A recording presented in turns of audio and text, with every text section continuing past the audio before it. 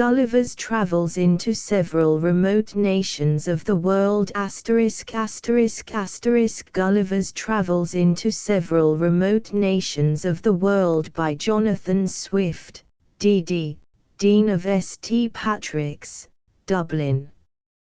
First published in 1726. 7.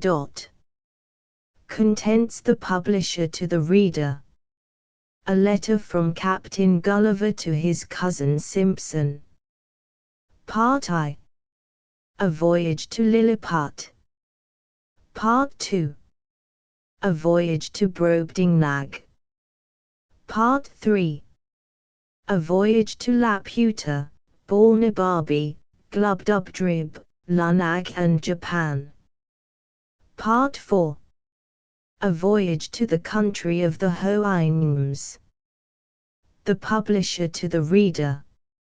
As given in the original edition. The author of these travels, Mr. Lemuel Gulliver, is my ancient and intimate friend. There is likewise some relation between us on the mother's side.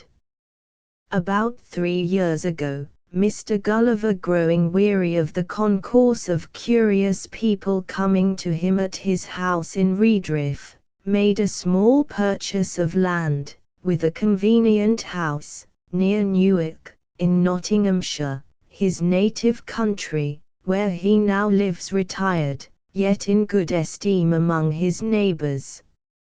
Although Mr. Gulliver was born in Nottinghamshire, where his father dwelt, yet I have heard him say his family came from Oxfordshire, to confirm which, I have observed in the churchyard at Banbury in that county, several tombs and monuments of the Gullivers. Before he quitted Redriff, he left the custody of the following papers in my hands, with the liberty to dispose of them as I should think fit. I have carefully perused them 3 times. The style is very plain and simple, and the only fault I find is, that the author, after the manner of travellers, is a little too circumstantial.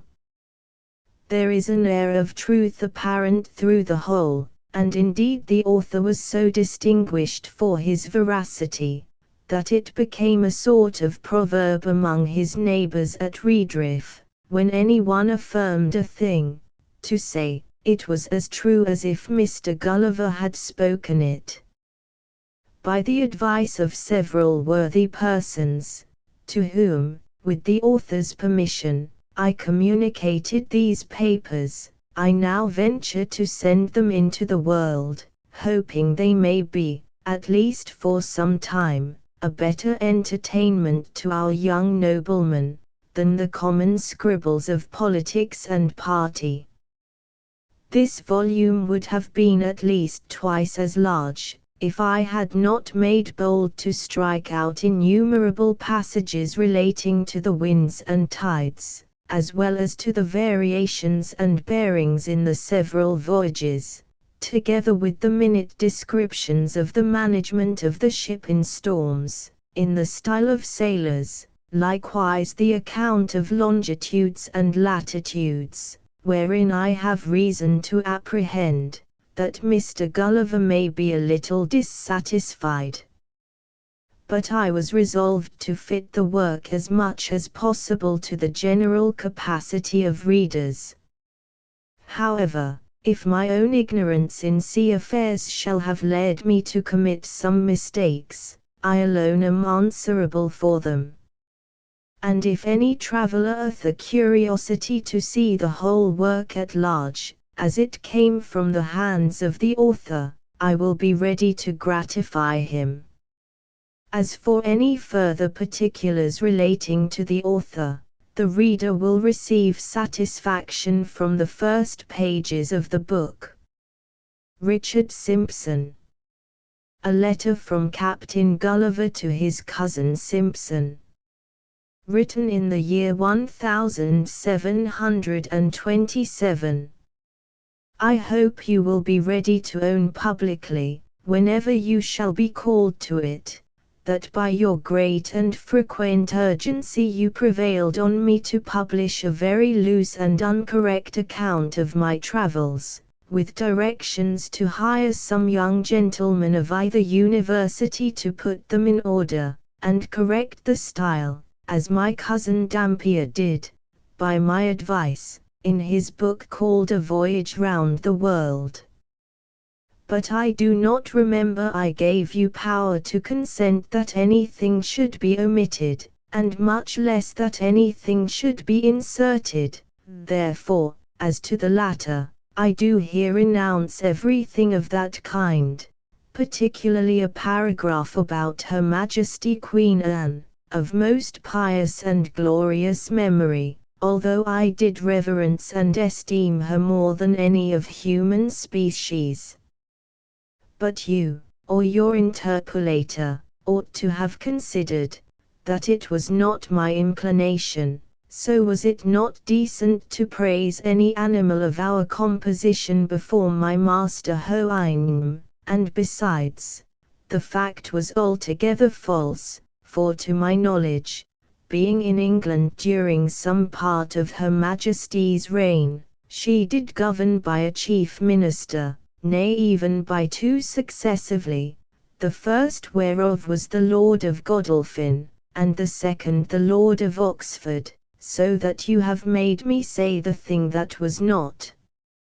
Likewise in the account of the Academy of Projectors, and several passages of my discourse to my master Hoheim, you have either omitted some material circumstances, or minced or changed them in such a manner, that I do hardly know my own work.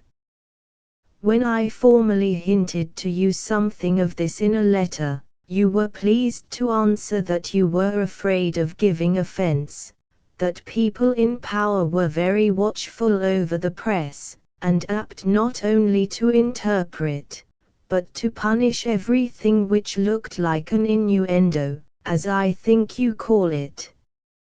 But, pray how could that which I spoke so many years ago, and at about 5,000 leagues distance, in another reign, be applied to any of the Yahoos, who now are said to govern the herd, especially at a time when I little thought, or feared, the unhappiness of living under them?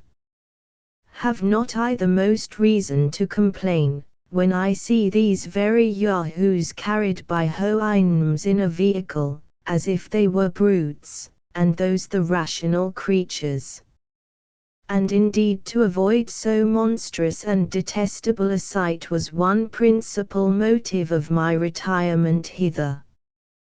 Thus much I thought proper to tell you in relation to yourself, and to the trust I reposed in you.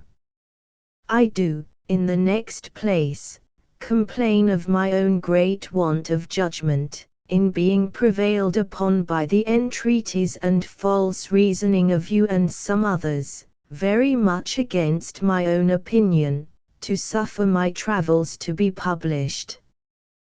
Pray bring to your mind how often I desired you to consider, when you insisted on the motive of public good, that the Yahoos were a species of animals utterly incapable of amendment by precept or example, and so it has proved, for, instead of seeing a full stop put to all abuses and corruptions, at least in this little island, as I had reason to expect, behold, after above 6 months' warning, I cannot learn that my book has produced one single effect according to my intentions.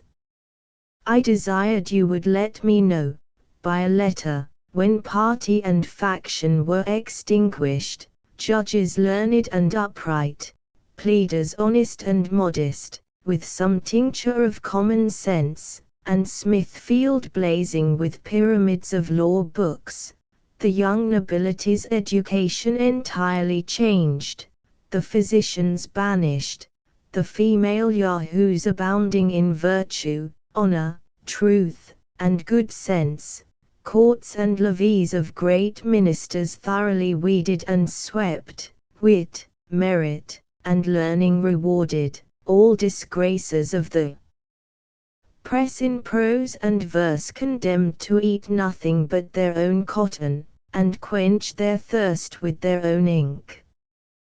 These, and 1,000 other reformations, I firmly counted upon by your encouragement, as indeed they were plainly deducible from the precepts delivered in my book.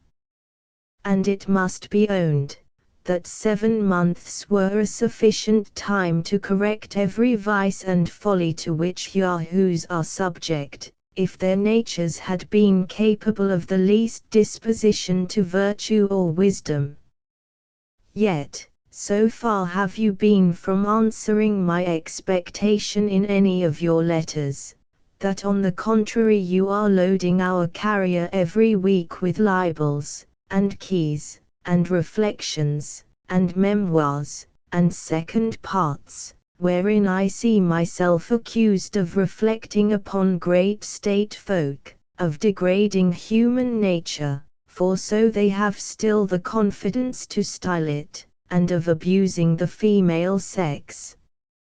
I find likewise that the writers of those bundles are not agreed among themselves, for some of them will not allow me to be the author of my own travels, and others make me author of books to which I am wholly a stranger. I find likewise that your printer has been so careless as to confound the times, and mistake the dates, of my several voyages and returns, neither assigning the true year, nor the true month, nor day of the month, and I hear the original manuscript is all destroyed since the publication of my book, neither have I any copy left. However, I have sent you some corrections, which you may insert, if ever there should be a second edition, and yet I cannot stand to them, but shall leave that matter to my judicious and candid readers to adjust it as they please. I hear some of our sea yahoos find fault with my sea language, as not proper in many parts, nor now in use. I cannot help it. In my first voyages, while I was young, I was instructed by the oldest mariners, and learned to speak as they did. But I have since found that the sea yahoos are apt, like the land ones, to become newfangled in their words, which the latter change every year, insomuch, as I remember upon each return to my own country their old dialect was so altered, that I could hardly understand the new. And I observe, when any yahoo comes from London out of curiosity to visit me at my house, we neither of us are able to deliver our conceptions in a manner intelligible to the other. If the censure of the yahoos could any way affect me, I should have great reason to complain, that some of them are so bold as to think my book of travels a mere fiction out of mine own brain, and have gone so far as to drop hints, that the Houyhnhnms and yahoos have no more existence than the inhabitants of Utopia. Indeed I must confess, that as to the people of Lilliput, Brobdingrad, for so the word should have been spelt, and not erroneously Brobdingnag, and Laputa, I have never yet heard of any yahoo so presumptuous as to dispute their being, or the facts I have related concerning them, because the truth immediately strikes every reader with conviction. And is there less probability in my account of the Houyhnhnms or yahoos, when it is manifest as to the latter, there are so many thousands even in this country, who only differ from their brother brutes in Houyhnhnmland, because they use a sort of jabber, and do not go naked. I wrote for their amendment, and not their approbation. The united praise of the whole race would be of less consequence to me, than the neighing of those two degenerate houyhnms I keep in my stable, because from these, degenerate as they are, I still improve in some virtues without any mixture of vice. Do these miserable animals presume to think that I am so degenerated as to defend my veracity? Yahoo as I am, it is well known through all Houyhnmland, that, by the instructions and example of my illustrious master, I was able in the compass of 2 years, although I confess with the utmost difficulty, to remove that infernal habit of lying, shuffling, deceiving, and equivocating, so deeply rooted in the very souls of all my species, especially the Europeans. I have other complaints to make upon this vexatious occasion, but I forbear troubling myself or you any further. I must freely confess, that since my last return, some corruptions of my Yahoo nature have revived in me by conversing with a few of your species, and particularly those of my own family, by an unavoidable necessity, else I should never have attempted so absurd a project as that of reforming the Yahoo race in this kingdom, but I have now done with all such visionary schemes forever. The 2nd of April, 1727. Part I. A Voyage to Lilliput. Chapter I. The author gives some account of himself and family. His first inducements to travel. He is shipwrecked, and swims for his life, gets safe on shore in the country of Lilliput, is made a prisoner, and carried up the country. My father had a small estate in Nottinghamshire. I was the third of 5 sons. He sent me to Emmanuel College in Cambridge at 14 years old, where I resided 3 years, and applied myself close to my studies, but the charge of maintaining me, although I had a very scanty allowance, being too great for a narrow fortune, I was bound apprentice to Mr. James Bates, an eminent surgeon in London, with whom I continued 4 years. My father now and then sending me small sums of money, I laid them out in learning navigation, and other parts of the mathematics, useful to those who intend to travel, as I always believed it would be, some time or other, my fortune to do. When I left Mr. Bates, I went down to my father, where, by the assistance of him and my Uncle John, and some other relations, I got £40, and a promise of £30 a year to maintain me at Lydon. There I studied physic 2 years and 7 months, knowing it would be useful in long voyages. Soon after my return from Lydon, I was recommended by my good master, Mr. Bates, to be surgeon to the Swallow, Captain Abraham Pannell, commander, with whom I continued 3 years and a half, making a voyage or 2 into the Levant, and some other parts. When I came back I resolved to settle in London, to which Mr. Bates, my master, encouraged me, and by him I was recommended to several patients. I took part of a small house in the Old Jewry, and being advised to alter my condition, I married Mrs. Mary Burton, second daughter to Mr. Edmund Burton, hosier, in Newgate Street, with whom I received £400 for a portion. But my good master Bates dying in 2 years after, and I having few friends, my business began to fail, for my conscience would not suffer me to imitate the bad practice of too many among my brethren. Having therefore consulted with my wife, and some of my acquaintance, I determined to go again to sea. I was surgeon successively in 2 ships, and made several voyages, for 6 years, to the East and West Indies, by which I got some addition to my fortune.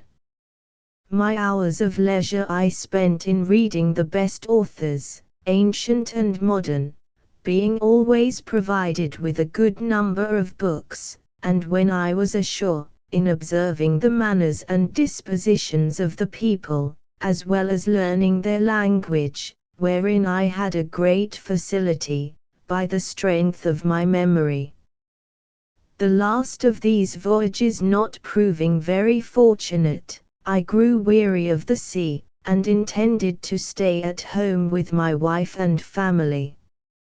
I removed from the Old Jewry to Fetter Lane, and from thence to Wapping, hoping to get business among the sailors, but it would not turn to account. After 3 years' expectation that things would mend, I accepted an advantageous offer from Captain William Pricard, master of the Antelope, who was making a voyage to the South Sea. We set sail from Bristol, the 4th of May, 1699, and our voyage was at first very prosperous. It would not be proper, for some reasons, to trouble the reader with the particulars of our adventures in those seas. Let it suffice to inform him, that in our passage from thence to the East Indies, we were driven by a violent storm to the northwest of Van Diemen's Land. By an observation, we found ourselves in the latitude of 30 degrees 2 minutes south. 12 of our crew were dead by immoderate labor and ill food, the rest were in a very weak condition. On the 5th of November, which was the beginning of summer in those parts, the weather being very hazy, the seamen spied a rock within half a cable's length of the ship, but the wind was so strong, that we were driven directly upon it, and immediately split. 6 of the crew, of whom I was one, having let down the boat into the sea, made a shift to get clear of the ship and the rock.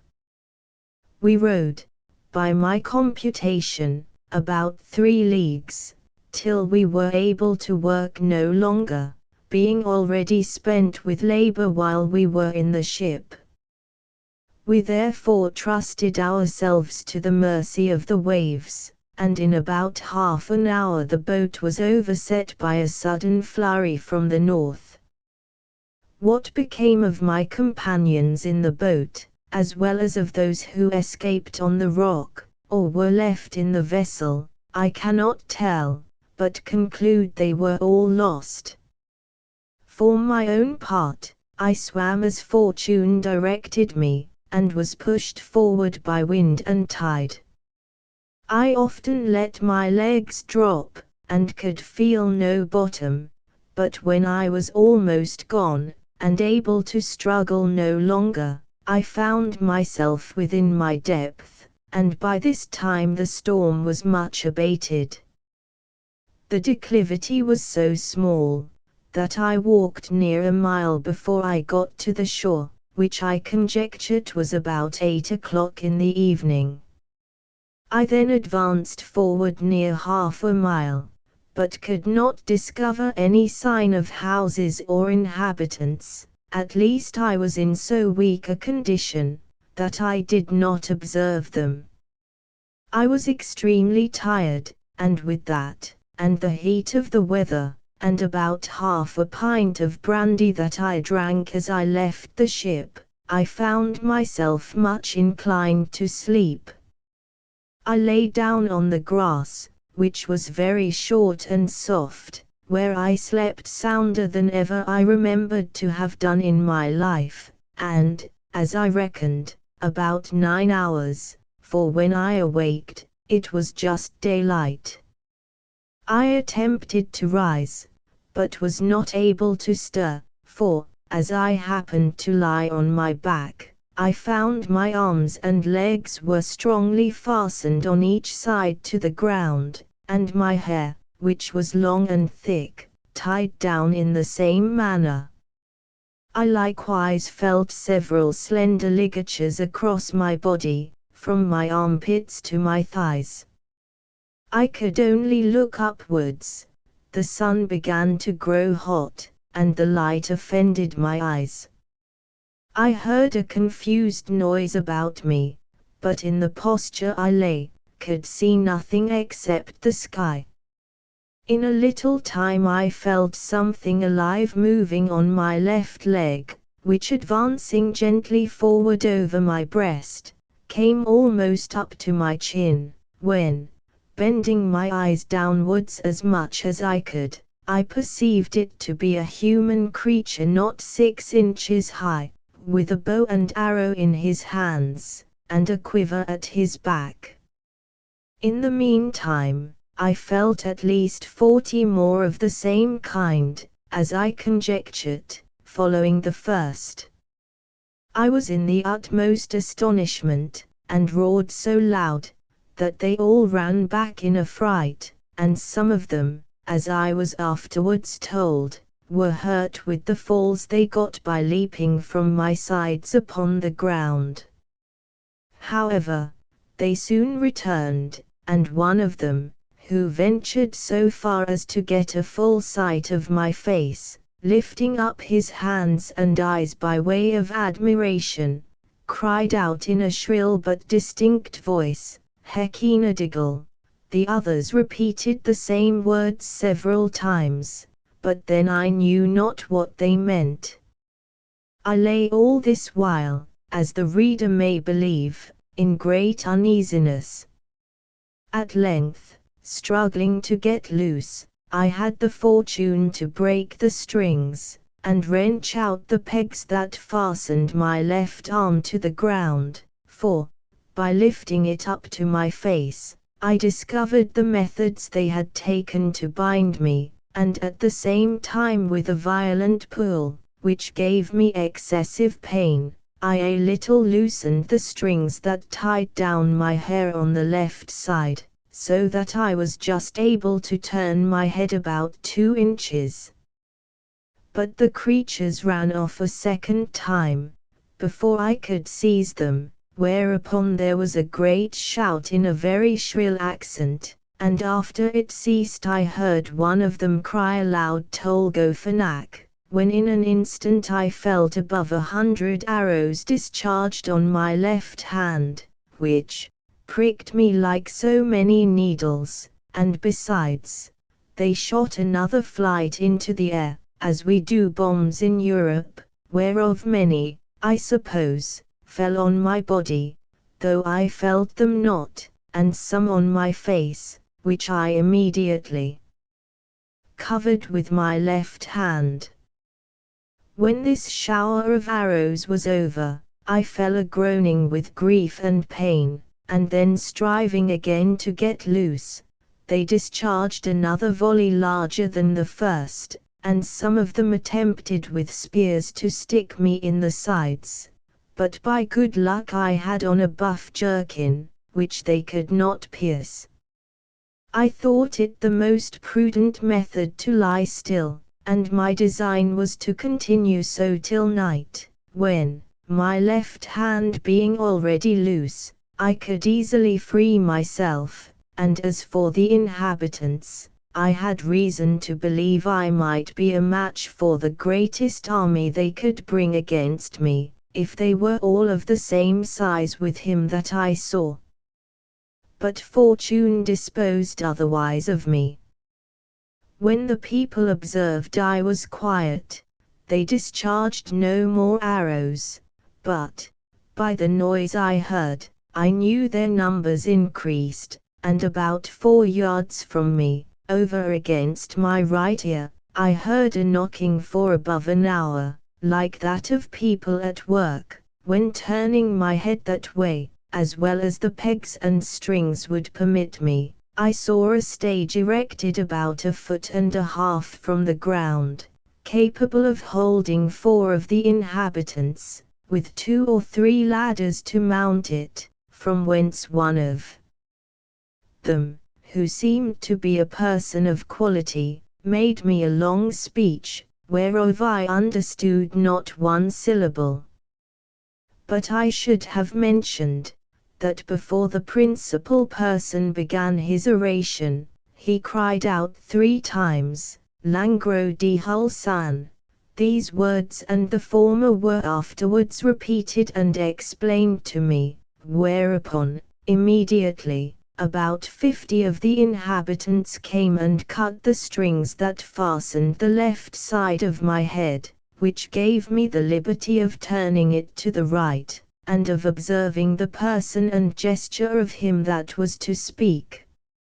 He appeared to be of a middle age, and taller than any of the other 3 who attended him, whereof one was a page that held up his train, and seemed to be somewhat longer than my middle finger. The other 2 stood one on each side to support him. He acted every part of an orator, and I could observe many periods of threatenings, and others of promises, pity, and kindness.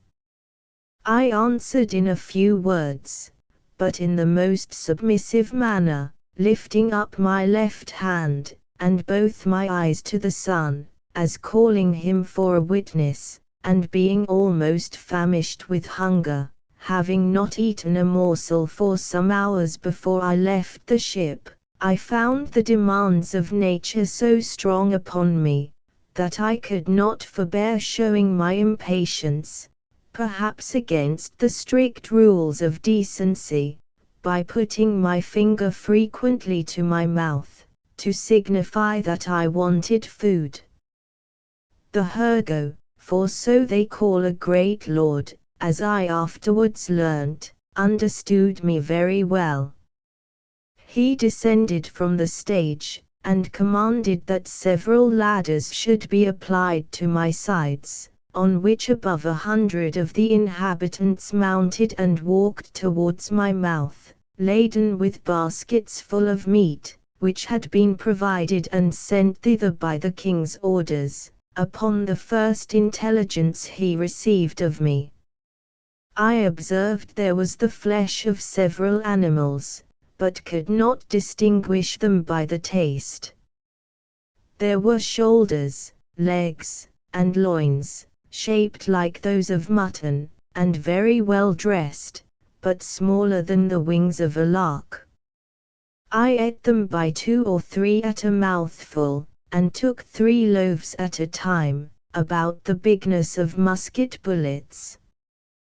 They supplied me as fast as they could, showing 1,000 marks of wonder and astonishment at my bulk and appetite. I then made another sign, that I wanted drink. They found by my eating that a small quantity would not suffice me, and being a most ingenious people, they slung up, with great dexterity, one of their largest hogsheads, then rolled it towards my hand, and beat out the top. I drank it off at a draught, which I might well do, for it did not hold half a pint, and tasted like a small wine of Burgundy, but much more delicious. They brought me a second hogshead, which I drank in the same manner, and made signs for more, but they had none to give me. When I had performed these wonders, they shouted for joy, and danced upon my breast, repeating several times as they did at first, Hekinadigal. They made me a sign that I should throw down the 2 hogsheads, but first warning the people below to stand out of the way, crying aloud, Borak Mevola, and when they saw the vessels in the air, there was a universal shout of Hekinadigal. I confess I was often tempted, while they were passing backwards and forwards on my body, to seize 40 or 50 of the first that came in my reach, and dash them against the ground. but the remembrance of what I had felt, which probably might not be the worst they could do, and the promise of honor I made them, for so I interpreted my submissive behavior, soon drove out these imaginations. Besides, I now considered myself as bound by the laws of hospitality, to a people who had treated me with so much expense and magnificence. However, in my thoughts I could not sufficiently wonder at the intrepidity of these diminutive mortals, who durst venture to mount and walk upon my body, while one of my hands was at liberty, without trembling at the very sight of so prodigious a creature as I must appear to them. After some time, when they observed that I made no more demands for meat, there appeared before me a person of high rank from His Imperial Majesty. His Excellency, having mounted on the small of my right leg, advanced forwards up to my face, with about a dozen of his retinue, and producing his credentials under the signet royal, which he applied close to my eyes, spoke about 10 minutes without any signs of anger, but with a kind of determinate resolution, often pointing forwards, which, as I afterwards found, was towards the capital city, about half a mile distant, whither it was agreed by His Majesty in council that I must be conveyed. I answered in few words, but to no purpose, and made a sign with my hand that was loose, putting it to the other, but over His Excellency's head for fear of hurting him or his train, and then to my own head and body, to signify that I desired my liberty. It appeared that he understood me well enough, for he shook his head by way of disapprobation, and held his hand in a posture to show that I must be carried as a prisoner. However, he made other signs to let me understand that I should have meat and drink enough, and very good treatment. Whereupon I once more thought of attempting to break my bonds, but again, when I felt the smart of their arrows upon my face and hands, which were all in blisters, and many of the darts still sticking in them, and observing likewise that the number of my enemies increased, I gave tokens to let them know that they might do with me what they pleased. Upon this, the Hergo and his train withdrew, with much civility and cheerful countenances. Soon after I heard a general shout, with frequent repetitions of the words Peplon Salan, and I felt great numbers of people on my left side relaxing the cords to such a degree, that I was able to turn upon my right, and to ease myself with making water, which I very plentifully did, to the great astonishment of the people, who, conjecturing by my motion what I was going to do, immediately opened to the right and left on that side, to avoid the torrent, which fell with such noise and violence from me. But before this, they had daubed my face and both my hands with a sort of ointment, very pleasant to the smell, which, in a few minutes, removed all the smart of their arrows. These circumstances, added to the refreshment I had received by their victuals and drink, which were very nourishing, disposed me to sleep. I slept about 8 hours, as I was afterwards assured, and it was no wonder, for the physicians, by the Emperor's order, had mingled a sleepy potion in the hogsheads of wine.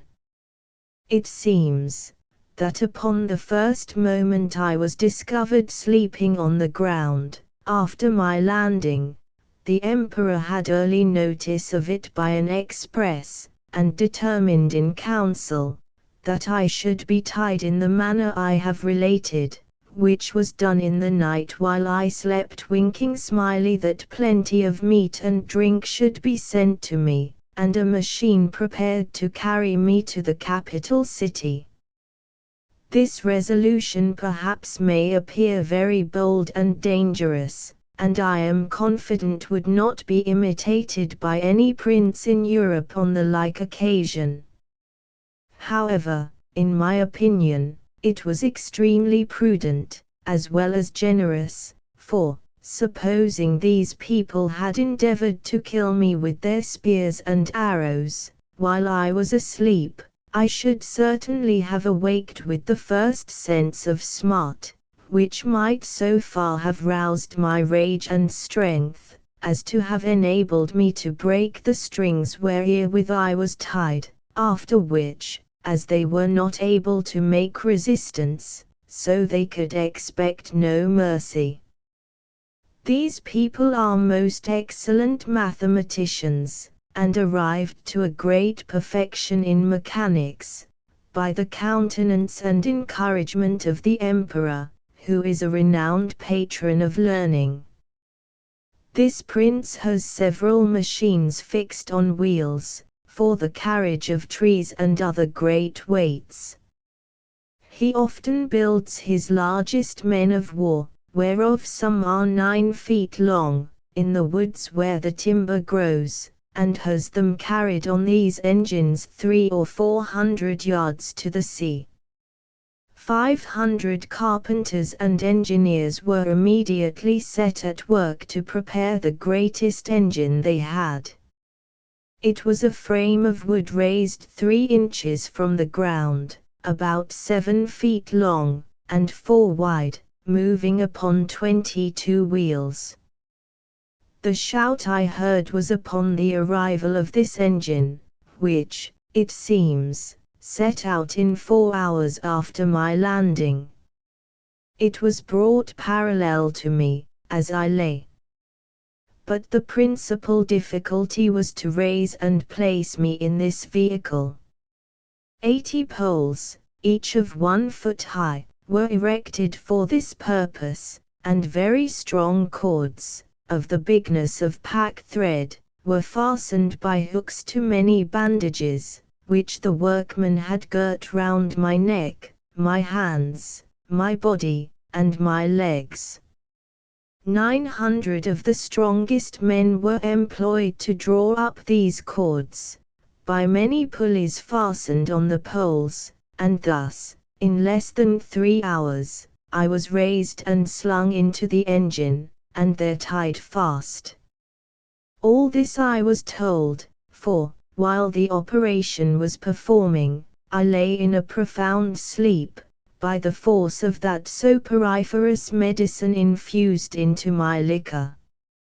1500 of the Emperor's largest horses, each about 4 inches and a half high, were employed to draw me towards the metropolis, which, as I said, was half a mile distant.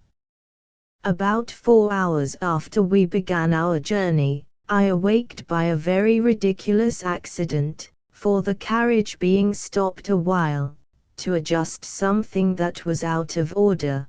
2 or 3 of the young natives had the curiosity to see how I looked when I was asleep.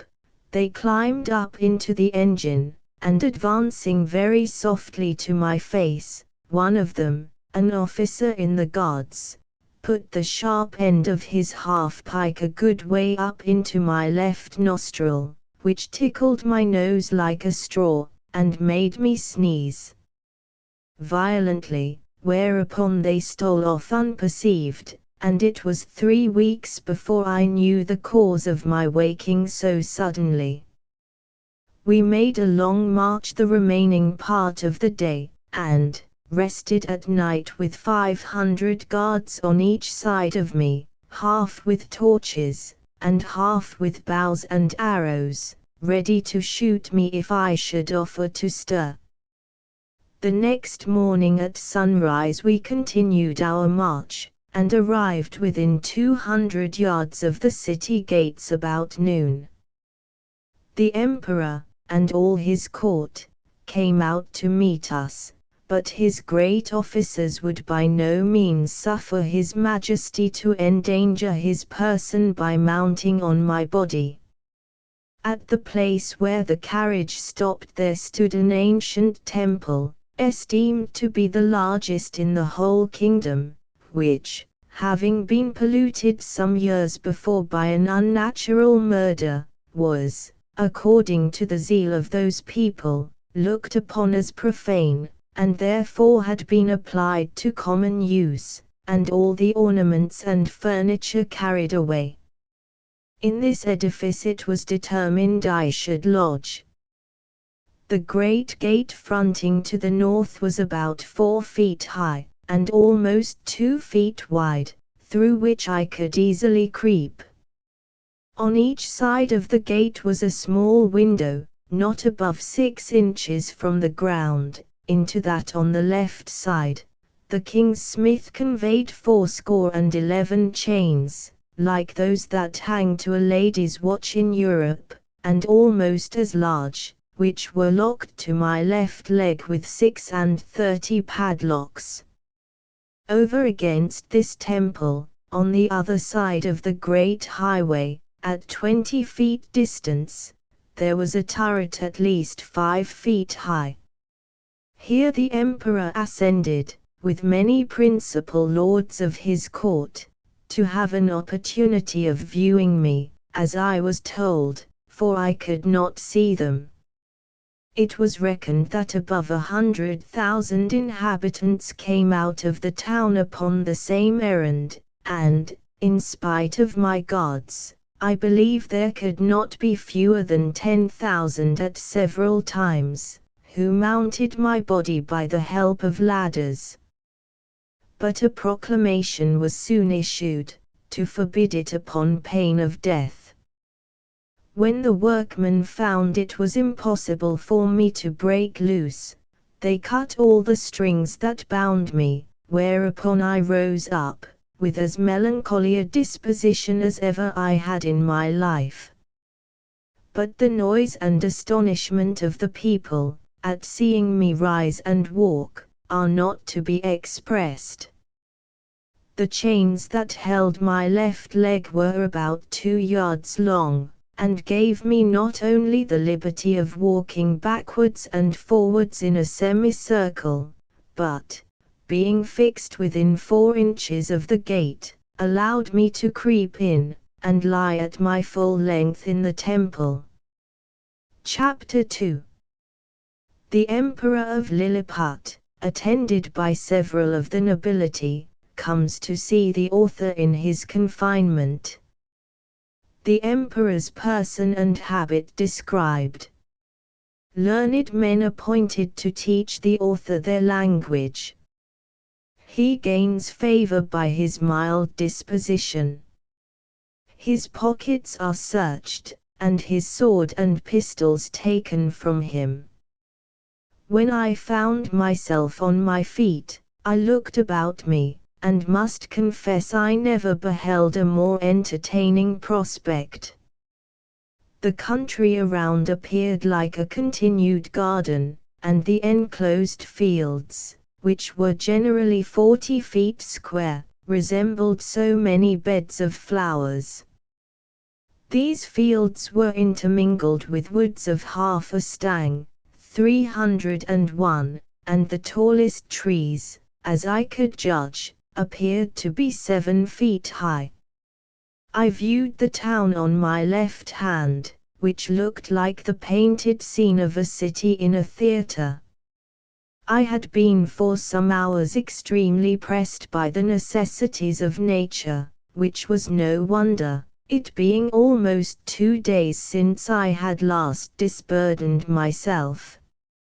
I was under great difficulties between urgency and shame.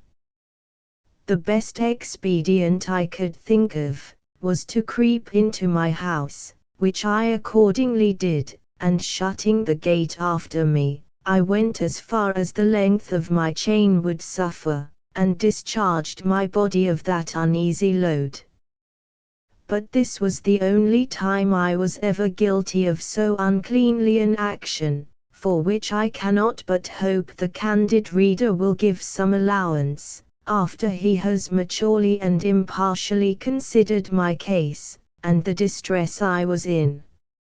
From this time my constant practice was, as soon as I rose, to perform that business in open air, at the full extent of my chain, and due care was taken every morning before company came, that the offensive matter should be carried off in wheelbarrows, by 2 servants appointed for that purpose.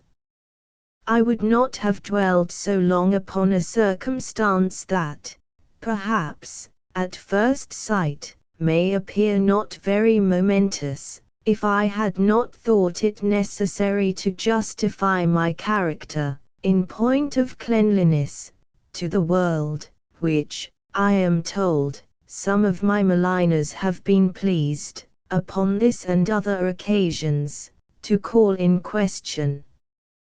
When this adventure was at an end, I came back out of my house, having occasion for fresh air.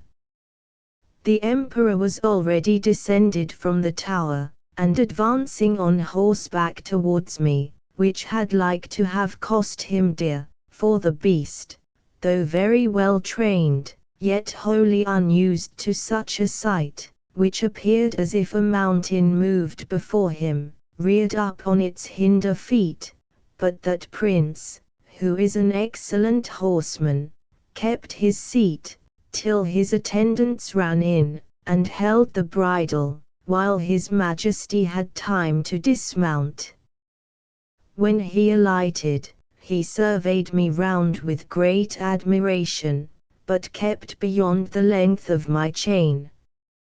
He ordered his cooks and butlers, who were already prepared, to give me victuals and drink, which they pushed forward in a sort of vehicles upon wheels, till I could reach them. I took these vehicles and soon emptied them all. 20 of them were filled with meat, and 10 with liquor. Each of the former afforded me 2 or 3 good mouthfuls, and I emptied the liquor of 10 vessels, which was contained in earthen vials, into one vehicle, drinking it off at a draught, and so I did with the rest. The Empress, and young princes of the blood of both sexes, attended by many ladies, sat at some distance in their chairs, but upon the accident that happened to the Emperor's horse, they alighted, and came near his person, which I am now going to describe. He is taller by almost the breadth of my nail, than any of his court, which alone is enough to strike an awe into the beholders. His features are strong and masculine, with an Austrian lip and arched nose, his complexion olive, his countenance erect, his body and limbs well proportioned, all his motions graceful, and his deportment majestic. He was then past his prime, being 28 years and 3/4 old, of which he had reigned about 7 in great felicity, and generally victorious. For the better convenience of beholding him, I lay on my side, so that my face was parallel to his, and he stood but 3 yards off. However, I have had him since many times in my hand, and therefore cannot be deceived in the description. His dress was very plain and simple, and the fashion of it between the Asiatic and the European, but he had on his head a light helmet of gold, adorned with jewels, and a plume on the crest. He held his sword drawn in his hand to defend himself, if I should happen to break loose. It was almost 3 inches long, the hilt and scabbard were gold enriched with diamonds. His voice was shrill, but very clear and articulate, and I could distinctly hear it when I stood up. The ladies and courtiers were all most magnificently clad, so that the spot they stood upon seemed to resemble a petticoat spread upon the ground, embroidered with figures of gold and silver. His Imperial Majesty spoke often to me, and I returned answers, but neither of us could understand a syllable. There were several of his priests and lawyers present, as I conjectured by their habits, who were commanded to address themselves to me, and I spoke to them in as many languages as I had the least smattering of, which were High and Low Dutch, Latin, French, Spanish, Italian, and lingua franca, but all to no purpose. After about 2 hours the court retired, and I was left with a strong guard, to prevent the impertinence, and probably the malice of the rabble, who were very impatient to crowd about me as near as they durst, and some of them had the impudence to shoot their arrows at me, as I sat on the ground by the door of my house, whereof one very narrowly missed my left eye. But the colonel ordered 6 of the ringleaders to be seized, and thought no punishment so proper as to deliver them bound into my hands, which some of his soldiers accordingly did, pushing them forward with the butt ends of their pikes into my reach. I took them all in my right hand, put 5 of them into my coat pocket, and as to the 6th, I made a countenance as if I would eat him alive. The poor man squalled terribly, and the colonel and his officers were in much pain, especially when they saw me take out my penknife, but I soon put them out of fear, for, looking mildly, and immediately cutting the strings he was bound with, I set him gently on the ground, and away he ran. I treated the rest in the same manner, taking them one by one out of my pocket, and I observed both the soldiers and people were highly delighted at this mark of my clemency, which was represented very much to my advantage at court. Towards night I got with some difficulty into my house, where I lay on the ground, and continued to do so about a fortnight, during which time, the emperor gave orders to have a bed prepared for me. 600 beds of the common measure were brought in carriages, and worked up in my house. 150 of their beds, sewn together, made up the breadth and length, and these were 4 double, which, however, kept me but very indifferently from the hardness of the floor, that was of smooth stone.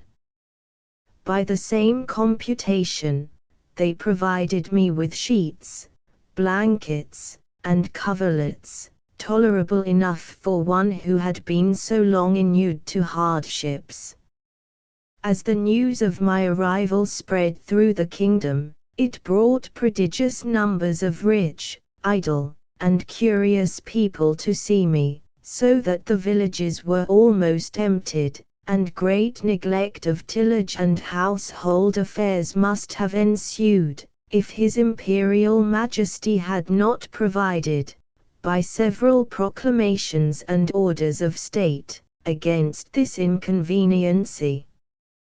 He directed that those who had already beheld me should return home, and not presume to come within 50 yards of my house, without license from the court, whereby the secretaries of state got considerable fees. In the meantime the emperor held frequent councils, to debate what course should be taken with me, and I was afterwards assured by a particular friend, a person of great quality, who was as much in the secret as any, that the court was under many difficulties concerning me. They apprehended my breaking loose, that my diet would be very expensive, and might cause a famine. Sometimes they determined to starve me, or at least to shoot me in the face and hands with poisoned arrows, which would soon dispatch me. But again they considered that the stench of so large a carcass might produce a plague in the metropolis, and probably spread through the whole kingdom.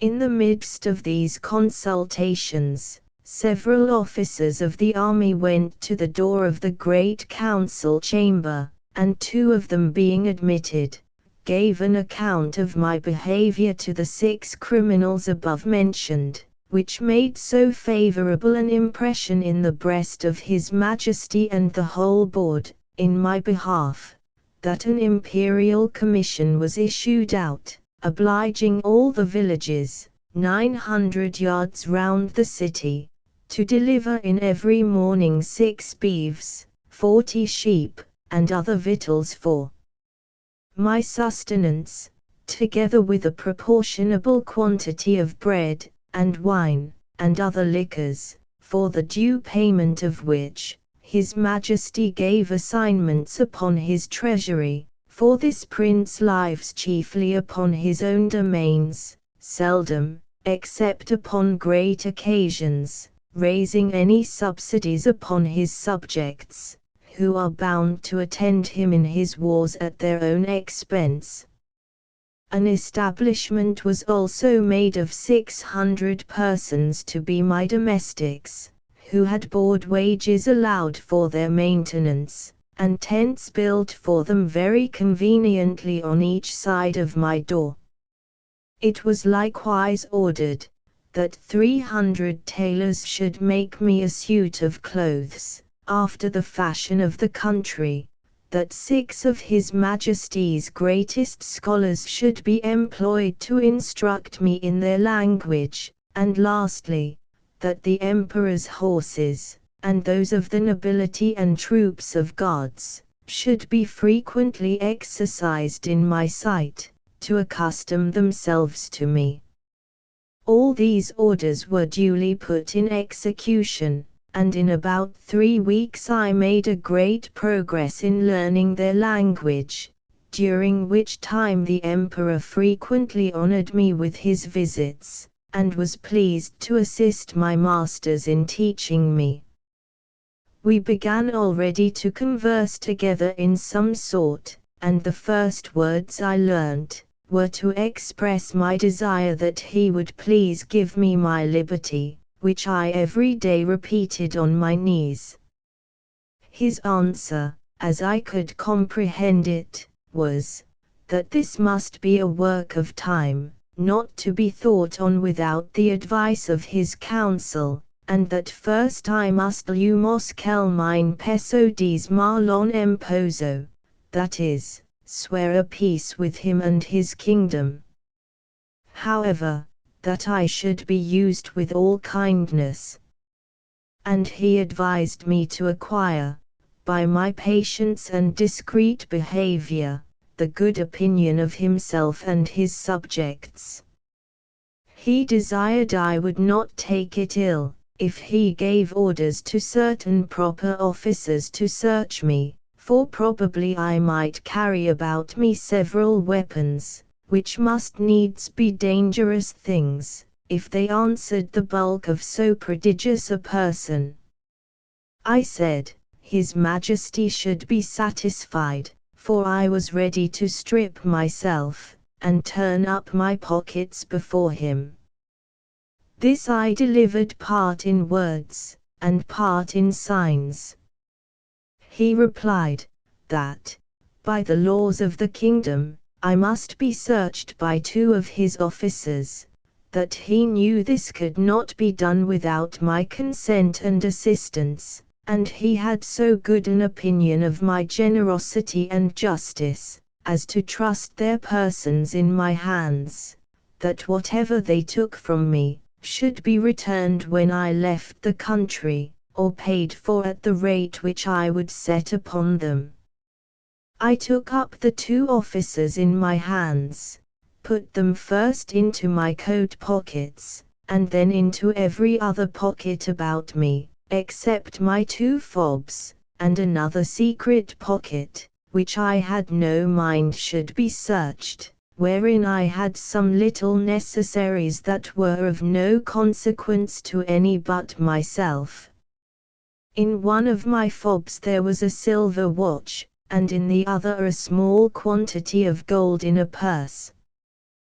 These gentlemen, having pen, ink, and paper about them, made an exact inventory of everything they saw, and when they had done, desired I would set them down, that they might deliver it to the emperor. This inventory I afterwards translated into English, and is, word for word, as follows: Imprimis, in the right coat pocket of the great Man Mountain, for so I interpret the words quimbus flestrin. After the strictest search, we found only one great piece of coarse cloth, large enough to be a footcloth for your Majesty's chief room of state. In the left pocket we saw a huge silver chest, with a cover of the same metal, which we, the searchers, were not able to lift. We desired it should be opened, and one of us stepping into it, found himself up to the mid-leg in a sort of dust, some part whereof flying up to our faces set us both a-sneezing for several times together. In his right waistcoat pocket we found a prodigious bundle of white thin substances, folded one over another, about the bigness of 3 men, tied with a strong cable, and marked with black figures, which we humbly conceive to be writings, every letter almost half as large as the palm of our hands.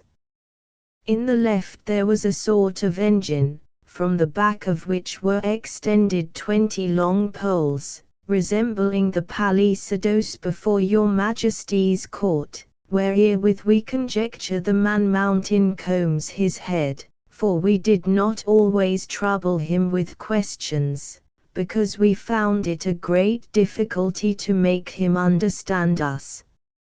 In the large pocket, on the right side of his middle cover, so I translate the word ramfalo, by which they meant my breeches, we saw a hollow pillar of iron, about the length of a man, fastened to a strong piece of timber larger than the pillar, and upon one side of the pillar, were huge pieces of iron sticking out, cut into strange figures, which we know not what to make of. In the left pocket, another engine of the same kind. In the smaller pocket on the right side, were several round flat pieces of white and red metal, of different bulk. Some of the white, which seemed to be silver, were so large and heavy, that my comrade and I could hardly lift them. In the left pocket were 2 black pillars irregularly shaped. We could not, without difficulty, reach the top of them, as we stood at the bottom of his pocket. One of them was covered, and seemed all of a piece, but at the upper end of the other there appeared a white round substance, about twice the bigness of our heads. Within each of these was enclosed a prodigious plate of steel, which, by our orders, we obliged him to show us, because we apprehended they might be dangerous engines. He took them out of their cases, and told us, that in his own country his practice was to shave his beard with one of these, and cut his meat with the other. There were 2 pockets which we could not enter, these he called his fobs. They were 2 large slits cut into the top of his middle cover, but squeezed close by the pressure of his belly. Out of the right fob hung a great silver chain, with a wonderful kind of engine at the bottom. We directed him to draw out whatever was at the end of that chain, which appeared to be a globe, half silver, and half of some transparent metal, for, on the transparent side, we saw certain strange figures circularly drawn, and thought we could touch them, till we found our fingers stopped by the lucid substance. He put this engine into our ears, which made an incessant noise, like that of a water-mill, and we conjecture it is either some unknown animal, or the god that he worships, but we are more inclined to the latter opinion, because he assured us, if we understood him right, for he expressed himself very imperfectly, that he seldom did anything without consulting it. He called it his oracle, and said, it pointed out the time for every action of his life. From the left fob he took out a net almost large enough for a fisherman, but contrived to open and shut like a purse, and served him for the same use. We found therein several massy pieces of yellow metal, which, if they be real gold, must be of immense value. Having thus, in obedience to your Majesty's commands, diligently searched all his pockets, we observed a girdle about his waist made of the hide of some prodigious animal, from which, on the left side, hung a sword of the length of 5 men, and on the right, a bag or pouch divided into 2 cells, each cell capable of holding 3 of your Majesty's subjects. In one of these cells were several globes, or balls, of a most ponderous metal, about the bigness of our heads, and requiring a strong hand to lift them. The other cell contained a heap of certain black grains, but of no great bulk or weight, for we could hold above 50 of them in the palms of our hands. This is an exact inventory of what we found about the body of the man Mountain, who used us with great civility, and due respect to your Majesty's commission. Signed and sealed on the 4th day of the 89th moon of your Majesty's auspicious reign. Clefrin Frelock, Marseille Frelock. When this inventory was read over to the Emperor, he directed me, although in very gentle terms, to deliver up the several particulars. He first called for my scimitar, which I took out, scabbard and all. In the meantime he ordered 3,000 of his choicest troops, who then attended him, to surround me at a distance, with their bows and arrows just ready to discharge, but I did not observe it, for my eyes were wholly fixed upon his Majesty. He then desired me to draw my scimitar, which, although it had got some rust by the sea water, was, in most parts, exceeding bright. I did so, and immediately all the troops gave a shout between terror and surprise, for the sun shone clear, and the reflection dazzled their eyes, as I waved the scimitar to and fro in my hand. His Majesty, who is a most magnanimous prince, was less daunted than I could expect. He ordered me to return it into the scabbard, and cast it on the ground as gently as I could, about 6 feet from the end of my chain. The next thing he demanded was one of the hollow iron pillars, by which he meant my pocket pistols. I drew it out, and at his desire, as well as I could, expressed to him the use of it, and charging it only with powder, which, by the closeness of my pouch, happened to escape wetting in the sea, an inconvenience against which all prudent mariners take special care to provide. I first cautioned the Emperor not to be afraid, and then I let it off in the air. The astonishment here was much greater than at the sight of my scimitar. Hundreds fell down as if they had been struck dead, and even the Emperor, although he stood his ground, could not recover himself for some time. I delivered up both my pistols in the same manner as I had done my scimitar, and then my pouch of powder and bullets, begging him that the former might be kept from fire, for it would kindle with the smallest spark, and blow up his imperial palace into the air. I likewise delivered up my watch, which the emperor was very curious to see, and commanded 2 of his tallest yeomen of the guards to bear it on a pole upon their shoulders, as draymen in England do a barrel of ale.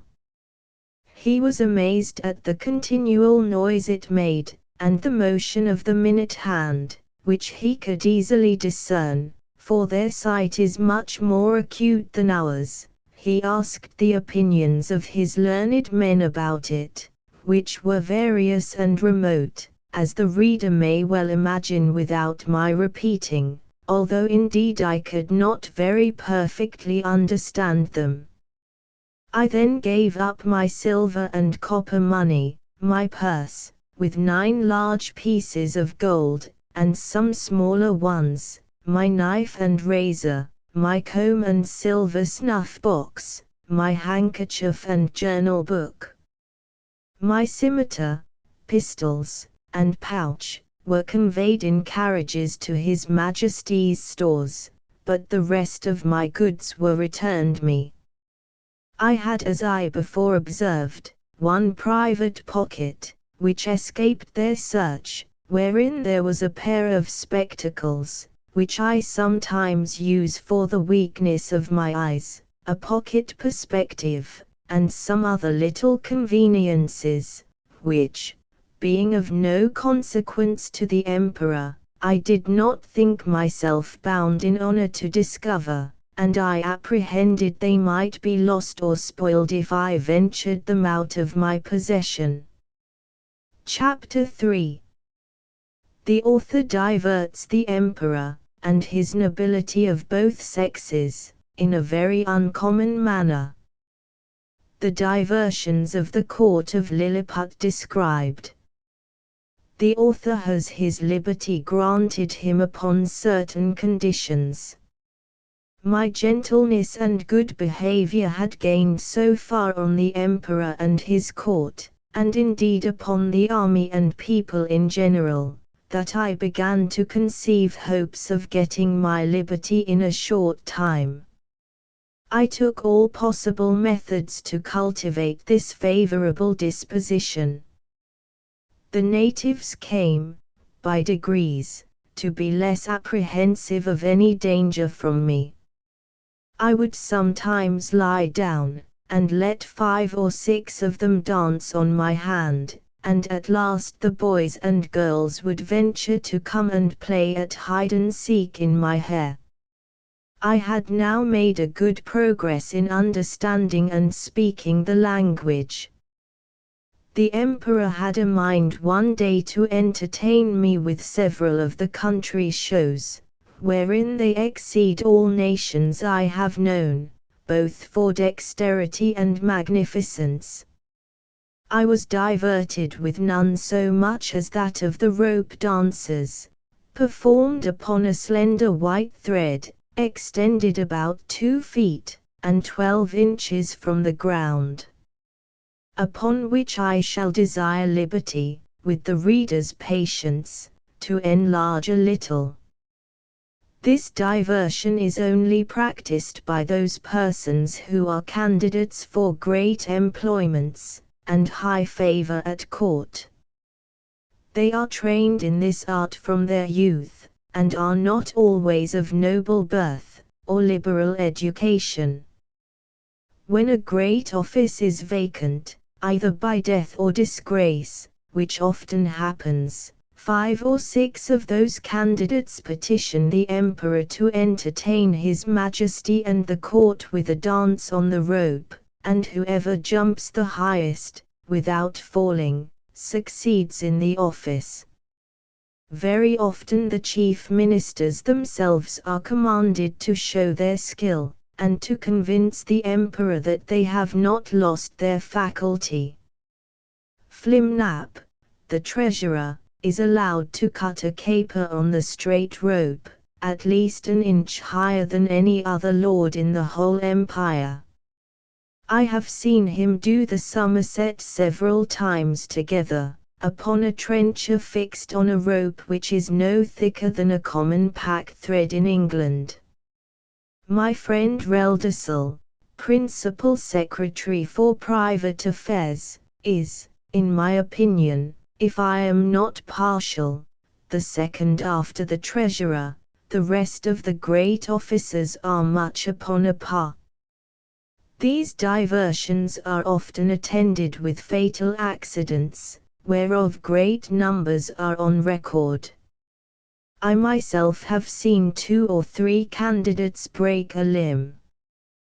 But the danger is much greater, when the ministers themselves are commanded to show their dexterity, for, by contending to excel themselves and their fellows, they strain so far that there is hardly one of them who has not received a fall, and some of them 2 or 3. I was assured that, a year or 2 before my arrival, Flimnap would infallibly have broke his neck, if one of the king's cushions, that accidentally lay on the ground, had not weakened the force of his fall. There is likewise another diversion, which is only shown before the Emperor and Empress, and First Minister, upon particular occasions. The Emperor lays on the table 3 fine silken threads of 6 inches long, one is blue, the other red, and the third green. These threads are proposed as prizes for those persons whom the Emperor has a mind to distinguish by a peculiar mark of his favor. The ceremony is performed in His Majesty's great chamber of state, where the candidates are to undergo a trial of dexterity very different from the former, and such as I have not observed the least resemblance of in any other country of the New or Old World. The Emperor holds a stick in his hands, both ends parallel to the horizon, while the candidates advancing, one by one, sometimes leap over the stick, sometimes creep under it, backward and forward, several times, according as the stick is advanced or depressed.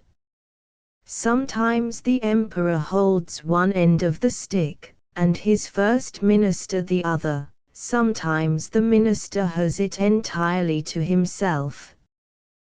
Whoever performs his part with most agility, and holds out the longest in leaping and creeping, is rewarded with the blue-colored silk, the red is given to the next, and the green to the third, which they all wear girt twice round about the middle, and you see few great persons about this court who are not adorned with one of these girdles. The horses of the army, and those of the royal stables, having been daily led before me, were no longer shy, but would come up to my very feet without starting.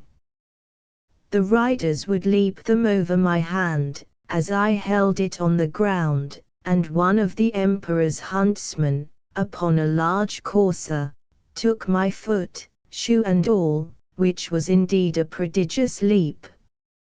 I had the good fortune to divert the Emperor one day after a very extraordinary manner. I desired he would order several sticks of 2 feet high, and the thickness of an ordinary cane, to be brought me, whereupon His Majesty commanded the master of his woods to give directions accordingly, and the next morning 6 woodmen arrived with as many carriages, drawn by 8 horses to each.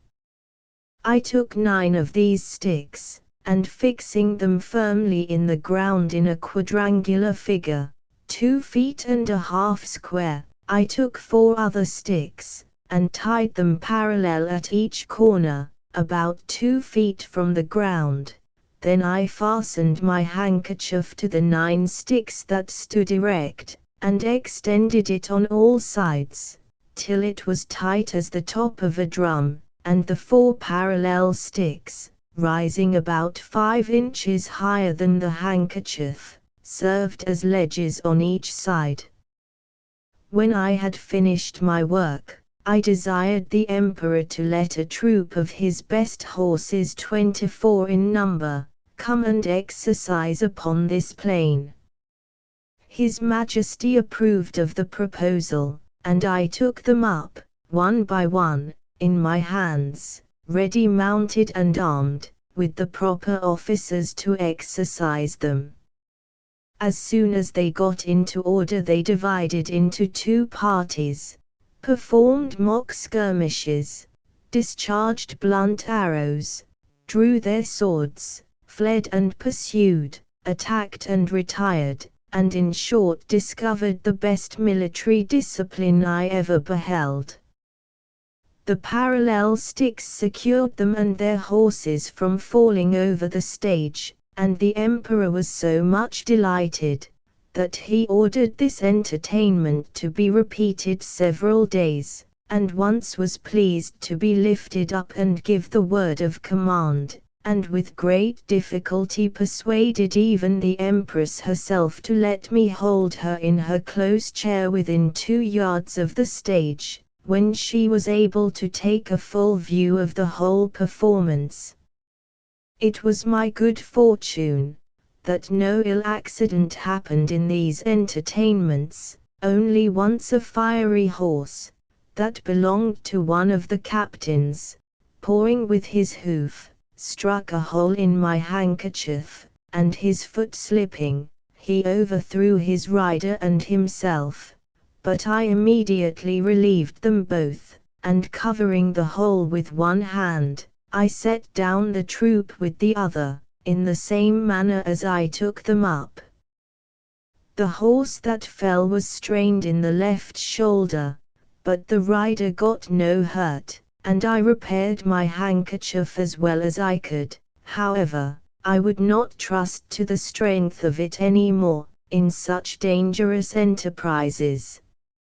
About 2 or 3 days before I was set at liberty, as I was entertaining the court with this kind of feat, there arrived an express to inform His Majesty, that some of his subjects, riding near the place where I was first taken up, had seen a great black substance lying on the ground, very oddly shaped, extending its edges round, as wide as His Majesty's bedchamber, and rising up in the middle as high as a man, that it was no living creature, as they at first apprehended, for it lay on the grass without motion, and some of them had walked round it several times, that, by mounting upon each other's shoulders, they had got to the top, which was flat and even, and, stamping upon it, they found that it was hollow within, that they humbly conceived it might be something belonging to the Man Mountain, and if His Majesty pleased, they would undertake to bring it with only 5 horses. I presently knew what they meant, and was glad at heart to receive this intelligence. It seems, upon my first reaching the shore after our shipwreck, I was in such confusion, that before I came to the place where I went to sleep, my hat, which I had fastened with a string to my head while I was rowing, and had stuck on all the time I was swimming, fell off after I came to land, the string, as I conjecture, breaking by some accident, which I never observed, but thought my hat had been lost at sea. I entreated His Imperial Majesty to give orders it might be brought to me as soon as possible, describing to him the use and the nature of it, and the next day the wagoners arrived with it, but not in a very good condition. They had bored 2 holes in the brim, within 1.5 inches of the edge, and fastened 2 hooks in the holes, These hooks were tied by a long cord to the harness, and thus my hat was dragged along for above half an English mile, but, the ground in that country being extremely smooth and level, it received less damage than I expected. 2 days after this adventure, the Emperor, having ordered that part of his army which quarters in and about his metropolis, to be in readiness, took a fancy of diverting himself in a very singular manner. He desired I would stand like a colossus, with my legs as far asunder as I conveniently could. He then commanded his general, who was an old experienced leader, and a great patron of mine, to draw up the troops in close order, and march them under me, the foot by 24 abreast, and the horse by 16, with drums beating, colors flying, and pikes advanced. This body consisted of 3,000 foot, and 1,000 horse.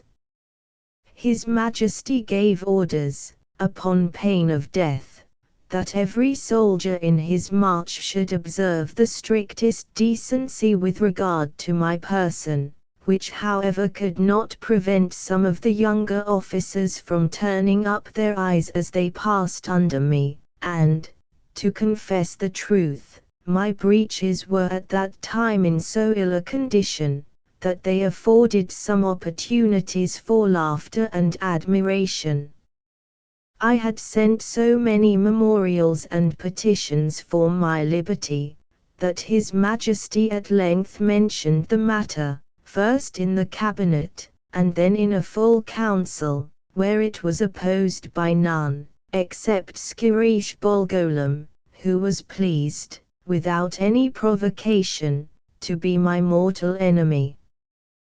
But it was carried against him by the whole board, and confirmed by the Emperor. That minister was Galbet, or Admiral of the realm, very much in his master's confidence, and a person well versed in affairs, but of a morose and sour complexion. However, he was at length persuaded to comply, but prevailed that the articles and conditions upon which I should be set free, and to which I must swear, should be drawn up by himself. These articles were brought to me by Skirish Bolgolam in person, attended by 2 under-secretaries, and several persons of distinction. After they were read, I was demanded to swear to the performance of them, first in the manner of my own country, and afterwards in the method prescribed by their laws, which was, to hold my right foot in my left hand, and to place the middle finger of my right hand on the crown of my head, and my thumb on the tip of my right ear. But because the reader may be curious to have some idea of the style and manner of expression peculiar to that people, as well as to know the article upon which I recovered my liberty, I have made a translation of the whole instrument, word for word, as near as I was able, which I here offer to the public. Golbasto momer evlame gerdiloshfin mulli uligu, most mighty Emperor of Lilliput, delight and terror of the universe, whose dominions extend 5,000 blustrugs, about 12 miles in circumference, to the extremities of the globe, monarch of all monarchs, taller than the sons of men, whose feet press down to the center, and whose head strikes against the sun, at whose nod the princes of the earth shake their knees, pleasant as the spring, comfortable as the summer, fruitful as autumn, dreadful as winter, His most sublime Majesty proposes to the Man Mountain, lately arrived at our celestial dominions, the following articles, which, by a solemn oath, he shall be obliged to perform. 1 St.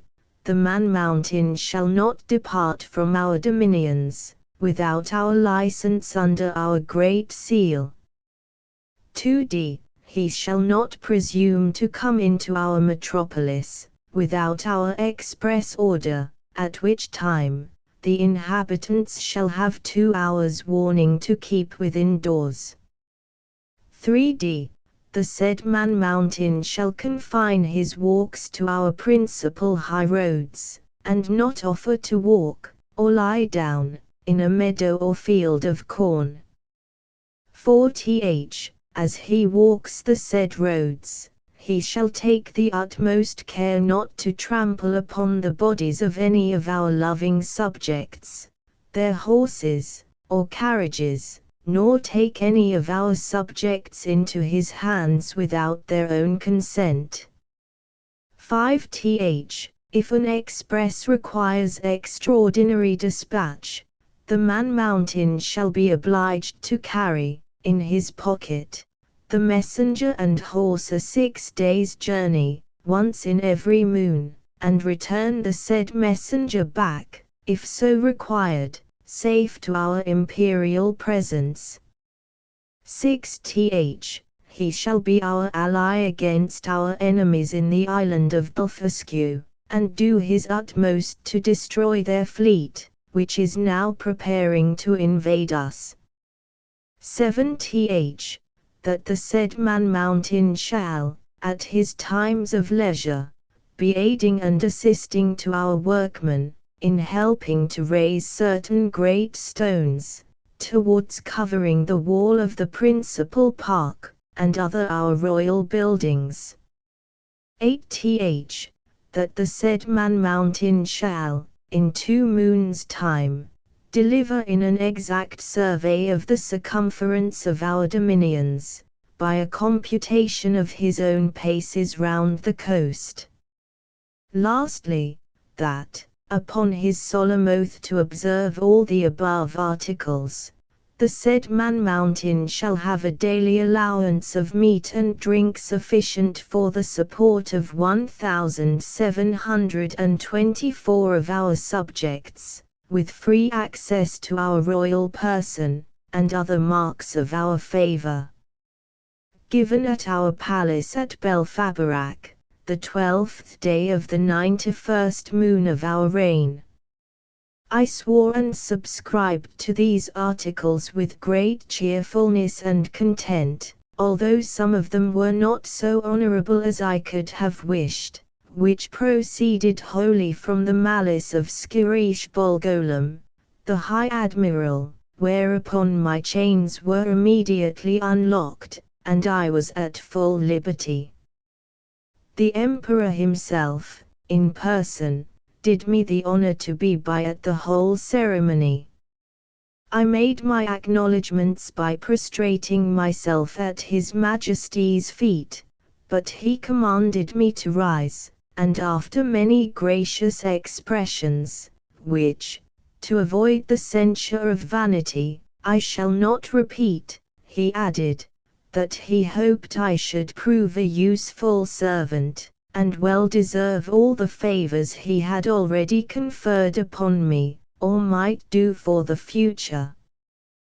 The reader may please to observe, that, in the last article of the recovery of my liberty, the Emperor stipulates to allow me a quantity of meat and drink sufficient for the support of 1,724 Lilliputians.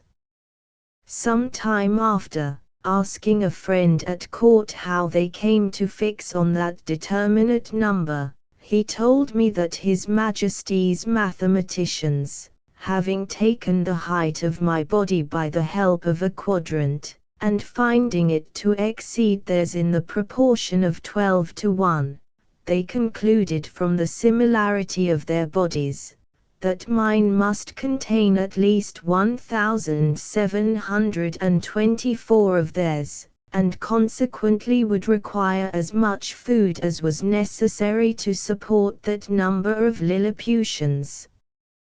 By which the reader may conceive an idea of the ingenuity of that people, as well as the prudent and exact economy of so great a prince. Chapter 4. Mildendo, the metropolis of Lilliput, described, together with the emperor's palace. A conversation between the author and a principal secretary, concerning the affairs of that empire. The author's offers to serve the emperor in his wars. The first request I made, after I had obtained my liberty, was, that I might have license to see Mildendo, the metropolis, which the emperor easily granted me, but with a special charge to do no hurt either to the inhabitants or their houses.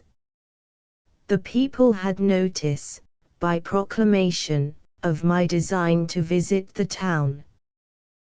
The wall which encompassed it is 2.5 feet high, and at least 11 inches broad, so that a coach and horses may be driven very safely round it, and it is flanked with strong towers at 10 feet distance. I stepped over the great western gate, and passed very gently, and sidling, through the two principal streets, only in my short waistcoat, for fear of damaging the roofs and eaves of the houses with the skirts of my coat. I walked with the utmost circumspection, to avoid treading on any stragglers who might remain in the streets, although the orders were very strict, that all people should keep in their houses, at their own peril. The garret windows and tops of houses were so crowded with spectators, that I thought in all my travels I had not seen a more populous place. The city is an exact square, each side of the wall being 500 feet long. The two great streets, which run across and divide it into 4 quarters, are 5 feet wide.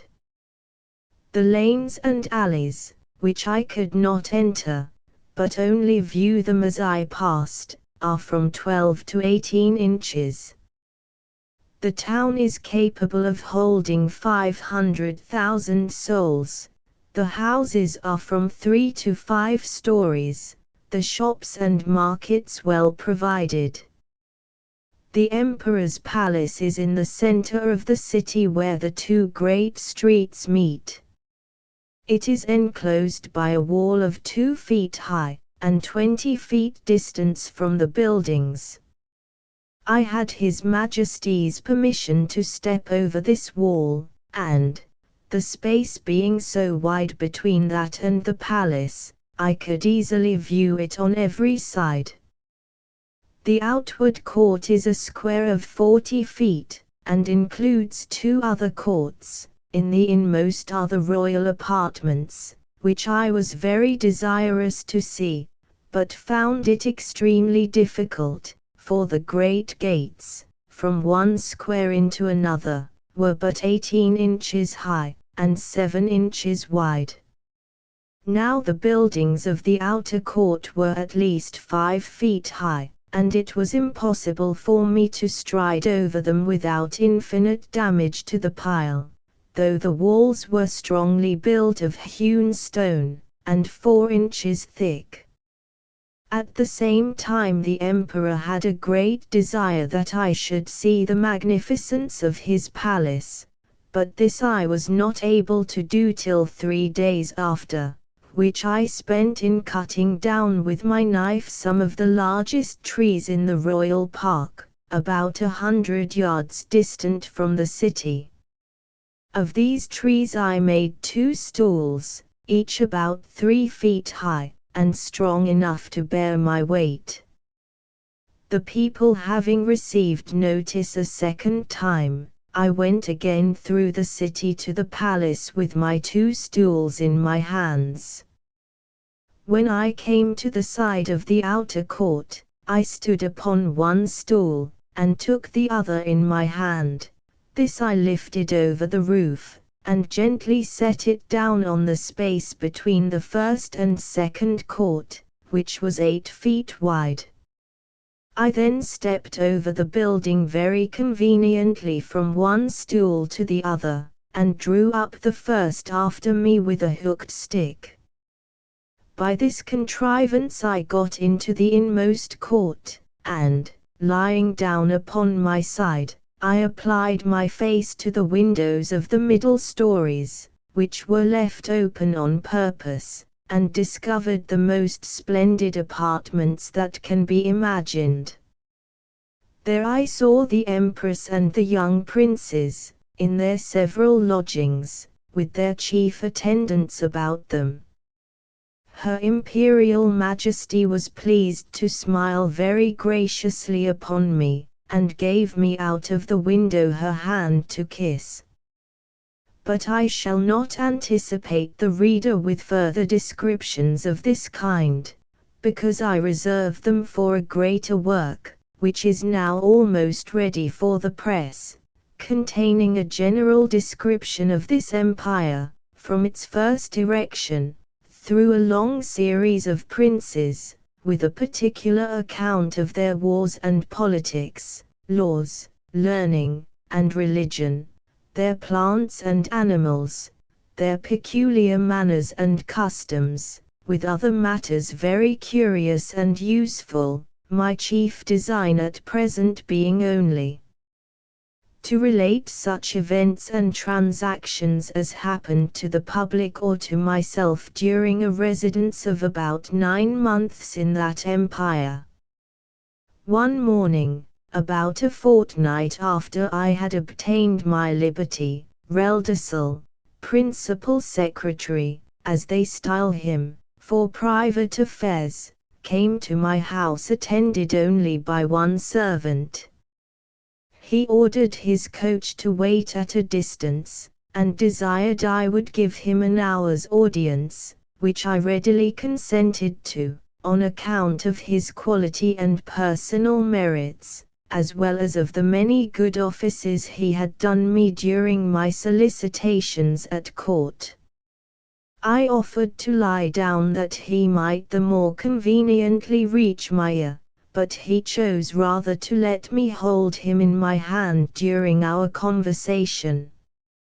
He began with compliments on my liberty, said he might pretend to some merit in it, but, however, added, that if it had not been for the present situation of things at court, perhaps I might not have obtained it so soon. For, said he, as flourishing a condition as we may appear to be in to foreigners, we labor under 2 mighty evils, a violent faction at home, and the danger of an invasion, by a most potent enemy, from abroad. As to the first, you are to understand, that for about 70 moons past there have been 2 struggling parties in this empire, under the names of Tramexen and Slamexen, from the high and low heels of their shoes, by which they distinguish themselves. It is alleged, indeed, that the high heels are most agreeable to our ancient constitution, but, however this be, His Majesty has determined to make use only of low heels in the administration of the government, and all offices in the gift of the crown, as you cannot but observe, and particularly that His Majesty's imperial heels are lower at least by a drur than any of his court. Drur is a measure about the 14th part of an inch. The animosities between these 2 parties run so high, that they will neither eat, nor drink, nor talk with each other. We compute the Tramexen, or high heels, to exceed us in number, but the power is wholly on our side. We apprehend His Imperial Highness, the heir to the crown, to have some tendency towards the high heels. At least we can plainly discover that one of his heels is higher than the other, which gives him a hobble in his gait. Now, in the midst of these intestine disquiets, we are threatened with an invasion from the island of Blefuscu, which is the other great empire of the universe, almost as large and powerful as this of His Majesty. For as to what we have heard you affirm, that there are other kingdoms and states in the world inhabited by human creatures as large as yourself, our philosophers are in much doubt, and would rather conjecture that you dropped from the moon, or one of the stars, because it is certain that 100 mortals of your bulk would in a short time destroy all the fruits and cattle of His Majesty's dominions. Besides, our histories of 6,000 moons make no mention of any other regions than the two great empires of Lilliput and Blefuscu, which two mighty powers have, as I was going to tell you, been engaged in a most obstinate war for 36 moons past. It began upon the following occasion. It is allowed on all hands, that the primitive way of breaking eggs, before we eat them, was upon the larger end, but His present Majesty's grandfather, while he was a boy, going to eat an egg, and breaking it according to the ancient practice, happened to cut one of his fingers. Whereupon the emperor his father published an edict, commanding all his subjects, upon great penalties, to break the smaller end of their eggs. The people so highly resented this law, that our histories tell us, there have been 6 rebellions raised on that account, wherein one emperor lost his life, and another his crown. These civil commotions were constantly fomented by the monarchs of Blefuscu, and when they were quelled, the exiles always fled for refuge to that empire. It is computed that 11,000 persons have at several times suffered death, rather than submit to break their eggs at the smaller end. Many hundred large volumes have been published upon this controversy, but the books of the Burgundians have been long forbidden, and the whole party rendered incapable by law of holding employments. During the course of these troubles, the emperors of Blefuscu did frequently expostulate by their ambassadors, accusing us of making a schism in religion, by offending against a fundamental doctrine of our great prophet Lustrog, in the 54th chapter of the Blunderqural, which is their Alcoran. This, however, is thought to be a mere strain upon the text, for the words are these, that all true believers break their eggs at the convenient end. And which is the convenient end, seems, in my humble opinion, to be left to every man's conscience, or at least in the power of the chief magistrate to determine.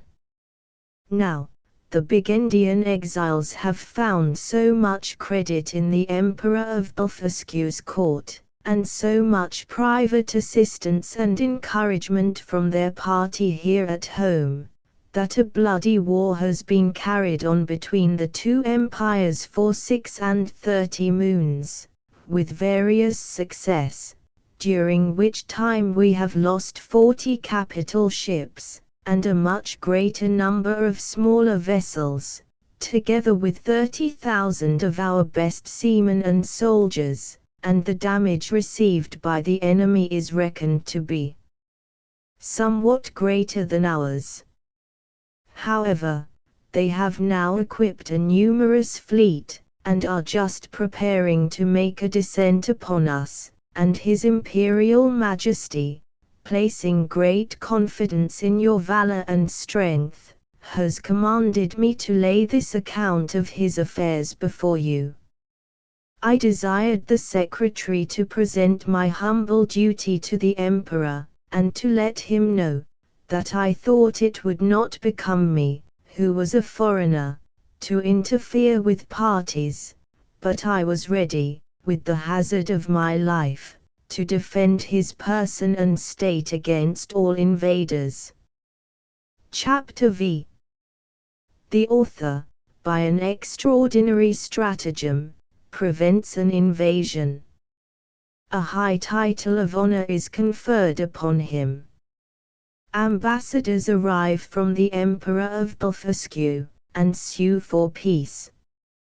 The Empress's apartment on fire by an accident, the author instrumental in saving the rest of the palace. The Empire of Blefuscu is an island situated to the northeast of Lilliput, from which it is parted only by a channel of 800 yards wide.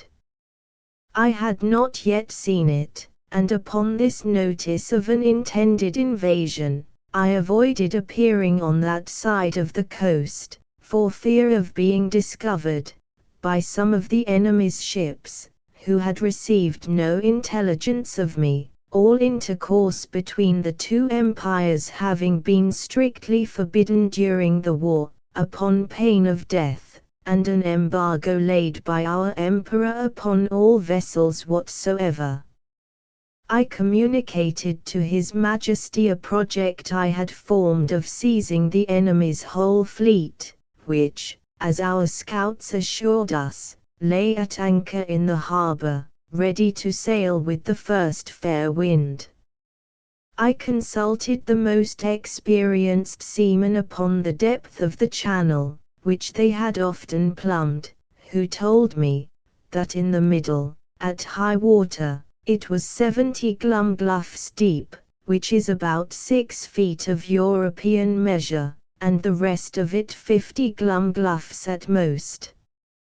I walked towards the northeast coast, over against Blefuscu, where, lying down behind a hillock, I took out my small perspective glass, and viewed the enemy's fleet at anchor, consisting of about 50 men of war, and a great number of transports. I then came back to my house, and gave orders, for which I had a warrant, for a great quantity of the strongest cable and bars of iron. The cable was about as thick as pack thread and the bars of the length and size of a knitting needle. I trebled the cable to make it stronger, and for the same reason I twisted 3 of the iron bars together, bending the extremities into a hook. Having thus fixed 50 hooks to as many cables, I went back to the northeast coast, and putting off my coat, shoes, and stockings, walked into the sea, in my leathern jerkin, about half an hour before high water. I waded with what haste I could, and swam in the middle about 30 yards, till I felt ground. I arrived at the fleet in less than half an hour. The enemy was so frightened when they saw me, that they leaped out of their ships, and swam to shore, where there could not be fewer than 30,000 souls. I then took my tackling, and, fastening a hook to the hole at the prow of each, I tied all the cords together at the end. While I was thus employed, the enemy discharged several thousand arrows, many of which stuck in my hands and face, and, beside the excessive smart, gave me much disturbance in my work. My greatest apprehension was for my eyes, which I should have infallibly lost, if I had not suddenly thought of an expedient. I kept, among other little necessaries, a pair of spectacles in a private pocket, which, as I observed before, had escaped the Emperor's searchers. These I took out and fastened as strongly as I could upon my nose, and thus armed, went on boldly with my work, in spite of the enemy's arrows, many of which struck against the glasses of my spectacles, but without any other effect, further than a little to discompose them. I had now fastened all the hooks, and, taking the knot in my hand, began to pull, but not a ship would stir, for they were all too fast held by their anchors, so that the boldest part of my enterprise remained. I therefore let go the cord, and leaving the hooks fixed to the ships, I resolutely cut with my knife the cables that fastened the anchors, receiving about 200 shots in my face and hands. Then I took up the knotted end of the cables, to which my hooks were tied, and with great ease drew 50 of the enemy's largest men of war after me. The Buphuscudians, who had not the least imagination of what I intended, were at first confounded with astonishment. They had seen me cut the cables, and thought my design was only to let the ships run adrift or fall foul on each other, but when they perceived the whole fleet moving in order, and saw me pulling at the end, they set up such a scream of grief and despair as it is almost impossible to describe or conceive. When I had got out of danger, I stopped a while to pick out the arrows that stuck in my hands and face, and rubbed on some of the same ointment that was given me at my first arrival, as I have formerly mentioned. I then took off my spectacles, and waiting about an hour, till the tide was a little fallen, I waded through the middle with my cargo, and arrived safe at the royal port of Lilliput. The emperor and his whole court stood on the shore, expecting the issue of this great adventure. They saw the ships move forward in a large half-moon, but could not discern me, who was up to my breast in water. When I advanced to the middle of the channel, they were yet more in pain, because I was under water to my neck. The emperor concluded me to be drowned, and that the enemy's fleet was approaching in a hostile manner, but he was soon eased of his fears, for the channel growing shallower every step I made, I came in a short time within hearing, and holding up the end of the cable, by which the fleet was fastened, I cried in a loud voice, "Long live the most puissant king of Lilliput!" This great prince received me at my landing with all possible encomiums, and created me a nardac upon the spot, which is the highest title of honor among them. His Majesty desired I would take some other opportunity of bringing all the rest of his enemies' ships into his ports. And so unmeasurable is the ambition of princes, that he seemed to think of nothing less than reducing the whole empire of Buphuscu into a province, and governing it, by a viceroy, of destroying the Bigendian exiles, and compelling that people to break the smaller end of their eggs, by which he would remain the sole monarch of the whole world. But I endeavored to divert him from this design, by many arguments drawn from the topics of policy as well as justice, and I plainly protested, that I would never be an instrument of bringing a free and brave people into slavery. And, when the matter was debated in council, the wisest part of the ministry were of my opinion. This open bold declaration of mine was so opposite to the schemes and politics of His Imperial Majesty, that he could never forgive me. He mentioned it in a very artful manner at council, where I was told that some of the wisest appeared, at least by their silence, to be of my opinion, but others, who were my secret enemies, could not forbear some expressions which, by a side wind, reflected on me. And from this time began an intrigue between His Majesty and a junto of ministers, maliciously bent against me, which broke out in less than 2 months, and had like to have ended in my utter destruction.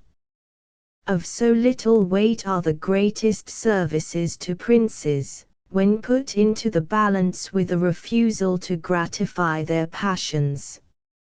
About 3 weeks after this exploit, there arrived a solemn embassy from Blefuscu, with humble offers of a peace, which was soon concluded, upon conditions very advantageous to our emperor, wherewith I shall not trouble the reader. There were 6 ambassadors, with a train of about 500 persons, and their entry was very magnificent, suitable to the grandeur of their master, and the importance of their business. When their treaty was finished, wherein I did them several good offices by the credit I now had, or at least appeared to have, at court, their excellencies, who were privately told how much I had been their friend, made me a visit in form.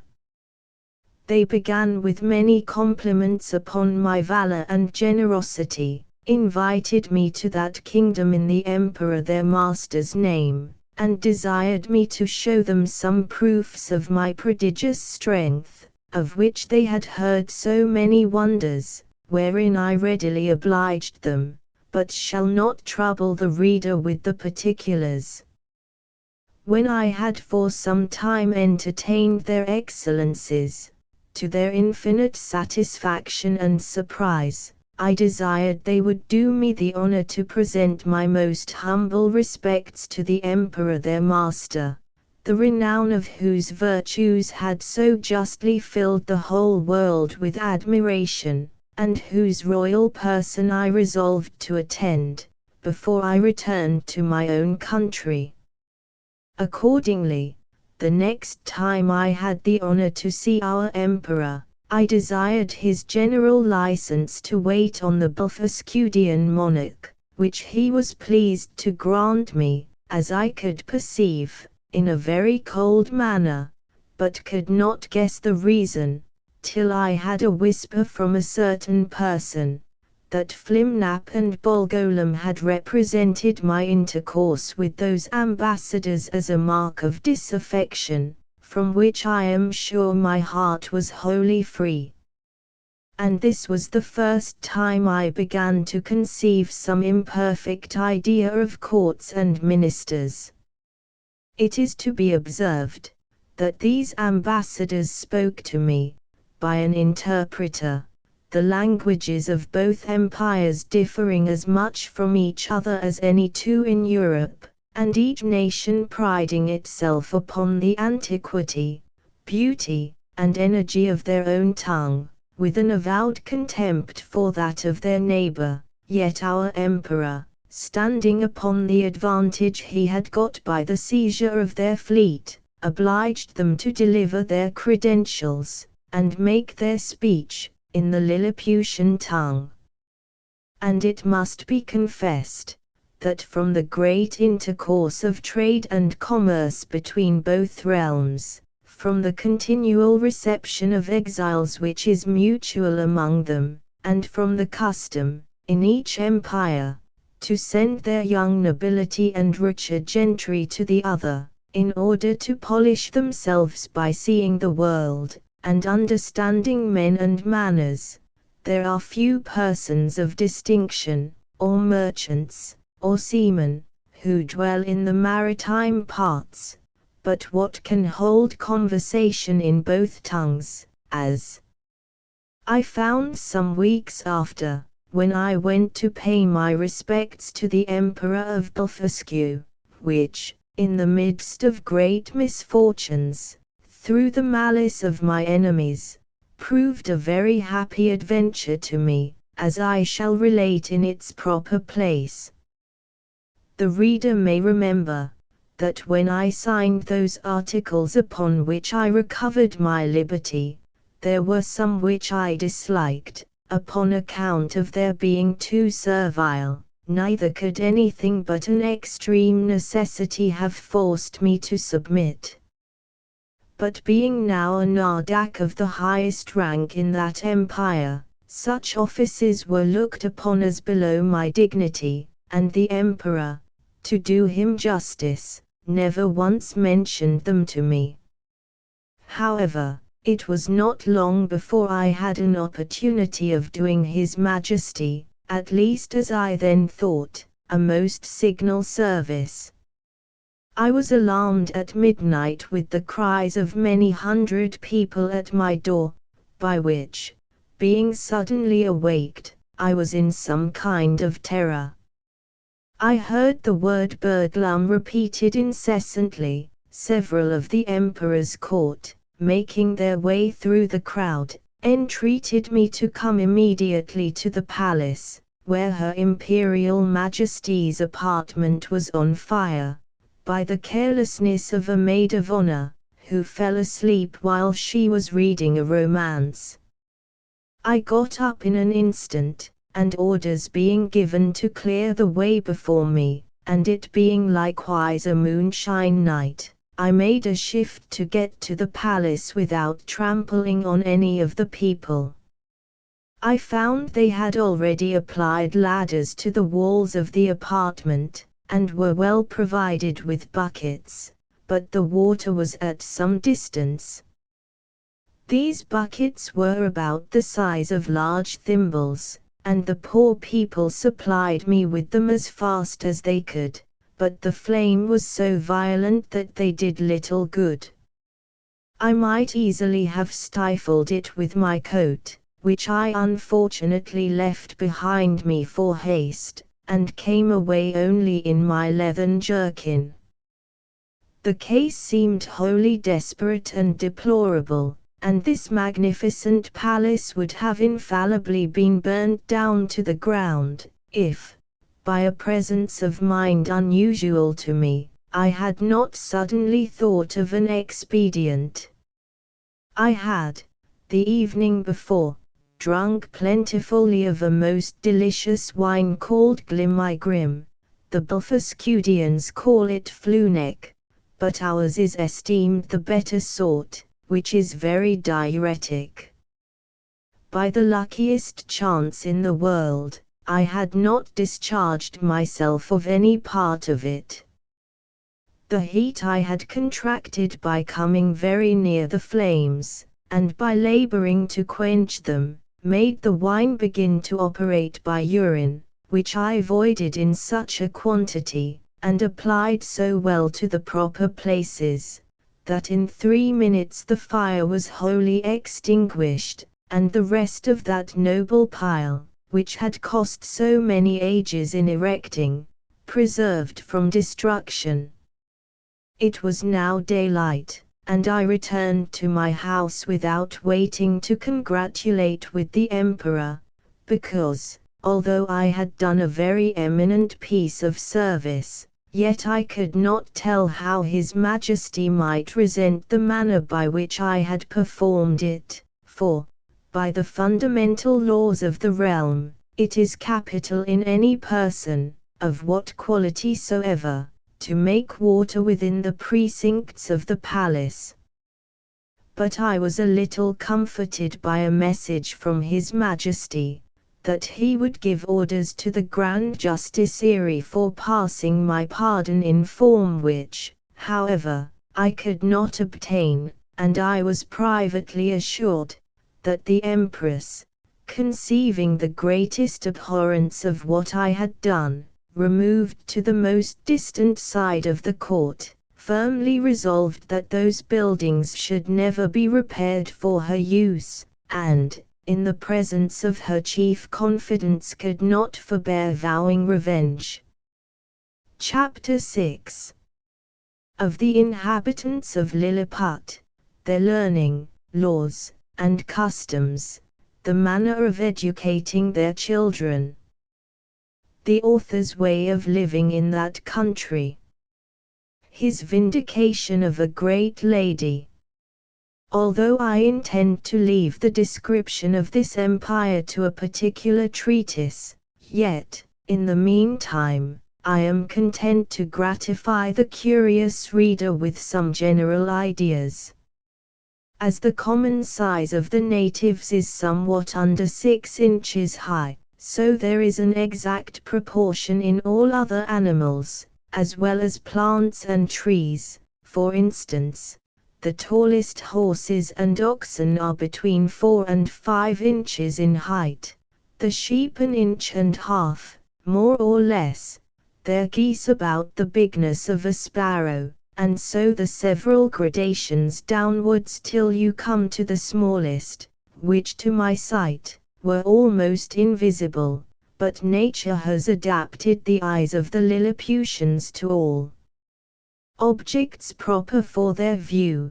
They see with great exactness, but at no great distance.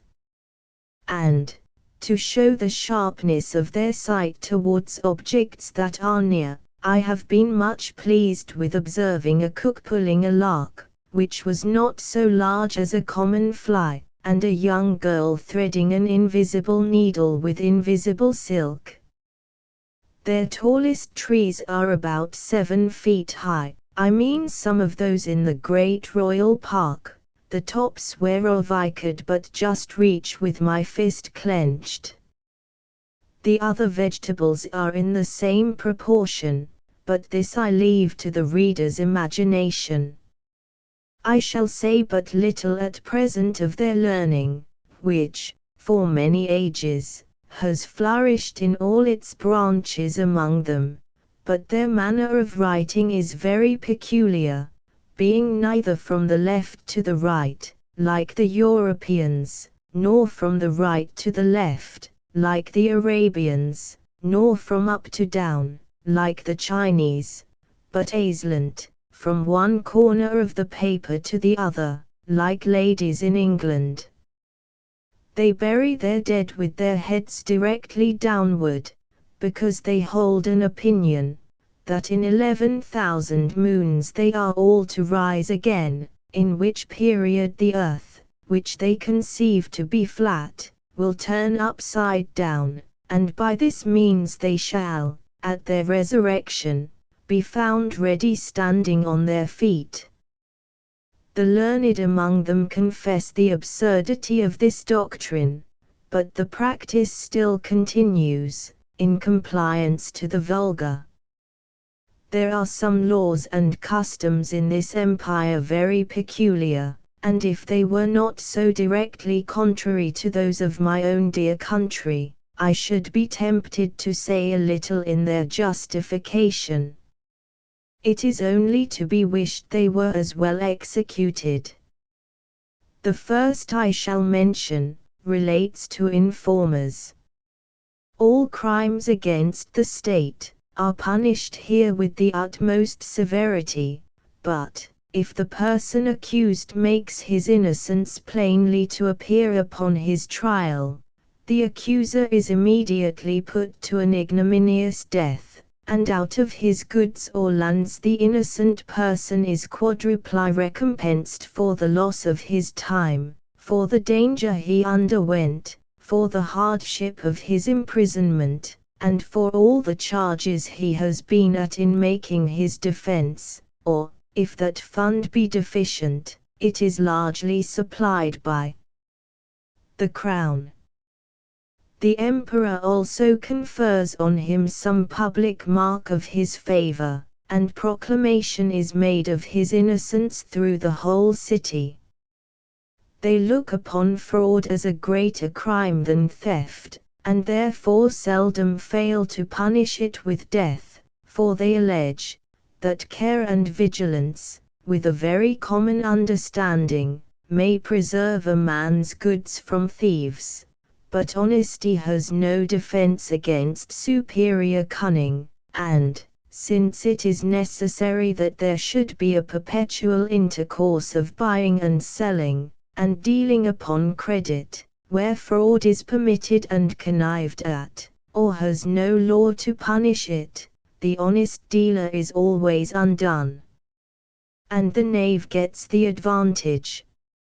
I remember, when I was once interceding with the Emperor for a criminal who had wronged his master of a great sum of money, which he had received by order and ran away with, and happening to tell His Majesty, by way of extenuation, that it was only a breach of trust, the Emperor thought it monstrous in me to offer as a defense the greatest aggravation of the crime, and truly I had little to say in return, farther than the common answer, that different nations had different customs, for, I confess, I was heartily ashamed.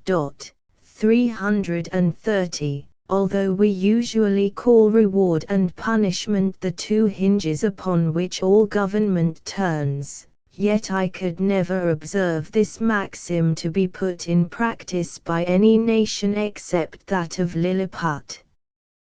Whoever can there bring sufficient proof that he has strictly observed the laws of his country for 73 moons, has a claim to certain privileges, according to his quality or condition of life, with a proportionable sum of money out of a fund appropriated for that use. He likewise acquires the title of Snilpaul, or legal, which is added to his name, but does not descend to his posterity.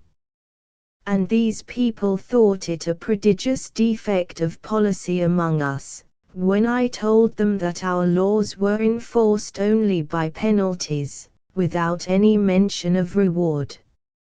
It is upon this account that the image of justice, in their courts of judicature, is formed with 6 eyes, 2 before, as many behind, and on each side 1, to signify circumspection, with a bag of gold open in her right hand, and a sword sheathed in her left, to show she is more disposed to reward than to punish. In choosing persons for all employments, they have more regard to good morals than to great abilities, for, since government is necessary to mankind, they believe that the common size of human understanding is fitted to some station or other, and that Providence never intended to make the management of public affairs a mystery to be comprehended only by a few persons of sublime genius, of which there seldom are 3 born in an age, but they suppose truth, justice, temperance, and the like, to be in every man's power, the practice of which virtues, assisted by experience and a good intention, would qualify any man for the service of his country, except where a course of study is required. But they thought the want of moral virtues was so far from being supplied by superior endowments of the mind, that employments could never be put into such dangerous hands as those of persons so qualified, and, at least, that the mistakes committed by ignorance, in a virtuous disposition, would never be of such fatal consequence to the public weal, as the practices of a man, whose inclinations led him to be corrupt, and who had great abilities to manage, to multiply, and defend his corruptions. In like manner, the disbelief of a divine providence renders a man incapable of holding any public station, for, since kings avow themselves to be the deputies of Providence, the Lilliputians think nothing can be more absurd than for a prince to employ such men as disown the authority under which he acts. In relating these and the following laws, I would only be understood to mean the original institutions, and not the most scandalous corruptions, into which these people are fallen by the degenerate nature of man. For, as to that infamous practice of acquiring great employments by dancing on the ropes, or badges of favor and distinction by leaping over sticks and creeping under them, the reader is to observe that they were first introduced by the grandfather of the emperor now reigning, and grew to the present height by the gradual increase of party and faction. Ingratitude is among them a capital crime, as we read it to have been in some other countries, for they reason thus, that whoever makes ill returns to his benefactor, must needs be a common enemy to the rest of mankind, from whom he has received no obligation, and therefore such a man is not fit to live. Their notions relating to the duties of parents and children differ extremely from ours. For, since the conjunction of male and female is founded upon the great law of nature, in order to propagate and continue the species, the Lilliputians will needs have it, that men and women are joined together, like other animals, by the motives of concupiscence, and that their tenderness towards their young proceeds from the like natural principle, for which reason they will never allow that a child is under any obligation to his father for begetting him, or to his mother for bringing him into the world, which, considering the miseries of human life, was neither a benefit in itself, nor intended so by his parents, whose thoughts, in their love encounters, were otherwise employed.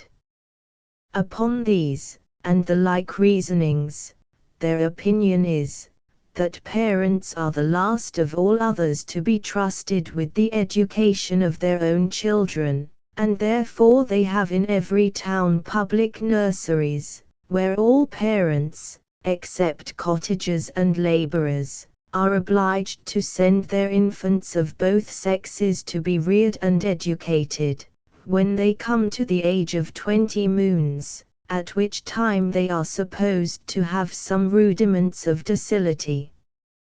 These schools are of several kinds, suited to different qualities, and both sexes.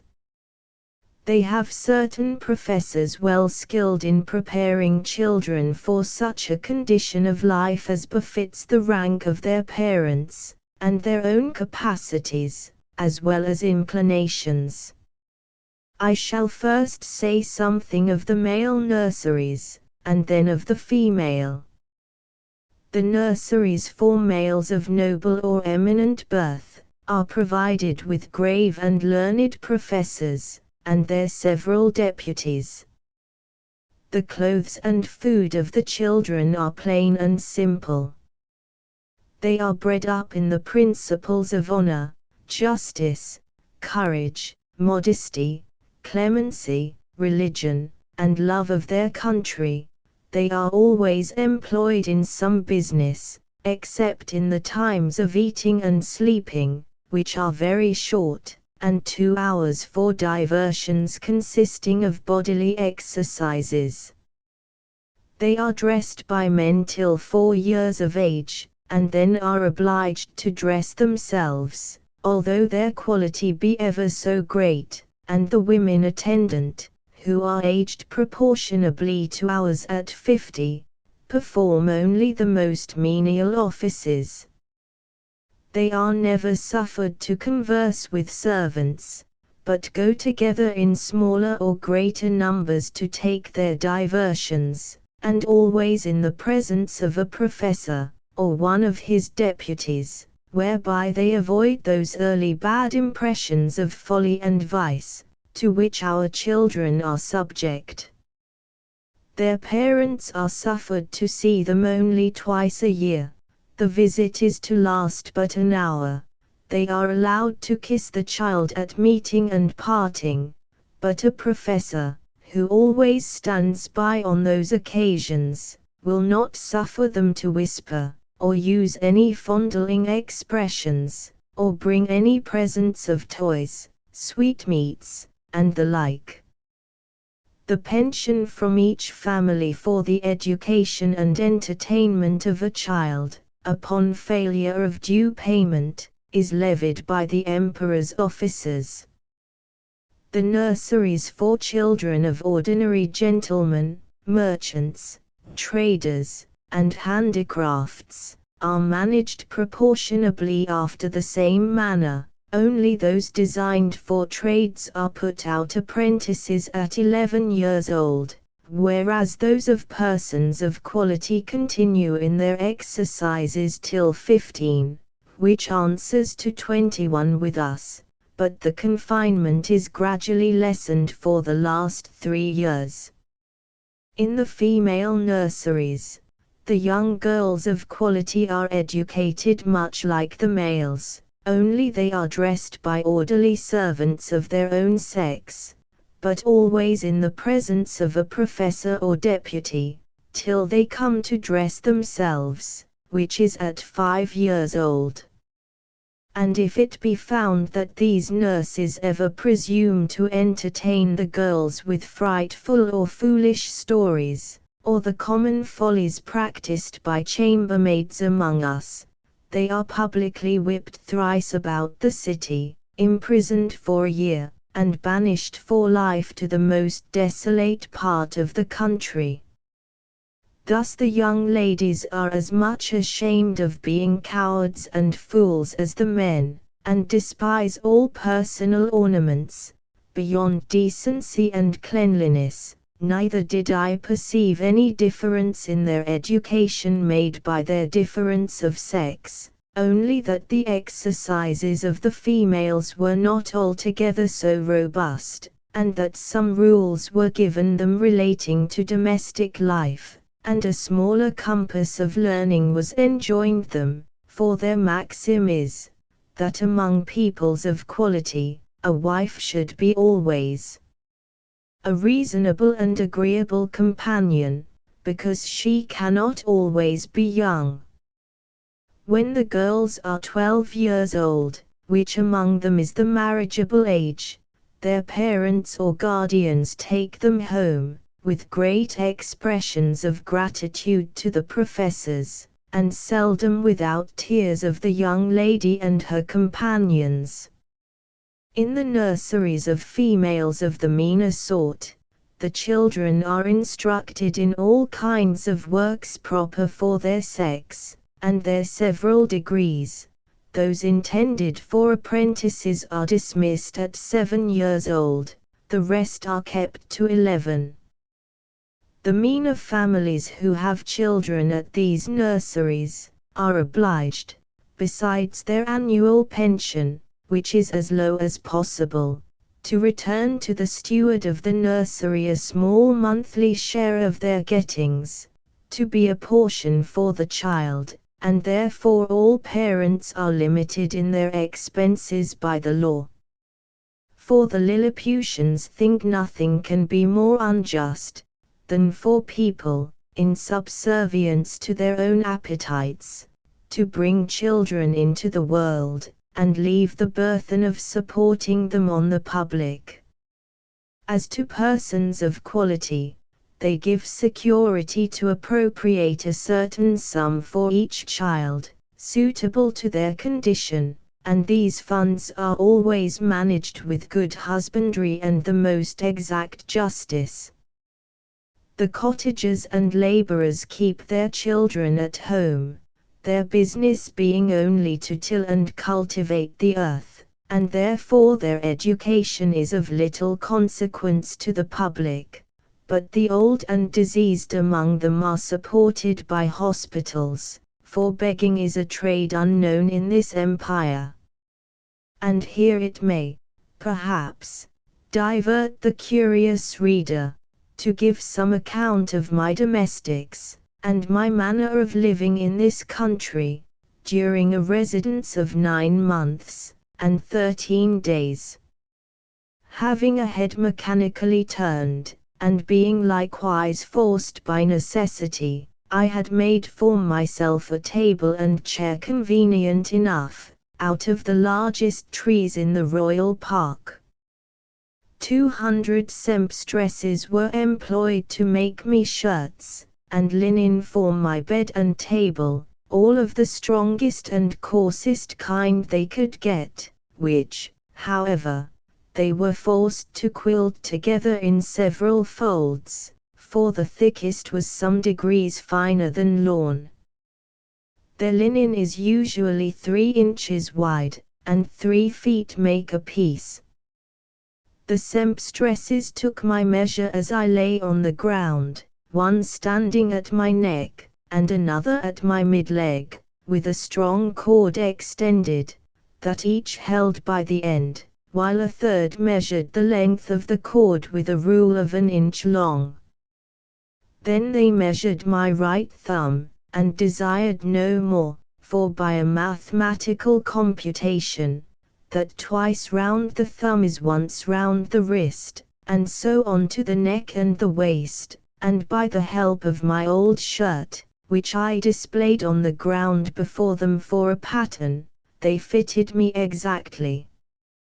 300 tailors were employed in the same manner to make me clothes, but they had another contrivance for taking my measure.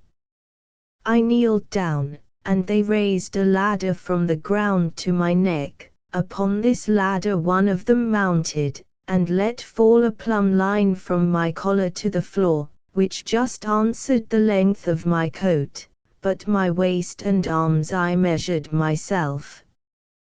When my clothes were finished, which was done in my house, for the largest of theirs would not have been able to hold them, they looked like the patchwork made by the ladies in England, only that mine were all of a colour.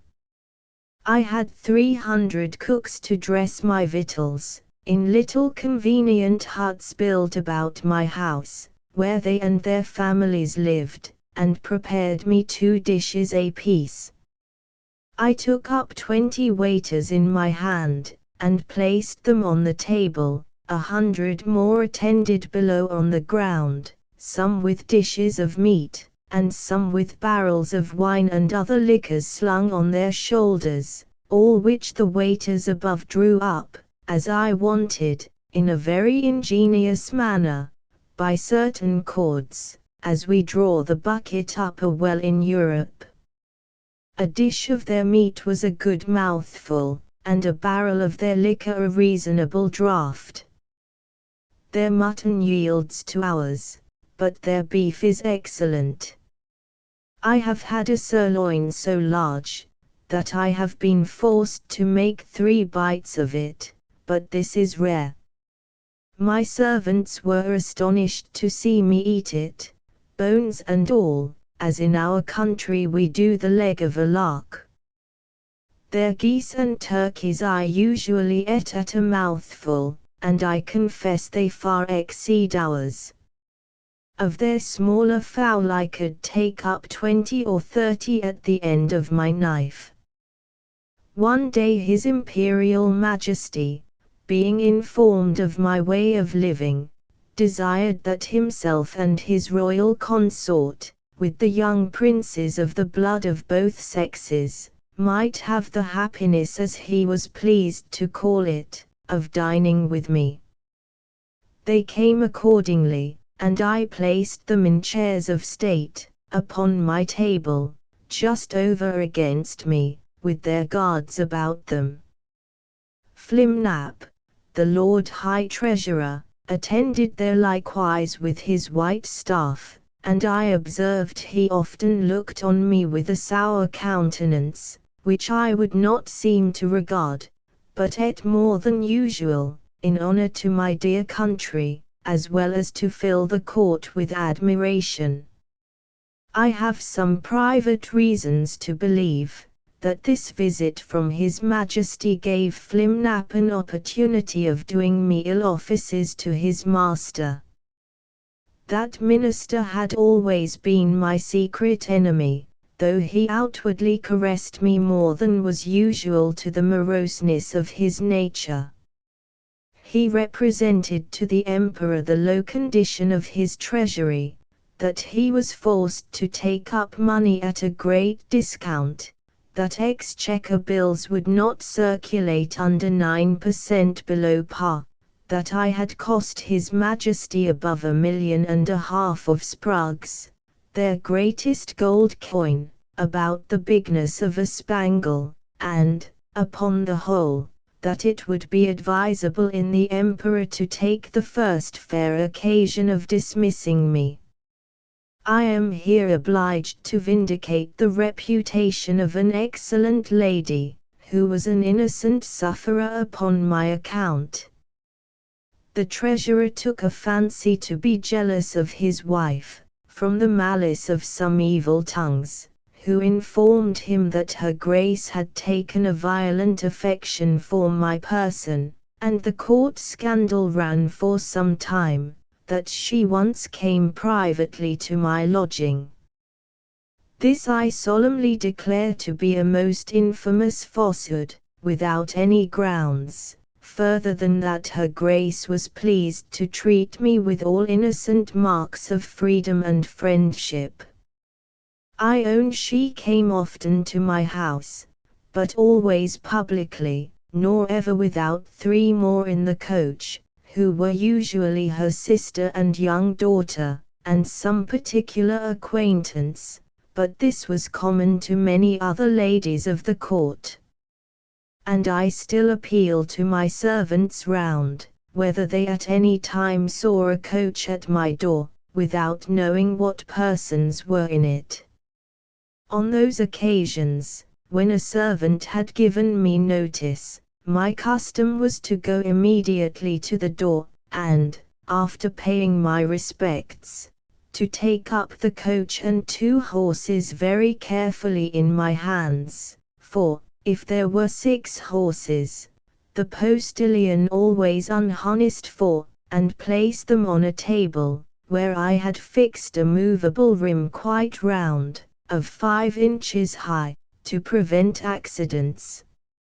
And I have often had 4 coaches and horses at once on my table, full of company, while I sat in my chair, leaning my face towards them, and when I was engaged with one set, the coachman would gently drive the others round my table. I have passed many an afternoon very agreeably in these conversations. But I defy the treasurer, or his 2 informers, I will name them, and let them make the best of it, Clustrel and Drunlow, to prove that any person ever came to me incognito, except the secretary Reldesel, who was sent by express command of His Imperial Majesty, as I have before related. I should not have dwelled so long upon this particular, if it had not been a point wherein the reputation of a great lady is so nearly concerned, to say nothing of my own, though I then had the honor to be a nardac, which the treasurer himself is not, for all the world knows, that he is only a glum-glum, a title inferior by 1 degree, as that of a marquis is to a duke in England. Yet I allow he preceded me in right of his post. These false informations, which I afterwards came to the knowledge of by an accident not proper to mention, made the treasurer show his lady for some time an ill countenance, and me a worse, and although he was at last undeceived and reconciled to her, yet I lost all credit with him, and found my interest decline very fast with the emperor himself, who was, indeed, too much governed by that favorite. Chapter 7. The author, being informed of a design to accuse him of high treason, makes his escape to Blefuscu. His reception there.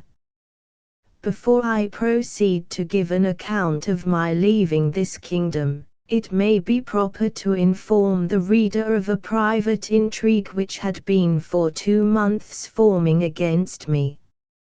I had been hitherto, all my life, a stranger to courts, for which I was unqualified by the meanness of my condition.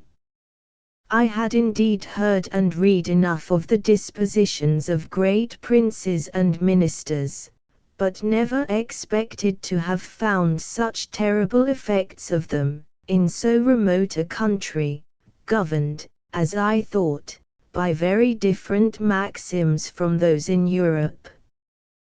when I was just preparing to pay my attendance on the Emperor of Blefuscu, a considerable person at court, to whom I had been very serviceable, at a time when he lay under the highest displeasure of his Imperial Majesty, came to my house very privately at night, in a close chair, and, without sending his name, desired admittance.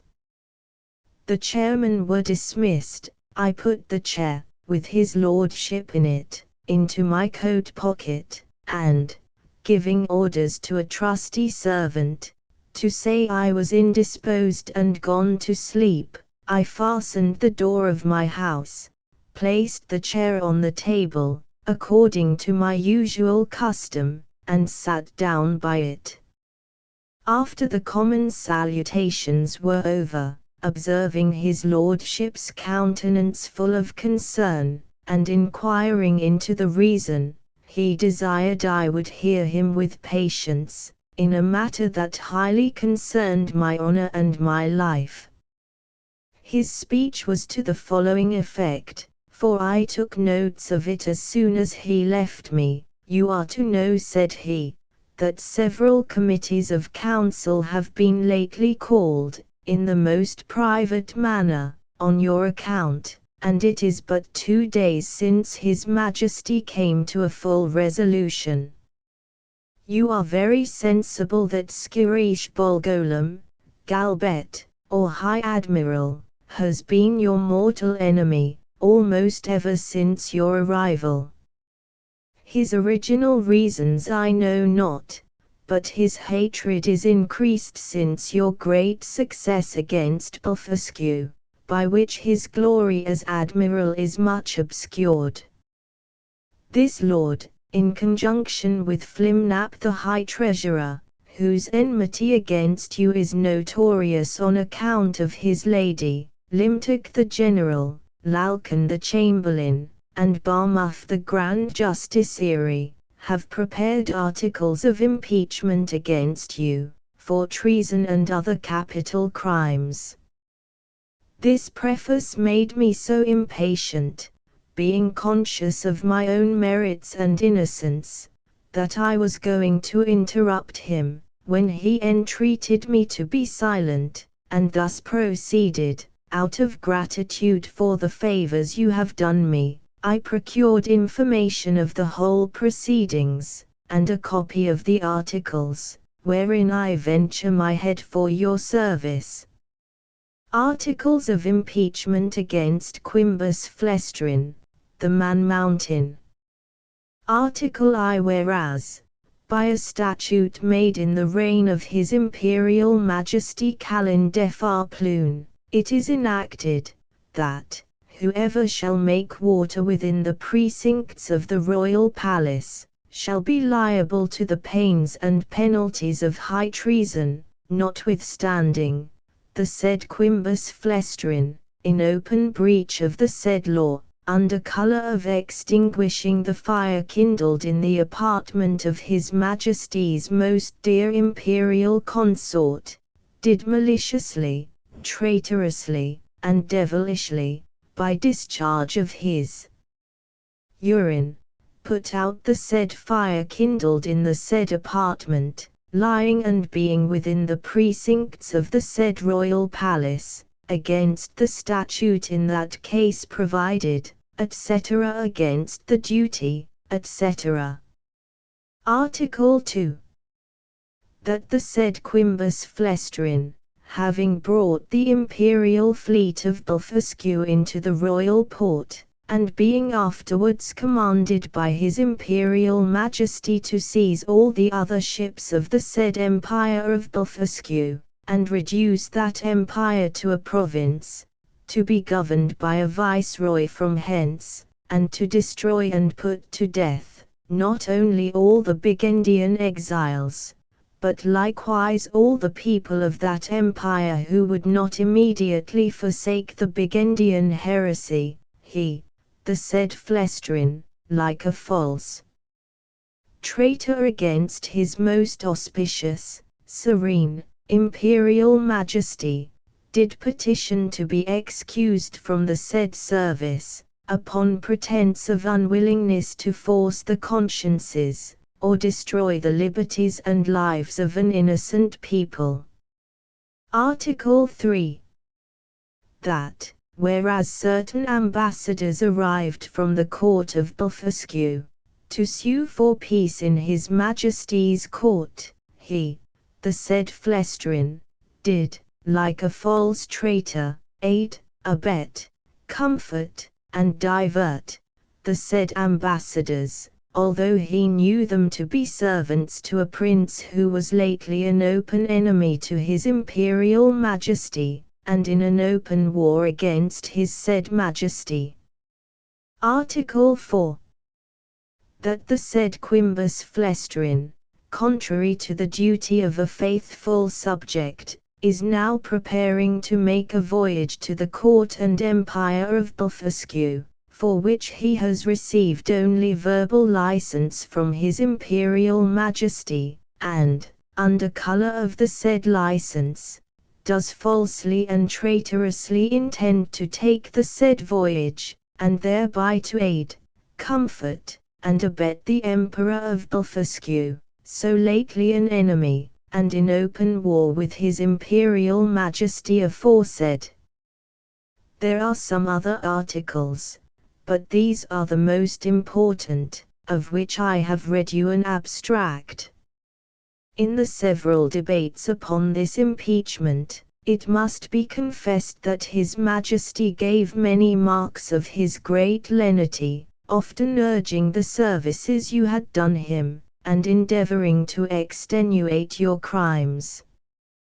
The Treasurer and Admiral insisted that you should be put to the most painful and ignominious death, by setting fire to your house at night, and the General was to attend with 20,000 men, armed with poisoned arrows, to shoot you on the face and hands.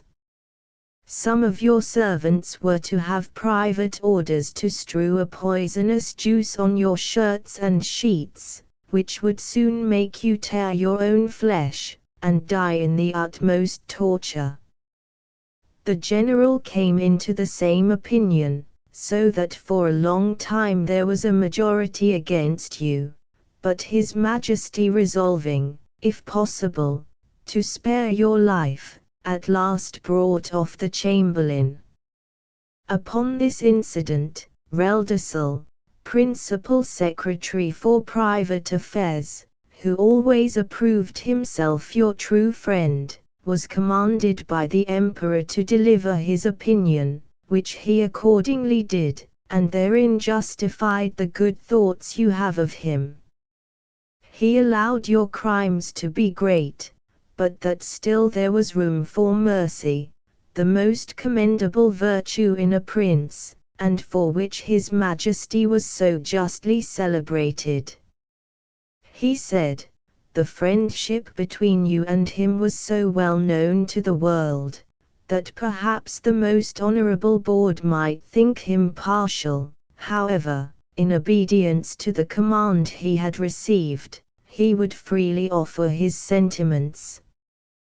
That if His Majesty, in consideration of your services, and pursuant to His own merciful disposition, would please to spare your life, and only give orders to put out both your eyes, he humbly conceived, that by this expedient justice might in some measure be satisfied, and all the world would applaud the lenity of the Emperor, as well as the fair and generous proceedings of those who have the honor to be his counselors.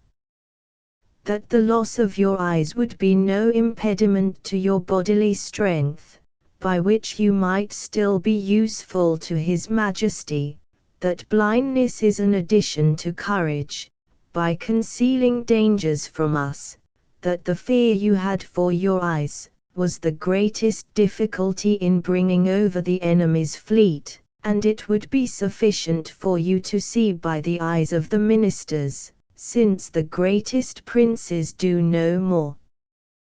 This proposal was received with the utmost disapprobation by the whole board.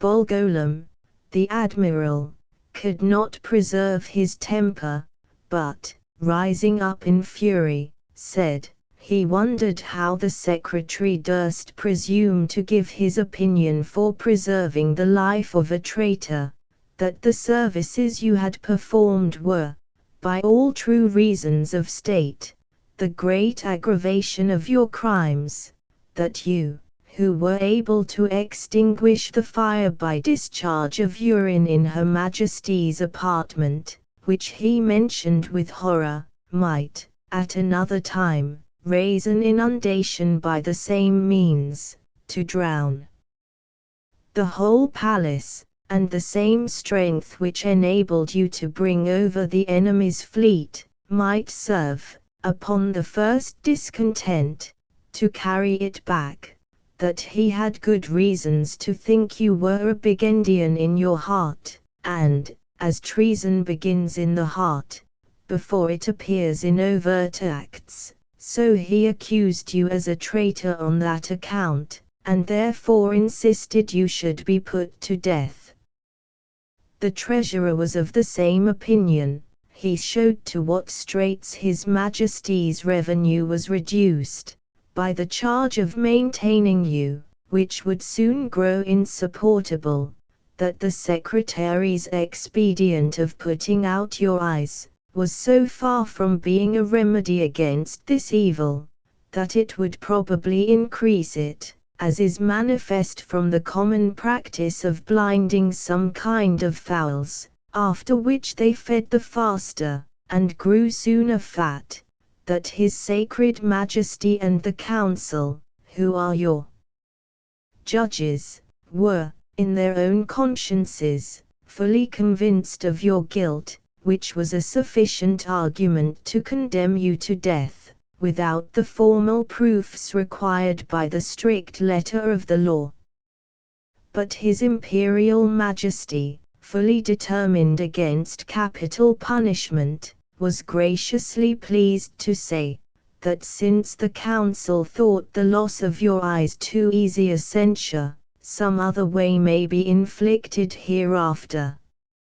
And your friend the Secretary, humbly desiring to be heard again, in answer to what the Treasurer had objected, concerning the great charge His Majesty was at in maintaining you, said, that His Excellency, who had the sole disposal of the Emperor's revenue, might easily provide against that evil, by gradually lessening your establishment, by which, for want of sufficient food, you would grow weak and faint, and lose your appetite, and consequently, decay, and consume in a few months, neither would the stench of your carcass be then so dangerous, when it should become more than half diminished, and immediately upon your death 5 or 6,000 of His Majesty's subjects might, in 2 or 3 days, cut your flesh from your bones, take it away by cartloads, and bury it in distant parts, to prevent infection, leaving the skeleton as a monument of admiration to posterity. Thus, by the great friendship of the Secretary, the whole affair was compromised. It was strictly enjoined, that the project of starving you by degrees should be kept a secret, but the sentence of putting out your eyes was entered on the books, none dissenting, except Bolgolam the Admiral, who, being a creature of the Empress, was perpetually instigated by Her Majesty to insist upon your death, she having borne perpetual malice against you, on account of that infamous and illegal method you took to extinguish the fire in her apartment. In 3 days your friend the Secretary will be directed to come to your house, and read before you the articles of impeachment, and then to signify the great lenity and favor of His Majesty and Council, whereby you are only condemned to the loss of your eyes, which His Majesty does not question you will gratefully and humbly submit to, and 20 of His Majesty's surgeons will attend, in order to see the operation well performed, by discharging very sharp-pointed arrows into the balls of your eyes, as you lie on the ground. I leave to your prudence what measures you will take, and to avoid suspicion, I must immediately return in as private a manner as I came. His lordship did so, and I remained alone, under many doubts and perplexities of mind. It was a custom introduced by this prince and his ministry, very different, as I have been assured, from the practice of former times, that after the court had decreed any cruel execution, either to gratify the monarch's resentment, or the malice of a favorite, the emperor always made a speech to his whole council, expressing his great lenity and tenderness, as qualities known and confessed by all the world. This speech was immediately published throughout the kingdom, nor did anything terrify the people so much as those encomiums on His Majesty's mercy, because it was observed, that the more these praises were enlarged and insisted on, the more inhuman was the punishment, and the sufferer more innocent. Yet, as to myself, I must confess, having never been designed for a courtier, either by my birth or education, I was so ill a judge of things, that I could not discover the lenity and favor of this sentence, but conceived it, perhaps erroneously, rather to be rigorous than gentle. I sometimes thought of standing my trial, for, although I could not deny the facts alleged in the several articles, yet I hoped they would admit of some extenuation. But having in my life perused many state trials, which I ever observed to terminate as the judges thought fit to direct, I durst not rely on so dangerous a decision, in so critical a juncture, and against such powerful enemies. Once I was strongly bent upon resistance, for, while I had liberty the whole strength of that empire could hardly subdue me, and I might easily with stones pelt the metropolis to pieces, but I soon rejected that project with horror, by remembering the oath I had made to the emperor, the favors I received from him, and the high title of Nardak he conferred upon me. Neither had I so soon learned the gratitude of courtiers, to persuade myself, that His Majesty's present severities acquitted me of all past obligations. At last, I fixed upon a resolution, for which it is probable I may incur some censure, and not unjustly, for I confess I owe the preserving of my eyes, and consequently my liberty, to my own great rashness and want of experience, because, if I had then known the nature of princes and ministers, which I have since observed in many other courts, and their methods of treating criminals less obnoxious than myself, I should, with great alacrity and readiness, have submitted to so easy a punishment.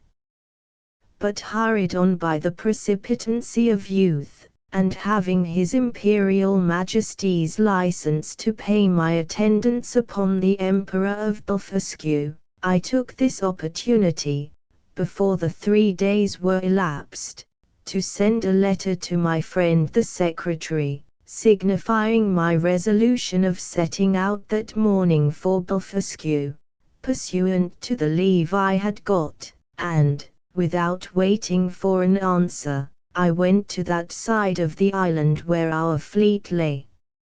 I seized a large man of war, tied a cable to the prow, and, lifting up the anchors, I stripped myself, put my clothes, together with my coverlet, which I carried under my arm, into the vessel, and, drawing it after me, between wading and swimming arrived at the royal port of Blefuscu, where the people had long expected me.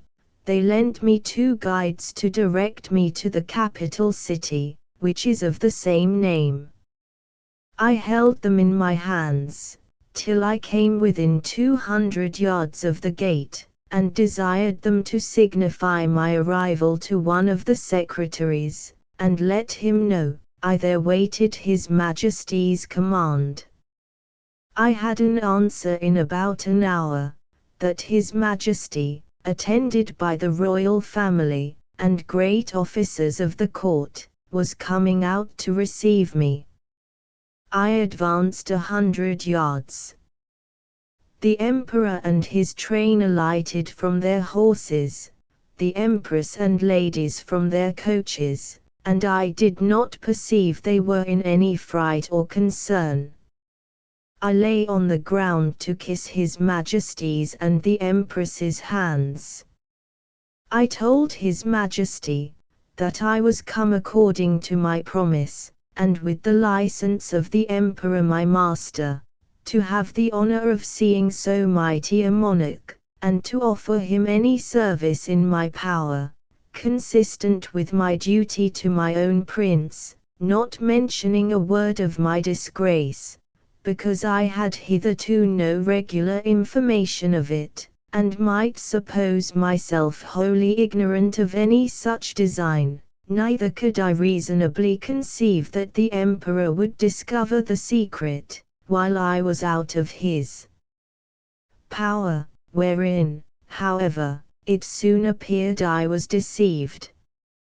I shall not trouble the reader with the particular account of my reception at this court, which was suitable to the generosity of so great a prince, nor of the difficulties I was in for want of a house and bed, being forced to lie on the ground, wrapped up in my coverlet. Chapter 8. The author, by a lucky accident, finds means to leave Blefuscu, and, after some difficulties, returns safe to his native country. 3 days after my arrival, walking out of curiosity to the northeast coast of the island, I observed, about half a league off in the sea, somewhat that looked like a boat overturned. I pulled off my shoes and stockings, and, wading 200 or 300 yards, I found the object to approach nearer by force of the tide, and then plainly saw it to be a real boat, which I supposed might by some tempest have been driven from a ship. Whereupon, I returned immediately towards the city, and desired His Imperial Majesty to lend me 20 of the tallest vessels he had left, after the loss of his fleet, and 3,000 seamen, under the command of his Vice-Admiral. This fleet sailed round, while I went back the shortest way to the coast, where I first discovered the boat. I found the tide had driven it still nearer. The seamen were all provided with cordage, which I had beforehand twisted to a sufficient strength. When the ships came up, I stripped myself, and waded till I came within 100 yards of the boat, after which I was forced to swim till I got up to it. The seaman threw me the end of the cord, which I fastened to a hole in the forepart of the boat, and the other end to a man of war, but I found all my labor to little purpose, for, being out of my depth, I was not able to work. In this necessity I was forced to swim behind, and push the boat forward, as often as I could, with one of my hands, and the tide favoring me, I advanced so far that I could just hold up my chin and feel the ground. I rested 2 or 3 minutes, and then gave the boat another shove, and so on, till the sea was no higher than my armpits. And now, the most laborious part being over, I took out my other cables, which were stowed in one of the ships, and fastened them first to the boat, and then to 9 of the vessels which attended me. The wind being favorable, the seamen towed, and I shoved, until we arrived within 40 yards of the shore, and, waiting till the tide was out, I got dry to the boat, and by the assistance of 2,000 men, with ropes and engines, I made a shift to turn it on its bottom, and found it was but little damaged.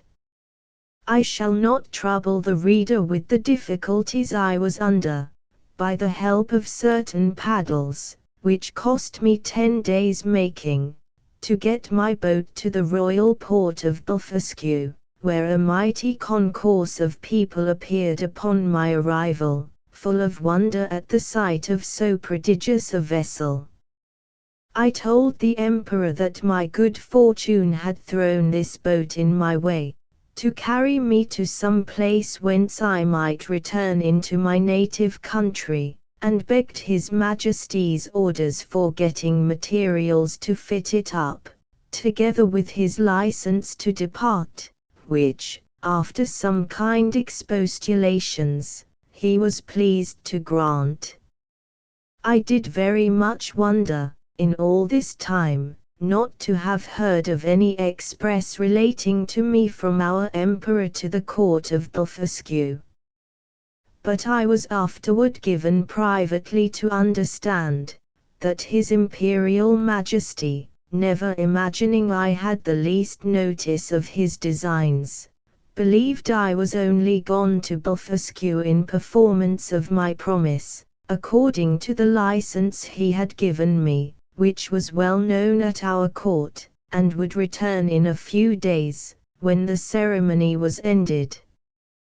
But he was at last in pain at my long absence, and after consulting with the treasurer and the rest of that cabal, a person of quality was dispatched with the copy of the articles against me. This envoy had instructions to represent to the monarch of Blefuscu the great lenity of his master, who was content to punish me no farther than with the loss of my eyes, that I had fled from justice, and if I did not return in 2 hours, I should be deprived of my title of Nardak, and declared a traitor. The envoy further added, that in order to maintain the peace and amity between both empires, his master expected that his brother of Blefuscu would give orders to have me sent back to Lilliput, bound hand and foot, to be punished as a traitor. The Emperor of Blefuscu, having taken 3 days to consult, returned an answer consisting of many civilities and excuses. He said, that as for sending me bound, his brother knew it was impossible, that, although I had deprived him of his fleet, yet he owed great obligations to me for many good offices I had done him in making the peace. That, however, both their majesties would soon be made easy, for I had found a prodigious vessel on the shore, able to carry me on the sea, which he had given orders to fit up, with my own assistance and direction, and he hoped, in a few weeks, both empires would be freed from so insupportable an encumbrance.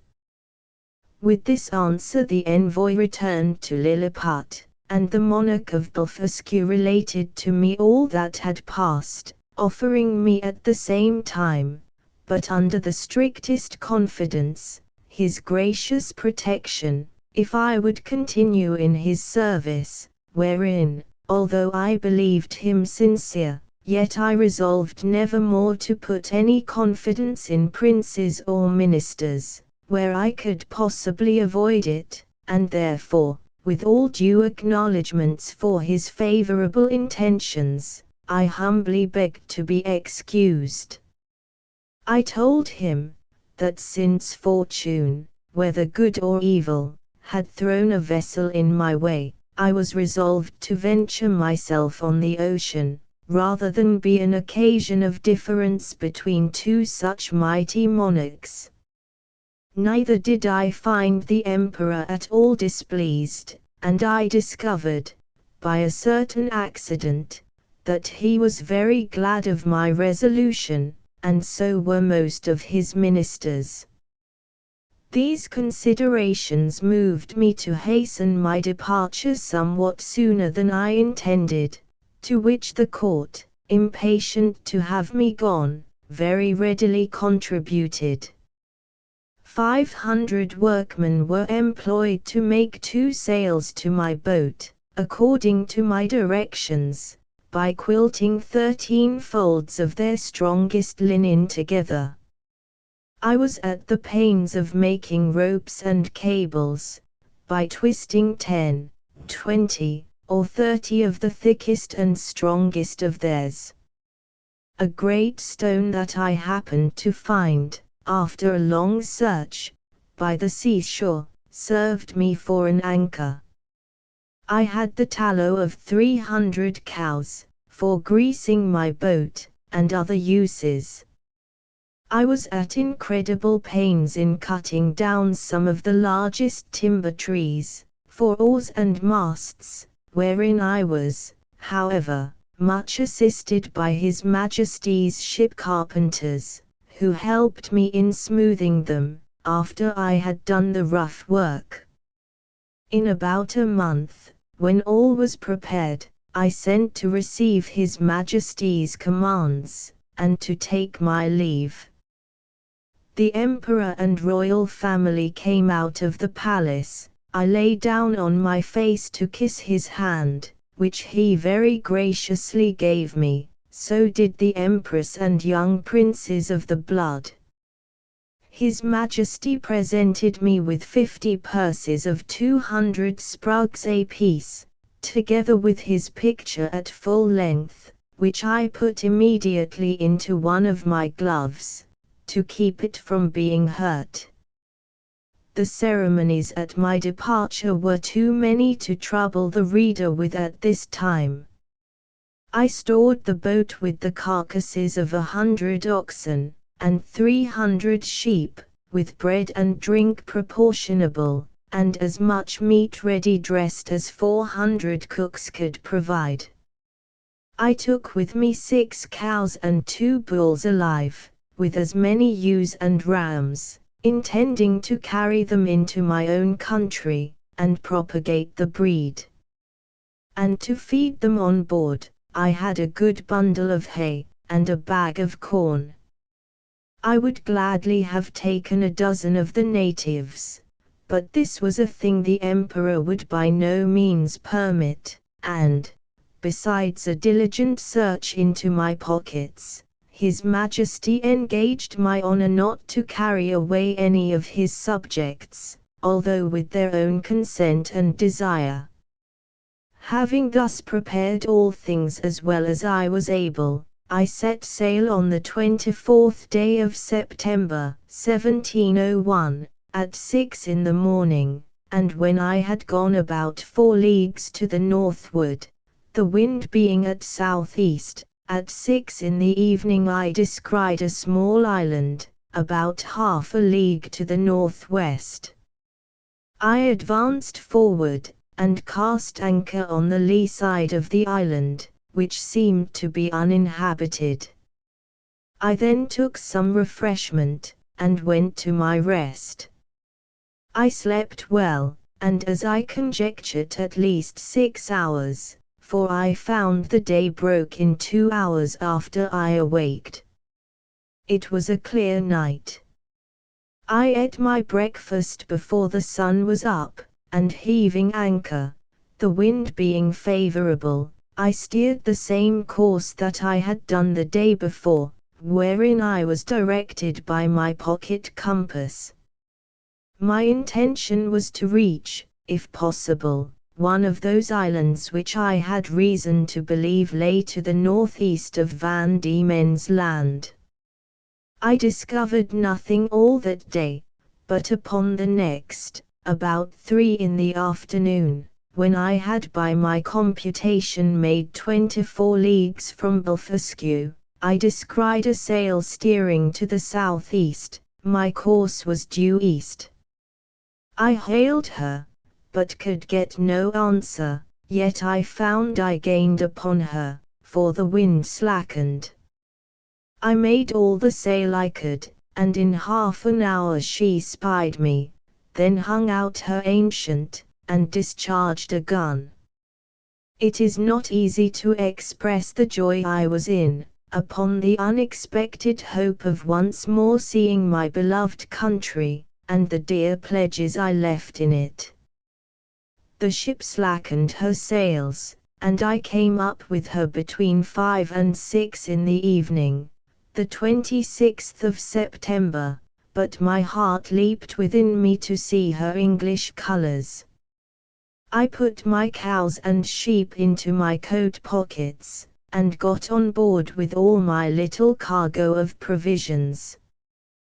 The vessel was an English merchantman, returning from Japan by the North and South Seas. The captain, Mr. John Biddle, of Deptford, a very civil man, and an excellent sailor. We were now in the latitude of 30 degrees south. There were about 50 men in the ship, and here I met an old comrade of mine, one Peter Williams, who gave me a good character to the captain.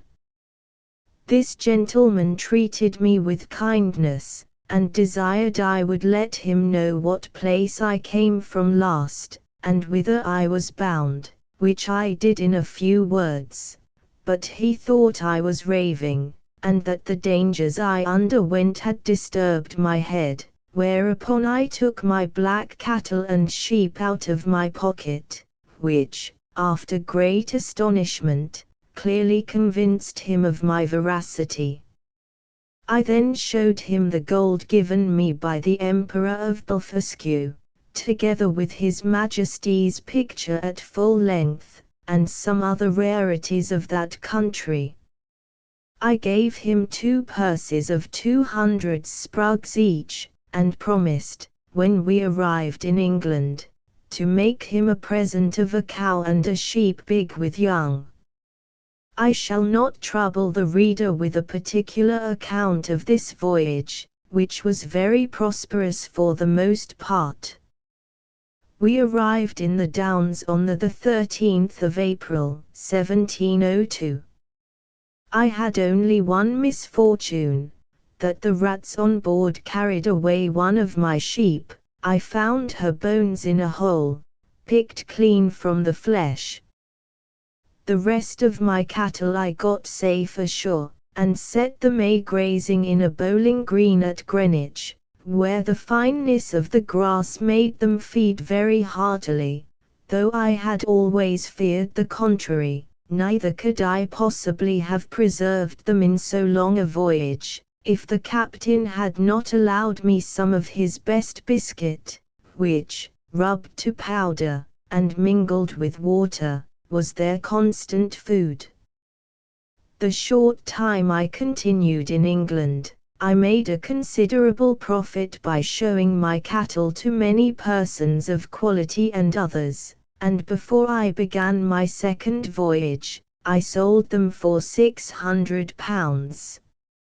Since my last return I find the breed is considerably increased, especially the sheep, which I hope will prove much to the advantage of the woolen manufacture, by the fineness of the fleeces. I stayed but 2 months with my wife and family, for my insatiable desire of seeing foreign countries would suffer me to continue no longer. I left £1,500 with my wife, and fixed her in a good house at Redriff. My remaining stock I carried with me, part in money and part in goods, in hopes to improve my fortunes. My eldest uncle John had left me an estate in land, near Epping, of about £30 a year, and I had a long lease of the Black Bull in Fetter Lane, which yielded me as much more, so that I was not in any danger of leaving my family upon the parish. My son Johnny, named so after his uncle, was at the grammar school, and a towardly child. My daughter Betty, who is now well married, and has children, was then at her needlework.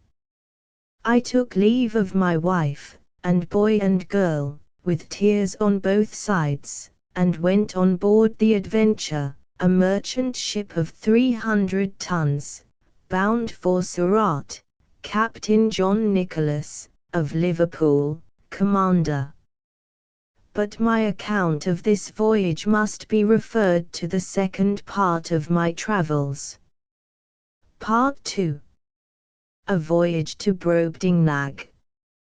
Chapter I. A great storm described, the longboat sent to fetch water, the author goes with it to discover the country. He is left on shore, is seized by one of the natives, and carried to a farmer's house. His reception, with several accidents that happened there. A description of the inhabitants. Having been condemned, by nature and fortune, to active and restless life, in 2 months after my return, I again left my native country, and took shipping in the Downs, on the 20th day of June, 1702, in the Adventure, Captain John Nicholas, a Cornish man, commander, bound for Surat. We had a very prosperous gale, till we arrived at the Cape of Good Hope, where we landed for fresh water, but discovering a leak, we unshipped our goods and wintered there, for the captain falling sick of an ague, we could not leave the Cape till the end of March. We then set sail, and had a good voyage till we passed the Straits of Madagascar, but having got northward of that island, and to about 5 degrees south latitude, the winds, which in those seas are observed to blow a constant equal gale between the north and west, from the beginning of December to the beginning of May, on the 19th of April began to blow with much greater violence, and more westerly than usual, continuing so for 20 days together, during which time, we were driven a little to the east of the Molucca Islands, and about 3 degrees northward of the line, as our captain found by an observation he took the 2nd of May, at which time the wind ceased, and it was a perfect calm, whereat I was not a little rejoiced. But he, being a man well experienced in the navigation of those seas, bid us all prepare against a storm, which accordingly happened the day following, for the southern wind, called the southern monsoon, began to set in. Finding it was likely to overblow, we took in our sprit sail, and stood by to hand the foresail, but making foul weather, we looked the guns were all fast, and handed the mizzen. The ship lay very broad off, so we thought it better spooning before the sea, than trying or hulling. We reefed the foresail and set him, and hauled aft the foresheet, the helm was hard a weather. The ship wore bravely. We belayed the fore down haul, but the sail was split, and we hauled down the yard, and got the sail into the ship, and unbound all the things clear of it. It was a very fierce storm, the sea broke strange and dangerous. We hauled off upon the lanyard of the whipstaff, and helped the man at the helm. We would not get down our topmast, but let all stand, because she scudded before the sea very well, and we knew that the topmast being aloft, the ship was the wholesomer, and made better way through the sea, seeing we had sea room. When the storm was over, we set foresail and mainsail, and brought the ship to. Then we set the mizzen, main topsail, and the foretopsail. Our course was east-northeast, the wind was at southwest. We got the starboard tacks aboard, we cast off our weather braces and lifts, we set in the lee braces, and hauled forward by the weather bowlings, and hauled them tight, and belayed them, and hauled over the mizzen tack to windward, and kept her full and by as near as she would lie.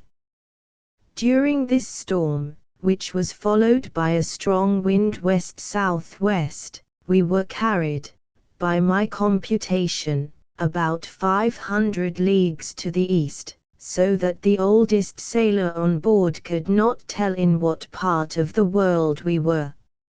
Our provisions held out well, our ship was staunch, and our crew all in good health, but we lay in the utmost distress for water.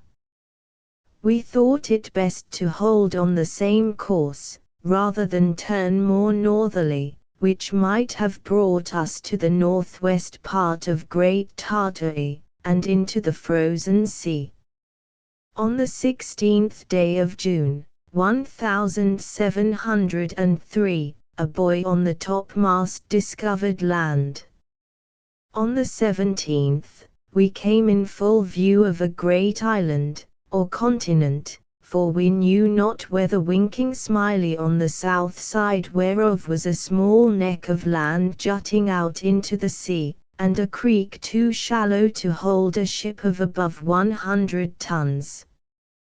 We cast anchor within a league of this creek, and our captain sent a dozen of his men well armed in the longboat, with vessels for water, if any could be found. I desired his leave to go with them, that I might see the country, and make what discoveries I could. When we came to land we saw no river or spring, nor any sign of inhabitants.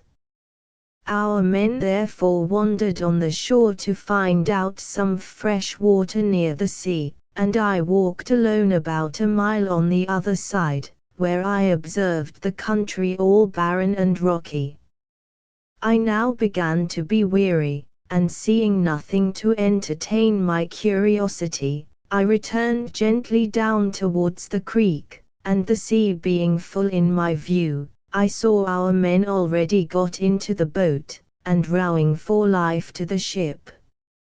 I was going to holler after them, although it had been to little purpose, when I observed a huge creature walking after them in the sea, as fast as he could. He waded not much deeper than his knees, and took prodigious strides, but our men had the start of him half a league, and, the sea thereabouts being full of sharp-pointed rocks, the monster was not able to overtake the boat. This I was afterwards told, for I durst not stay to see the issue of the adventure, but ran as fast as I could the way I first went, and then climbed up a steep hill, which gave me some prospect of the country. I found it fully cultivated, but that which first surprised me was the length of the grass, which, in those grounds that seemed to be kept for hay, was about 20 feet high. I fell into a high road, for so I took it to be, though it served to the inhabitants only as a footpath through a field of barley. Here I walked on for some time, but could see little on either side, it being now near harvest, and the corn rising at least 40 feet. I was an hour walking to the end of this field, which was fenced in with a hedge of at least 120 feet high, and the trees so lofty that I could make no computation of their altitude. There was a stile to pass from this field into the next. It had 4 steps, and a stone to cross over when you came to the uppermost. It was impossible for me to climb this stile, because every step was 6 feet high, and the upper stone about 20. I was endeavoring to find some gap in the hedge, when I discovered one of the inhabitants in the next field, advancing towards the stile, of the same size with him whom I saw in the sea pursuing our boat. He appeared as tall as an ordinary spire steeple, and took about 10 yards at every stride, as near as I could guess.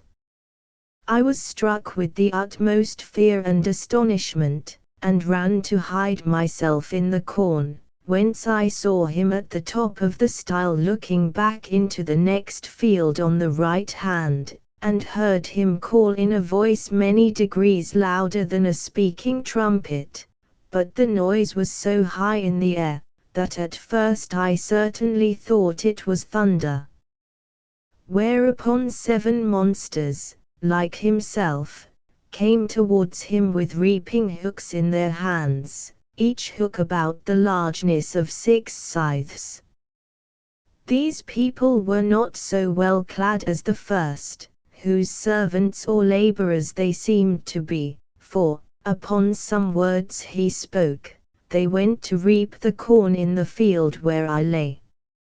I kept from them at as great a distance as I could, but was forced to move with extreme difficulty, for the stalks of the corn were sometimes not above a foot distant, so that I could hardly squeeze my body betwixt them. However, I made a shift to go forward, till I came to a part of the field where the corn had been laid by the rain and wind. Here it was impossible for me to advance a step, for the stalks were so interwoven, that I could not creep through, and the beards of the fallen ears so strong and pointed, that they pierced through my clothes into my flesh. At the same time I heard the reapers not 100 yards behind me.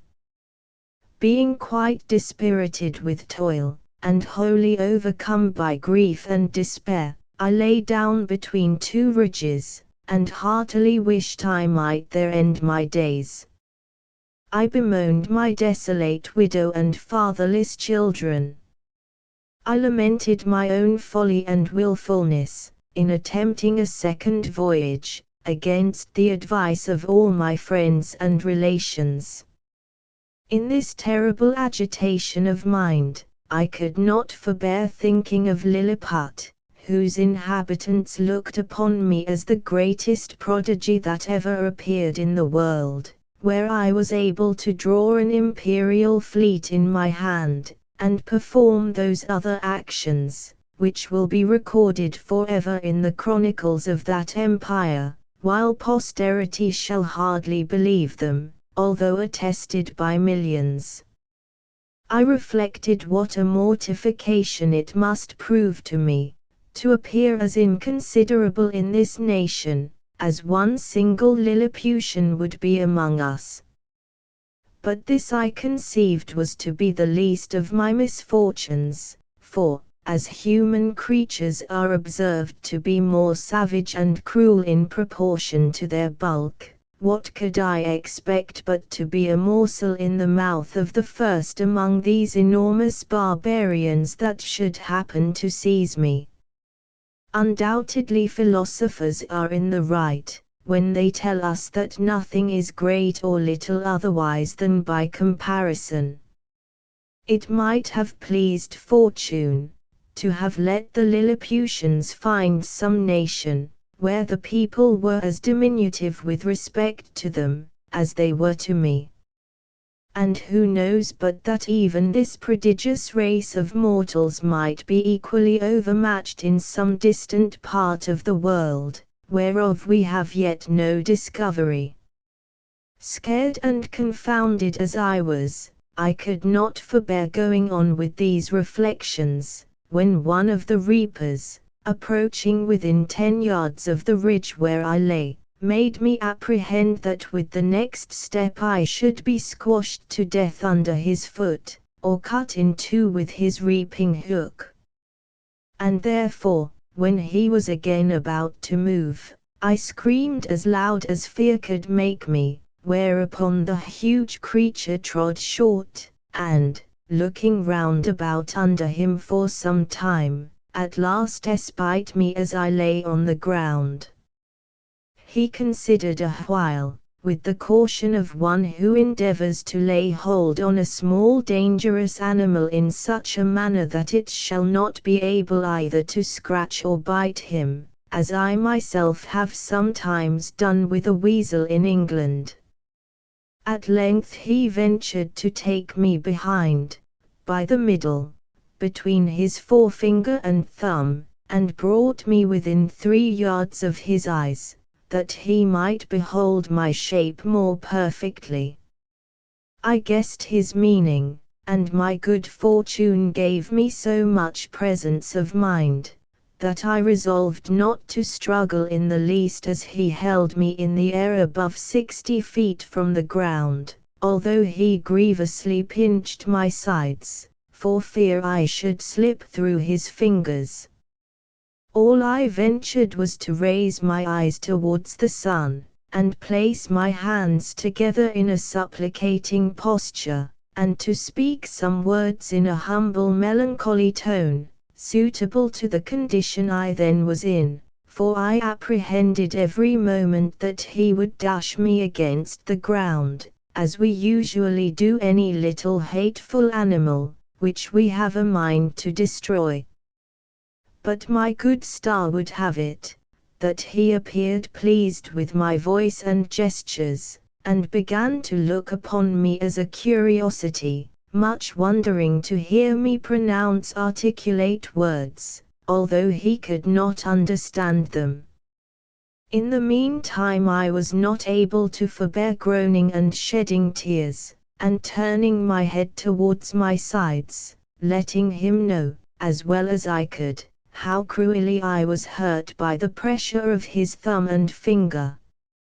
He seemed to apprehend my meaning, for, lifting up the lappet of his coat, he put me gently into it, and immediately ran along with me to his master, who was a substantial farmer, and the same person I had first seen in the field. The farmer having, as I suppose by their talk, received such an account of me as his servant could give him, took a piece of a small straw, about the size of a walking staff, and therewith lifted up the lappets of my coat, which it seems he thought to be some kind of covering that nature had given me. He blew my hairs aside to take a better view of my face.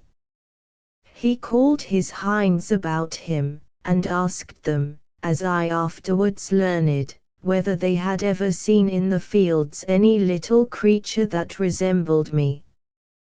He then placed me softly on the ground upon all fours, but I got immediately up, and walked slowly backward and forward, to let those people see I had no intent to run away. They all sat down in a circle about me, the better to observe my motions. I pulled off my hat, and made a low bow towards the farmer. I fell on my knees, and lifted up my hands and eyes, and spoke several words as loud as I could. I took a purse of gold out of my pocket, and humbly presented it to him. He received it on the palm of his hand, then applied it close to his eye to see what it was, and afterwards turned it several times with the point of a pin, which he took out of his sleeve, but could make nothing of it. Whereupon I made a sign that he should place his hand on the ground. I then took the purse, and, opening it, poured all the gold into his palm.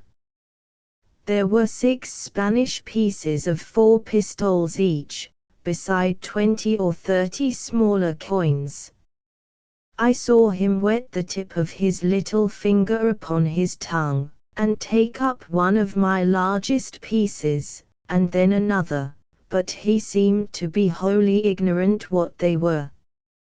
He made me a sign to put them again into my purse, and the purse again into my pocket, which, after offering it to him several times, I thought it best to do. The farmer, by this time, was convinced I must be a rational creature. He spoke often to me, but the sound of his voice pierced my ears like that of a water-mill, yet his words were articulate enough. I answered as loud as I could in several languages, and he often laid his ear within 2 yards of me, but all in vain, for we were wholly unintelligible to each other. He then sent his servants to their work, and taking his handkerchief out of his pocket, he doubled and spread it on his left hand, which he placed flat on the ground with the palm upward, making me a sign to step into it, as I could easily do, for it was not above a foot in thickness. I thought it my part to obey, and, for fear of falling, laid myself at full length upon the handkerchief, with the remainder of which he lapped me up to the head for further security, and in this manner carried me home to his house. There he called his wife, and showed me to her, but she screamed and ran back, as women in England do at the sight of a toad or a spider.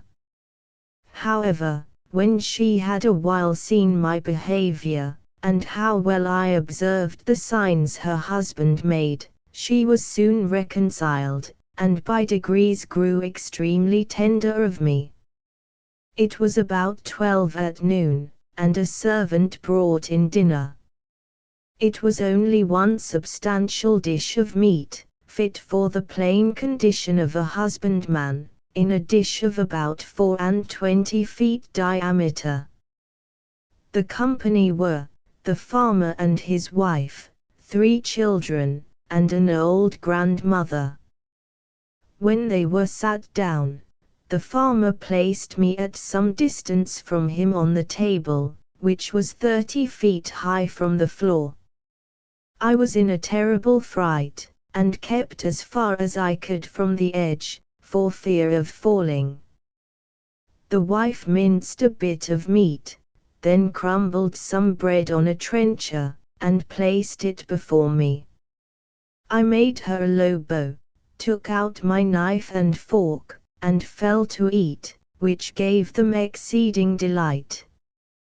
The mistress sent her maid for a small dram cup, which held about 2 gallons, and filled it with drink. I took up the vessel with much difficulty in both hands, and in a most respectful manner drank to her ladyship's health, expressing the words as loud as I could in English, which made the company laugh so heartily, that I was almost deafened with the noise. This liquor tasted like a small cider, and was not unpleasant. Then the master made me a sign to come to his trencher side, but as I walked on the table, being in great surprise all the time, as the indulgent reader will easily conceive and excuse, I happened to stumble against a crust, and fell flat on my face, but received no hurt. I got up immediately, and observing the good people to be in much concern, I took my hat, which I held under my arm out of good manners, and waving it over my head, made 3 huzzas, to show I had got no mischief by my fall. But advancing forward towards my master, as I shall henceforth call him, his youngest son, who sat next to him, an arch boy of about 10 years old, took me up by the legs, and held me so high in the air, that I trembled every limb, but his father snatched me from him, and at the same time gave him such a box on the left ear, as would have felled an European troop of horse to the earth, ordering him to be taken from the table. But being afraid the boy might owe me a spite, and well remembering how mischievous all children among us naturally are to sparrows, rabbits, young kittens, and puppy dogs, I fell on my knees, and pointing to the boy, made my master to understand, as well as I could, that I desired his son might be pardoned. The father complied, and the lad took his seat again, whereupon I went to him, and kissed his hand, which my master took, and made him stroke me gently with it. In the midst of dinner, my mistress's favorite cat leaped into her lap.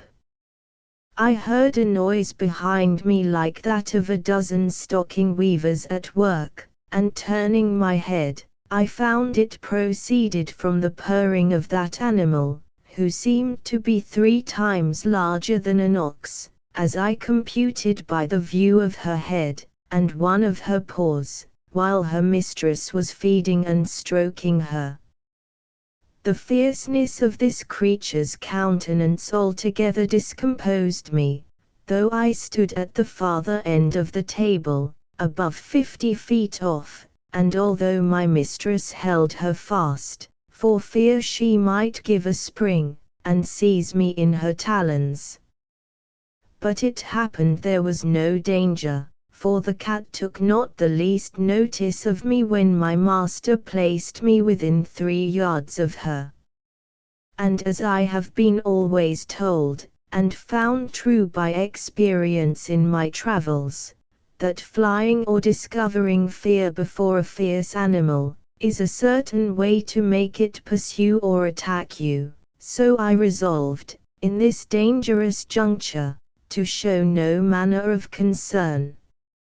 I walked with intrepidity 5 or 6 times before the very head of the cat, and came within half a yard of her, whereupon she drew herself back, as if she were more afraid of me. I had less apprehension concerning the dogs, whereof 3 or 4 came into the room, as it is usual in farmers' houses, one of which was a mastiff, equal in bulk to 4 elephants, and another a greyhound, somewhat taller than the mastiff, but not so large. When dinner was almost done, the nurse came in with a child of a year old in her arms, who immediately spied me, and began a squall that you might have heard from London Bridge to Chelsea, after the usual oratory of infants, to get me for a plaything. The mother, out of pure indulgence, took me up, and put me towards the child, who presently seized me by the middle, and got my head into his mouth, where I roared so loud that the urchin was frightened, and let me drop, and I should infallibly have broke my neck, if the mother had not held her apron under me. The nurse, to quiet her babe, made use of a rattle which was a kind of hollow vessel filled with great stones, and fastened by a cable to the child's waist, but all in vain, so that she was forced to apply the last remedy by giving it suck. I must confess no object ever disgusted me so much as the sight of her monstrous breast, which I cannot tell what to compare with, so as to give the curious reader an idea of its bulk, shape, and color. It stood prominent 6 feet, and could not be less than 16 in circumference.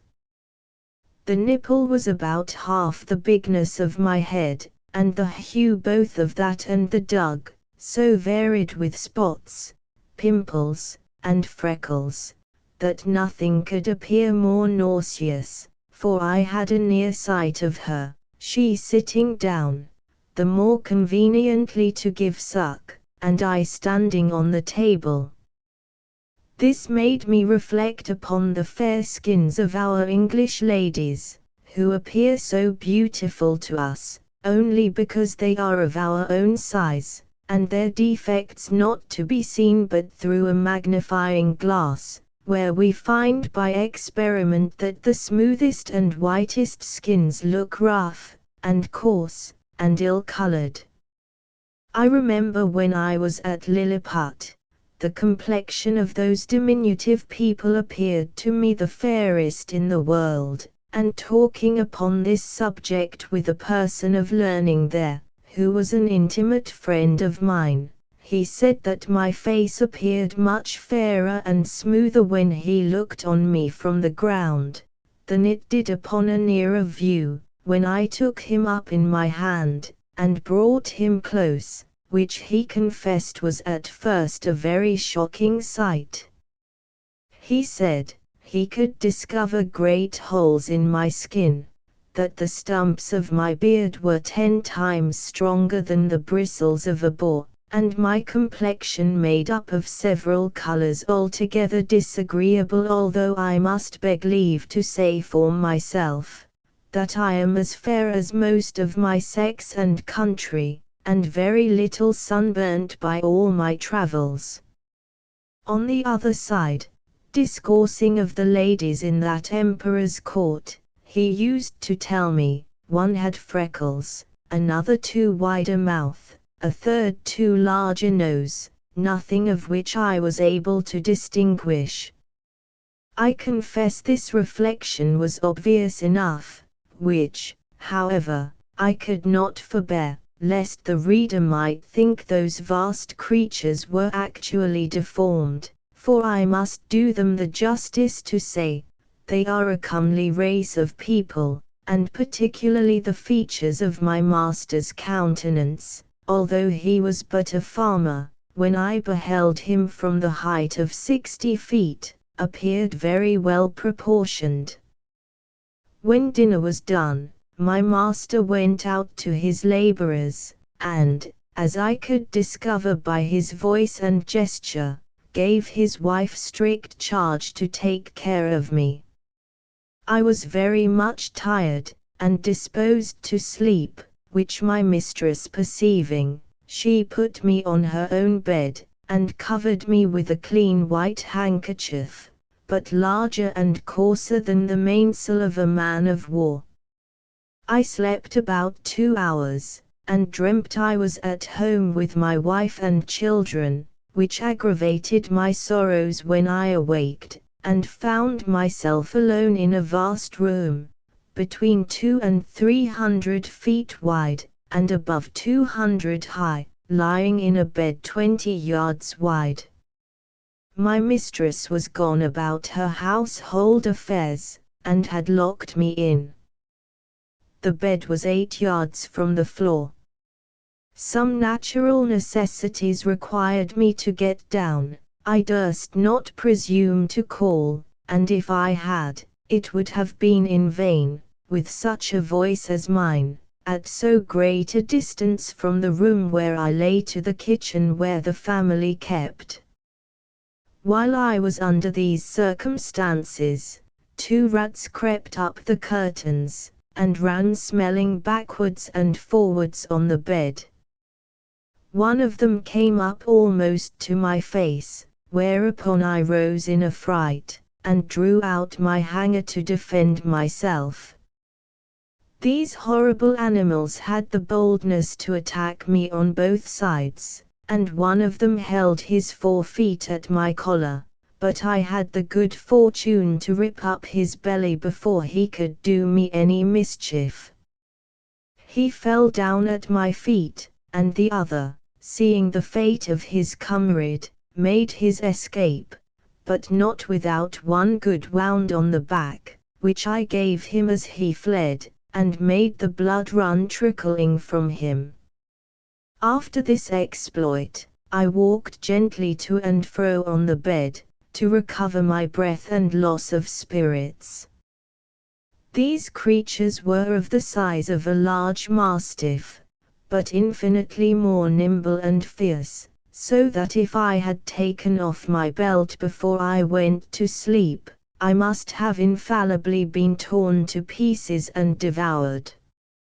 I measured the tail of the dead rat, and found it to be 2 yards long, wanting an inch, but it went against my stomach to drag the carcass off the bed, where it lay still bleeding. I observed it had yet some life, but with a strong slash across the neck, I thoroughly dispatched it. Soon after my mistress came into the room, who seeing me all bloody, ran and took me up in her hand. I pointed to the dead rat, smiling, and making other signs to show I was not hurt, whereat she was extremely rejoiced, calling the maid to take up the dead rat with a pair of tongs, and throw it out of the window. Then she set me on a table, where I showed her my hanger all bloody, and wiping it on the lappet of my coat, returned it to the scabbard. I was pressed to do more than one thing which another could not do for me, and therefore endeavored to make my mistress understand that I desired to be set down on the floor, which after she had done, my bashfulness would not suffer me to express myself farther than by pointing to the door, and bowing several times. The good woman, with much difficulty, at last perceived what I would be at, and taking me up again in her hand, walked into the garden, where she set me down. I went on one side about 200 yards, and beckoning to her not to look or to follow me, I hid myself between 2 leaves of sorrel, and there discharged the necessities of nature. I hope the gentle reader will excuse me for dwelling on these and the like particulars, which, however insignificant they may appear to grovelling vulgar minds, yet will certainly help a philosopher to enlarge his thoughts and imagination, and apply them to the benefit of public as well as private life, which was my sole design in presenting this and other accounts of my travels to the world, wherein I have been chiefly studious of truth, without affecting any ornaments of learning or of style. But the whole scene of this voyage made so strong an impression on my mind, and is so deeply fixed in my memory, that, in committing it to paper I did not omit one material circumstance. However, upon a strict review, I blotted out several passages of less moment which were in my first copy, for fear of being censured as tedious and trifling, whereof travellers are often, perhaps not without justice, accused. Chapter 2. A description of the farmer's daughter. The author carried to a market town, and then to the metropolis. The particulars of his journey. My mistress had a daughter of 9 years old, a child of towardly parts for her age, very dexterous at her needle, and skillful in dressing her baby. Her mother and she contrived to fit up the baby's cradle for me against night. The cradle was put into a small drawer of a cabinet, and the drawer placed upon a hanging shelf for fear of the rats. This was my bed all the time I stayed with those people, though made more convenient by degrees, as I began to learn their language and make my wants known. This young girl was so handy, that after I had once or twice pulled off my clothes before her, she was able to dress and undress me, though I never gave her that trouble when she would let me do either myself. She made me 7 shirts, and some other linen, of as fine cloth as could be got, which indeed was coarser than sackcloth, and these she constantly washed for me with her own hands. She was likewise my schoolmistress, to teach me the language. When I pointed to anything, she told me the name of it in her own tongue, so that in a few days I was able to call for whatever I had a mind to. She was very good-natured, and not above 40 feet high, being little for her age. She gave me the name of Grildrig, which the family took up, and afterwards the whole kingdom.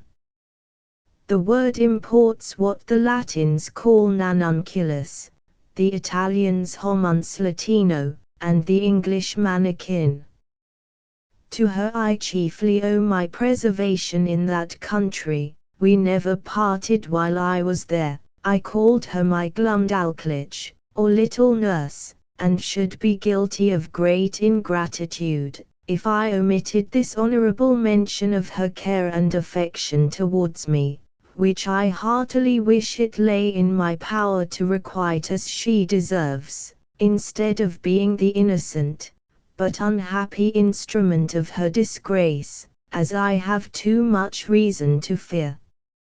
It now began to be known and talked of in the neighborhood, that my master had found a strange animal in the field, about the bigness of a splachnuck, but exactly shaped in every part like a human creature, which it likewise imitated in all its actions, seemed to speak in a little language of its own, had already learned several words of theirs, went erect upon 2 legs, was tame and gentle, would come when it was called, do whatever it was bid, had the finest limbs in the world, and a complexion fairer than a nobleman's daughter of 3 years old.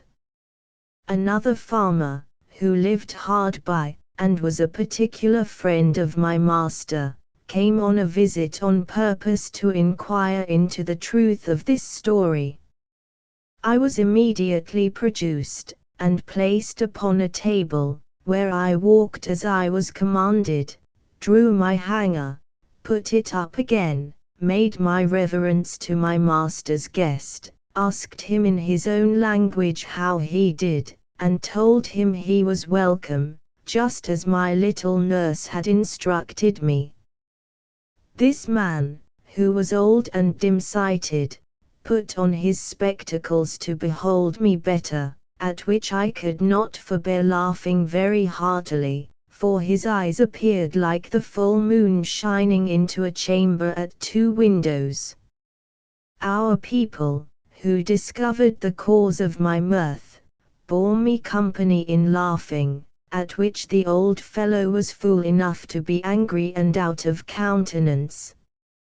He had the character of a great miser, and, to my misfortune, he well deserved it, by the cursed advice he gave my master, to show me as a sight upon a market day in the next town, which was half an hour's riding, about 22 miles from our house.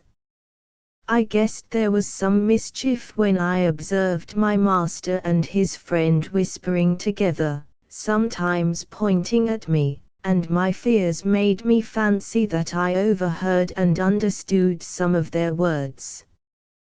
But the next morning Glumdalclich, my little nurse, told me the whole matter, which she had cunningly picked out from her mother. The poor girl laid me on her bosom, and fell a-weeping with shame and grief. She apprehended some mischief would happen to me from rude vulgar folks, who might squeeze me to death, or break one of my limbs by taking me in their hands. She had also observed how modest I was in my nature, how nicely I regarded my honor, and what an indignity I should conceive it, to be exposed for money as a public spectacle, to the meanest of the people. She said, her papa and mamma had promised that Grildrig should be hers, but now she found they meant to serve her as they did last year, when they pretended to give her a lamb, and yet, as soon as it was fat, sold it to a butcher. For my own part, I may truly affirm that I was less concerned than my nurse. I had a strong hope, which never left me, that I should one day recover my liberty, and as to the ignominy of being carried about for a monster, I considered myself to be a perfect stranger in the country, and that such a misfortune could never be charged upon me as a reproach, if ever I should return to England, since the King of Great Britain himself, in my condition, must have undergone the same distress. My master, pursuant to the advice of his friend, carried me in a box the next market day to the neighboring town, and took along with him his little daughter, my nurse, upon a pillion behind him. The box was close on every side, with a little door for me to go in and out, and a few gimlet holes to let in air. The girl had been so careful as to put the quilt of her baby's bed into it, for me to lie down on. However, I was terribly shaken and discomposed in this journey, though it was but of half an hour, for the horse went about 40 feet at every step and trotted so high, that the agitation was equal to the rising and falling of a ship in a great storm, but much more frequent. Our journey was somewhat farther than from London to St. Albans. My master alighted at an inn which he used to frequent, and after consulting a while with the innkeeper, and making some necessary preparations, he hired the grultrud, or crier, to give notice through the town of a strange creature to be seen at the sign of the Green Eagle, not so big as a splacknock, an animal in that country very finely shaped, about 6 feet long, and in every part of the body resembling a human creature, could speak several words, and perform 100 diverting tricks. I was placed upon a table in the largest room of the inn, which might be near 300 feet square. My little nurse stood on a low stool close to the table, to take care of me, and direct what I should do. My master, to avoid a crowd, would suffer only 30 people at a time to see me. I walked about on the table as the girl commanded. She asked me questions, as far as she knew my understanding of the language reached, and I answered them as loud as I could. I turned about several times to the company, paid my humble respects, said they were welcome, and used some other speeches I had been taught. I took up a thimble filled with liquor, which Glumdalclitch had given me for a cup, and drank their health. I drew out my hanger, and flourished with it after the manner of fencers in England. My nurse gave me a part of a straw, which I exercised as a pike, having learned the art in my youth. I was that day shown to 12 sets of company, and as often forced to act over again the same fopperies, till I was half dead with weariness and vexation, for those who had seen me made such wonderful reports, that the people were ready to break down the doors to come in. My master, for his own interest, would not suffer anyone to touch me except my nurse, and to prevent danger, benches were set round the table at such a distance as to put me out of everybody's reach. However, an unlucky schoolboy aimed a hazelnut directly at my head, which very narrowly missed me, otherwise it came with so much violence, that it would have infallibly knocked out my brains, for it was almost as large as a small pumpkin. But I had the satisfaction to see the young rogue well beaten, and turned out of the room. My master gave public notice that he would show me again the next market day, and in the meantime he prepared a convenient vehicle for me, which he had reason enough to do, for I was so tired with my first journey, and with entertaining company for 8 hours together, that I could hardly stand upon my legs, or speak a word.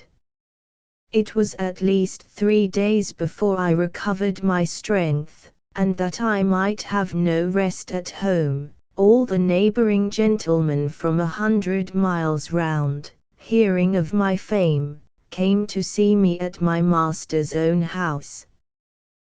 There could not be fewer than 30 persons with their wives and children, for the country is very populous. Winking Smiley and my master demanded the rate of a full room whenever he showed me at home, although it were only to a single family, so that for some time I had but little ease every day of the week, except Wednesday, which is their Sabbath, although I were not carried to the town.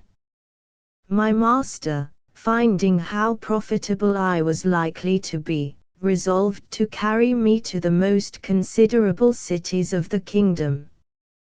Having therefore provided himself with all things necessary for a long journey, and settled his affairs at home, he took leave of his wife, and upon the 17th of August, 1703, about 2 months after my arrival, we set out for the metropolis, situated near the middle of that empire, and about 3,000 miles distance from our house.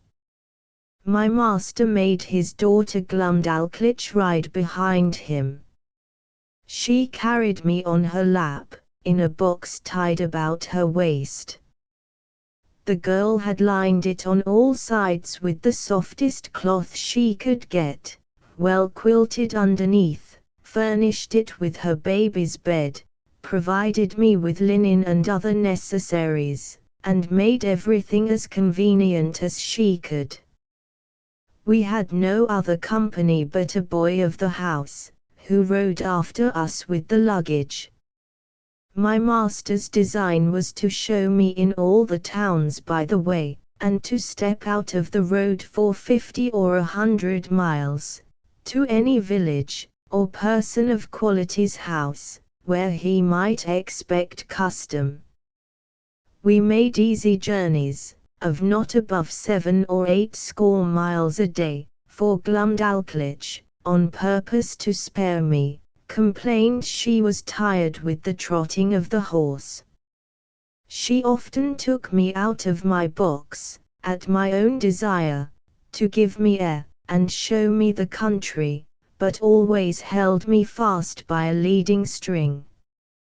We passed over 5 or 6 rivers, many degrees broader and deeper than the Nile or the Ganges, and there was hardly a rivulet so small as the Thames at London Bridge.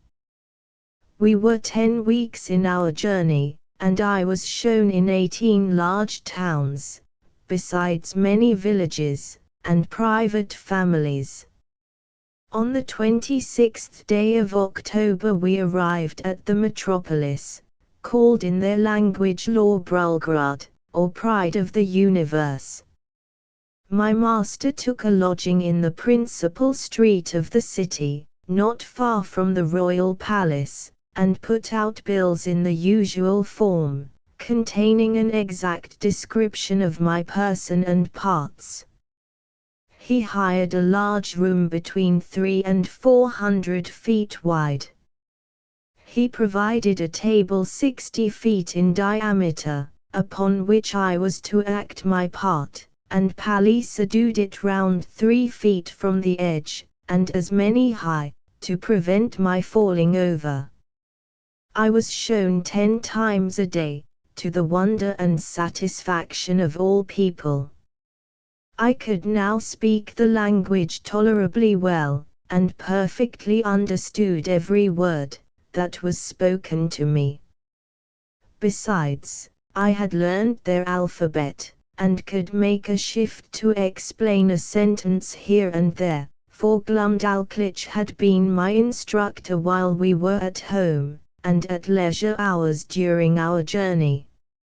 She carried a little book in her pocket, not much larger than a Songson's atlas. It was a common treatise for the use of young girls, giving a short account of their religion. Out of this she taught me my letters, and interpreted the words.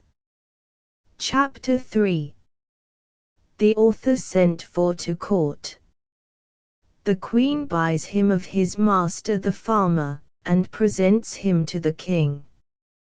He disputes with his Majesty's great scholars. An apartment at court provided for the author. He is in high favor with the Queen. He stands up for the honor of his own country.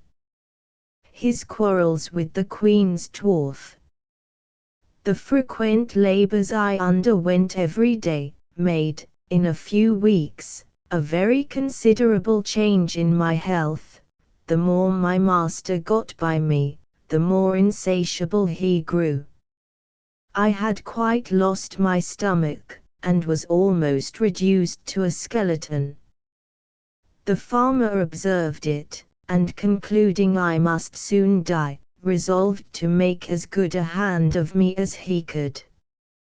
While he was thus reasoning and resolving with himself, a sardril, or gentleman usher, came from court, commanding my master to carry me immediately thither for the diversion of the Queen and her ladies.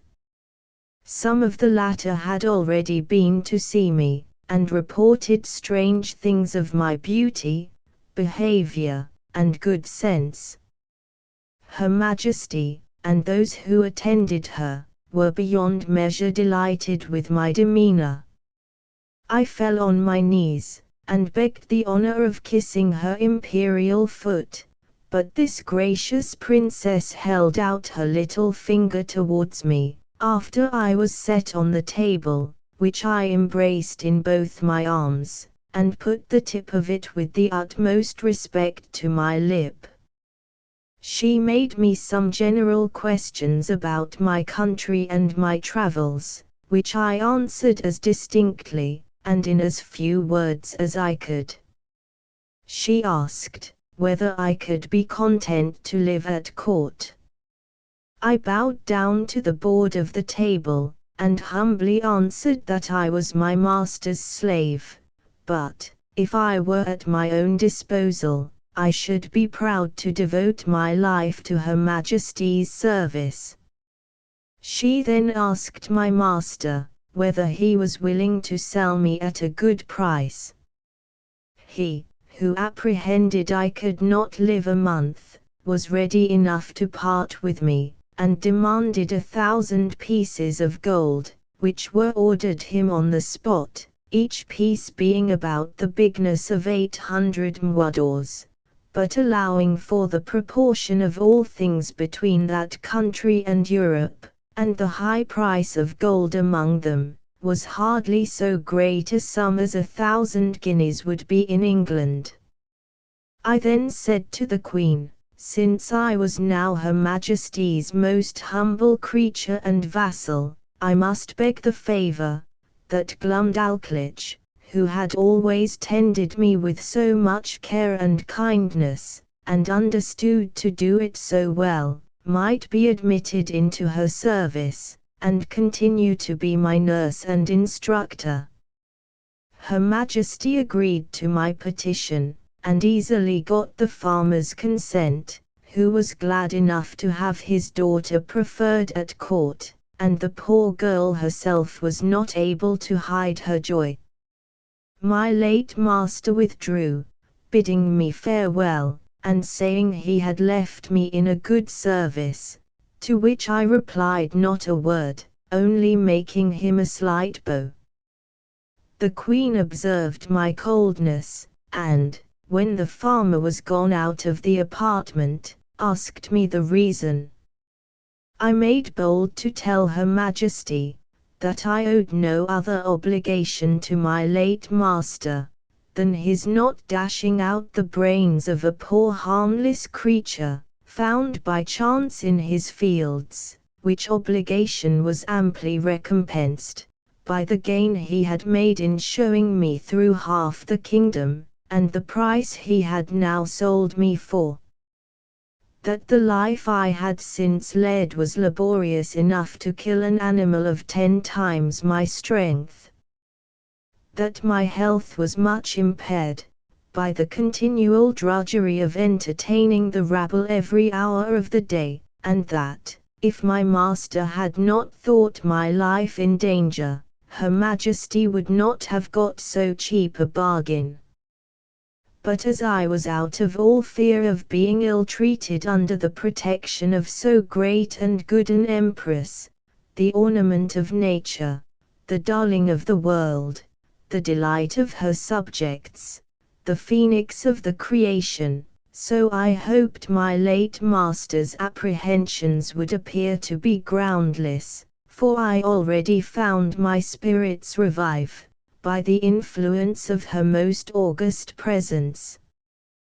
This was the sum of my speech, delivered with great improprieties and hesitation.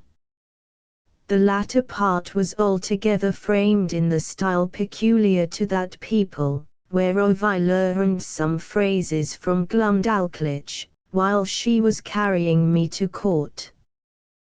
The Queen, giving great allowance for my defectiveness in speaking, was, however, surprised at so much wit and good sense in so diminutive an animal. She took me in her own hand, and carried me to the king, who was then retired to his cabinet. His Majesty, a prince of much gravity and austere countenance, not well observing my shape at first view, asked the Queen after a cold manner how long it was since she grew fond of a splacknock, for such it seems he took me to be, as I lay upon my breast in Her Majesty's right hand. But this princess, who has an infinite deal of wit and humour, set me gently on my feet upon the scrutoire, and commanded me to give His Majesty an account of myself, which I did in a very few words, and Glumdalclitch, who attended at the cabinet door, and could not endure I should be out of her sight, being admitted, confirmed all that had passed from my arrival at her father's house.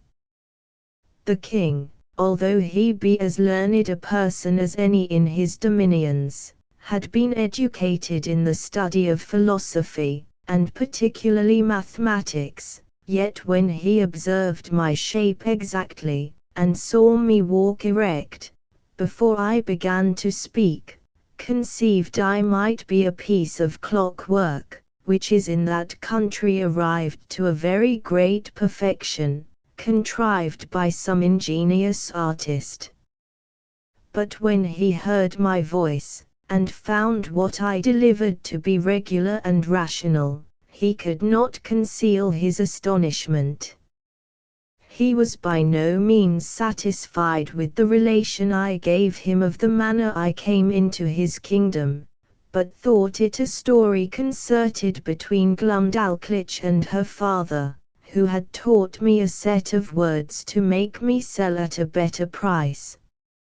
Upon this imagination, he put several other questions to me, and still received rational answers, no otherwise defective than by a foreign accent, and an imperfect knowledge in the language, with some rustic phrases which I had learned at the farmer's house, and did not suit the polite style of a court.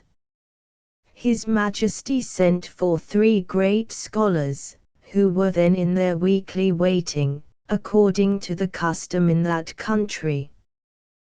These gentlemen, after they had a while examined my shape with much nicety, were of different opinions concerning me. They all agreed that I could not be produced according to the regular laws of nature, because I was not framed with a capacity of preserving my life, either by swiftness, or climbing of trees, or digging holes in the earth. They observed by my teeth, which they viewed with great exactness, that I was a carnivorous animal, yet most quadrupeds being an overmatch for me, and field mice, with some others, too nimble, they could not imagine how I should be able to support myself, unless I fed upon snails and other insects, which they offered, by many learned arguments, to evince that I could not possibly do. One of these virtuosi seemed to think that I might be an embryo, or abortive birth. But this opinion was rejected by the other two, who observed my limbs to be perfect and finished, and that I had lived several years, as it was manifest from my beard, the stumps whereof they plainly discovered through a magnifying glass.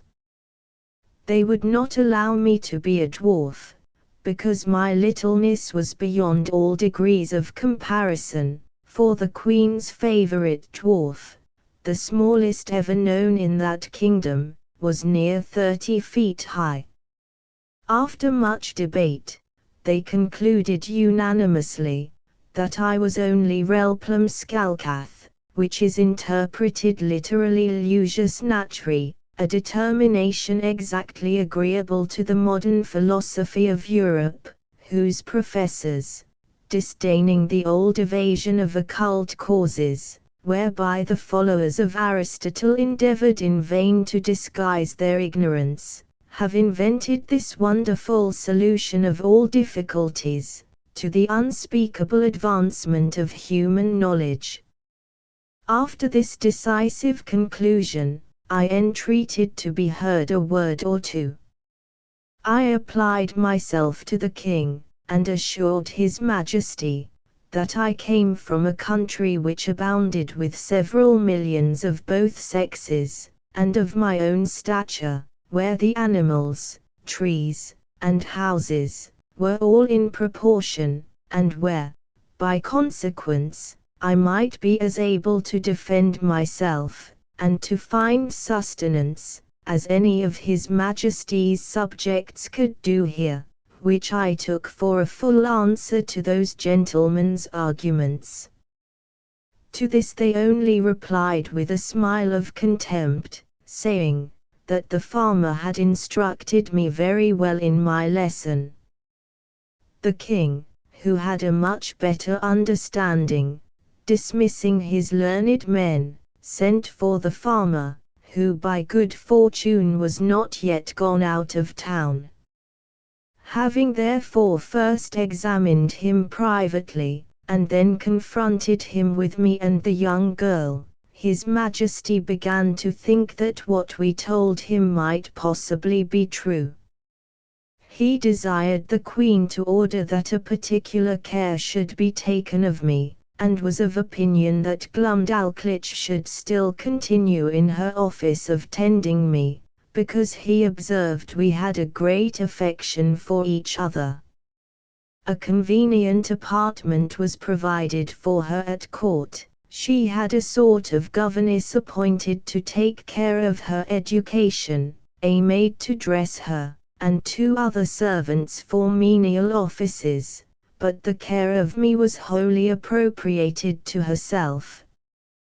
The Queen commanded her own cabinet maker to contrive a box, that might serve me for a bedchamber, after the model that Glumdalclitch and I should agree upon. This man was a most ingenious artist, and according to my direction, in 3 weeks finished for me a wooden chamber of 16 feet square, and 12 high, with sash windows, a door, and 2 closets, like a London bedchamber. The board, that made the ceiling, was to be lifted up and down by 2 hinges, to put in a bed ready furnished by Her Majesty's upholsterer, which Glumdalclitch took out every day to air, made it with her own hands, and letting it down at night, locked up the roof over me. A nice workman, who was famous for little curiosities, undertook to make me 2 chairs, with backs and frames, of a substance not unlike ivory, and 2 tables, with a cabinet to put my things in. The room was quilted on all sides, as well as the floor and the ceiling, to prevent any accident from the carelessness of those who carried me, and to break the force of a jolt, when I went in a coach. I desired a lock for my door, to prevent rats and mice from coming in. The smith, after several attempts, made the smallest that ever was seen among them, for I have known a larger at the gate of a gentleman's house in England. I made a shift to keep the key in a pocket of my own, fearing Glumdalclitch might lose it. The Queen likewise ordered the thinnest silks that could be gotten, to make me clothes, not much thicker than an English blanket, very cumbersome till I was accustomed to them. They were after the fashion of the kingdom, partly resembling the Persian, and partly the Chinese, and are a very grave and decent habit. The Queen became so fond of my company, that she could not dine without me. I had a table placed upon the same at which Her Majesty ate, just at her left elbow, and a chair to sit on. Glumdalclitch stood on a stool on the floor near my table, to assist and take care of me. I had an entire set of silver dishes and plates, and other necessaries, which, in proportion to those of the Queen, were not much bigger than what I have seen in a London toy shop for the furniture of a baby house. These my little nurse kept in her pocket in a silver box, and gave me at meals as I wanted them, always cleaning them herself. No person dined with the Queen but the 2 princesses royal, the eldest 16 years old, and the younger at that time 13 and a month. Her Majesty used to put a bit of meat upon one of my dishes, out of which I carved for myself, and her diversion was to see me eat in miniature, for the Queen, who had indeed but a weak stomach, took up, at one mouthful, as much as a dozen English farmers could eat at a meal, which to me was for some time a very nauseous sight. She would craunch the wing of a lark, bones and all, between her teeth, although it were 9 times as large as that of a full-grown turkey, and put a bit of bread into her mouth as big as 2 12-penny loaves. She drank out of a golden cup, above a hogshead at a draught. Her knives were twice as long as a scythe, set straight upon the handle. The spoons, forks, and other instruments, were all in the same proportion. I remember when Glumdalclitch carried me, out of curiosity, to see some of the tables at court, where 10 or a dozen of those enormous knives and forks were lifted up together. I thought I had never till then beheld so terrible a sight. It is the custom, that every Wednesday, which, as I have observed, is their Sabbath, the King and Queen, with the royal issue of both sexes, dine together in the apartment of His Majesty, to whom I was now become a great favourite, and at these times, my little chair and table were placed at his left hand, before one of the salt cellars. This prince took a pleasure in conversing with me, inquiring into the manners, religion, laws, government, and learning of Europe, wherein I gave him the best account I was able. His apprehension was so clear, and his judgment so exact, that he made very wise reflections and observations upon all I said. But I confess, that, after I had been a little too copious in talking of my own beloved country, of our trade and wars by sea and land, of our schisms in religion, and parties in the state, the prejudices of his education prevailed so far, that he could not forbear taking me up in his right hand, and stroking me gently with the other, after a hearty fit of laughing, asked me, whether I was a Whig or Tory. Then turning to his first minister, who waited behind him with a white staff, near as tall as the mainmast of the royal sovereign, he observed how contemptible a thing was human grandeur, which could be mimicked by such diminutive insects as I, and yet, says he, I dare engage these creatures have their titles and distinctions of honor. They contrive little nests and burrows, that they call houses and cities. They make a figure in dress and equipage. They love, they fight, they dispute, they cheat, they betray. And thus he continued on, while my color came and went several times, with indignation, to hear our noble country, the mistress of arts and arms, the scourge of France, the arbitress of Europe, the seat of virtue, piety, honor, and truth, the pride and envy of the world, so contemptuously treated. But as I was not in a condition to resent injuries, so upon mature thoughts I began to doubt whether I was injured or no. For, after having been accustomed several months to the sight and converse of this people, and observed every object upon which I cast my eyes to be of proportionable magnitude, the horror I had at first conceived from their bulk and aspect was so far worn off, that if I had then beheld a company of English lords and ladies in their finery and birthday clothes, acting their several parts in the most courtly manner of strutting, and bowing, and prating, to say the truth, I should have been strongly tempted to laugh as much at them as the king and his grandees did at me.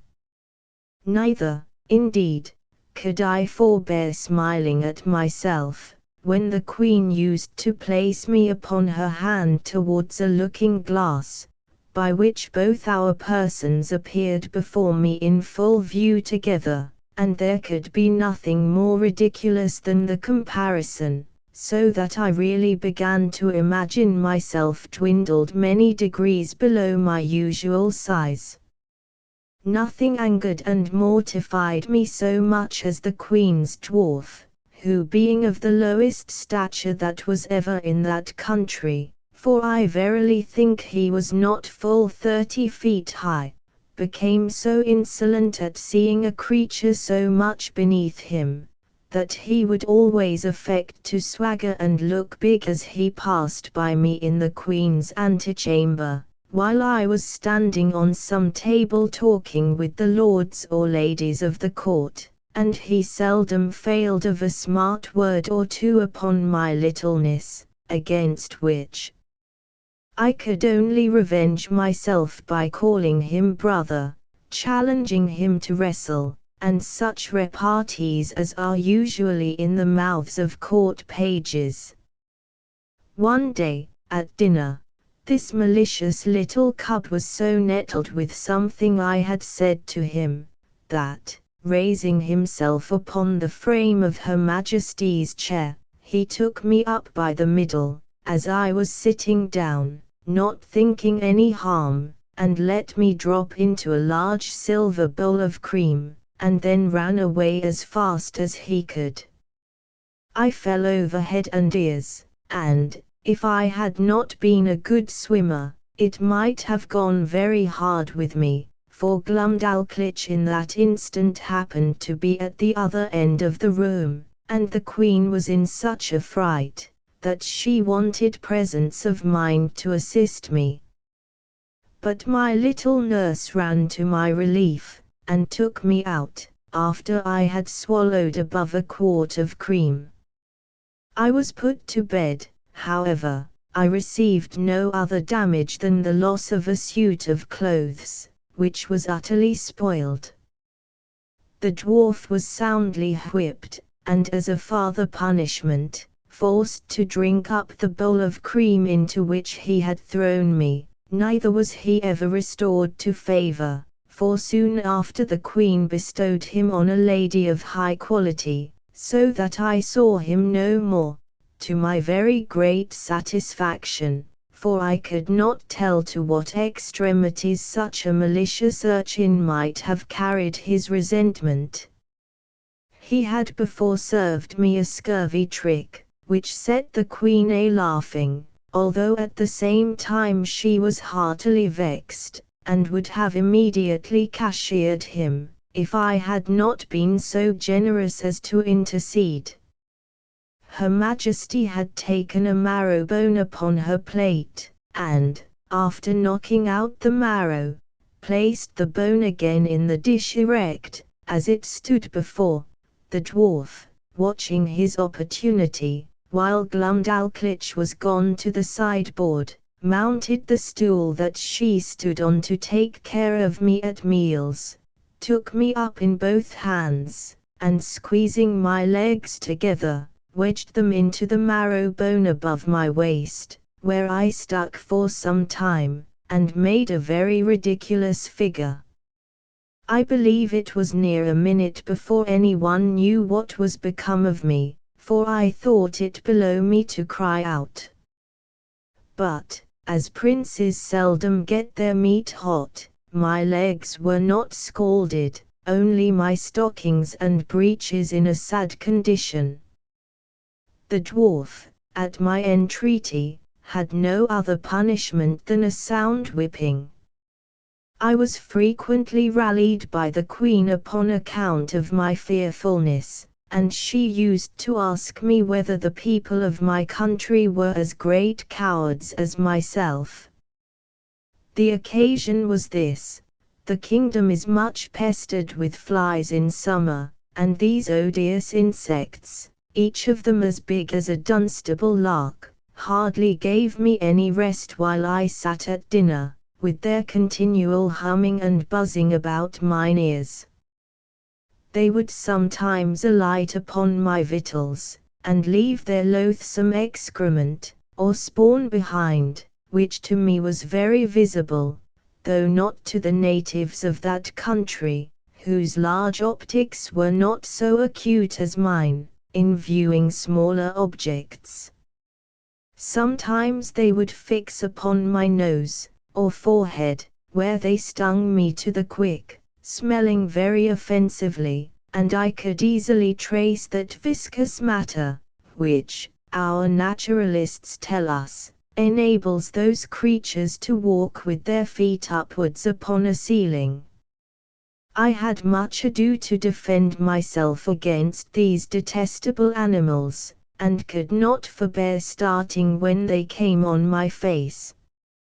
It was the common practice of the dwarf, to catch a number of these insects in his hand, as schoolboys do among us, and let them out suddenly under my nose, on purpose to frighten me, and divert the queen. My remedy was to cut them in pieces with my knife, as they flew in the air, wherein my dexterity was much admired. I remember, one morning, when Glumdalclitch had set me in a box upon a window, as she usually did in fair days to give me air, for I durst not venture to let the box be hung on a nail out of the window, as we do with cages in England. After I had lifted up one of my sashes, and sat down at my table to eat a piece of sweet cake for my breakfast, above 20 wasps, allured by the smell, came flying into the room, humming louder than the drones of as many bagpipes. Some of them seized my cake, and carried it piecemeal away, others flew about my head and face, confounding me with the noise, and putting me in the utmost terror of their stings. However, I had the courage to rise and draw my hanger, and attack them in the air. I dispatched 4 of them, but the rest got away, and I presently shut my window. These insects were as large as partridges. I took out their stings, found them 1.5 inches long, and as sharp as needles. I carefully preserved them all, and having since shown them, with some other curiosities, in several parts of Europe, upon my return to England I gave 3 of them to Gresham College, and kept the 4th for myself. Chapter 4. The country described. A proposal for correcting modern maps. The King's Palace, and some account of the metropolis. The author's way of travelling. The chief temple described. I now intend to give the reader a short description of this country, as far as I travelled in it, which was not above 2,000 miles round Lorbrulgrad, the metropolis. For the Queen, whom I always attended, never went farther when she accompanied the King in his progresses, and there stayed till His Majesty returned from viewing his frontiers. The whole extent of this prince's dominions reaches about 6,000 miles in length, and from 3 to 5 in breadth, whence I cannot but conclude that our geographers of Europe are in a great error, by supposing nothing but sea between Japan and California, for it was ever my opinion that there must be a balance of earth to counterpoise the great continent of Tartary, and therefore they ought to correct their maps and charts, by joining this vast tract of land to the northwest parts of America, wherein I shall be ready to lend them my assistance. The kingdom is a peninsula, terminated to the northeast by a ridge of mountains 30 miles high, which are altogether impassable, by reason of the volcanoes upon the tops. Neither do the most learned know what sort of mortals inhabit beyond those mountains, or whether they be inhabited at all. On the 3 other sides, it is bounded by the ocean. There is not one seaport in the whole kingdom, and those parts of the coasts into which the rivers issue, are so full of pointed rocks, and the sea generally so rough, that there is no venturing with the smallest of their boats, so that these people are wholly excluded from any commerce with the rest of the world. But the large rivers are full of vessels, and abound with excellent fish, for they seldom get any from the sea, because the sea fish are of the same size with those in Europe, and consequently not worth catching, whereby it is manifest that nature, in the production of plants and animals of so extraordinary a bulk, is wholly confined to this continent, of which I leave the reasons to be determined by philosophers. However, now and then they take a whale that happens to be dashed against the rocks, which the common people feed on heartily. These whales I have known so large, that a man could hardly carry one upon his shoulders, and sometimes, for curiosity, they are brought in hampers to Lorbrulgrad. I saw one of them in a dish at the king's table, which passed for a rarity, but I did not observe he was fond of it, for I think, indeed, the bigness disgusted him, although I have seen one somewhat larger in Greenland. The country is well inhabited, for it contains 51 cities, near 100 walled towns, and a great number of villages. To satisfy my curious reader, it may be sufficient to describe Lorbrulgrad. This city stands upon almost 2 equal parts, on each side the river that passes through. It contains above 80,000 houses, and about 600,000 inhabitants. It is in length 3 glomglungs, which make about 54 English miles, and 2½ in breadth, as I measured it myself in the royal map made by the king's order, which was laid on the ground on purpose for me, and extended 100 feet. I paced the diameter and circumference several times barefoot, and, computing by the scale, measured it pretty exactly. The king's palace is no regular edifice, but a heap of buildings, about 7 miles round. The chief rooms are generally 240 feet high, and broad and long in proportion. A coach was allowed to Glumdalclitch and me, wherein her governess frequently took her out to see the town, or go among the shops, and I was always of the party, carried in my box, although the girl, at my own desire, would often take me out, and hold me in her hand, that I might more conveniently view the houses and the people, as we passed along the streets.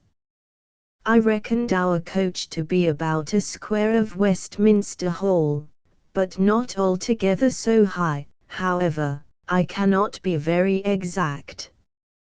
One day the governess ordered our coachman to stop at several shops, where the beggars, watching their opportunity, crowded to the sides of the coach, and gave me the most horrible spectacle that ever a European eye beheld. There was a woman with a cancer in her breast, swelled to a monstrous size, full of holes, in 2 or 3 of which I could have easily crept, and covered my whole body. There was a fellow with a wen in his neck, larger than 5 wool packs, and another, with a couple of wooden legs, each about 20 feet high. But the most hateful sight of all, was the lice crawling on their clothes.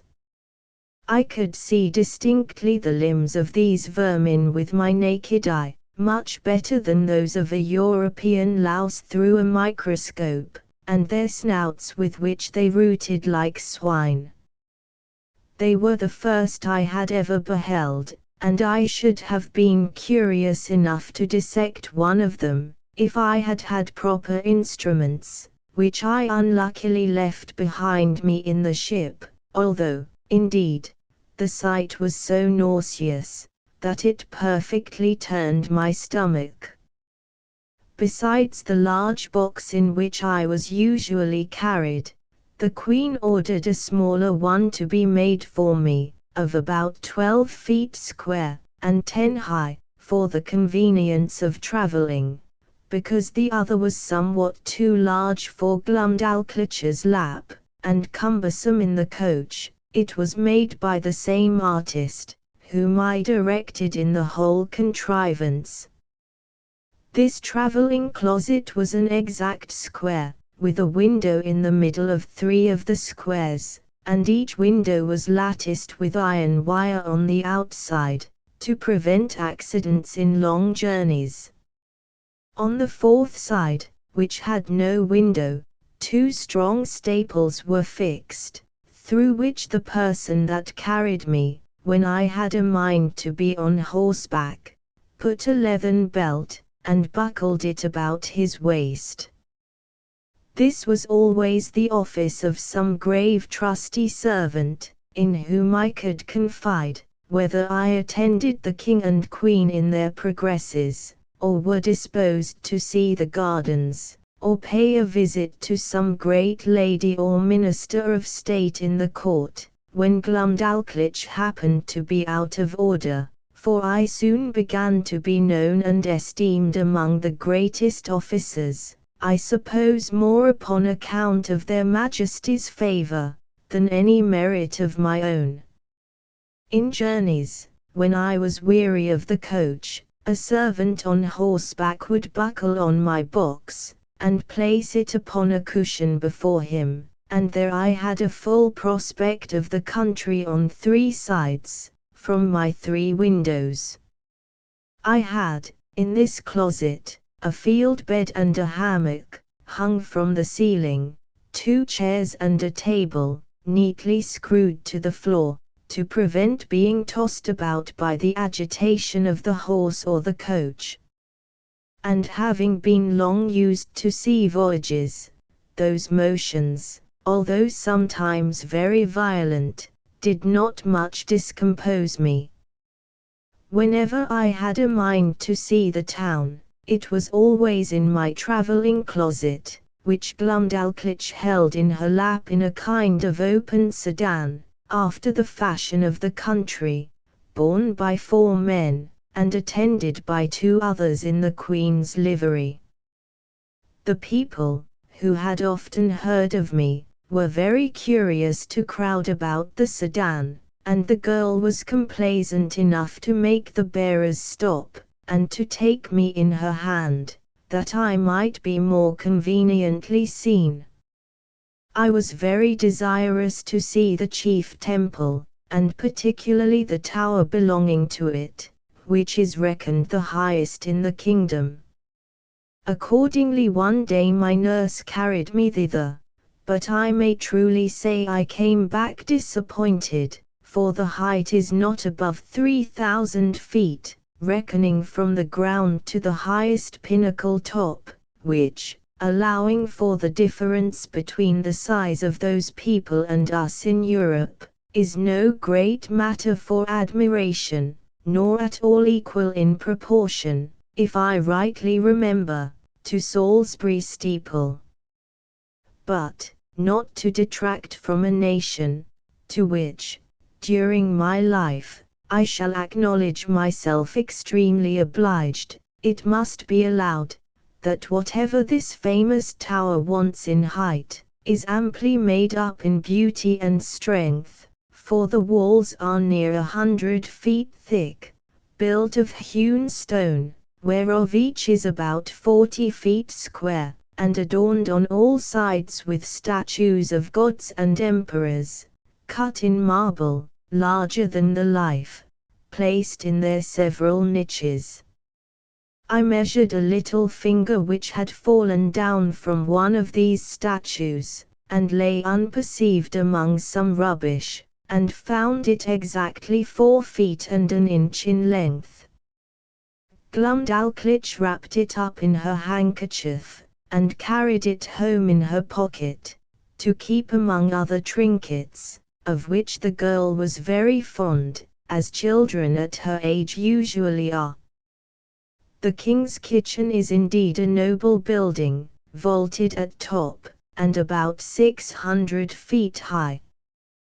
The great oven is not so wide, by 10 paces, as the cupola at St. Paul's, for I measured the latter on purpose, after my return.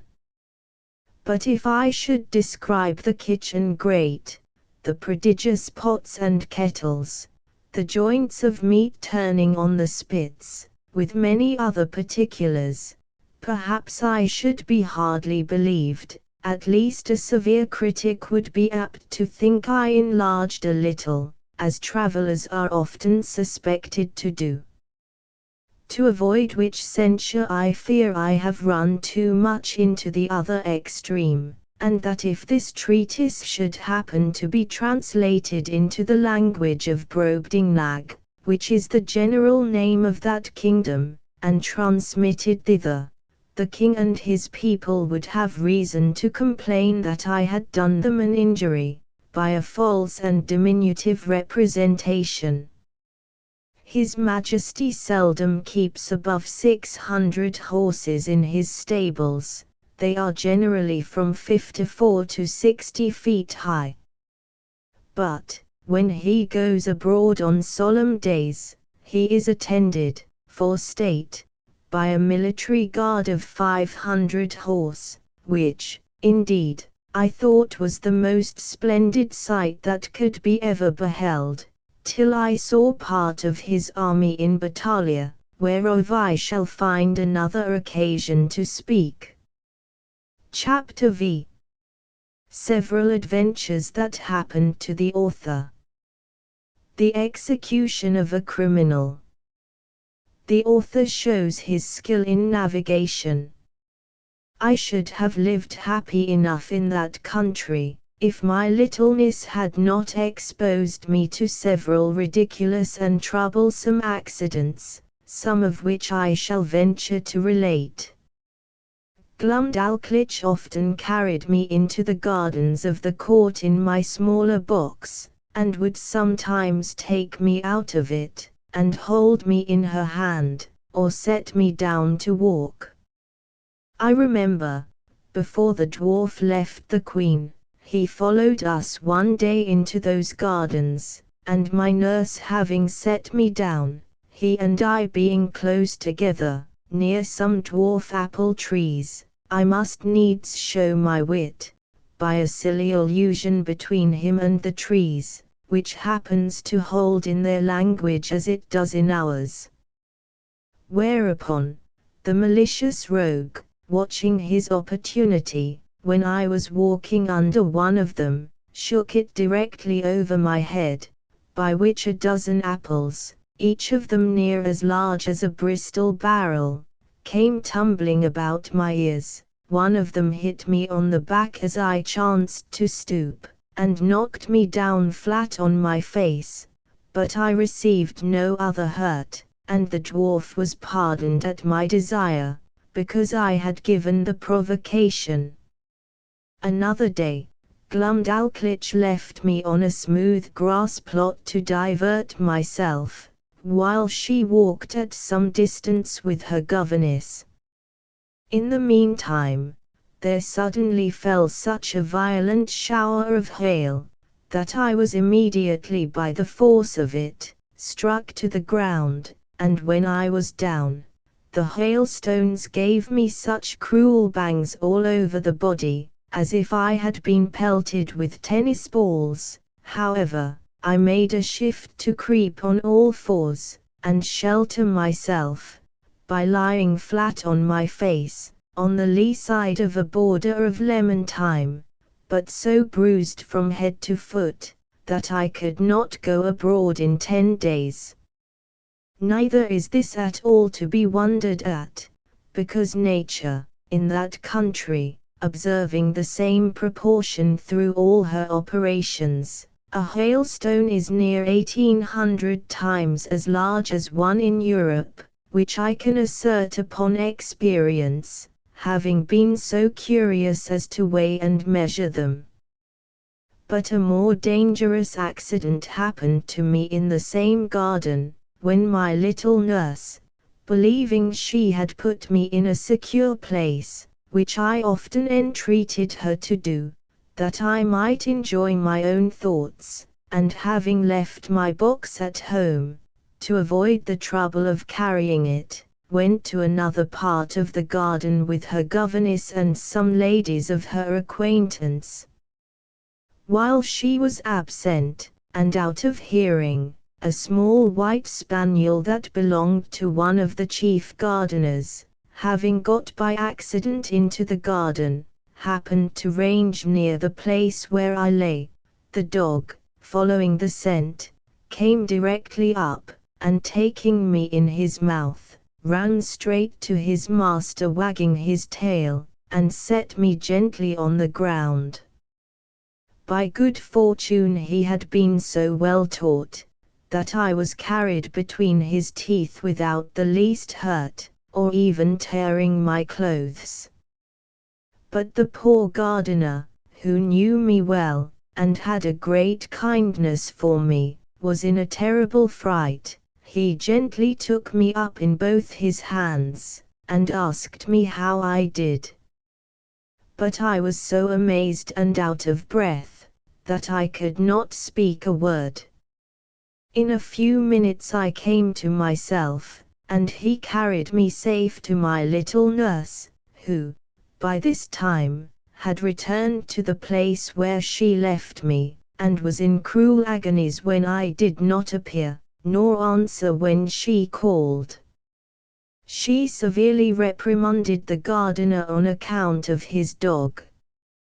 But the thing was hushed up, and never known at court, for the girl was afraid of the Queen's anger, and truly, as to myself, I thought it would not be for my reputation, that such a story should go about.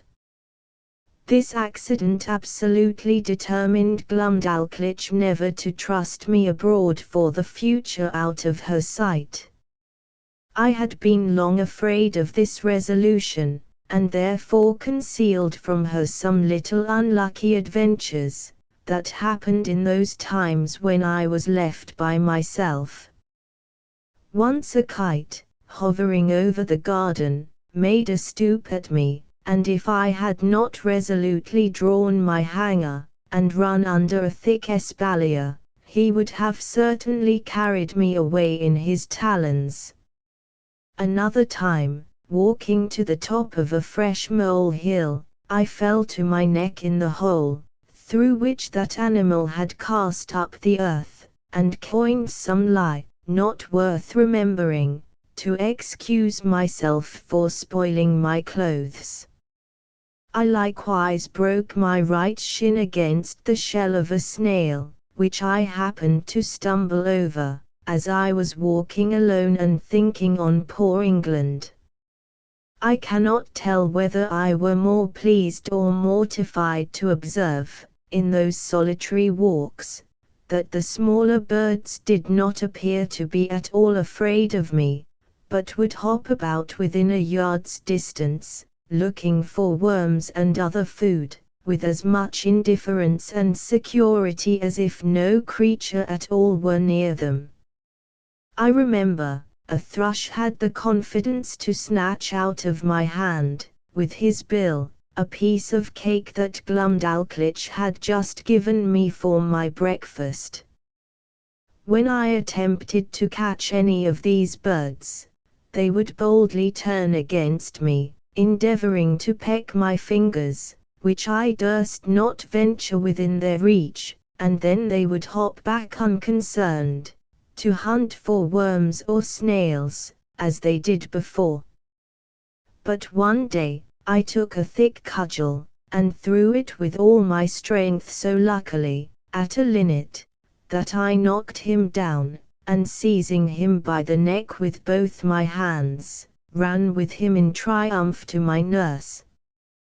However, the bird, who had only been stunned, recovering himself gave me so many boxes with his wings, on both sides of my head and body, though I held him at arm's length, and was out of the reach of his claws, that I was 20 times thinking to let him go.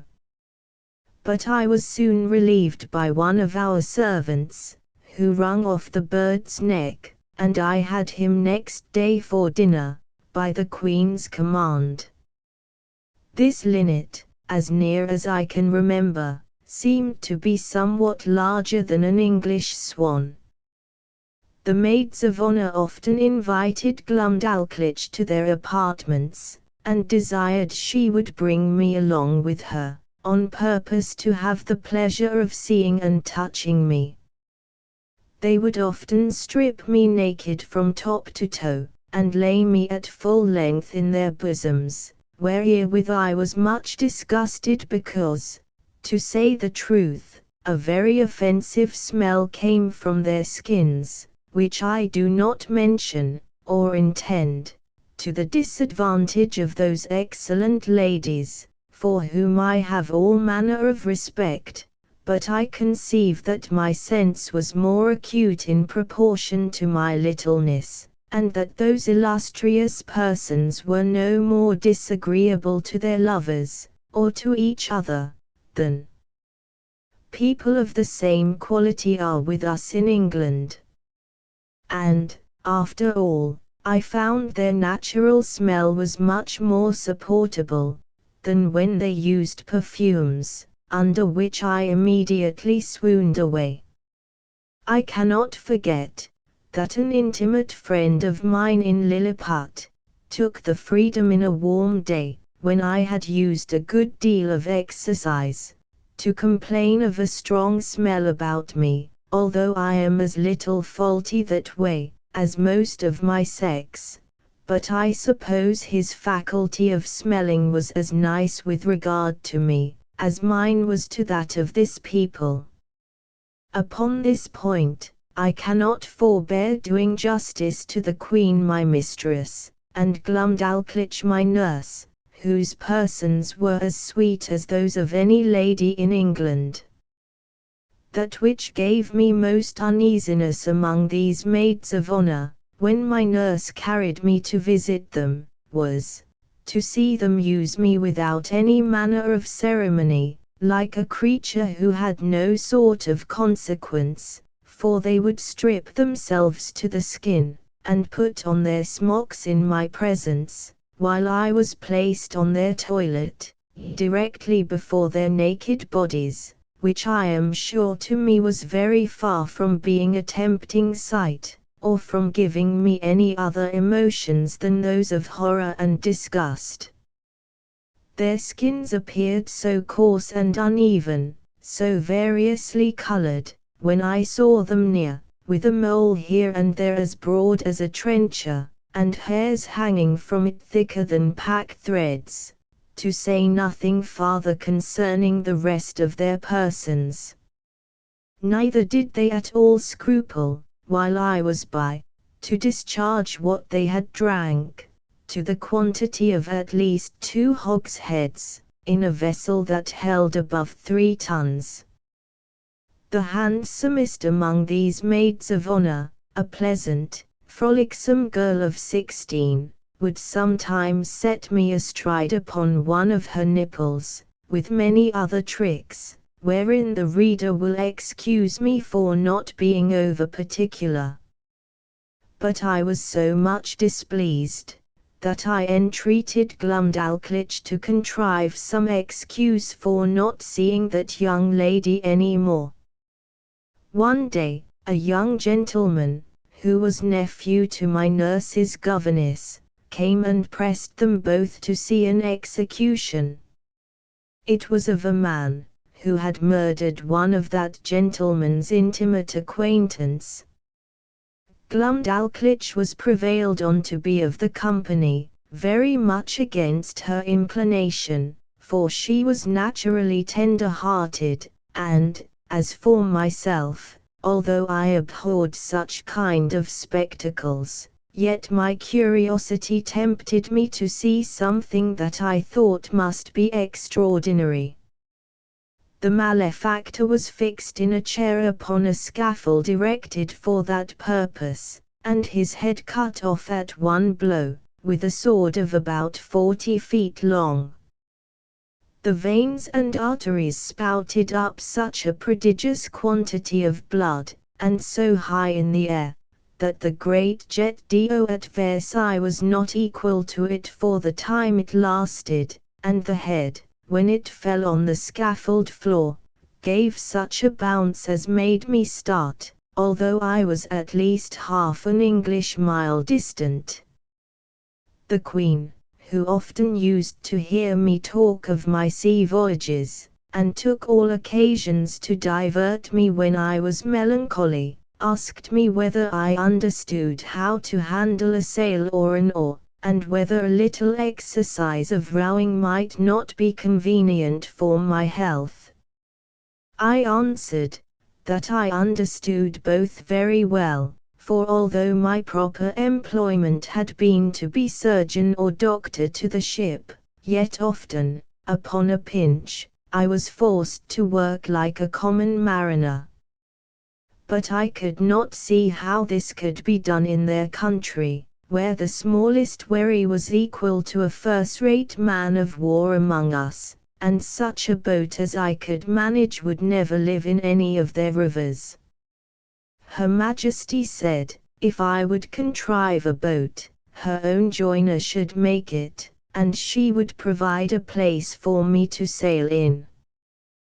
The fellow was an ingenious workman, and by my instructions, in 10 days, finished a pleasure boat with all its tackling, able conveniently to hold 8 Europeans. When it was finished, the Queen was so delighted, that she ran with it in her lap to the King, who ordered it to be put into a cistern full of water, with me in it, by way of trial, where I could not manage my 2 sculls, or little oars, for want of room. But the Queen had before contrived another project. She ordered the joiner to make a wooden trough of 300 feet long, 50 broad, and 8 deep, which, being well pitched, to prevent leaking, was placed on the floor, along the wall, in an outer room of the palace. It had a cock near the bottom to let out the water, when it began to grow stale, and 2 servants could easily fill it in half an hour. Here I often used to row for my own diversion, as well as that of the Queen and her ladies, who thought themselves well entertained with my skill and agility. Sometimes I would put up my sail, and then my business was only to steer, while the ladies gave me a gale with their fans, and, when they were weary, some of their pages would blow my sail forward with their breath, while I showed my art by steering starboard or larboard as I pleased. When I had done, Glumdalclitch always carried back my boat into her closet, and hung it on a nail to dry.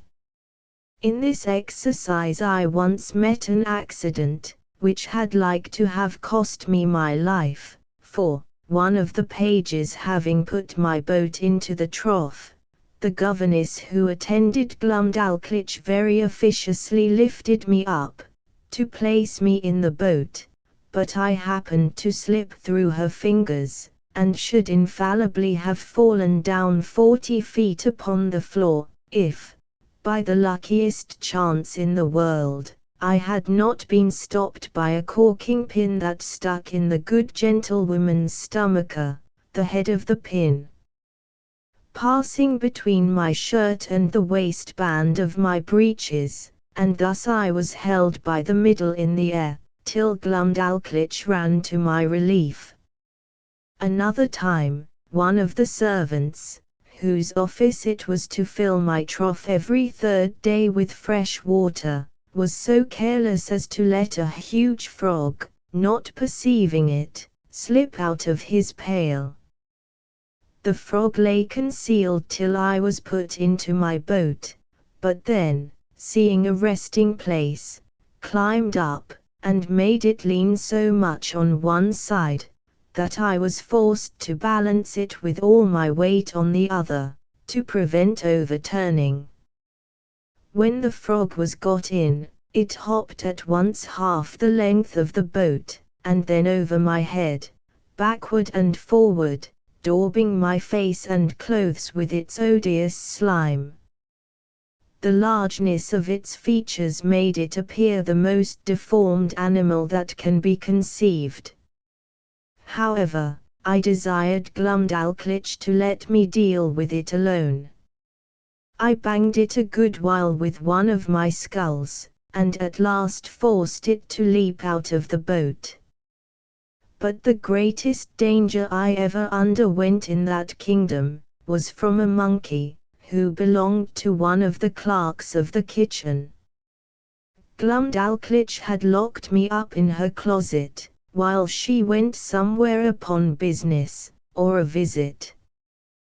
The weather being very warm, the closet window was left open, as well as the windows and the door of my bigger box, in which I usually lived, because of its largeness and conveniency.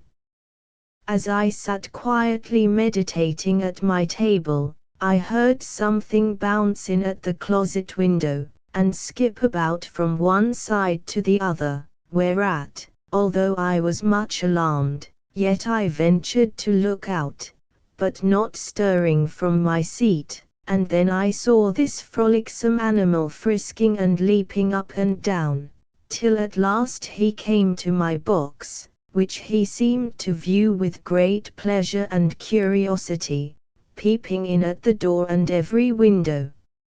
I retreated to the farther corner of my room, or box, but the monkey looking in at every side, put me in such a fright, that I wanted presence of mind to conceal myself under the bed, as I might easily have done.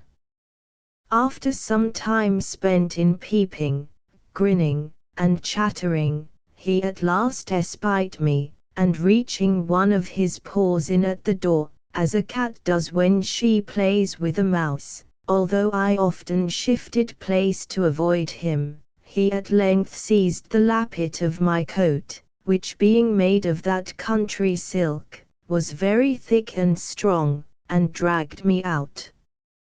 He took me up in his right forefoot and held me as a nurse does a child she is going to suckle, just as I have seen the same sort of creature do with a kitten in Europe, and when I offered to struggle he squeezed me so hard, that I thought it more prudent to submit. I have good reason to believe that he took me for a young one of his own species, by his often stroking my face very gently with his other paw. In these diversions he was interrupted by a noise at the closet door, as if somebody were opening it, whereupon he suddenly leaped up to the window at which he had come in, and thence upon the leads and gutters, walking upon 3 legs, and holding me in the 4th, till he clambered up to a roof that was next to ours. I heard Glumdalclitch give a shriek at the moment he was carrying me out. The poor girl was almost distracted. That quarter of the palace was all in an uproar. The servants ran for ladders.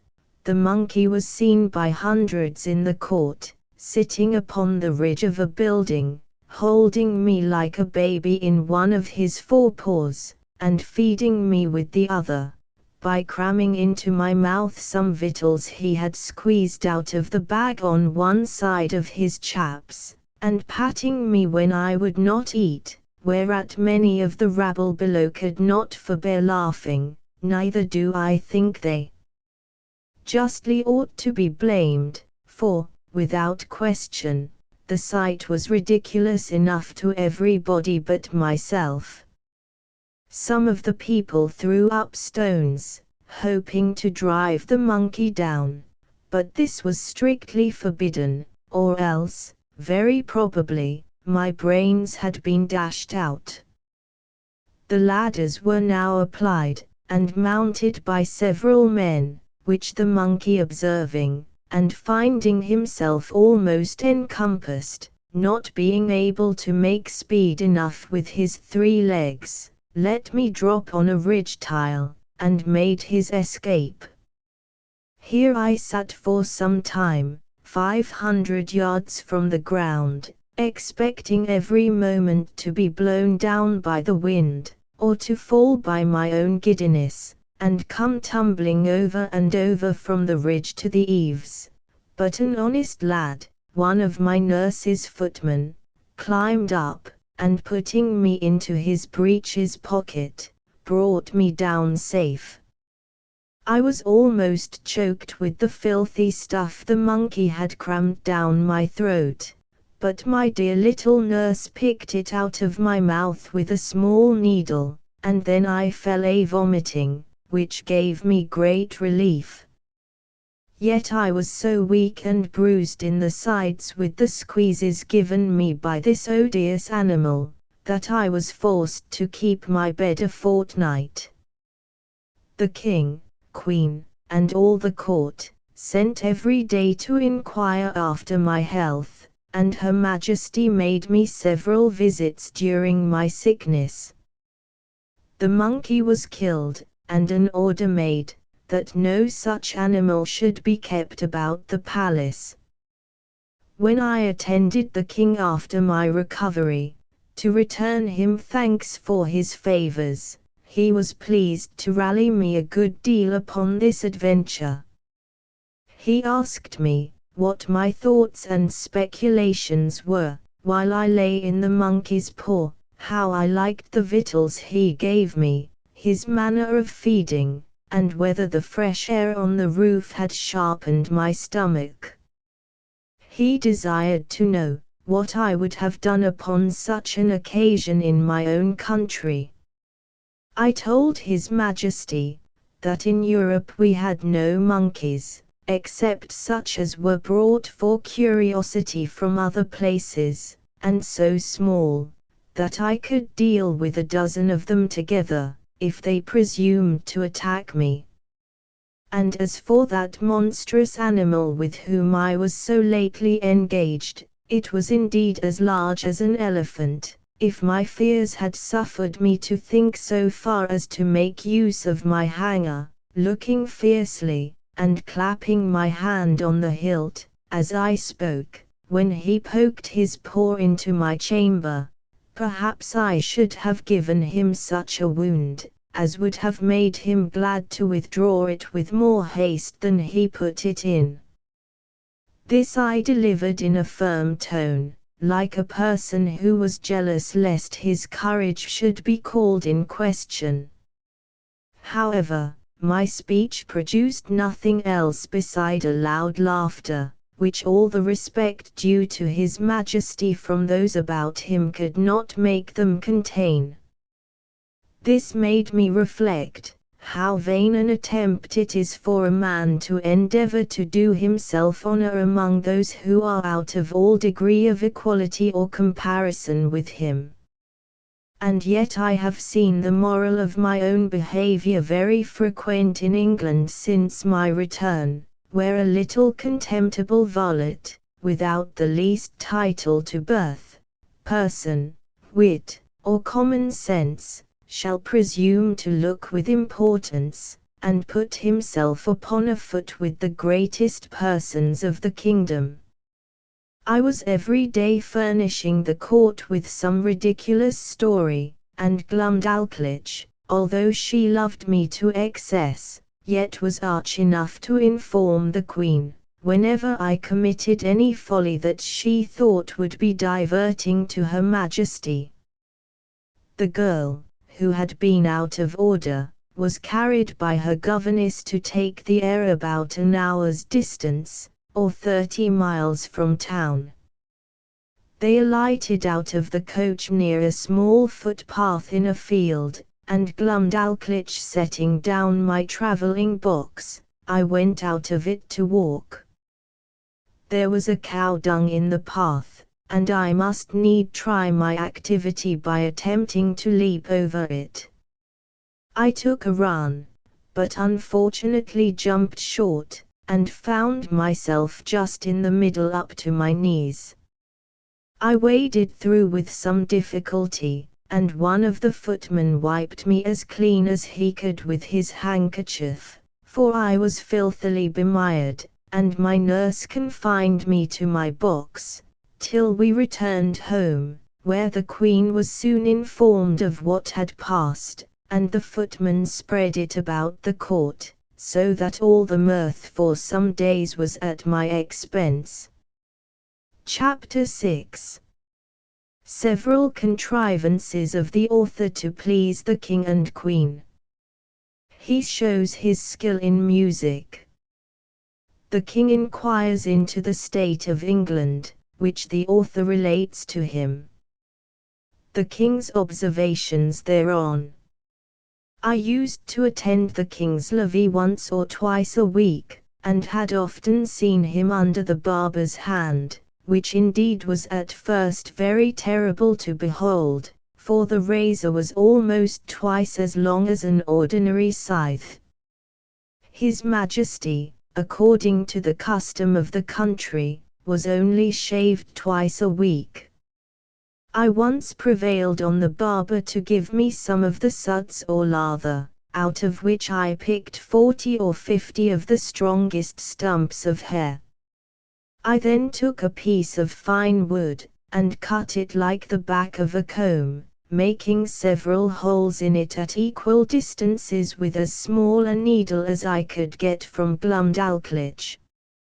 I fixed in the stumps so artificially, scraping and sloping them with my knife toward the points, that I made a very tolerable comb, which was a seasonable supply, my own being so much broken in the teeth, that it was almost useless. Neither did I know any artist in that country so nice and exact, as would undertake to make me another.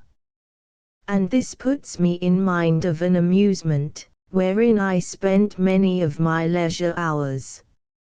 I desired the Queen's woman to save for me the combings of Her Majesty's hair, whereof in time I got a good quantity, and consulting with my friend the cabinet maker, who had received general orders to do little jobs for me, I directed him to make 2 chair frames, no larger than those I had in my box, and to bore little holes with a fine awl, round those parts where I designed the backs and seats.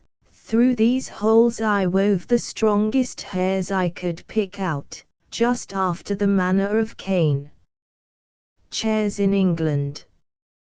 When they were finished, I made a present of them to Her Majesty, who kept them in her cabinet, and used to show them for curiosities, as indeed they were the wonder of every one that beheld them. The Queen would have me sit upon one of these chairs, but I absolutely refused to obey her, protesting I would rather die than place a dishonorable part of my body on those precious hairs, that once adorned Her Majesty's head. Of these hairs, as I had always a mechanical genius, I likewise made a neat little purse, about 5 feet long, with Her Majesty's name deciphered in gold letters, which I gave to Glumdalclitch, by the Queen's consent. To say the truth, it was more for show than use, being not of strength to bear the weight of the larger coins, and therefore she kept nothing in it but some little toys that girls are fond of. The King, who delighted in music, had frequent concerts at court, to which I was sometimes carried, and set in my box on a table to hear them, but the noise was so great that I could hardly distinguish the tunes. I am confident that all the drums and trumpets of a royal army, beating and sounding together just at your ears, could not equal it. My practice was to have my box removed from the place where the performers sat, as far as I could, then to shut the doors and windows of it, and draw the window curtains, after which I found their music not disagreeable. I had learned in my youth to play a little upon the spine. Glumdalclitch kept one in her chamber, and a master attended twice a week to teach her. I called it a spine, because it somewhat resembled that instrument, and was played upon in the same manner. A fancy came into my head, that I would entertain the King and Queen with an English tune upon this instrument. But this appeared extremely difficult, for the spine was near 60 feet long, each key being almost a foot wide, so that with my arms extended I could not reach to above 5 keys, and to press them down required a good smart stroke with my fist, which would be too great a labor, and to no purpose. The method I contrived was this: I prepared 2 round sticks, about the bigness of common cudgels. They were thicker at one end than the other, and I covered the thicker ends with pieces of a mouse's skin, that by rapping on them I might neither damage the tops of the keys nor interrupt the sound. Before the spine a bench was placed, about 4 feet below the keys, and I was put upon the bench. I ran sidling upon it, that way and this, as fast as I could, banging the proper keys with my 2 sticks, and made a shift to play a jig, to the great satisfaction of both their majesties, but it was the most violent exercise I ever underwent, and yet I could not strike above 16 keys, nor consequently play the bass and treble together, as other artists do, which was a great disadvantage to my performance. The king, who, as I before observed, was a prince of excellent understanding, would frequently order that I should be brought in my box, and set upon the table in his closet. He would then command me to bring one of my chairs out of the box, and sit down within 3 yards distance upon the top of the cabinet, which brought me almost to a level with his face. In this manner I had several conversations with him. I one day took the freedom to tell His Majesty, that the contempt he discovered towards Europe, and the rest of the world, did not seem answerable to those excellent qualities of mind that he was master of, that reason did not extend itself with the bulk of the body. On the contrary, we observed in our country, that the tallest persons were usually the least provided with it, that among other animals, bees and ants had the reputation of more industry, art, and sagacity, than many of the larger kinds, and that, as inconsiderable as he took me to be, I hoped I might live to do His Majesty some signal service. The king heard me with attention, and began to conceive a much better opinion of me than he had ever before. He desired I would give him as exact an account of the government of England as I possibly could, because, as fond as princes commonly are of their own customs, for so he conjectured of other monarchs, by my former discourses, he should be glad to hear of anything that might deserve imitation. Imagine with thyself, courteous reader, how often I then wished for the tongue of Demosthenes or Cicero, that might have enabled me to celebrate the praise of my own dear native country in a style equal to its merits and felicity. I began my discourse by informing His Majesty, that our dominions consisted of 2 islands, which composed 3 mighty kingdoms, under one sovereign, beside our plantations in America.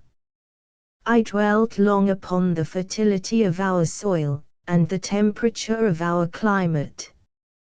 I then spoke at large upon the constitution of an English Parliament, partly made up of an illustrious body called the House of Peers, persons of the noblest blood, and of the most ancient and ample patrimonies. I described that extraordinary care always taken of their education in arts and arms, to qualify them for being counsellors both to the king and kingdom, to have a share in the legislature, to be members of the highest court of judicature, whence there can be no appeal, and to be champions always ready for the defense of their prince and country, by their valor, conduct, and fidelity. That these were the ornament and bulwark of the kingdom, worthy followers of their most renowned ancestors, whose honor had been the reward of their virtue, from which their posterity were never once known to degenerate.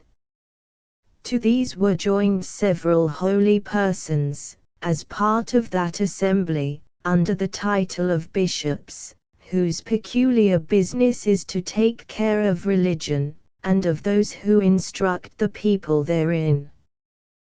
These were searched and sought out through the whole nation, by the prince and his wisest counsellors, among such of the priesthood as were most deservedly distinguished by the sanctity of their lives, and the depth of their erudition, who were indeed the spiritual fathers of the clergy and the people. That the other part of the Parliament consisted of an assembly called the House of Commons, who were all principal gentlemen, freely picked and culled out by the people themselves, for their great abilities and love of their country, to represent the wisdom of the whole nation. And that these two bodies made up the most august assembly in Europe, to whom, in conjunction with the prince, the whole legislature is committed. I then descended to the courts of justice, over which the judges, those venerable sages and interpreters of the law, presided, for determining the disputed rights and properties of men, as well as for the punishment of vice and protection of innocence. I mentioned the prudent management of our treasury, the valor and achievements of our forces, by sea and land.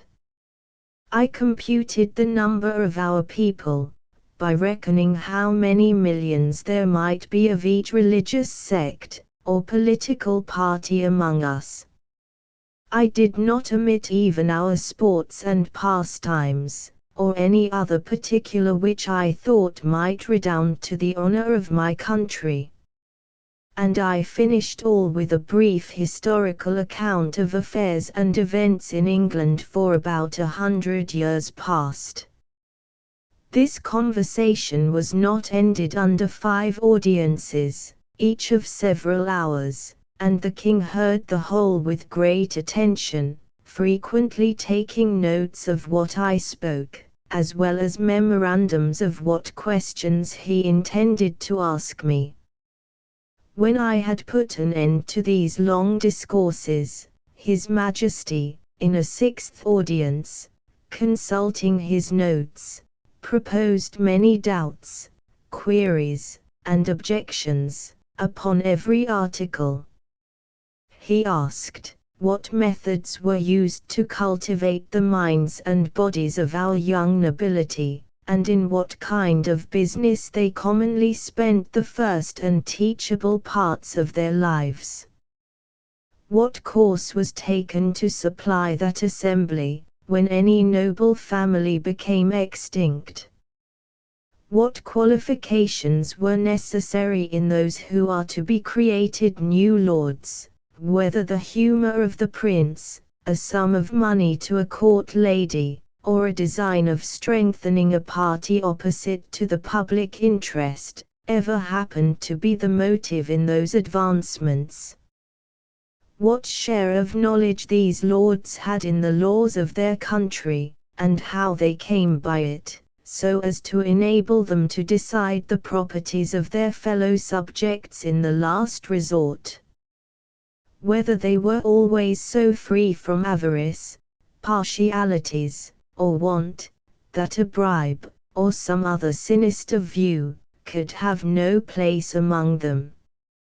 Whether those holy lords I spoke of were always promoted to that rank upon account of their knowledge in religious matters, and the sanctity of their lives, had never been compliers with the times, while they were common priests, or slavish prostitute chaplains to some nobleman, whose opinions they continued servilely to follow, after they were admitted into that assembly. He then desired to know, what arts were practiced in electing those whom I called commoners, whether a stranger, with a strong purse, might not influence the vulgar voters to choose him before their own landlord, or the most considerable gentleman in the neighborhood. How it came to pass, that people were so violently bent upon getting into this assembly, which I allowed to be a great trouble and expense, often to the ruin of their families, without any salary or pension. because this appeared such an exalted strain of virtue and public spirit, that His Majesty seemed to doubt it might possibly not be always sincere. And he desired to know whether such zealous gentlemen could have any views of refunding themselves for the charges and trouble they were at by sacrificing the public good to the designs of a weak and vicious prince, in conjunction with a corrupted ministry. He multiplied his questions, and sifted me thoroughly upon every part of this head, proposing numberless inquiries and objections, which I think it not prudent or convenient to repeat.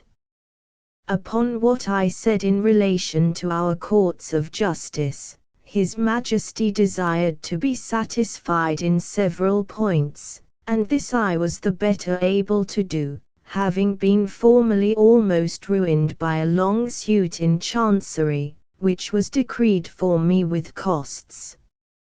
He asked, what time was usually spent in determining between right and wrong, and what degree of expense.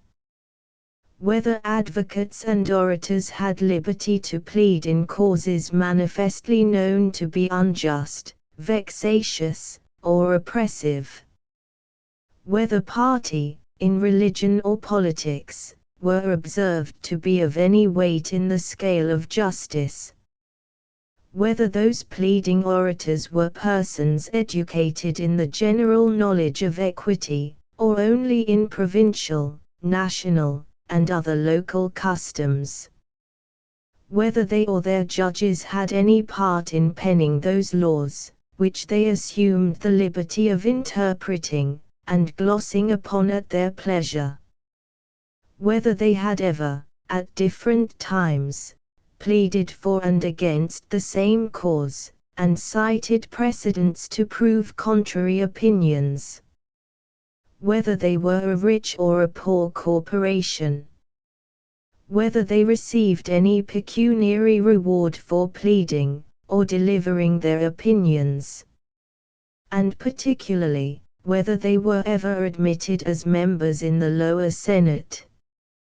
He fell next upon the management of our treasury, and said, he thought my memory had failed me, because I computed our taxes at about 5 or 6 millions a year, and when I came to mention the issues, he found they sometimes amounted to more than double, for the notes he had taken were very particular in this point, because he hoped, as he told me, that the knowledge of our conduct might be useful to him, and he could not be deceived in his calculations.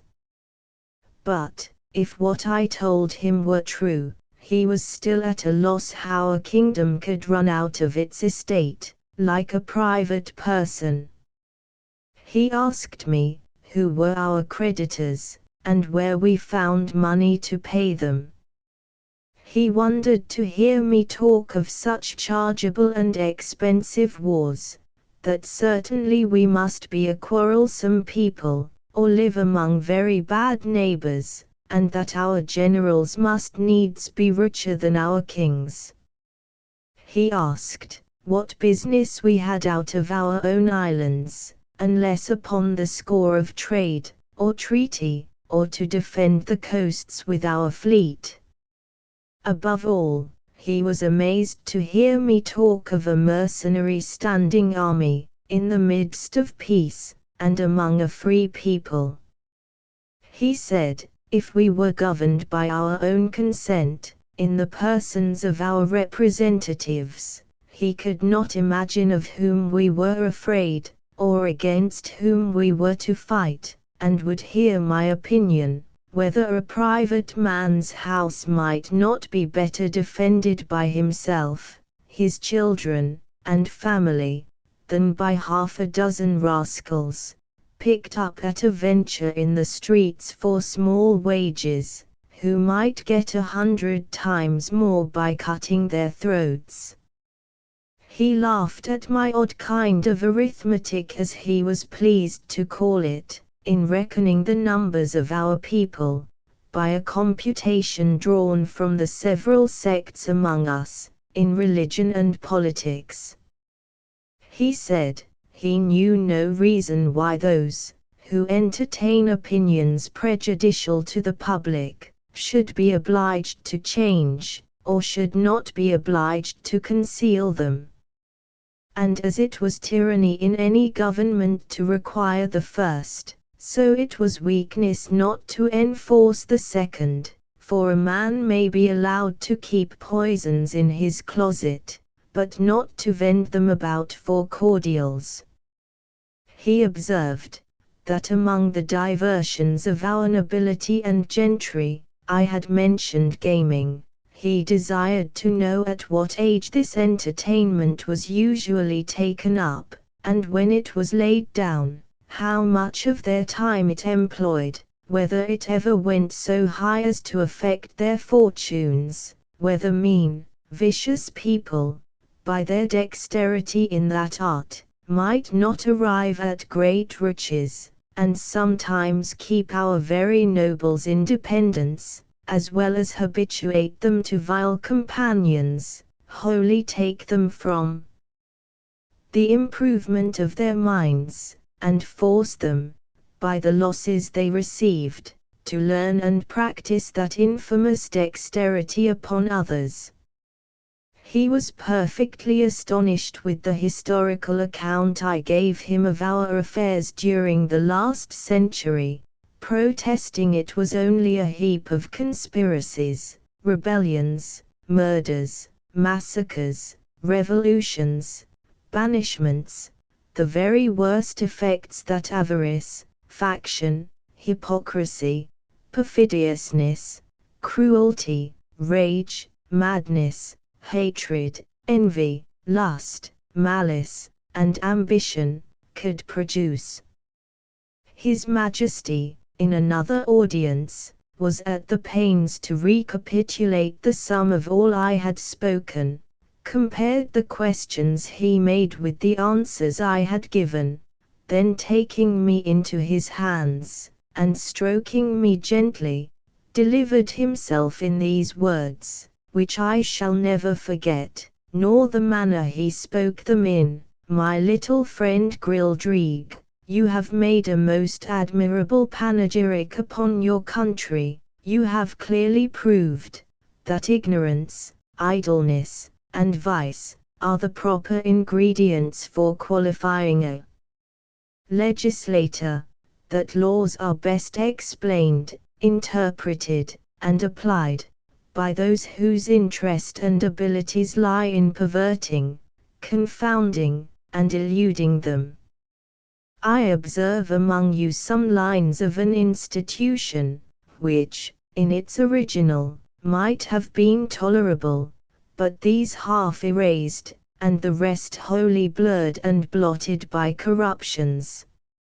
It does not appear, from all you have said, how any one perfection is required toward the procurement of any one station among you, much less, that men are ennobled on account of their virtue, that priests are advanced for their piety or learning, soldiers, for their conduct or valor, judges, for their integrity, senators, for the love of their country, or counselors for their wisdom.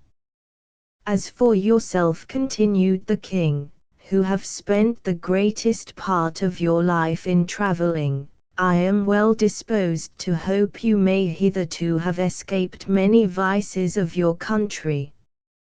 But by what I have gathered from your own relation, and the answers I have with much pains wrung and extorted from you, I cannot but conclude the bulk of your natives to be the most pernicious race of little odious vermin that nature ever suffered to crawl upon the surface of the earth. Chapter 7. The author's love of his country.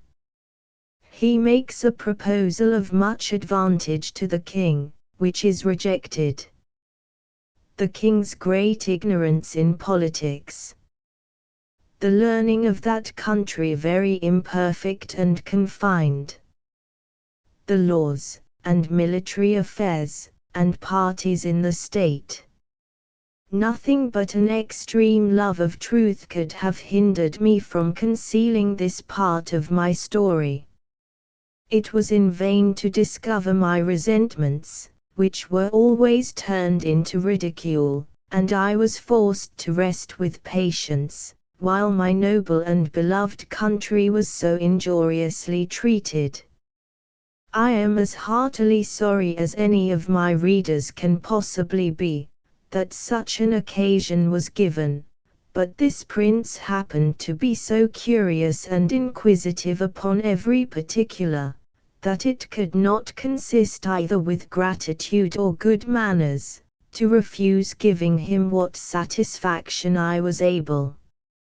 Yet thus much I may be allowed to say in my own vindication, that I artfully eluded many of his questions, and gave to every point a more favorable turn, by many degrees, than the strictness of truth would allow. For I have always borne that laudable partiality to my own country, which Dionysius Halicarnassensis, with so much justice, recommends to an historian. I would hide the frailties and deformities of my political mother, and place her virtues and beauties in the most advantageous light. This was my sincere endeavor in those many discourses I had with that monarch, although it unfortunately failed of success. But great allowances should be given to a king, who lives wholly secluded from the rest of the world, and must therefore be altogether unacquainted with the manners and customs that most prevail in other nations, the want of which knowledge will ever produce many prejudices, and a certain narrowness of thinking, from which we, and the politer countries of Europe, are wholly exempted. And it would be hard indeed, if so remote a prince's notions of virtue and vice were to be offered as a standard for all mankind. To confirm what I have now said, and further to show the miserable effects of a confined education, I shall here insert a passage, which will hardly obtain belief. In hopes to ingratiate myself further into His Majesty's favour, I told him of an invention, discovered between 300 and 400 years ago, to make a certain powder, into a heap of which, the smallest spark of fire falling, would kindle the whole in a moment, although it were as big as a mountain, and make it all fly up in the air together, with a noise and agitation greater than thunder. That a proper quantity of this powder rammed into a hollow tube of brass or iron, according to its bigness, would drive a ball of iron or lead, with such violence and speed, as nothing was able to sustain its force. That the largest balls thus discharged, would not only destroy whole ranks of an army at once, but batter the strongest walls to the ground, sink down ships, with 1,000 men in each, to the bottom of the sea, and when linked together by a chain, would cut through masts and rigging, divide hundreds of bodies in the middle, and lay all waste before them. That we often put this powder into large hollow balls of iron, and discharged them by an engine into some city we were besieging, which would rip up the pavements, tear the houses to pieces, burst and throw splinters on every side, dashing out the brains of all who came near. That I knew the ingredients very well, which were cheap and common, I understood the manner of compounding them, and could direct his workmen how to make those tubes, of a size proportionable to all other things in His Majesty's kingdom, and the largest need not be above 100 feet long, 20 or 30 of which tubes, charged with the proper quantity of powder and balls, would batter down the walls of the strongest town in his dominions in a few hours, or destroy the whole metropolis, if ever it should pretend to dispute his absolute commands. This I humbly offered to His Majesty, as a small tribute of acknowledgment, in turn for so many marks that I had received, of his royal favor and protection. The king was struck with horror at the description I had given of those terrible engines, and the proposal I had made. He was amazed, how so impotent and groveling an insect as I, these were his expressions, could entertain such inhuman ideas, and in so familiar a manner, as to appear wholly unmoved at all the scenes of blood and desolation which I had painted as the common effects of those destructive machines, whereof he said, some evil genius, enemy to mankind, must have been the first contriver. As for himself, he protested, that although few things delighted him so much as new discoveries in art or in nature, yet he would rather lose half his kingdom, than be privy to such a secret, which he commanded me, as I valued any life, never to mention any more. A strange effect of narrow principles and views. That a prince possessed of every quality which procures veneration, love, and esteem, of strong parts, great wisdom, and profound learning, endowed with admirable talents, and almost adored by his subjects, should, from a nice, unnecessary scruple, whereof in Europe we can have no conception, let slip an opportunity put into his hands that would have made him absolute master of the lives, the liberties, and the fortunes of his people. Neither do I say this, with the least intention to detract from the many virtues of that excellent king, whose character, I am sensible, will, on this account, be very much lessened in the opinion of an English reader, but I take this defect among them to have risen from their ignorance, by not having hitherto reduced politics into a science, as the more acute wits of Europe have done. For, I remember very well, in a discourse one day with the king, when I happened to say, there were several thousand books among us written upon the art of government, it gave him, directly contrary to my intention, a very mean opinion of our understandings. He professed both to abominate and despise all mystery, refinement, and intrigue, either in a prince or a minister. He could not tell what I meant by secrets of state, where an enemy, or some rival nation, were not in the case. He confined the knowledge of governing within very narrow bounds, to common sense and reason, to justice and lenity, to the speedy determination of civil and criminal causes, with some other obvious topics, which are not worth considering. And he gave it for his opinion, that whoever could make 2 ears of corn, or 2 blades of grass, to grow upon a spot of ground where only one grew before, would deserve better of mankind, and do more essential service to his country, than the whole race of politicians put together. The learning of this people is very defective, consisting only in morality, history, poetry, and mathematics, wherein they must be allowed to excel. But the last of these is wholly applied to what may be useful in life, to the improvement of agriculture, and all mechanical arts, so that among us, it would be little esteemed.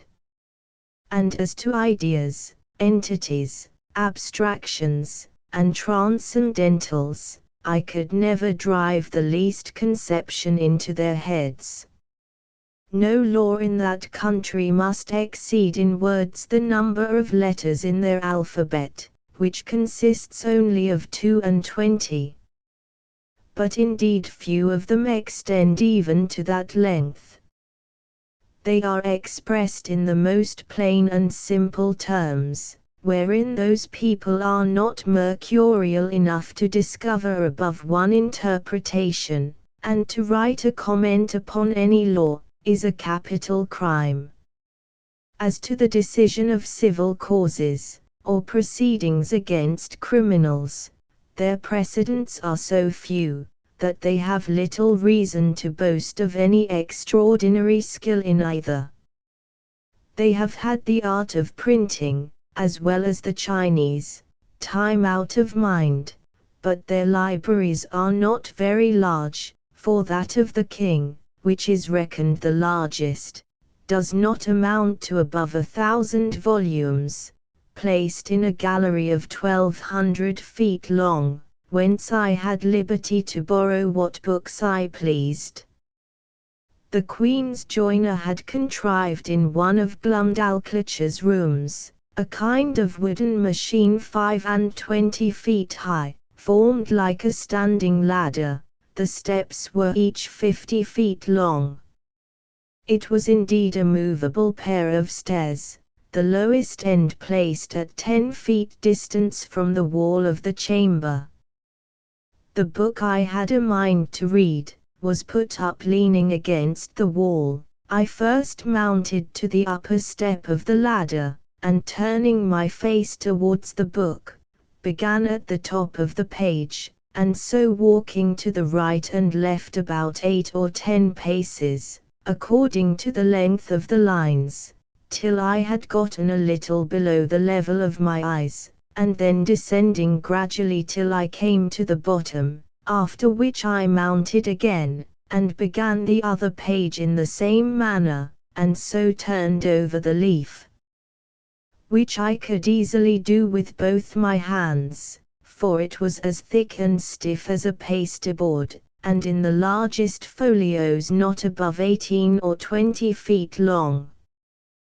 Their style is clear, masculine, and smooth, but not florid, for they avoid nothing more than multiplying unnecessary words, or using various expressions. I have perused many of their books, especially those in history and morality. Among the rest, I was much diverted with a little old treatise, which always lay in Glumdalclitch's bed-chamber, and belonged to her governess, a grave elderly gentlewoman, who dealt in writings of morality and devotion. The book treats of the weakness of humankind, and is in little esteem, except among the women and the vulgar. However, I was curious to see what an author of that country could say upon such a subject. This writer went through all the usual topics of European moralists, showing how diminutive, contemptible, and helpless an animal was man in his own nature, how unable to defend himself from inclemencies of the air, or the fury of wild beasts, how much he was excelled by one creature in strength, by another in speed, by a third in foresight, by a fourth in industry. He added, that nature was degenerated in these latter declining ages of the world, and could now produce only small abortive births, in comparison of those in ancient times. He said it was very reasonable to think, not only that the species of men were originally much larger, but also that there must have been giants in former ages, which, as it is asserted by history and tradition, so it has been confirmed by huge bones and skulls, casually dug up in several parts of the kingdom, far exceeding the common dwindled race of men in our days. He argued, that the very laws of nature absolutely required we should have been made, in the beginning of a size more large and robust, not so liable to destruction from every little accident, of a tile falling from a house, or a stone cast from the hand of a boy, or being drowned in a little brook. From this way of reasoning, the author drew several moral applications, useful in the conduct of life, but needless here to repeat. For my own part, I could not avoid reflecting how universally this talent was spread, of drawing lectures in morality, or indeed rather matter of discontent and repining, from the quarrels we raise with nature. And I believe, upon a strict inquiry, those quarrels might be shown as ill-grounded among us as they are among that people. As to their military affairs, they boast that the king's army consists of 176,000 foot, and 32,000 horse, if that may be called an army, which is made up of tradesmen in the several cities, and farmers in the country, whose commanders are only the nobility and gentry, without pay or reward. They are indeed perfect enough in their exercises, and under very good discipline, wherein I saw no great merit, for how should it be otherwise, where every farmer is under the command of his own landlord, and every citizen under that of the principal men in his own city, chosen after the manner of Venice, by ballot. I have often seen the militia of Lord Brulgrud drawn out to exercise, in a great field near the city of 20 miles square. They were in all not above 25,000 foot, and 6,000 horse, but it was impossible for me to compute their number, considering the space of ground they took up. A cavalier, mounted on a large steed, might be about 90 feet high.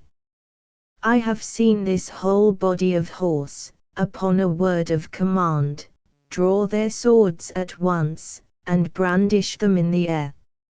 Imagination can figure nothing so grand, so surprising, and so astonishing. It looked as if 10,000 flashes of lightning were darting at the same time from every quarter of the sky. I was curious to know how this prince, to whose dominions there is no access from any other country, came to think of armies, or to teach his people the practice of military discipline.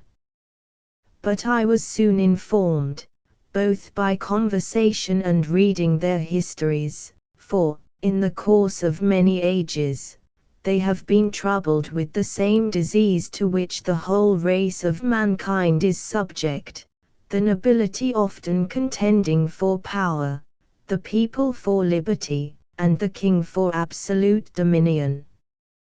All which, however happily tempered by the laws of that kingdom, have been sometimes violated by each of the three parties, and have more than once occasioned civil wars, the last whereof was happily put an end to by this prince's grandfather, in a general composition, and the militia, then settled with common consent, has been ever since kept in the strictest duty. Chapter 8.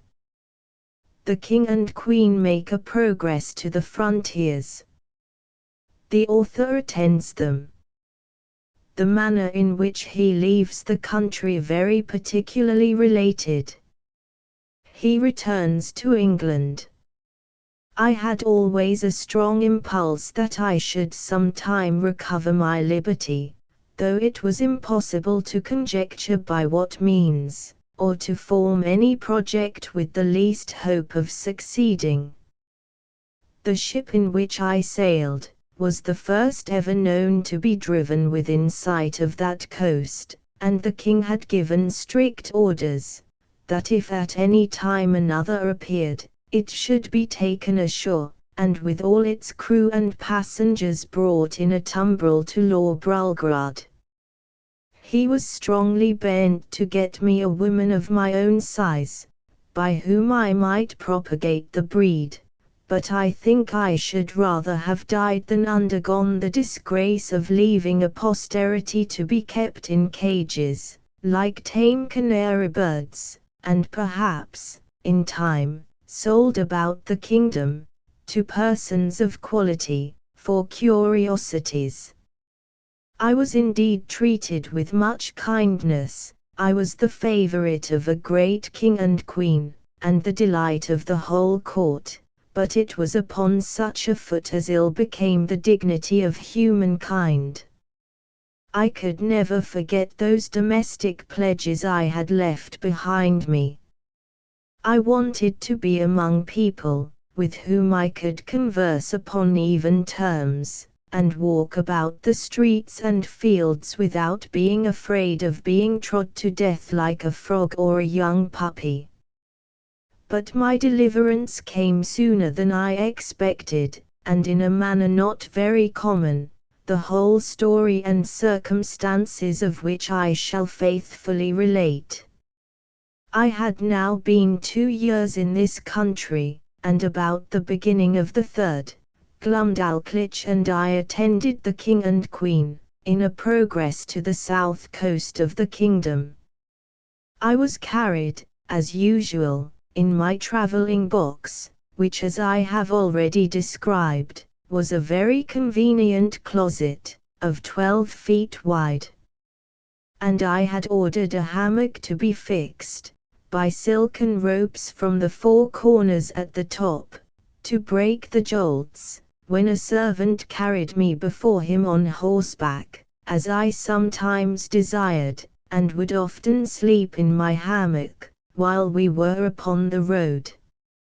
On the roof of my closet, not directly over the middle of the hammock, I ordered the joiner to cut out a hole of a foot square, to give me air in hot weather, as I slept, which hole I shut at pleasure with a board that drew backward and forward through a groove. When we came to our journey's end, the king thought proper to pass a few days at a palace he has near Flamflasnik, a city within 18 English miles of the seaside. Glumdalclitch and I were much fatigued. I had gotten a small cold, but the poor girl was so ill as to be confined to her chamber. I longed to see the ocean, which must be the only scene of my escape, if ever it should happen. I pretended to be worse than I really was, and desired leave to take the fresh air of the sea, with a page, whom I was very fond of, and who had sometimes been trusted with me. I shall never forget with what unwillingness Glumdalclitch consented, nor the strict charge she gave the page to be careful of me, bursting at the same time into a flood of tears, as if she had some foreboding of what was to happen. The boy took me out in my box, about half an hour's walk from the palace, towards the rocks on the seashore. I ordered him to set me down, and lifting up one of my sashes, cast many a wistful melancholy look towards the sea. I found myself not very well, and told the page that I had a mind to take a nap in my hammock, which I hoped would do me good. I got in, and the boy shut the window close down, to keep out the cold.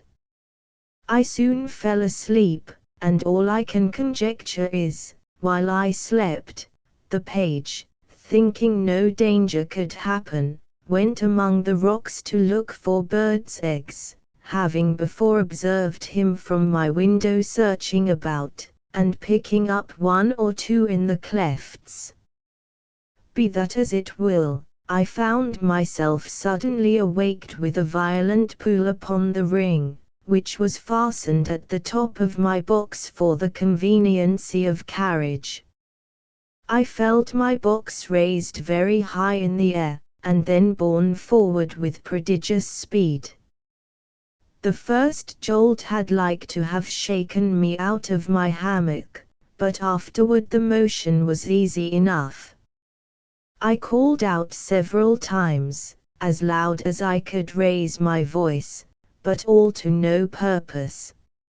I looked towards my windows, and could see nothing but the clouds and sky.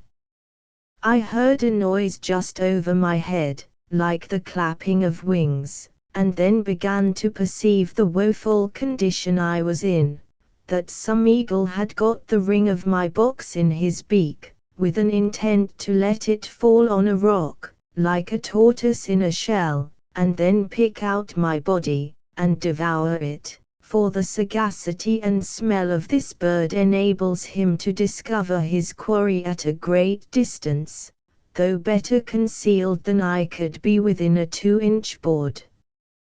In a little time, I observed the noise and flutter of wings to increase very fast, and my box was tossed up and down, like a sign in a windy day. I heard several bangs or buffet, as I thought given to the eagle, for such I am certain it must have been that held the ring of my box in his beak, and then, all on a sudden, felt myself falling perpendicularly down, for above a minute, but with such incredible swiftness, that I almost lost my breath. My fall was stopped by a terrible squash, that sounded louder to my ears than the cataract of Niagara, after which, I was quite in the dark for another minute, and then my box began to rise so high, that I could see light from the tops of the windows. I now perceived I was fallen into the sea. My box, by the weight of my body, the goods that were in, and the broad plates of iron fixed for strength at the 4 corners of the top and bottom, floated about 5 feet deep in water. I did then, and do now suppose, that the eagle which flew away with my box was pursued by 2 or 3 others, and forced to let me drop, while he defended himself against the rest, who hoped to share in the prey. The plates of iron fastened at the bottom of the box, for those were the strongest, preserved the balance while it fell, and hindered it from being broken on the surface of the water.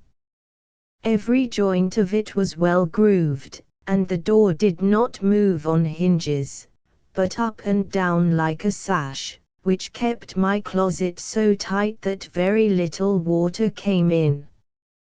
I got with much difficulty out of my hammock, having first ventured to draw back the slipboard on the roof already mentioned, contrived on purpose to let in air, for want of which I found myself almost stifled.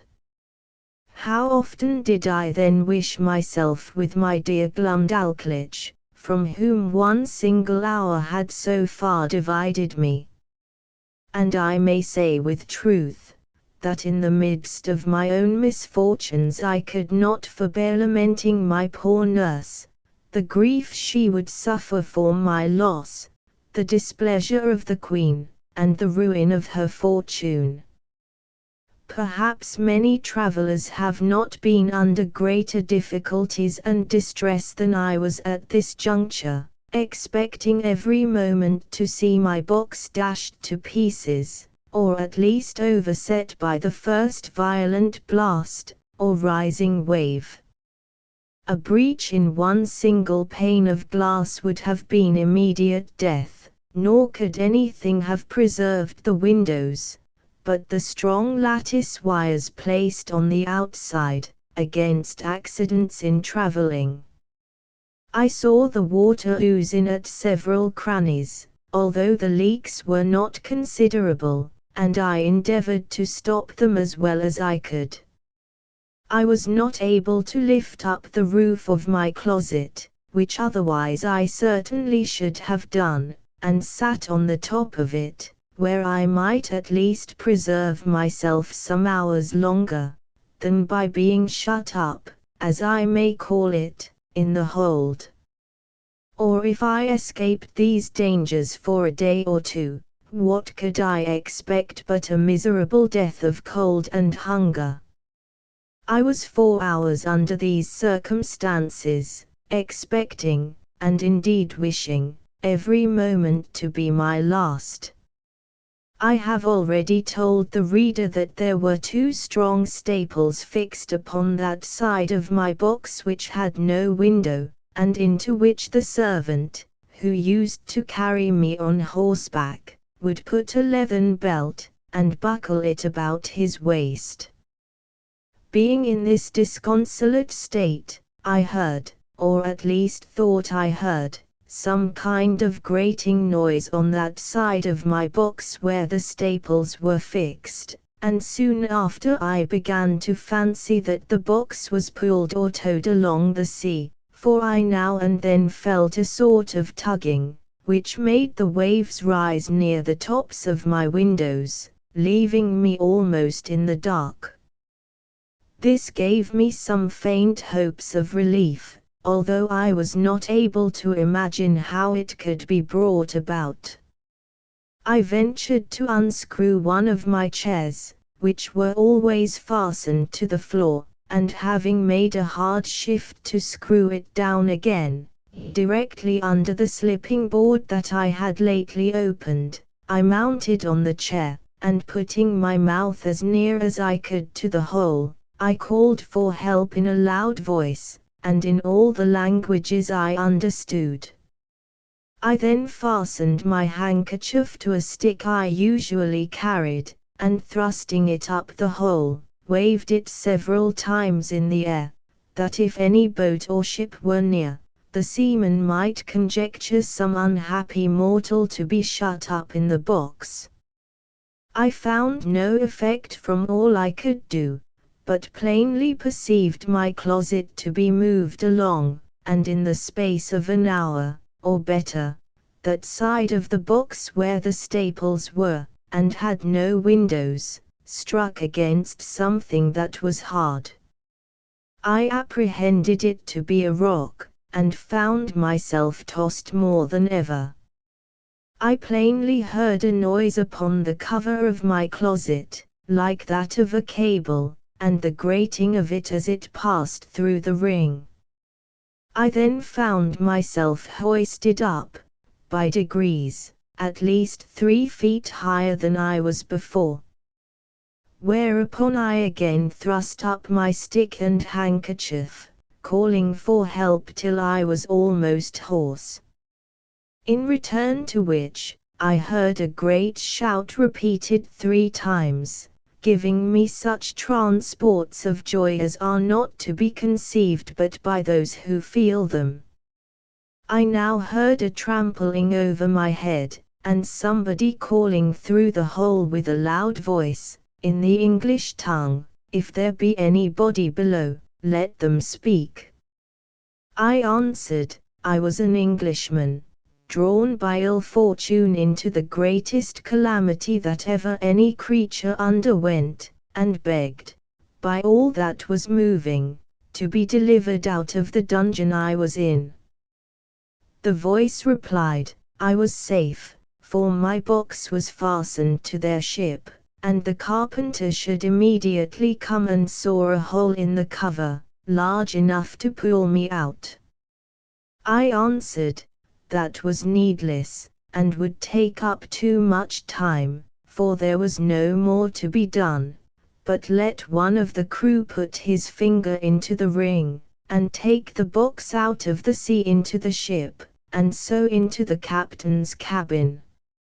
Some of them, upon hearing me talk so wildly, thought I was mad, others laughed, for indeed it never came into my head, that I was now got among people of my own stature and strength.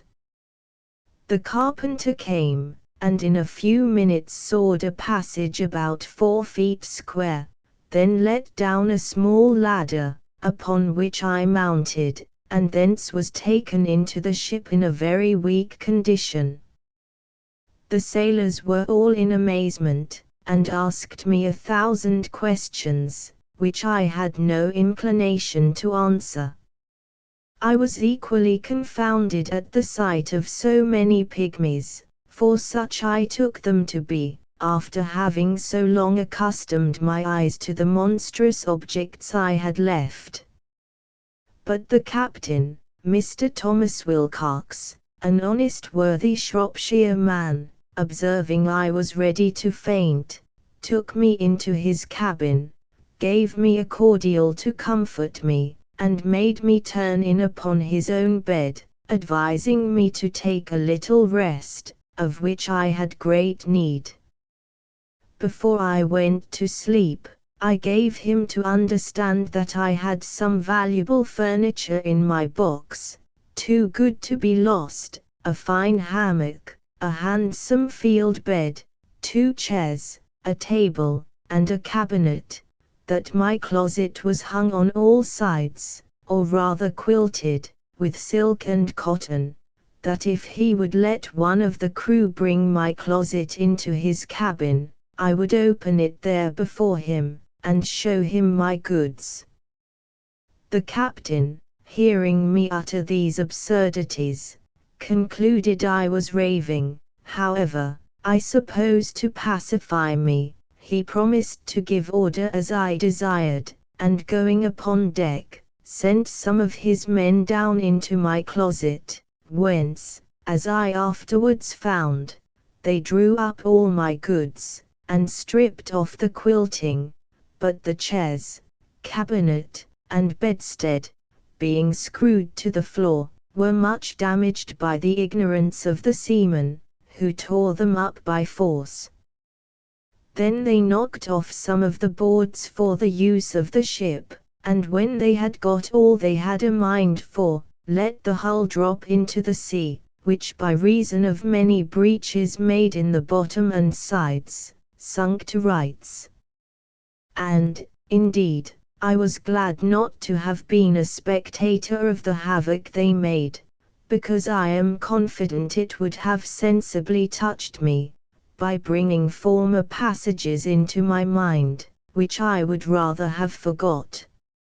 I slept some hours, but perpetually disturbed with dreams of the place I had left, and the dangers I had escaped.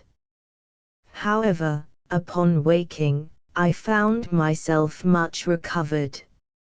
It was now about 8 o'clock at night, and the captain ordered supper immediately, thinking I had already fasted too long.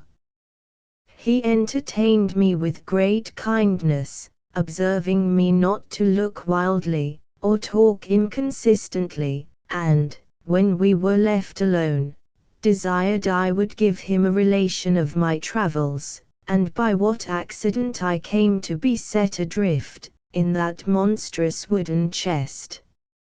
He said that about 12 o'clock at noon, as he was looking through his glass, he spied it at a distance, and thought it was a sail, which he had a mind to make, being not much out of his course, in hopes of buying some biscuit, his own beginning to fall short. That upon coming nearer, and finding his error, he sent out his longboat to discover what it was, that his men came back in a fright, swearing they had seen a swimming house. That he laughed at their folly, and went himself in the boat, ordering his men to take a strong cable along with them. That the weather being calm, he rowed round me several times, observed my windows and wire lattices that defended them. That he discovered 2 staples upon one side, which was all of boards, without any passage for light.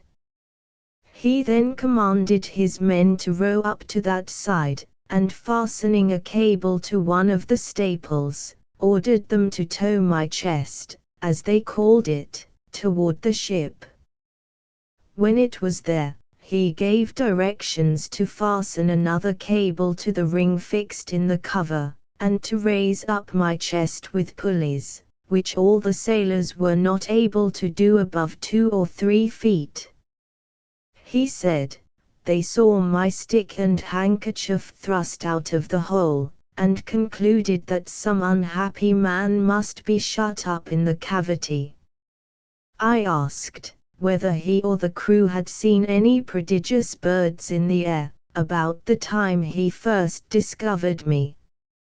To which he answered, that discoursing this matter with the sailors while I was asleep, one of them said, he had observed 3 eagles flying towards the north, but remarked nothing of their being larger than the usual size, which I suppose must be imputed to the great height they were at, and he could not guess the reason of my question. I then asked the captain, how far he reckoned we might be from land. He said, by the best computation he could make, we were at least 100 leagues.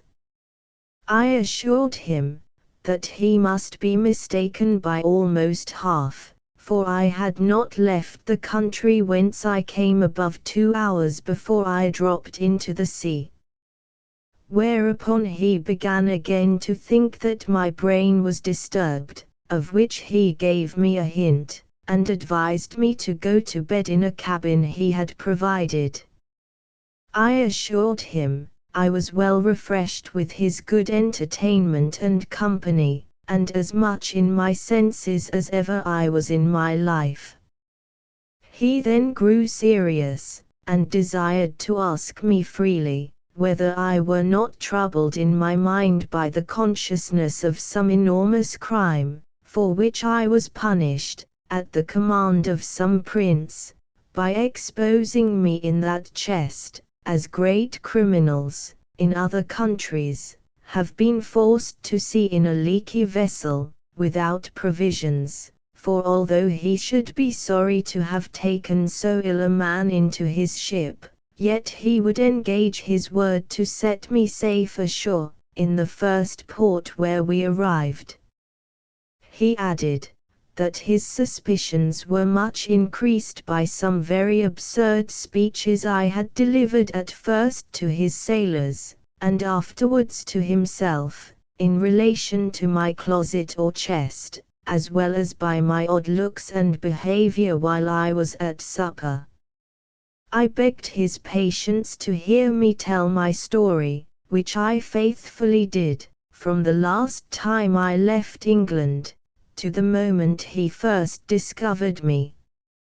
And, as truth always forces its way into rational minds, so this honest worthy gentleman, who had some tincture of learning, and very good sense, was immediately convinced of my candor and veracity. But further to confirm all I had said, I entreated him to give order that my cabinet should be brought, of which I had the key in my pocket, for he had already informed me how the seamen disposed of my closet. I opened it in his own presence, and showed him the small collection of rarities I made in the country from which I had been so strangely delivered. There was the comb I had contrived out of the stumps of the king's beard, and another of the same materials, but fixed into a paring of Her Majesty's thumbnail, which served for the back. There was a collection of needles and pins, from a foot to half a yard long, 4 wasp stings, like joiners' tacks, some combings of the Queen's hair, a gold ring, which one day she made me a present of, in a most obliging manner, taking it from her little finger, and throwing it over my head like a collar. I desired the captain would please to accept this ring in return for his civilities, which he absolutely refused.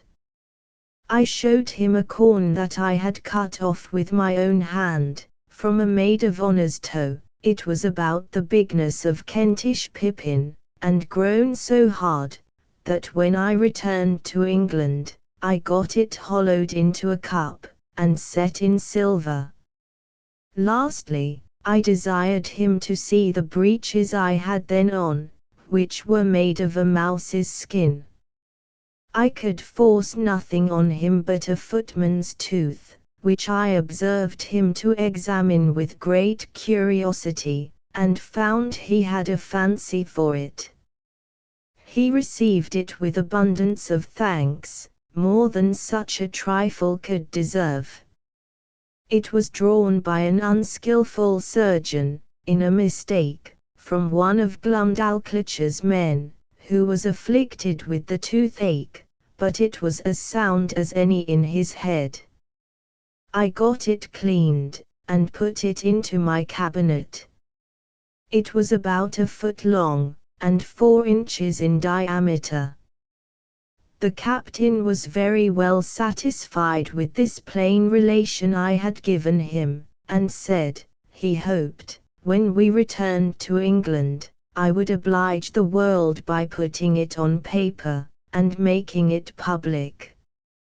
My answer was, that we were overstocked with books of travels, that nothing could now pass which was not extraordinary, wherein I doubted some authors less consulted truth, than their own vanity, or interest, or the diversion of ignorant readers, that my story could contain little beside common events, without those ornamental descriptions of strange plants, trees, birds, and other animals, or of the barbarous customs and idolatry of savage people, with which most writers abound. However, I thanked him for his good opinion, and promised to take the matter into my thoughts.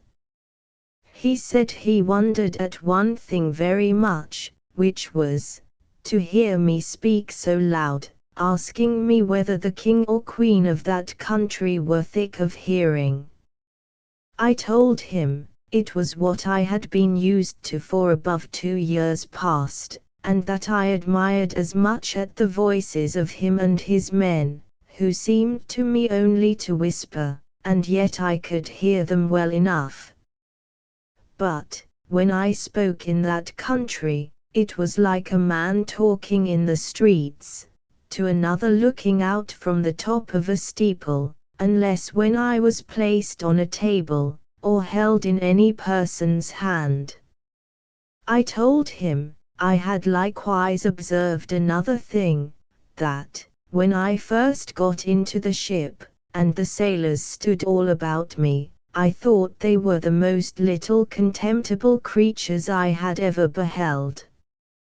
For indeed, while I was in that prince's country, I could never endure to look in a glass, after my eyes had been accustomed to such prodigious objects, because the comparison gave me so despicable a conceit of myself. The captain said, that while we were at supper, he observed me to look at everything with a sort of wonder, and that I often seemed hardly able to contain my laughter, which he knew not well how to take, but imputed it to some disorder in my brain. I answered, it was very true, and I wondered how I could forbear, when I saw his dishes of the size of a silver 3d, a leg of pork hardly a mouthful, a cup not so big as a nutshell, and so I went on, describing the rest of his household stuff and provisions, after the same manner. For, although the Queen had ordered a little equipage of all things necessary for me, while I was in her service, yet my ideas were wholly taken up with what I saw on every side of me, and I winked at my own littleness, as people do at their own faults. The captain understood my raillery very well, and merrily replied with the old English proverb, that he doubted my eyes were bigger than my belly, for he did not observe my stomach so good, although I had fasted all day, and, continuing in his mirth, protested he would have gladly given £100 to have seen my closet in the Eagle's Bill, and afterwards in its fall from so great a height into the sea, which would certainly have been a most astonishing object, worthy to have the description of it transmitted to future ages, and the comparison of Phaeton was so obvious, that he could not forbear applying it, although I did not much admire the conceit. The captain, having been at Tonkin, was, in his return to England, driven northeastward to the latitude of 44 degrees, and longitude of 143. But meeting a trade wind 2 days after I came on board him, we sailed southward a long time, and coasting New Holland, kept our course west-southwest, and then south-southwest, till we doubled the Cape of Good Hope. Our voyage was very prosperous, but I shall not trouble the reader with a journal of it. The captain called in at 1 or 2 ports, and sent in his longboat for provisions and fresh water, but I never went out of the ship till we came into the Downs, which was on the 3rd day of June, 1706, about 9 months after my escape. I offered to leave my goods in security for payment of my freight, but the captain protested he would not receive 1 farthing. We took a kind leave of each other, and I made him promise he would come to see me at my house in Redriff. I hired a horse and guide for 5 shillings, which I borrowed of the captain. As I was on the road, observing the littleness of the houses, the trees, the cattle, and the people, I began to think myself in Lilliput. I was afraid of trampling on every traveller I met, and often called aloud to have them stand out of the way, so that I had like to have gotten 1 or 2 broken heads for my impertinence. When I came to my own house, for which I was forced to inquire, one of the servants opening the door, I bent down to go in, like a goose under a gate, for fear of striking my head. My wife ran out to embrace me, but I stooped lower than her knees, thinking she could otherwise never be able to reach my mouth. My daughter kneeled to ask my blessing, but I could not see her till she arose, having been so long used to stand with my head and eyes erect to above 60 feet, and then I went to take her up with 1 hand by the waist. I looked down upon the servants, and 1 or 2 friends who were in the house, as if they had been pygmies and I a giant. I told my wife, she had been too thrifty, for I found she had starved herself and her daughter to nothing. In short, I behaved myself so unaccountably, that they were all of the captain's opinion when he first saw me, and concluded I had lost my wits. This I mention as an instance of the great power of habit and prejudice. In a little time, I and my family and friends came to a right understanding, but my wife protested I should never go to sea any more, although my evil destiny so ordered, that she had not power to hinder me, as the reader may know hereafter. In the meantime, I here conclude the second part of my unfortunate voyages. Part 3. A Voyage to Laputa, Balnibarbi, Glubbdubdrib, Lunag and Japan. Chapter I. The author sets out on his 3rd voyage.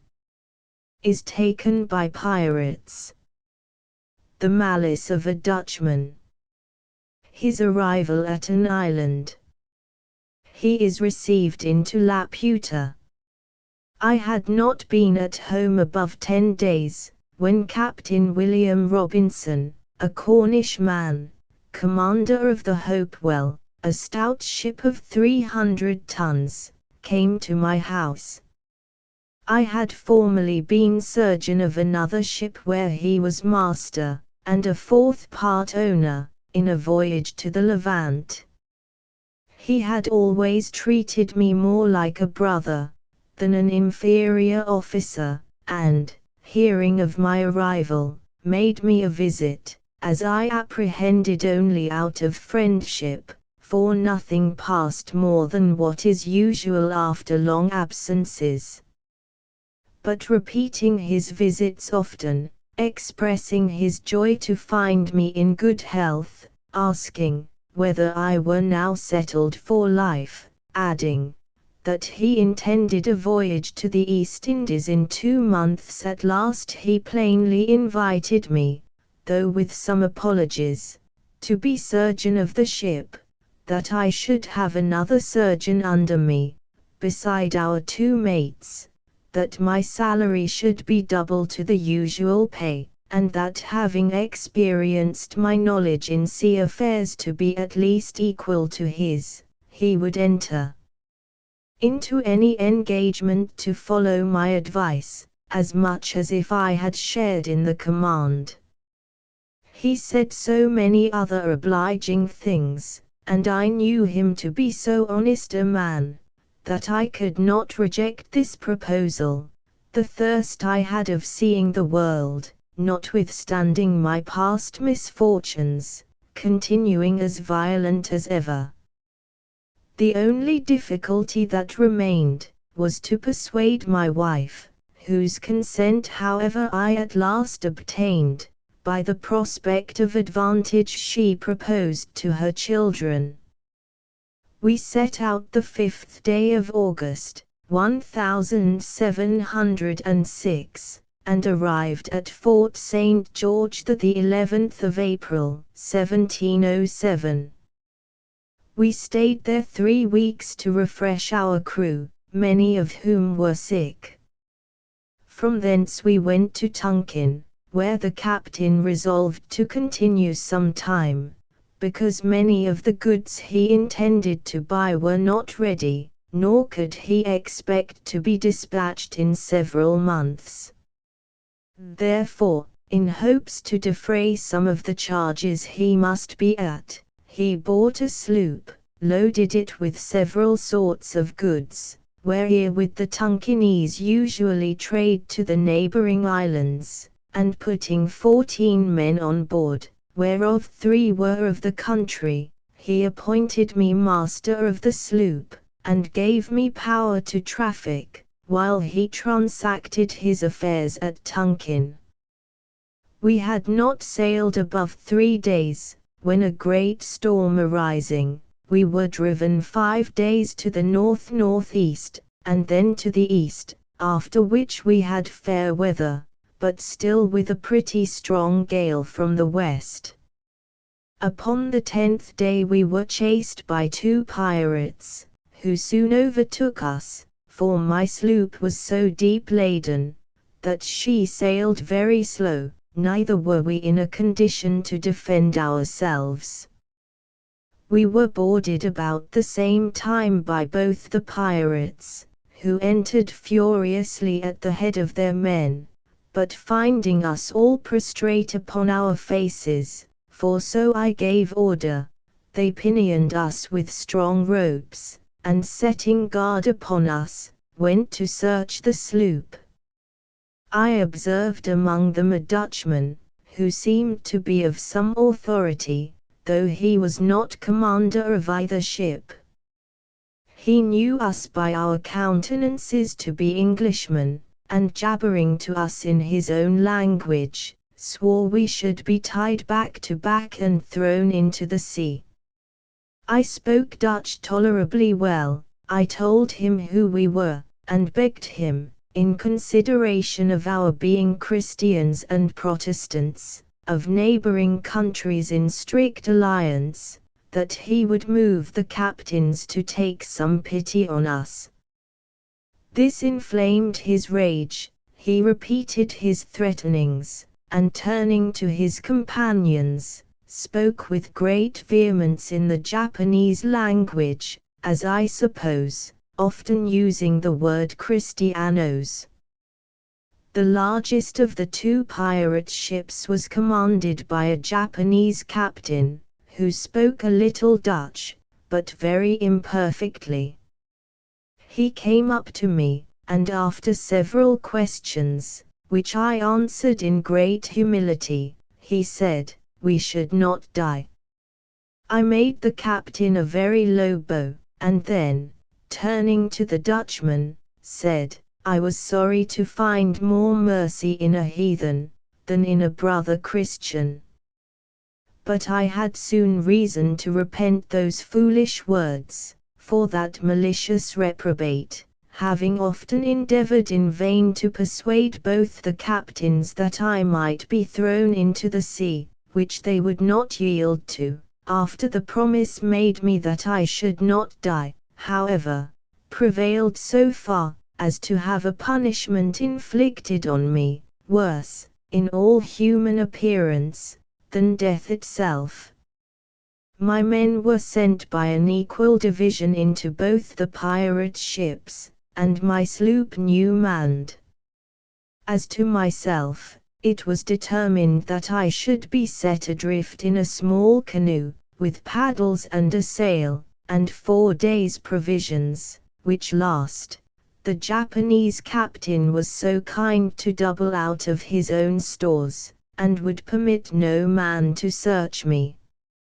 I got down into the canoe, while the Dutchman, standing upon the deck, loaded me with all the curses and injurious terms his language could afford.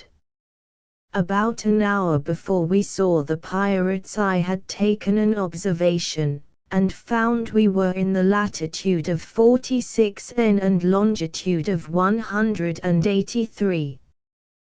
When I was at some distance from the pirates, I discovered, by my pocket glass, several islands to the southeast.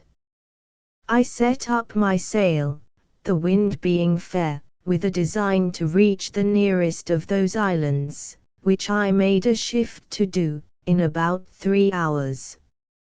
It was all rocky, however I got many birds' eggs, and, striking fire, I kindled some heath and dry seaweed, by which I roasted my eggs. I ate no other supper, being resolved to spare my provisions as much as I could. I passed the night under the shelter of a rock, strewing some heath under me, and slept pretty well. The next day I sailed to another island, and thence to a third and fourth, sometimes using my sail, and sometimes my paddles. But, not to trouble the reader with a particular account of my distresses, let it suffice, that on the 5th day I arrived at the last island in my sight, which lay south-southeast to the former. This island was at a greater distance than I expected, and I did not reach it in less than 5 hours. I encompassed it almost round, before I could find a convenient place to land in, which was a small creek, about 3 times the wideness of my canoe.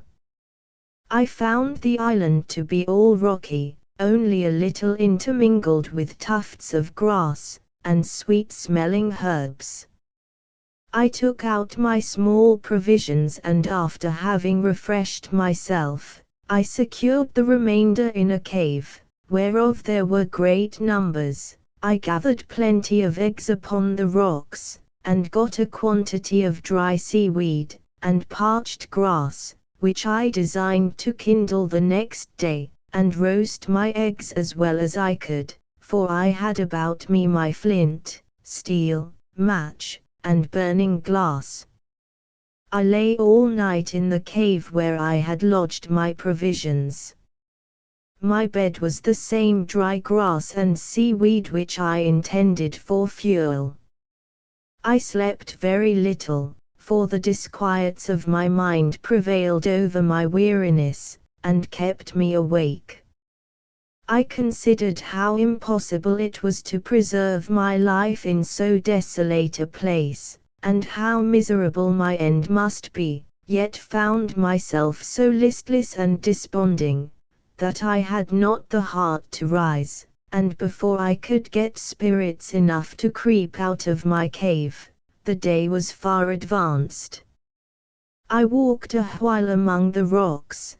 The sky was perfectly clear, and the sun so hot, that I was forced to turn my face from it, when all on a sudden it became obscure, as I thought, in a manner very different from what happens by the interposition of a cloud.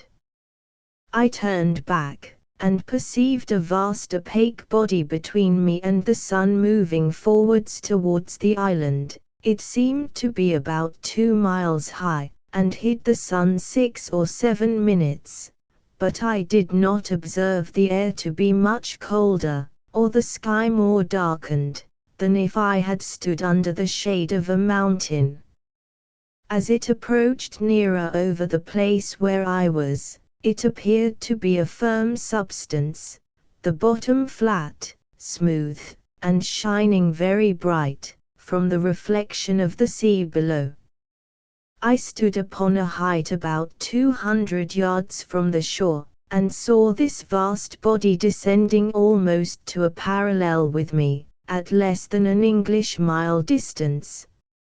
I took out my pocket perspective, and could plainly discover numbers of people moving up and down the sides of it, which appeared to be sloping, but what those people were doing I was not able to distinguish. The natural love of life gave me some inward motion of joy, and I was ready to entertain a hope that this adventure might, some way or other, help to deliver me from the desolate place and condition I was in. But at the same time the reader can hardly conceive my astonishment, to behold an island in the air, inhabited by men, who were able, as it should seem, to raise or sink, or put it into progressive motion, as they pleased. But not being at that time in a disposition to philosophize upon this phenomenon, I rather chose to observe what course the island would take, because it seemed for a while to stand still. Yet soon after, it advanced nearer, and I could see the sides of it encompassed with several gradations of galleries, and stairs, at certain intervals, to descend from one to the other. In the lowest gallery, I beheld some people fishing with long angling rods, and others looking on. I waved my cap, for my hat was long since worn out, and my handkerchief toward the island, and upon its nearer approach, I called and shouted with the utmost strength of my voice, and then looking circumspectly, I beheld a crowd gather to that side which was most in my view. I found by their pointing towards me and to each other, that they plainly discovered me, although they made no return to my shouting. But I could see 4 or 5 men running in great haste, up the stairs, to the top of the island, who then disappeared. I happened rightly to conjecture, that these were sent for orders to some person in authority upon this occasion. The number of people increased, and, in less than half an hour, the island was moved and raised in such a manner, that the lowest gallery appeared in a parallel of less than 100 yards distance from the height where I stood. I then put myself in the most supplicating posture, and spoke in the humblest accent, but received no answer.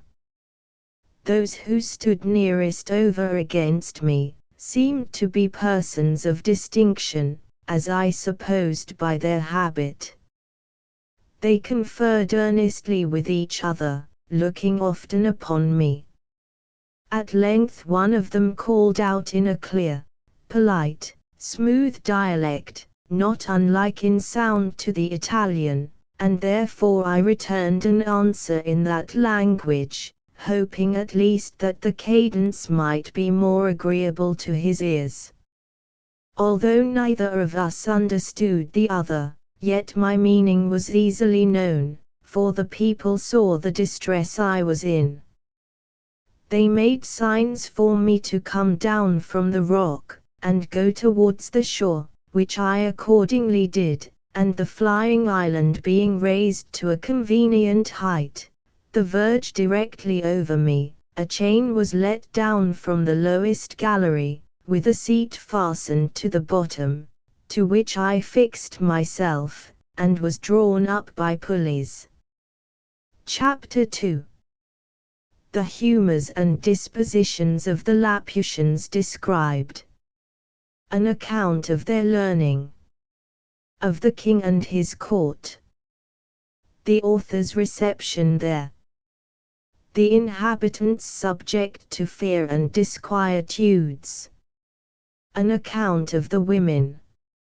At my alighting, I was surrounded with a crowd of people, but those who stood nearest seemed to be of better quality.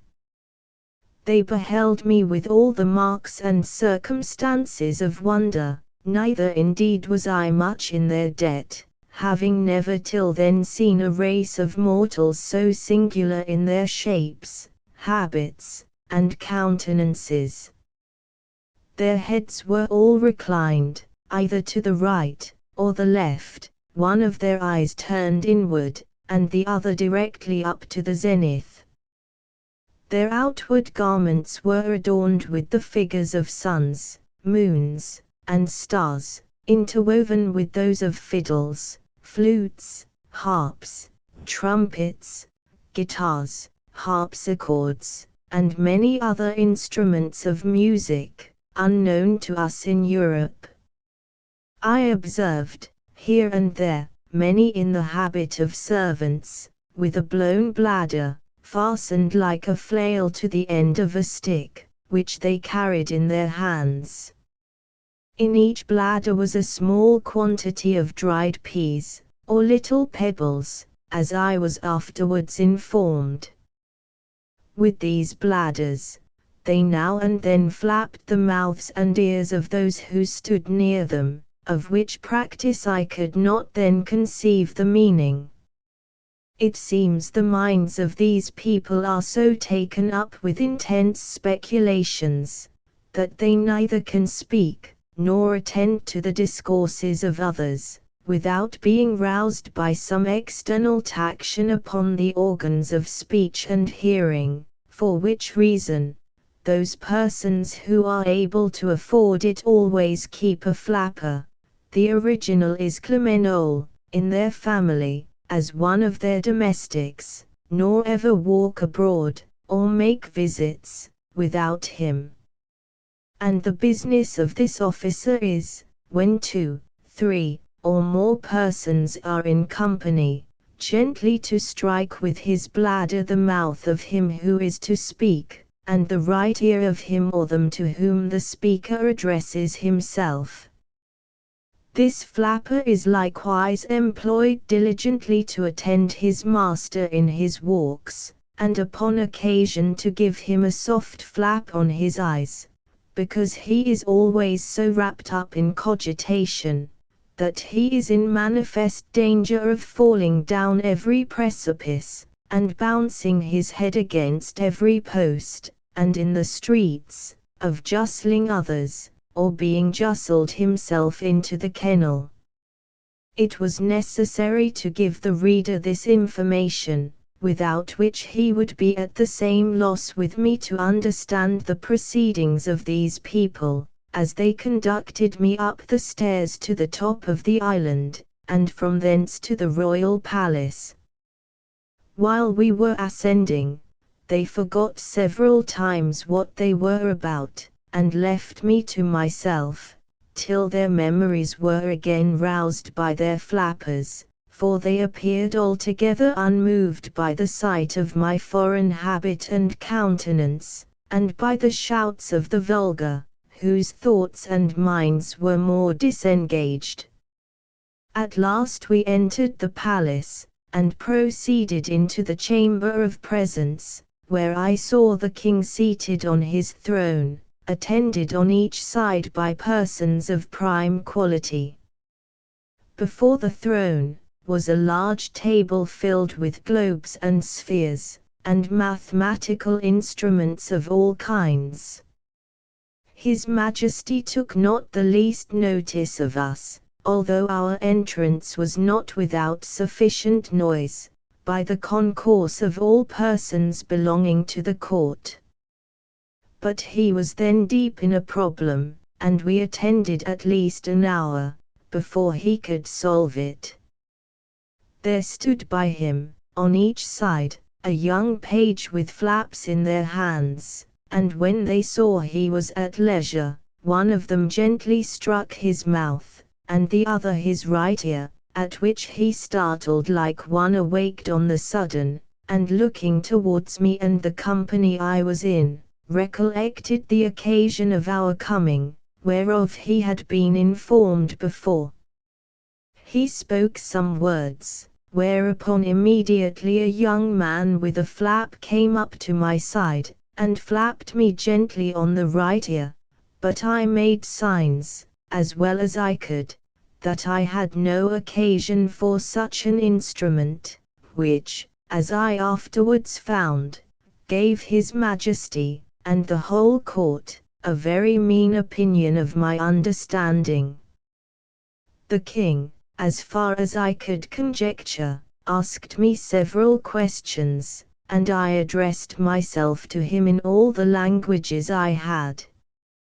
When it was found I could neither understand nor be understood, I was conducted by his order to an apartment in his palace, this prince being distinguished above all his predecessors for his hospitality to strangers, where 2 servants were appointed to attend me.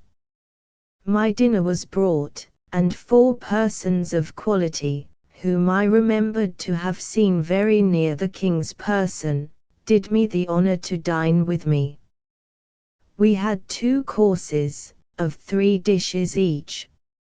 In the first course, there was a shoulder of mutton cut into an equilateral triangle, a piece of beef into a rhomboids, and a pudding into a cycloid. The second course was 2 ducks trussed up in the form of fiddles, sausages and puddings resembling flutes and hautboys, and a breast of veal in the shape of a harp. The servants cut our bread into cones, cylinders, parallelograms, and several other mathematical figures.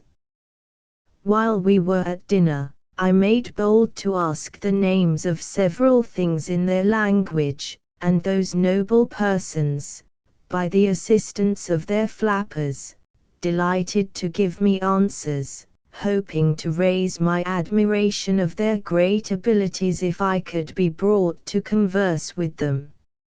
I was soon able to call for bread and drink, or whatever else I wanted. After dinner my company withdrew, and a person was sent to me by the king's order, attended by a flapper. He brought with him pen, ink, and paper, and 3 or 4 books, giving me to understand by signs, that he was sent to teach me the language.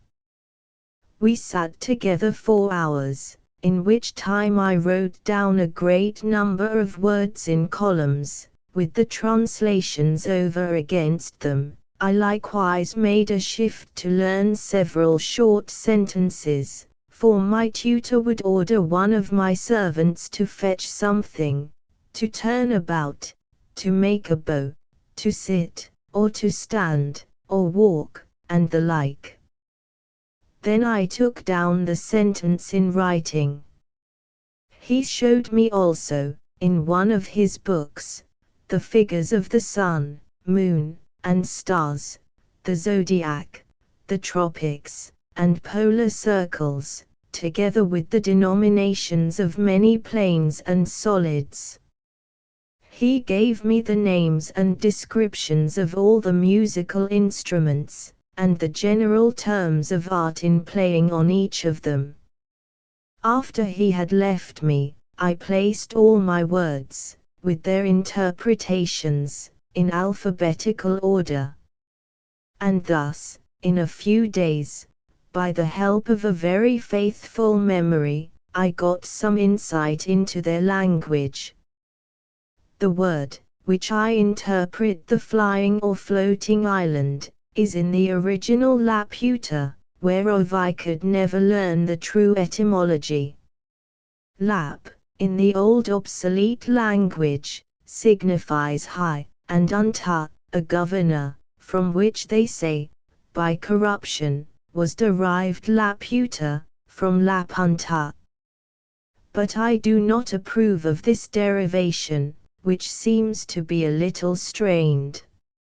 I ventured to offer to the learned among them a conjecture of my own, that Laputa was quasi-lap-outed, lap, signifying properly, the dancing of the sunbeams in the sea, and outed, a wing, which, however, I shall not obtrude, but submit to the judicious reader. Those to whom the king had entrusted me, observing how ill I was clad, ordered a tailor to come next morning, and take measure for a suit of clothes. This operator did his office after a different manner from those of his trade in Europe. He first took my altitude by a quadrant, and then, with a rule and compasses, described the dimensions and outlines of my whole body, all which he entered upon paper, and in 6 days brought my clothes very ill made, and quite out of shape, by happening to mistake a figure in the calculation. But my comfort was, that I observed such accidents very frequent, and little regarded. During my confinement for want of clothes, and by an indisposition that held me some days longer, I much enlarged my dictionary, and when I went next to court, was able to understand many things the king spoke, and to return him some kind of answers. His Majesty had given orders, that the island should move northeast and by east, to the vertical point over Lagadu, the metropolis of the whole kingdom below, upon the firm earth. It was about 90 leagues distant, and our voyage lasted 4 days and a half. I was not in the least sensible of the progressive motion made in the air by the island. On the second morning, about 11 o'clock, the king himself in person, attended by his nobility, courtiers, and officers, having prepared all their musical instruments, played on them for 3 hours without intermission, so that I was quite stunned with the noise, neither could I possibly guess the meaning, till my tutor informed me. He said that, the people of their island had their ears adapted to hear the music of the spheres, which always played at certain periods, and the court was now prepared to bear their part, in whatever instrument they most excelled. In our journey towards Lagadu, the capital city, His Majesty ordered that the island should stop over certain towns and villages, from whence he might receive the petitions of his subjects. And to this purpose, several pack threads were let down, with small weights at the bottom. On these pack threads the people strung their petitions, which mounted up directly, like the scraps of paper fastened by schoolboys at the end of the string that holds their kite. Sometimes we received wine and victuals from below, which were drawn up by pulleys. The knowledge I had in mathematics gave me great assistance in acquiring their phraseology, which depended much upon that science, and music, and in the latter I was not unskilled. Their ideas are perpetually conversant in lines and figures. If they would, for example, praise the beauty of a woman, or any other animal, they describe it by rhombs, circles, parallelograms, ellipses, and other geometrical terms, or by words of art drawn from music, needless here to repeat. I observed in the king's kitchen all sorts of mathematical and musical instruments, after the figures of which they cut up the joints that were served to His Majesty's table. Their houses are very ill built, the walls bevel, without one right angle in any apartment, and this defect arises from the contempt they bear to practical geometry, which they despise as vulgar and mechanic, those instructions they give being too refined for the intellects of their workmen, which occasions perpetual mistakes. And although they are dexterous enough upon a piece of paper, in the management of the rule, the pencil, and the divider, yet in the common actions and behavior of life, I have not seen a more clumsy, awkward, and unhandy people, nor so slow and perplexed in their conceptions upon all other subjects, except those of mathematics and music. They are very bad reasoners, and vehemently given to opposition, unless when they happen to be of the right opinion, which is seldom their case. Imagination, fancy, and invention, they are wholly strangers to, nor have any words in their language, by which those ideas can be expressed, the whole compass of their thoughts and mind being shut up within the two forementioned sciences.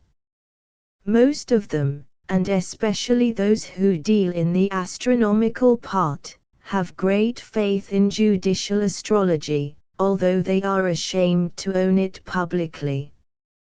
But what I chiefly admired, and thought altogether unaccountable, was the strong disposition I observed in them towards news and politics, perpetually inquiring into public affairs, giving their judgments in matters of state, and passionately disputing every inch of a party opinion. I have indeed observed the same disposition among most of the mathematicians I have known in Europe, although I could never discover the least analogy between the two sciences, unless those people suppose that because the smallest circle has as many degrees as the largest, therefore the regulation and management of the world require no more abilities than the handling and turning of a globe.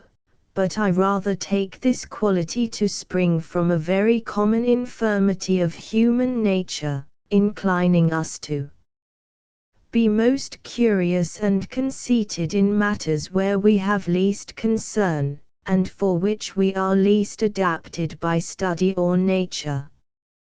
These people are under continual disquietudes, never enjoying a minute's peace of mind, and their disturbances proceed from causes which very little affect the rest of mortals.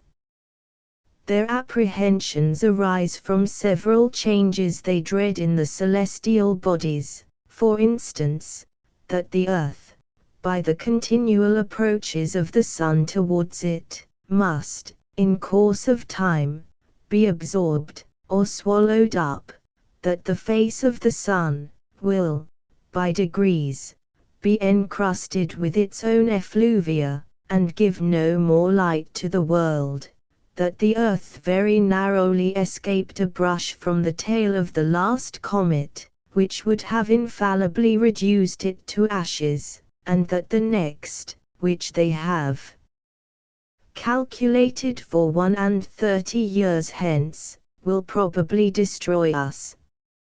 For if, in its perihelion, it should approach within a certain degree of the Sun, as by their calculations they have reason to dread, it will receive a degree of heat 10,000 times more intense than that of red-hot glowing iron, and in its absence from the Sun, carry a blazing tail 10,014 miles long, through which, if the Earth should pass at the distance of 100,000 miles from the nucleus, or main body of the comet, it must in its passage be set on fire, and reduced to ashes, that the Sun, daily spending its rays without any nutriment to supply them, will at last be wholly consumed and annihilated, which must be attended with the destruction of this earth, and of all the planets that receive their light from it. They are so perpetually alarmed with the apprehensions of these, and the like impending dangers, that they can neither sleep quietly in their beds, nor have any relish for the common pleasures and amusements of life. When they meet an acquaintance in the morning, the first question is about the Sun's health, how he looked at his setting and rising, and what hopes they have to avoid the stroke of the approaching comet. This conversation they are apt to run into with the same temper that boys discover in delighting to hear terrible stories of spirits and hobgoblins, which they greedily listen to, and dare not go to bed for fear. The women of the island have abundance of vivacity, they contemn their husbands, and are exceedingly fond of strangers, whereof there is always a considerable number from the continent below, attending at court, either upon affairs of the several towns and corporations, or their own particular occasions, but are much despised, because they want the same endowments. Among these the ladies choose their gallants, but the vexation is, that they act with too much ease and security, for the husband is always so wrapped in speculation, that the mistress and lover may proceed to the greatest familiarities before his face, if he be but provided with paper and implements, and without his flapper at his side. The wives and daughters lament their confinement to the island, although I think it the most delicious spot of ground in the world, and although they live here in the greatest plenty and magnificence, and are allowed to do whatever they please, they long to see the world, and take the diversions of the metropolis, which they are not allowed to do without a particular license from the king, and this is not easy to be obtained, because the people of quality have found, by frequent experience, how hard it is to persuade their women to return from below. I was told that a great court lady, who had several children, is married to the Prime Minister, the richest subject in the kingdom, a very graceful person, extremely fond of her, and lives in the finest palace of the island, went down to Lagadu on the pretence of health, there hid herself for several months, till the king sent a warrant to search for her, and she was found in an obscure eating house all in rags, having pawned her clothes to maintain an old deformed footman, who beat her every day, and in whose company she was taken, much against her will. And although her husband received her with all possible kindness, and without the least reproach, she soon after contrived to steal down again, with all her jewels, to the same gallant, and has not been heard of since. This may perhaps pass with the reader rather for an European or English story, than for one of a country so remote. But he may please to consider, that the caprices of womankind are not limited by any climate or nation, and that they are much more uniform, than can be easily imagined. In about a month's time, I had made a tolerable proficiency in their language, and was able to answer most of the king's questions, when I had the honor to attend him. His Majesty discovered not the least curiosity to inquire into the laws, government, history, religion, or manners of the countries where I had been, but confined his questions to the state of mathematics, and received the account I gave him with great contempt and indifference, though often roused by his flapper on each side. Chapter 3. A phenomenon solved by modern philosophy and astronomy. The Laputians' great improvements in the latter. The king's method of suppressing insurrections. I desired leave of this prince to see the curiosities of the island, which he was graciously pleased to grant, and ordered my tutor to attend me.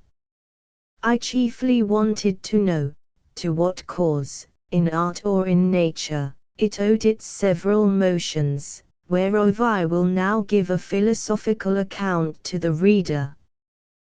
The flying or floating island is exactly circular, its diameter 7,837 yards, or about 4 miles and a half, and consequently contains 10,000 acres. It is 300 yards thick. The bottom, or undersurface, which appears to those who view it below, is one even regular plate of adamant, shooting up to the height of about 200 yards. Above it lie the several minerals in their usual order, and over all is a coat of rich mold, 10 or 12 feet deep. The declivity of the upper surface, from the circumference to the center, is the natural cause why all the dews and rains, which fall upon the island, are conveyed in small rivulets toward the middle, where they are emptied into 4 large basins, each of about half a mile in circuit, and 200 yards distant from the center. From these basins the water is continually exhaled by the sun in the daytime, which effectually prevents their overflowing. Besides, as it is in the power of the monarch to raise the island above the region of clouds and vapors, he can prevent the falling of dews and rain whenever he pleases. For the highest clouds cannot rise above 2 miles, as naturalists agree, at least they were never known to do so in that country. At the center of the island there is a chasm about 50 yards in diameter, whence the astronomers descend into a large dome, which is therefore called Flandern-Gagnol, or the astronomer's cave, situated at the depth of 100 yards beneath the upper surface of the adamant. In this cave are 20 lamps continually burning, which, from the reflection of the adamant, cast a strong light into every part. The place is stored with great variety of sextants, quadrants, telescopes, astrolabes, and other astronomical instruments. But the greatest curiosity, upon which the fate of the island depends, is a lodestone of a prodigious size, in shape resembling a weaver's shuttle. It is in length 6 yards, and in the thickest part at least 3 yards over. This magnet is sustained by a very strong axle of adamant passing through its middle, upon which it plays, and is poised so exactly that the weakest hand can turn it. It is hooped round with a hollow cylinder of adamant, 4 feet deep, as many thick, and 12 yards in diameter, placed horizontally, and supported by 8 adamantine feet, each 6 yards high. In the middle of the concave side, there is a groove 12 inches deep, in which the extremities of the axle are lodged, and turned round as there is occasion. The stone cannot be removed from its place by any force, because the hoop and its feet are one continued piece with that body of adamant which constitutes the bottom of the island. By means of this lodestone, the island is made to rise and fall, and move from one place to another. For, with respect to that part of the earth over which the monarch presides, the stone is endued at one of its sides with an attractive power, and at the other with a repulsive.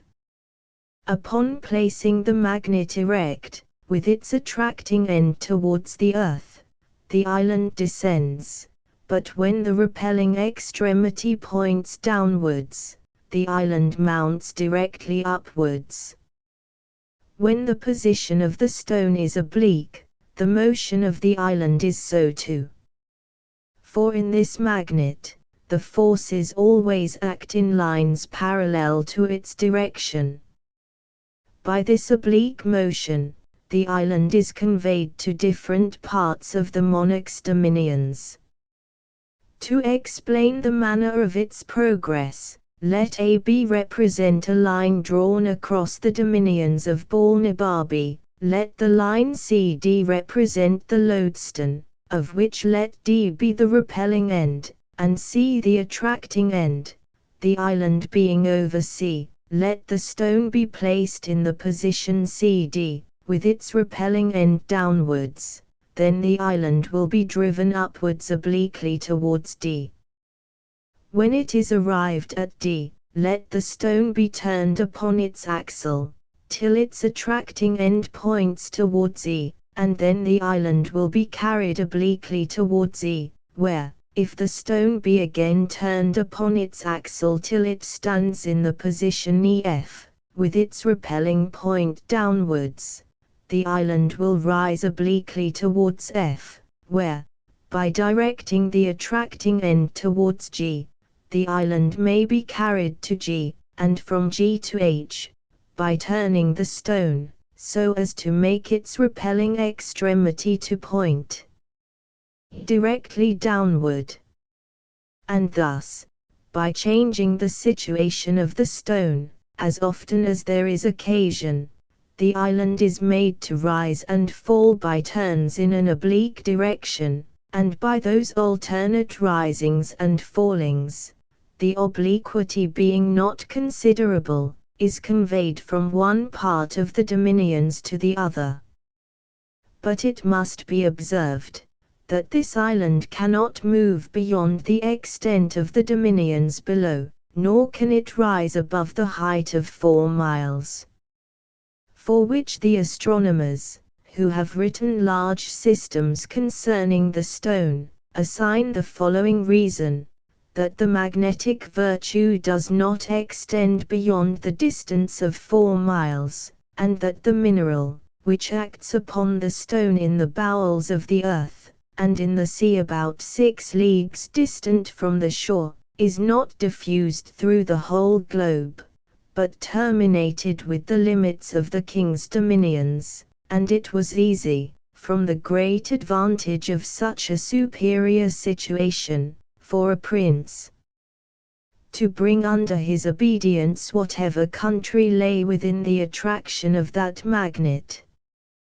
When the stone is put parallel to the plane of the horizon, the island stands still, for in that case the extremities of it, being at equal distance from the earth, act with equal force, the one in drawing downwards, the other in pushing upwards, and consequently no motion can ensue. This lodestone is under the care of certain astronomers, who, from time to time, give it such positions as the monarch directs. They spend the greatest part of their lives in observing the celestial bodies, which they do by the assistance of glasses, far excelling ours in goodness. For, although their largest telescopes do not exceed 3 feet, they magnify much more than those of 100 with us, and show the stars with greater clearness. This advantage has enabled them to extend their discoveries much further than our astronomers in Europe, for they have made a catalogue of 10,000 fixed stars, whereas the largest of ours do not contain above 1/3 part of that number. They have likewise discovered 2 lesser stars, or satellites, which revolve about Mars, whereof the innermost is distant from the center of the primary planet exactly 3 of his diameters, and the outermost, 5.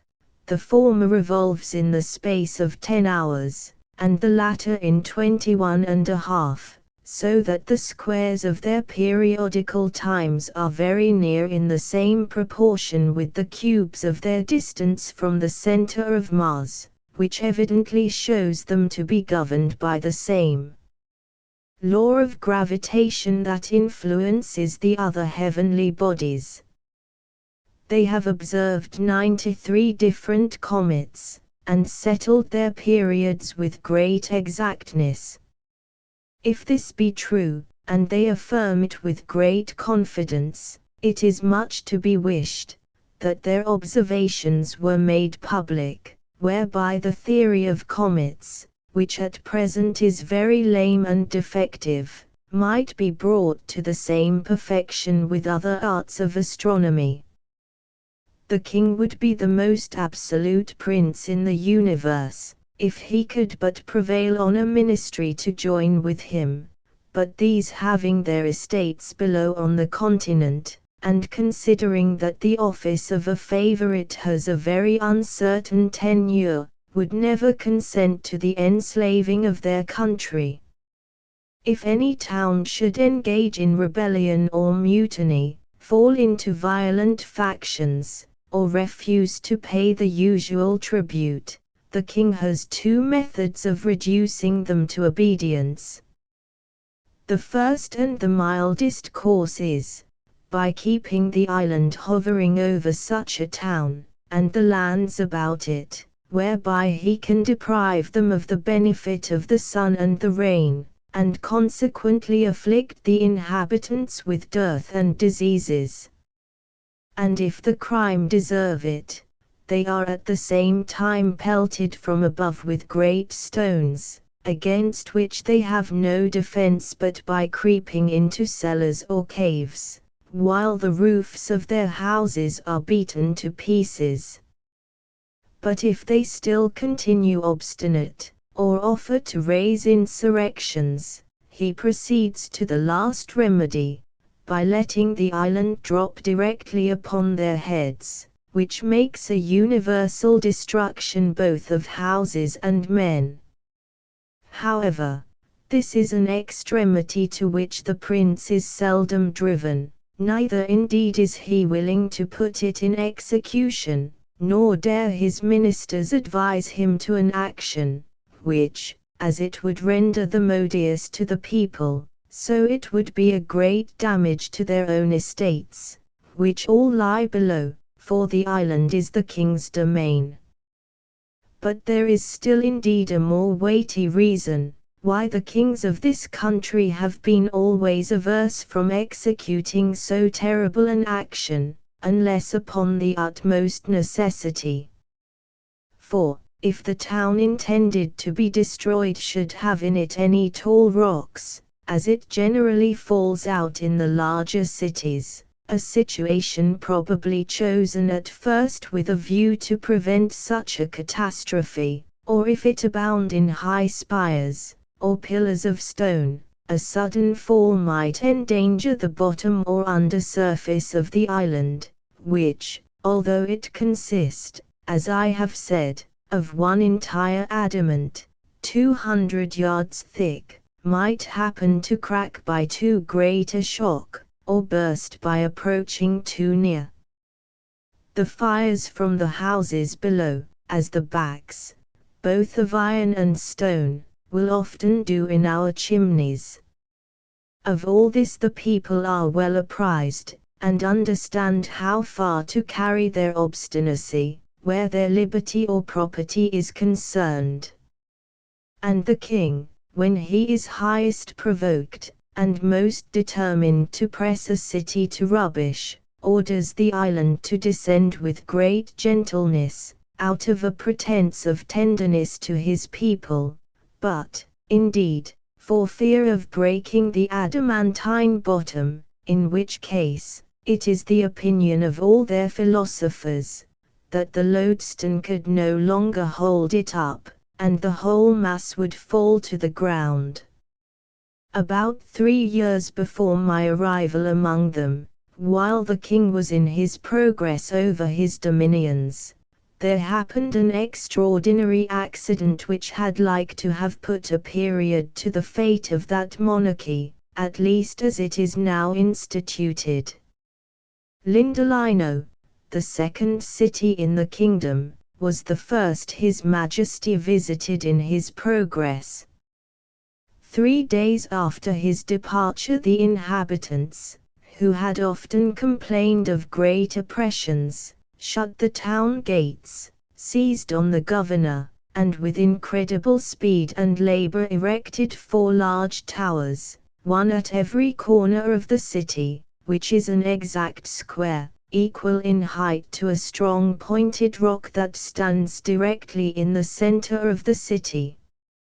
Upon the top of each tower, as well as upon the rock, they fixed a great lodestone, and in case their design should fail, they had provided a vast quantity of the most combustible fuel, hoping to burst therewith the adamantine bottom of the island, if the lodestone project should miscarry.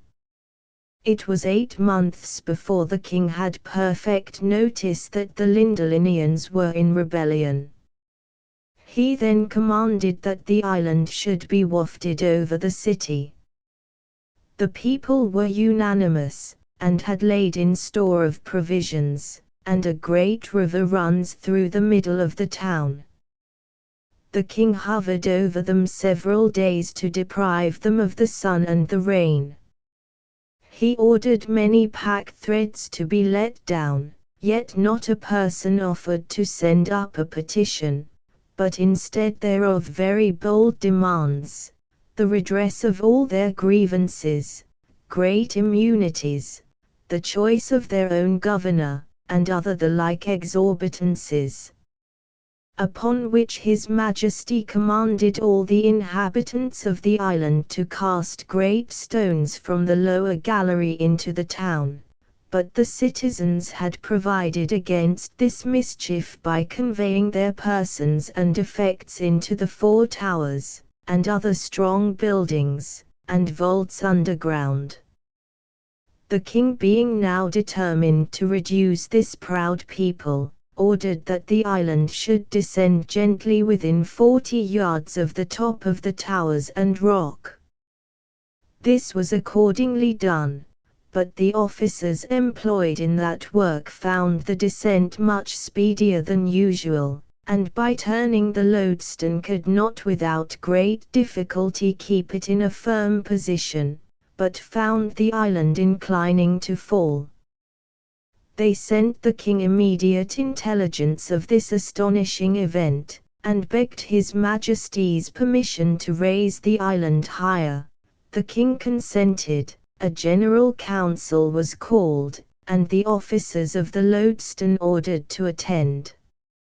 One of the oldest and expertest among them obtained leave to try an experiment. He took a strong line of 100 yards, and the island being raised over the town above the attracting power they had felt, he fastened a piece of adamant to the end of his line, which had in it a mixture of iron mineral, of the same nature with that whereof the bottom or lower surface of the island is composed, and from the lower gallery let it down slowly towards the top of the towers. The adamant was not descended 4 yards, before the officer felt it drawn so strongly downwards that he could hardly pull it back. He then threw down several small pieces of adamant, and observed that they were all violently attracted by the top of the tower. The same experiment was made on the other 3 towers, and on the rock with the same effect. This incident broke entirely the king's measures, and, to dwell no longer on other circumstances, he was forced to give the town their own conditions. I was assured by a great minister that if the island had descended so near the town as not to be able to raise itself, the citizens were determined to fix it forever, to kill the king and all his servants, and entirely change the government. By a fundamental law of this realm, neither the king, nor either of his 2 eldest sons, are permitted to leave the island, nor the queen, till she is past childbearing. Chapter 4. The author leaves Laputa, is conveyed to Balnibarbi, arrives at the metropolis. A description of the metropolis, and the country adjoining. The author hospitably received by a great lord. His conversation with that lord. Although I cannot say that I was ill-treated in this island, yet I must confess I thought myself too much neglected, not without some degree of contempt, for neither prince nor people appeared to be curious in any part of knowledge, except mathematics and music, wherein I was far their inferior, and upon that account very little regarded. On the other side, after having seen all the curiosities of the island, I was very desirous to leave it, being heartily weary of those people. They were indeed excellent in 2 sciences for which I have great esteem, and wherein I am not unversed, but, at the same time, so abstracted and involved in speculation, that I never met with such disagreeable companions. I conversed only with women, tradesmen, flappers, and court pages, during 2 months of my abode there, by which, at last, I rendered myself extremely contemptible, yet these were the only people from whom I could ever receive a reasonable answer. I had obtained, by hard study, a good degree of knowledge in their language. I was weary of being confined to an island where I received so little countenance, and resolved to leave it with the first opportunity. There was a great lord at court, nearly related to the king, and for that reason alone used with respect. He was universally reckoned the most ignorant and stupid person among them. He had performed many eminent services for the crown, had great natural and acquired parts, adorned with integrity and honor, but so ill an ear for music, that his detractors reported, he had been often known to beat time in the wrong place, neither could his tutors, without extreme difficulty, teach him to demonstrate the most easy proposition in the mathematics. He was pleased to show me many marks of favor, often did me the honor of a visit, desired to be informed in the affairs of Europe, the laws and customs, the manners and learning of the several countries where I had traveled. He listened to me with great attention, and made very wise observations on all I spoke. He had 2 flappers attending him for state, but never made use of them, except at court and in visits of ceremony, and would always command them to withdraw, when we were alone together. I entreated this illustrious person to intercede in my behalf with His Majesty, for leave to depart, which he accordingly did, as he was pleased to tell me, with regret, for indeed he had made me several offers very advantageous, which, however, I refused, with expressions of the highest acknowledgment. On the 16th day of February I took leave of His Majesty and the court. The king made me a present to the value of about £200 English, and my protector, his kinsman, as much more, together with a letter of recommendation to a friend of his in Lagado, the metropolis. The island being then hovering over a mountain about 2 miles from it, I was let down from the lowest gallery, in the same manner as I had been taken up. The continent, as far as it is subject to the monarch of the flying island, passes under the general name of Balnibarbi, and the metropolis, as I said before, is called Lagado. I felt some little satisfaction in finding myself on firm ground. I walked to the city without any concern, being clad like one of the natives, and sufficiently instructed to converse with them. I soon found out the person's house to whom I was recommended, presented my letter from his friend the grandee in the island, and was received with much kindness. This great lord, whose name was Munodi, ordered me an apartment in his own house, where I continued during my stay, and was entertained in a most hospitable manner. The next morning after my arrival, he took me in his chariot to see the town, which is about half the bigness of London, but the houses very strangely built, and most of them out of repair. The people in the streets walked fast, looked wild, their eyes fixed, and were generally in rags.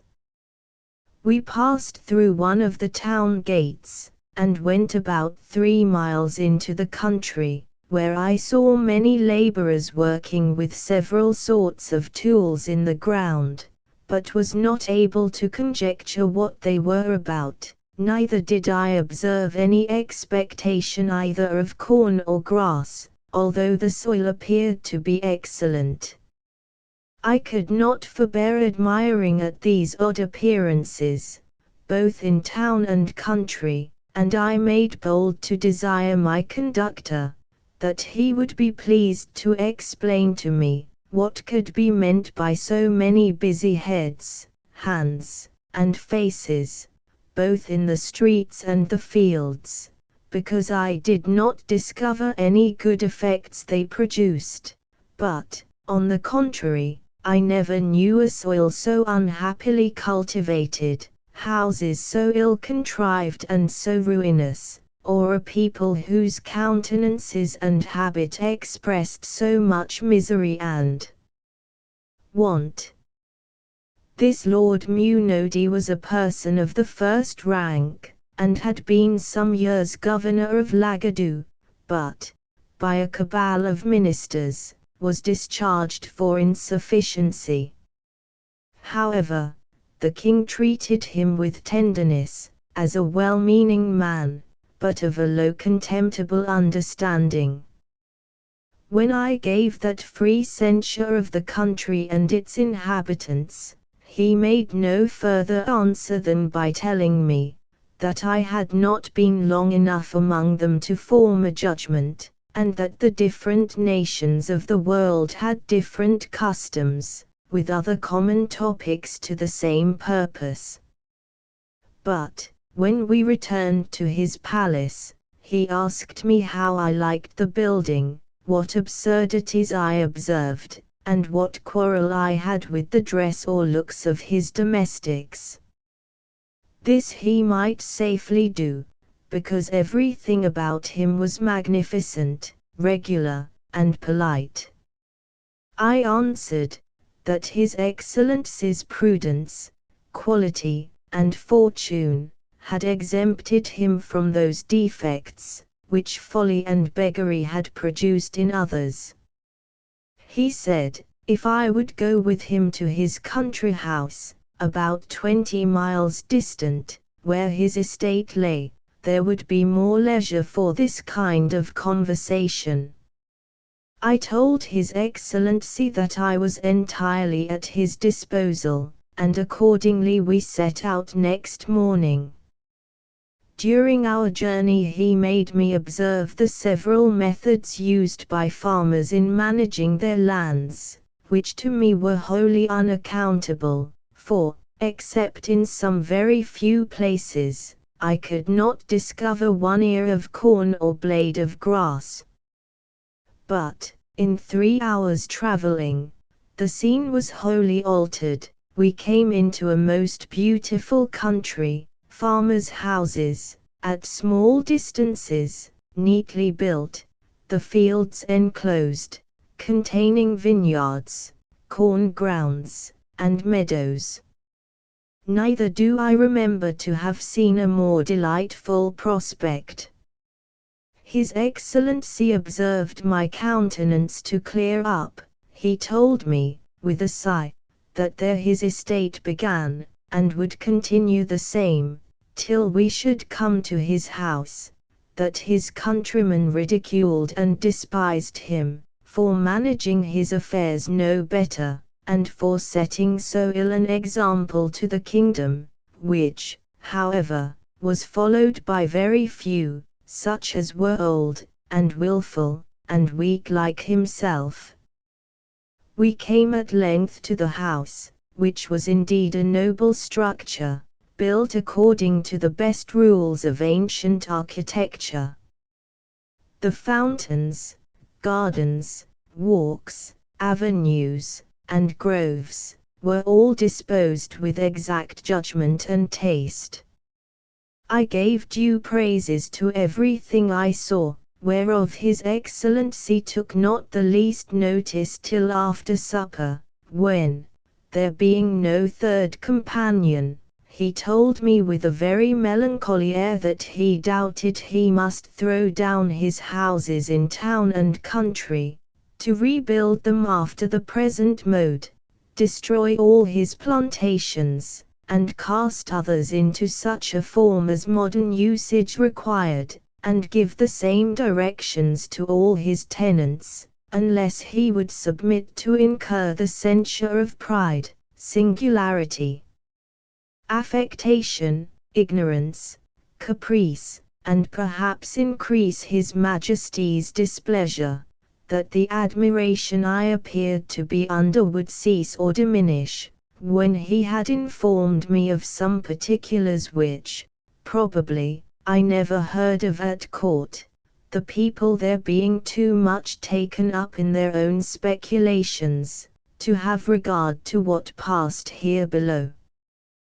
The sum of his discourse was to this effect, that about 40 years ago, certain persons went up to Laputa, either upon business or diversion, and, after 5 months' continuance, came back with a very little smattering in mathematics, but full of volatile spirits acquired in that airy region, that these persons, upon their return, began to dislike the management of everything below, and fell into schemes of putting all arts, sciences, languages, and mechanics, upon a new foot. To this end, they procured a royal patent for erecting an academy of projectors in Lagadu, and the humour prevailed so strongly among the people, that there is not a town of any consequence in the kingdom without such an academy. In these colleges the professors contrive new rules and methods of agriculture and building, and new instruments, and tools for all trades and manufactures, whereby, as they undertake, one man shall do the work of 10, a palace may be built in a week, of materials so durable as to last forever without repairing. All the fruits of the earth shall come to maturity at whatever season we think fit to choose, and increase 100-fold more than they do at present, with innumerable other happy proposals. The only inconvenience is, that none of these projects are yet brought to perfection, and in the meantime, the whole country lies miserably waste, the houses in ruins, and the people without food or clothes.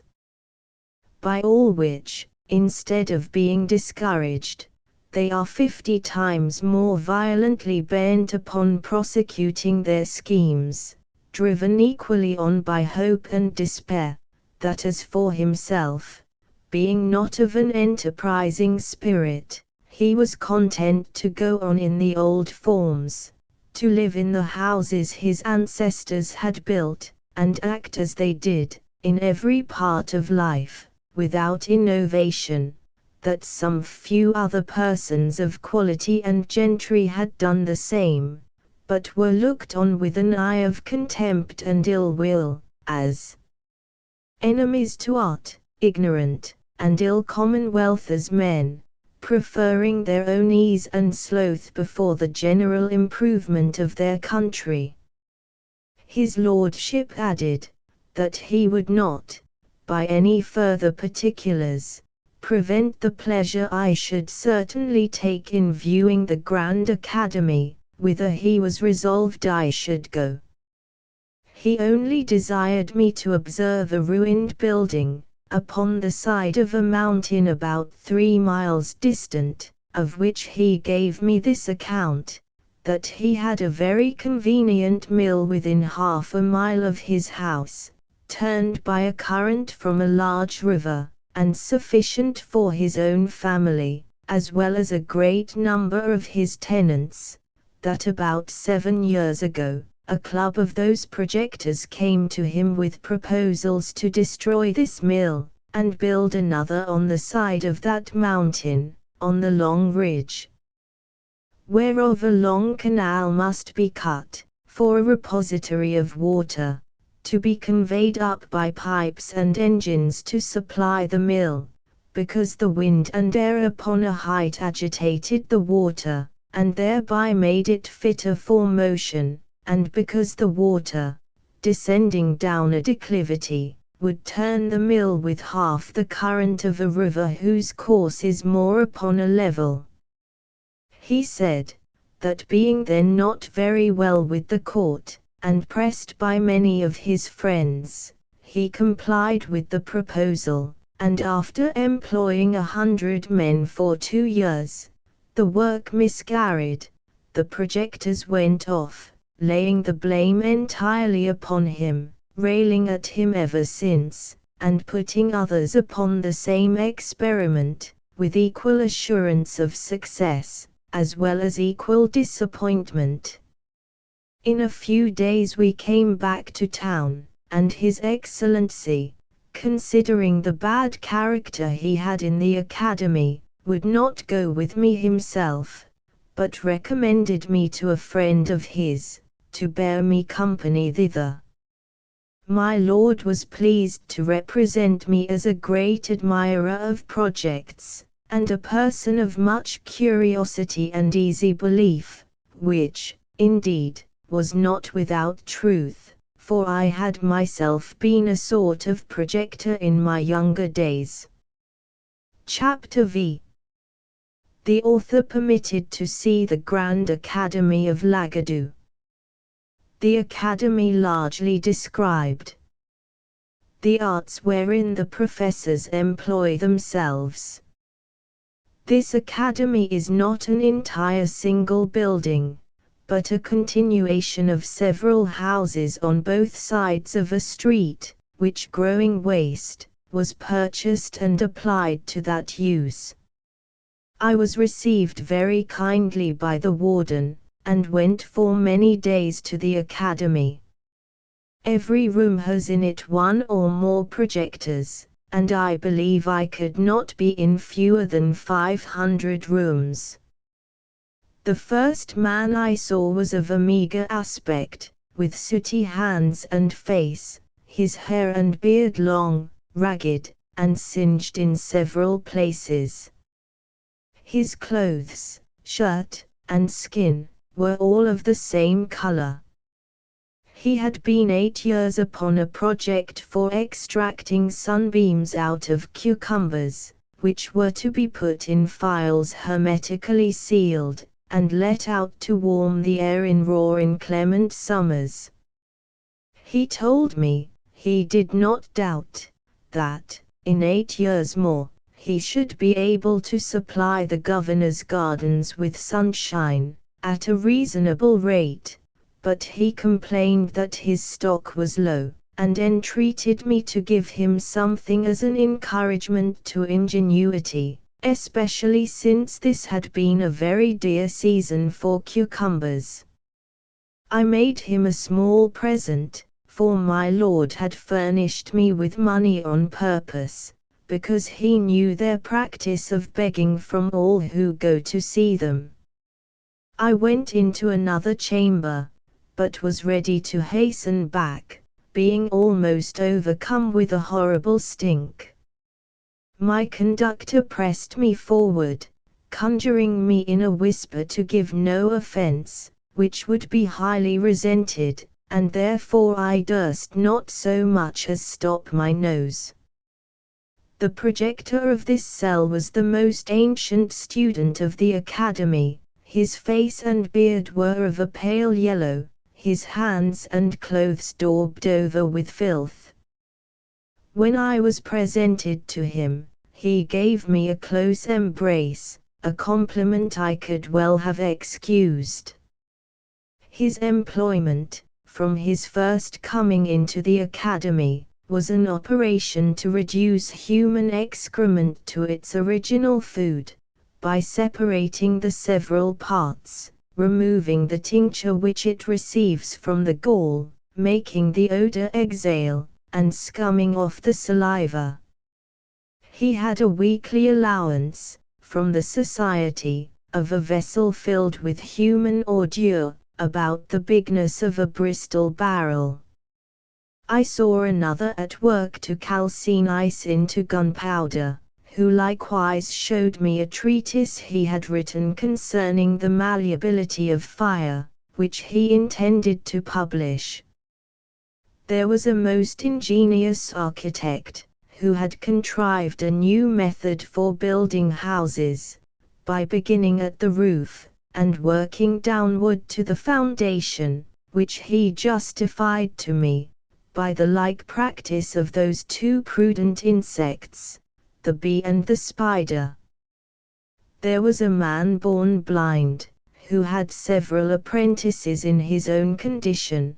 Their employment was to mix colors for painters, which their master taught them to distinguish by feeling and smelling. It was indeed my misfortune to find them at that time not very perfect in their lessons, and the professor himself happened to be generally mistaken. This artist is much encouraged and esteemed by the whole fraternity. In another apartment I was highly pleased with a projector who had found a device of ploughing the ground with hogs, to save the charges of ploughs, cattle, and labor. The method is this: in an acre of ground you bury, at 6 inches distance and 8 deep, a quantity of acorns, dates, chestnuts, and other mast or vegetables, whereof these animals are fondest. Then you drive 600 or more of them into the field, where, in a few days, they will root up the whole ground in search of their food, and make it fit for sowing, at the same time manuring it with their dung. It is true, upon experiment, they found the charge and trouble very great, and they had little or no crop. However, it is not doubted that this invention may be capable of great improvement. I went into another room, where the walls and ceiling were all hung round with cobwebs, except a narrow passage for the artist to go in and out. At my entrance, he called aloud to me, not to disturb his webs. He lamented the fatal mistake the world had been so long in, of using silkworms, while we had such plenty of domestic insects who infinitely excelled the former, because they understood how to weave, as well as spin. And he proposed further, that by employing spiders, the charge of dyeing silks should be wholly saved, whereof I was fully convinced, when he showed me a vast number of flies most beautifully colored, wherewith he fed his spiders, assuring us that the webs would take a tincture from them, and as he had them of all hues, he hoped to fit everybody's fancy, as soon as he could find proper food for the flies, of certain gums, oils, and other glutinous matter, to give a strength and consistence to the threads. There was an astronomer, who had undertaken to place a sundial upon the great weathercock on the town house, by adjusting the annual and diurnal motions of the earth and sun, so as to answer and coincide with all accidental turnings of the wind. I was complaining of a small fit of the colic, upon which my conductor led me into a room where a great physician resided, who was famous for curing that disease, by contrary operations from the same instrument. He had a large pair of bellows, with a long slender muzzle of ivory. This he conveyed 8 inches up the anus, and drawing in the wind, he affirmed he could make the guts as lank as a dried bladder. But when the disease was more stubborn and violent, he let in the muzzle while the bellows were full of wind, which he discharged into the body of the patient, then withdrew the instrument to replenish it, clapping his thumb strongly against the orifice of the fundament, and this being repeated 3 or 4 times, the adventitious wind would rush out, bringing the noxious along with it, like water put into a pump, and the patient recovered. I saw him try both experiments upon a dog, but could not discern any effect from the former. After the latter the animal was ready to burst, and made so violent a discharge as was very offensive to me and my companions. The dog died on the spot, and we left the doctor endeavoring to recover him, by the same operation. I visited many other apartments, but shall not trouble my reader with all the curiosities I observed, being studious of brevity. I had hitherto seen only one side of the academy, the other being appropriated to the advances of speculative learning, of whom I shall say something, when I have mentioned one illustrious person more, who is called among them the universal artist. He told us he had been 30 years employing his thoughts for the improvement of human life. He had 2 large rooms full of wonderful curiosities, and 50 men at work. Some were condensing air into a dry tangible substance, by extracting the nitra, and letting the aqueous or fluid particles percolate, others softening marble, for pillows and pincushions, others petrifying the hoofs of a living horse, to preserve them from foundering. The artist himself was at that time busy upon 2 great designs. The first, to sow land with chaff, wherein he affirmed the true seminal virtue to be contained, as he demonstrated by several experiments, which I was not skillful enough to comprehend. The other was, by a certain composition of gums, minerals, and vegetables, outwardly applied, to prevent the growth of wool upon 2 young lambs, and he hoped, in a reasonable time to propagate the breed of naked sheep, all over the kingdom. We crossed a walk to the other part of the academy, where, as I have already said, the projectors in speculative learning resided. The first professor I saw was in a very large room, with 40 pupils about him. After salutation, observing me to look earnestly upon a frame, which took up the greatest part of both the length and breadth of the room, he said, "Perhaps I might wonder to see him employed in a project for improving speculative knowledge, by practical and mechanical operations. But the world would soon be sensible of its usefulness, and he flattered himself, that a more noble, exalted thought never sprang in any other man's head." Every one knew how laborious the usual method is of attaining to arts and sciences, whereas, by his contrivance, the most ignorant person, at a reasonable charge, and with a little bodily labor, might write books in philosophy, poetry, politics, laws, mathematics, and theology, without the least assistance from genius or study. He then led me to the frame, about the sides, whereof all his pupils stood in ranks. It was 20 feet square, placed in the middle of the room. The superficies was composed of several bits of wood, about the bigness of a die, but some larger than others. They were all linked together by slender wires. These bits of wood were covered, on every square, with paper pasted on them, and on these papers were written all the words of their language, in their several moods, tenses, and declensions, but without any order. The professor then desired me to observe, for he was going to set his engine at work. The pupils, at his command, took each of them hold of an iron handle, whereof there were 40 fixed round the edges of the frame, and giving them a sudden turn, the whole disposition of the words was entirely changed.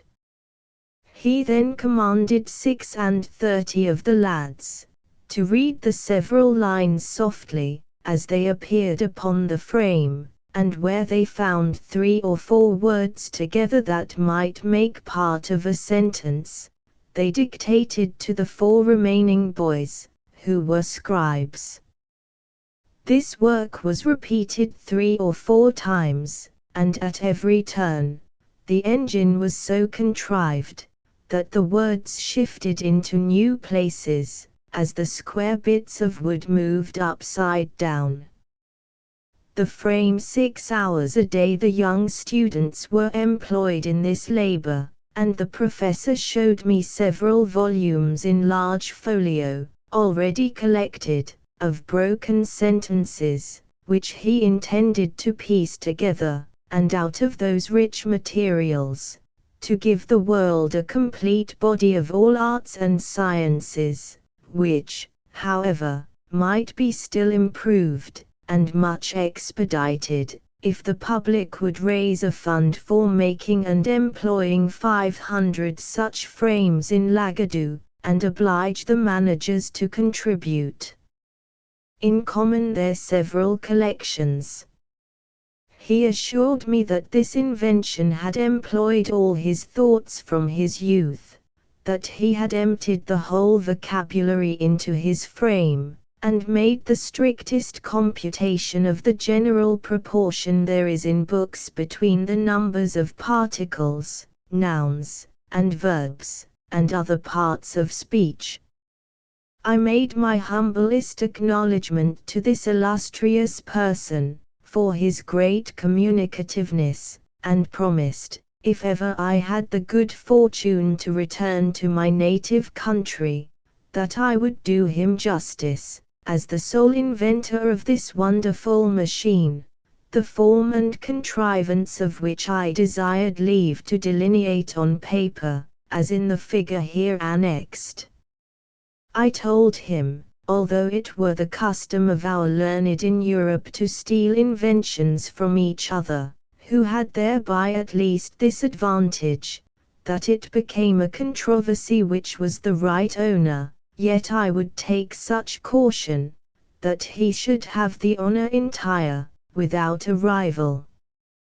We next went to the School of Languages, where 3 professors sat in consultation upon improving that of their own country. The first project was to shorten discourse by cutting polysyllables into one, and leaving out verbs and participles, because, in reality, all things imaginable are but nouns. The other project was a scheme for entirely abolishing all words whatsoever, and this was urged as a great advantage in point of health, as well as brevity. For it is plain, that every word we speak is, in some degree, a diminution of our lungs by corrosion, and, consequently, contributes to the shortening of our lives. An expedient was therefore offered, that since words are only names for things, it would be more convenient for all men to carry about them such things as were necessary to express a particular business they are to discourse on. And this invention would certainly have taken place, to the great ease as well as health of the subject, if the women, in conjunction with the vulgar and illiterate, had not threatened to raise a rebellion unless they might be allowed the liberty to speak with their tongues, after the manner of their forefathers. Such constant irreconcilable enemies to science are the common people. However, many of the most learned and wise adhere to the new scheme of expressing themselves by things, which has only this inconvenience attending it, that if a man's business be very great, and of various kinds, he must be obliged, in proportion, to carry a greater bundle of things upon his back, unless he can afford 1 or 2 strong servants to attend him. I have often beheld 2 of those sages almost sinking under the weight of their packs, like peddlers among us, who, when they met in the street, would lay down their loads, open their sacks, and hold conversation for an hour together, then put up their implements, help each other to resume their burdens, and take their leave. But for short conversations, a man may carry implements in his pockets, and under his arms, enough to supply him, and in his house, he cannot be at a loss. Therefore the room where company meet who practice this art, is full of all things, ready at hand, requisite to furnish matter for this kind of artificial converse.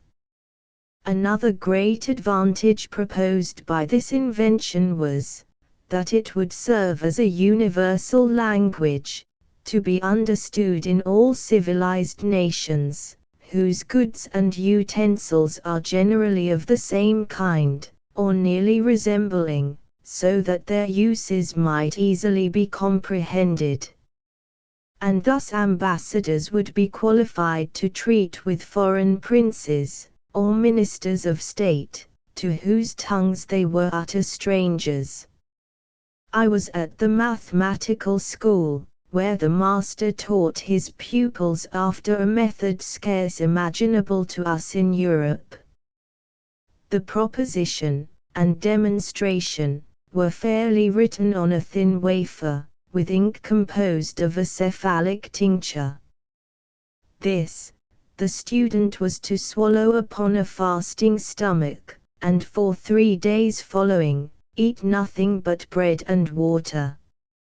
As the wafer digested, the tincture mounted to his brain, bearing the proposition along with it. But the success has not hitherto been answerable, partly by some error in the quantum or composition, and partly by the perverseness of lads, to whom this bolus is so nauseous, that they generally steal aside, and discharge it upwards, before it can operate, neither have they been yet persuaded to use so long an abstinence, as the prescription requires. Chapter 6. A further account of the Academy. The author proposes some improvements, which are honorably received. In the school of political projectors, I was but ill entertained, the professors appearing, in my judgment, wholly out of their senses, which is a scene that never fails to make me melancholy.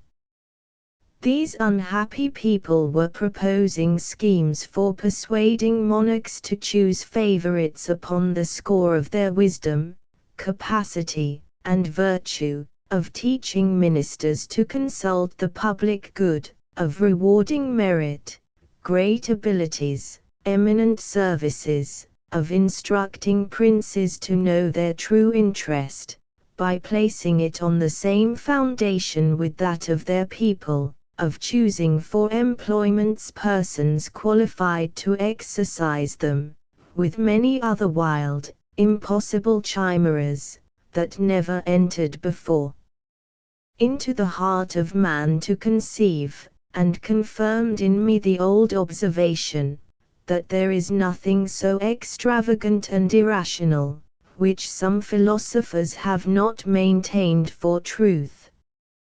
But, however, I shall so far do justice to this part of the Academy, as to acknowledge that all of them were not so visionary. There was a most ingenious doctor, who seemed to be perfectly versed in the whole nature and system of government. This illustrious person had very usefully employed his studies, in finding out effectual remedies for all diseases and corruptions to which the several kinds of public administration are subject, by the vices or infirmities of those who govern, as well as by the licentiousness of those who are to obey. For instance, whereas all writers and reasoners have agreed, that there is a strict universal resemblance between the natural and the political body, can there be anything more evident, than that the health of both must be preserved, and the diseases cured, by the same prescriptions? It is allowed, that senates and great councils are often troubled with redundant, ebullient, and other peccant humours, with many diseases of the head, and more of the heart, with strong convulsions, with grievous contractions of the nerves and sinews in both hands, but especially the right, with spleen, flatus, vertigos, and deliriums, with scrofulous tumours, full of fetid purulent matter, with sour frothy ructations, with canine appetites, and crudeness of digestion, besides many others, needless to mention. This doctor therefore proposed, that upon the meeting of the Senate, certain physicians should attend it the 3 first days of their sitting, and at the close of each day's debate feel the pulses of every senator, after which, having maturely considered and consulted upon the nature of the several maladies, and the methods of cure, they should on the 4th day return to the Senate House, attended by their apothecaries stored with proper medicines, and before the members sat, administer to each of them lenitives, aperitifs, abstinentives, corrosives, restringents, palliatives, laxatives, cephalalgics, icterics, apophlegmatics, acoustics, as their several cases required, and, according as these medicines should operate, repeat, alter, or omit them, at the next meeting. This project could not be of any great expense to the public, and might, in my poor opinion, be of much use for the dispatch of business, in those countries where senates have any share in the legislative power, beget unanimity, shorten debates, open a few mouths which are now closed, and close many more which are now open, curb the petulancy of the young, and correct the positiveness of the old, rouse the stupid, and damp the pert. Again, because it is a general complaint, that the favorites of princes are troubled with short and weak memories, the same doctor proposed, that whoever attended a first minister, after having told his business, with the utmost brevity and in the plainest words, should, at his departure, give the said minister a tweak by the nose, or a kick in the belly, or tread on his corns, or lug him thrice by both ears, or run a pin into his breech, or pinch his arm black and blue, to prevent forgetfulness, and at every levee day, repeat the same operation, till the business were done, or absolutely refused. He likewise directed, that every senator in the great council of a nation, after he had delivered his opinion, and argued in the defense of it, should be obliged to give his vote directly contrary, because if that were done, the result would infallibly terminate in the good of the public. When parties in a state are violent, he offered a wonderful contrivance to reconcile them. The method is this: you take 100 leaders of each party, you dispose them into couples of such whose heads are nearest of a size, then let 2 nice operators saw off the occiput of each couple at the same time, in such a manner that the brain may be equally divided. Let the occiputes, thus cut off, be interchanged, applying each to the head of his opposite party man. It seems indeed to be a work that requires some exactness, but the professor assured us, that if it were dexterously performed, the cure would be infallible. For he argued thus, that the 2 half-brains being left to debate the matter between themselves within the space of one skull, would soon come to a good understanding, and produce that moderation, as well as regularity of thinking, so much to be wished for in the heads of those, who imagine they come into the world only to watch and govern its motion, and as to the difference of brains, in quantity or quality, among those who are directors in faction, the doctor assured us, from his own knowledge, that it was a perfect trifle. I heard a very warm debate between 2 professors, about the most commodious and effectual ways and means of raising money, without grieving the subject. The first affirmed, the justest method would be, to lay a certain tax upon vices and folly, and the sum fixed upon every man to be rated, after the fairest manner, by a jury of his neighbors. The second was of an opinion directly contrary, to tax those qualities of body and mind, for which men chiefly value themselves, the rate to be more or less, according to the degrees of excelling, the decision whereof should be left entirely to their own breast. The highest tax was upon men who are the greatest favorites of the other sex, and the assessments, according to the number and nature of the favors they have received, for which they are allowed to be their own vouchers.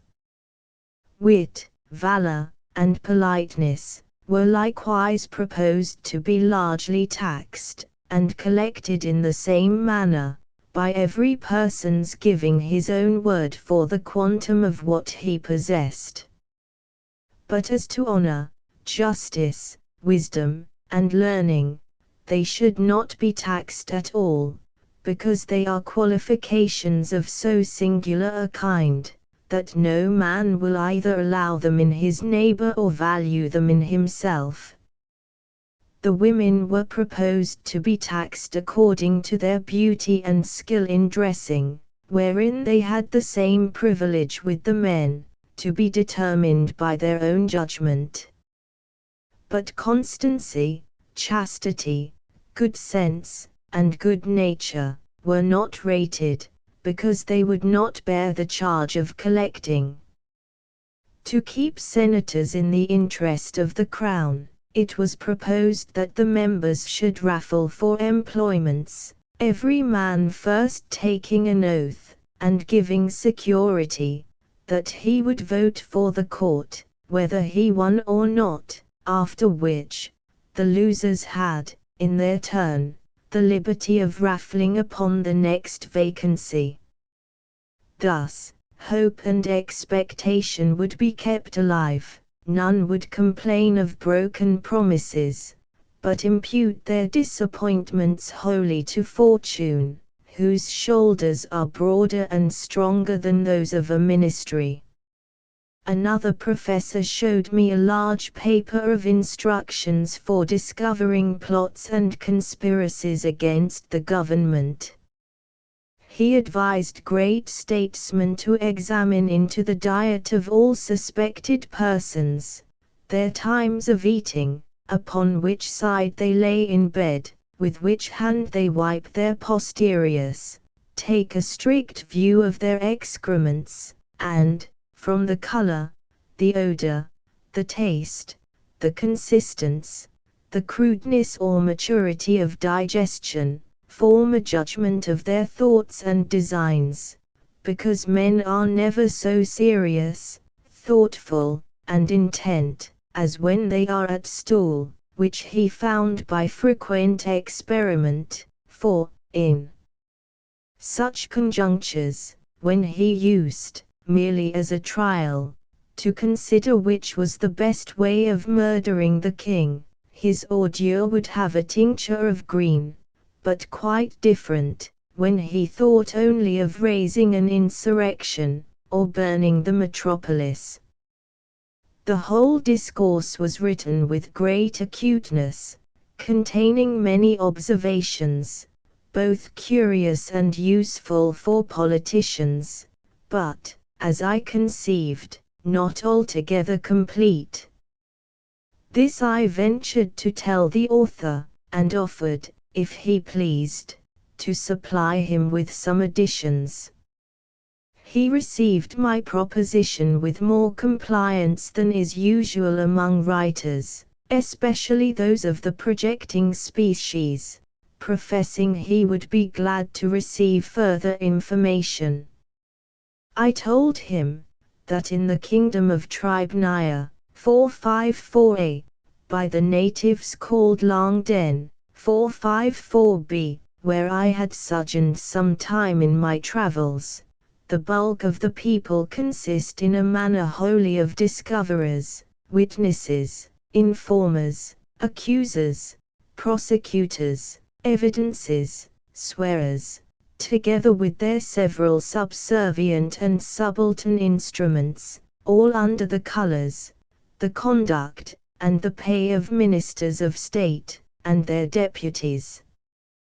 The plots, in that kingdom, are usually the workmanship of those persons who desire to raise their own characters of profound politicians, to restore new vigor to a crazy administration, to stifle or divert general discontents, to fill their coffers with forfeitures, and raise, or sink the opinion of public credit, as either shall best answer their private advantage.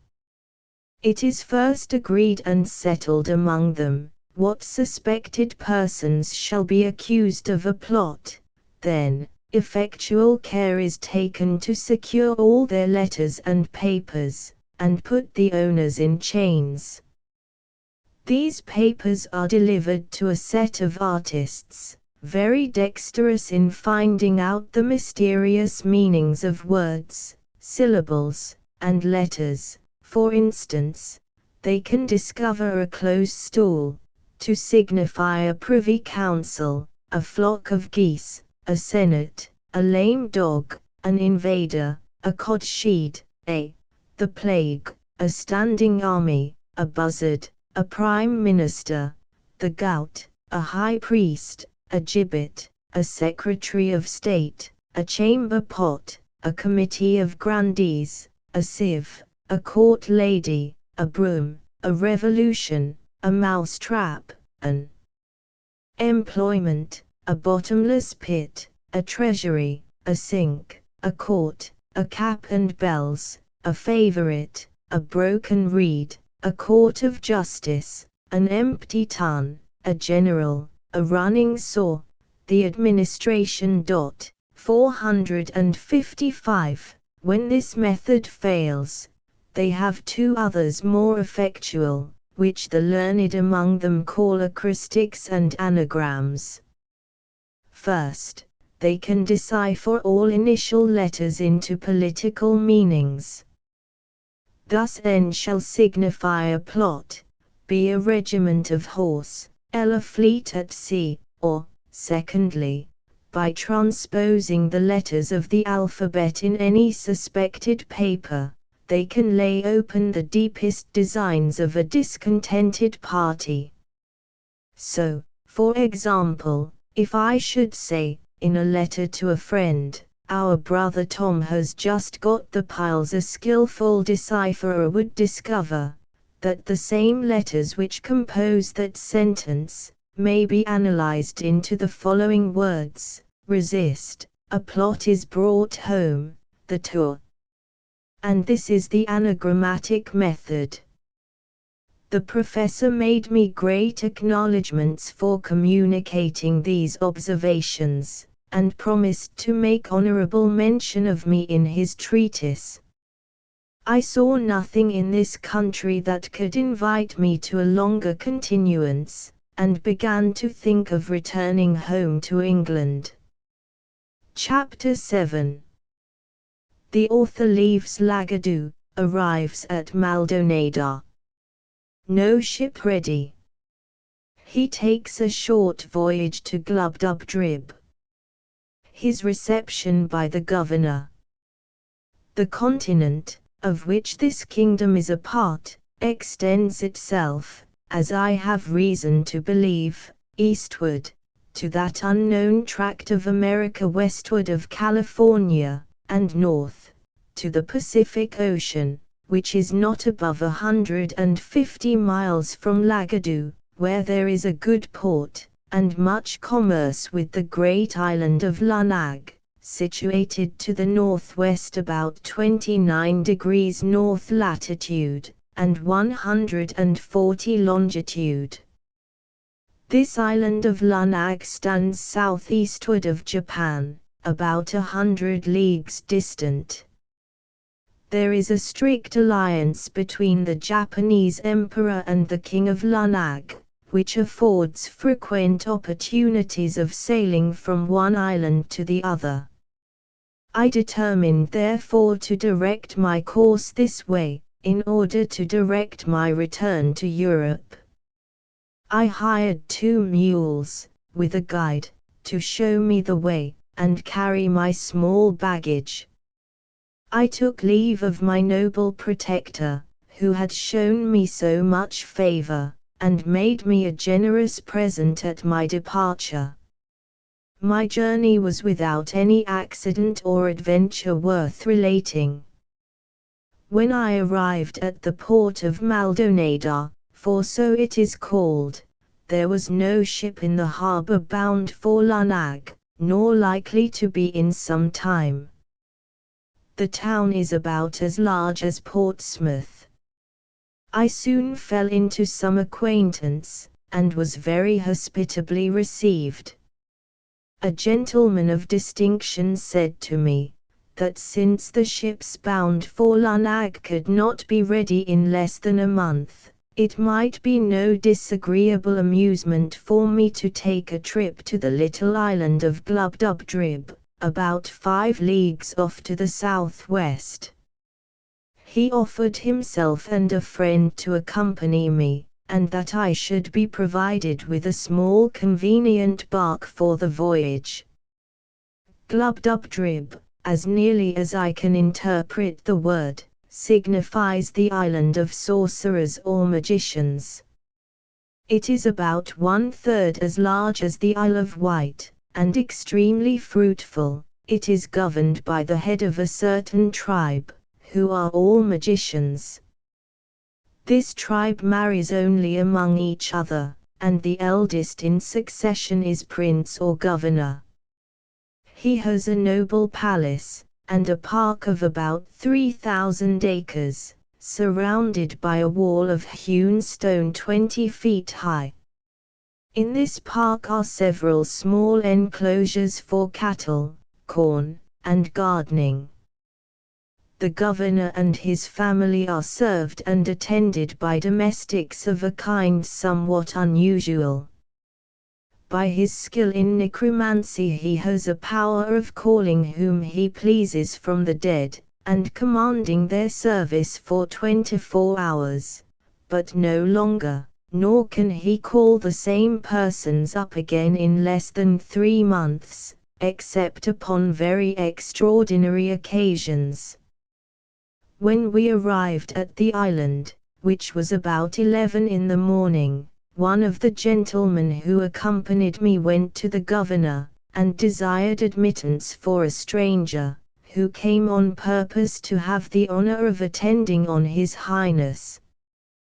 This was immediately granted, and we all 3 entered the gate of the palace between 2 rows of guards, armed and dressed after a very antique manner, and with something in their countenances that made my flesh creep with a horror I cannot express. We passed through several apartments, between servants of the same sort, ranked on each side as before, till we came to the chamber of presence, where, after 3 profound obeisances, and a few general questions, we were permitted to sit on 3 stools, near the lowest step of His Highness's throne. He understood the language of Balnibarbi, although it was different from that of this island. He desired me to give him some account of my travels, and, to let me see that I should be treated without ceremony, he dismissed all his attendants with a turn of his finger, at which, to my great astonishment, they vanished in an instant, like visions in a dream when we awake on a sudden. I could not recover myself in some time, till the governor assured me that I should receive no hurt, and observing my 2 companions to be under no concern, who had been often entertained in the same manner, I began to take courage, and related to His Highness a short history of my several adventures, yet not without some hesitation, and frequently looking behind me to the place where I had seen those domestic spectres. I had the honor to dine with the governor, where a new set of ghosts served up the meat, and waited at table. I now observed myself to be less terrified than I had been in the morning. I stayed till sunset, but humbly desired His Highness to excuse me for not accepting his invitation of lodging in the palace. My 2 friends and I lay at a private house in the town adjoining, which is the capital of this little island, and the next morning we returned to pay our duty to the governor, as he was pleased to command us. After this manner we continued in the island for 10 days, most part of every day with the governor, and at night in our lodging. I soon grew so familiarized to the sight of spirits, that after the third or fourth time they gave me no emotion at all, or, if I had any apprehensions left, my curiosity prevailed over them. For His Highness the Governor ordered me to call up whatever persons I would choose to name, and in whatever numbers, among all the dead from the beginning of the world to the present time, and command them to answer any questions I should think fit to ask, with this condition, that my questions must be confined within the compass of the times they lived in. And one thing I might depend upon, that they would certainly tell me the truth, for lying was a talent of no use in the lower world. I made my humble acknowledgments to His Highness for so great a favor. We were in a chamber, from whence there was a fair prospect into the park. And because my first inclination was to be entertained with scenes of pomp and magnificence, I desired to see Alexander the Great at the head of his army, just after the battle of Arbela, which, upon a motion of the governor's finger, immediately appeared in a large field, under the window where we stood. Alexander was called up into the room. It was with great difficulty that I understood his Greek, and had but little of my own. He assured me upon his honor that he was not poisoned, but died of a bad fever by excessive drinking. Next, I saw Hannibal passing the Alps, who told me he had not a drop of vinegar in his camp. I saw Caesar and Pompey at the head of their troops, just ready to engage. I saw the former, in his last great triumph. I desired that the Senate of Rome might appear before me, in one large chamber, and an assembly of somewhat a later age in counter-view, in another. The first seemed to be an assembly of heroes and demigods, the other, a knot of peddlers, pickpockets, highwaymen, and bullies. The governor, at my request, gave the sign for Caesar and Brutus to advance towards us. I was struck with a profound veneration at the sight of Brutus, and could easily discover the most consummate virtue, the greatest intrepidity and firmness of mind, the truest love of his country, and general benevolence for mankind, in every lineament of his countenance. I observed, with much pleasure, that these two persons were in good intelligence with each other, and Caesar freely confessed to me, that the greatest actions of his own life were not equal, by many degrees, to the glory of taking it away.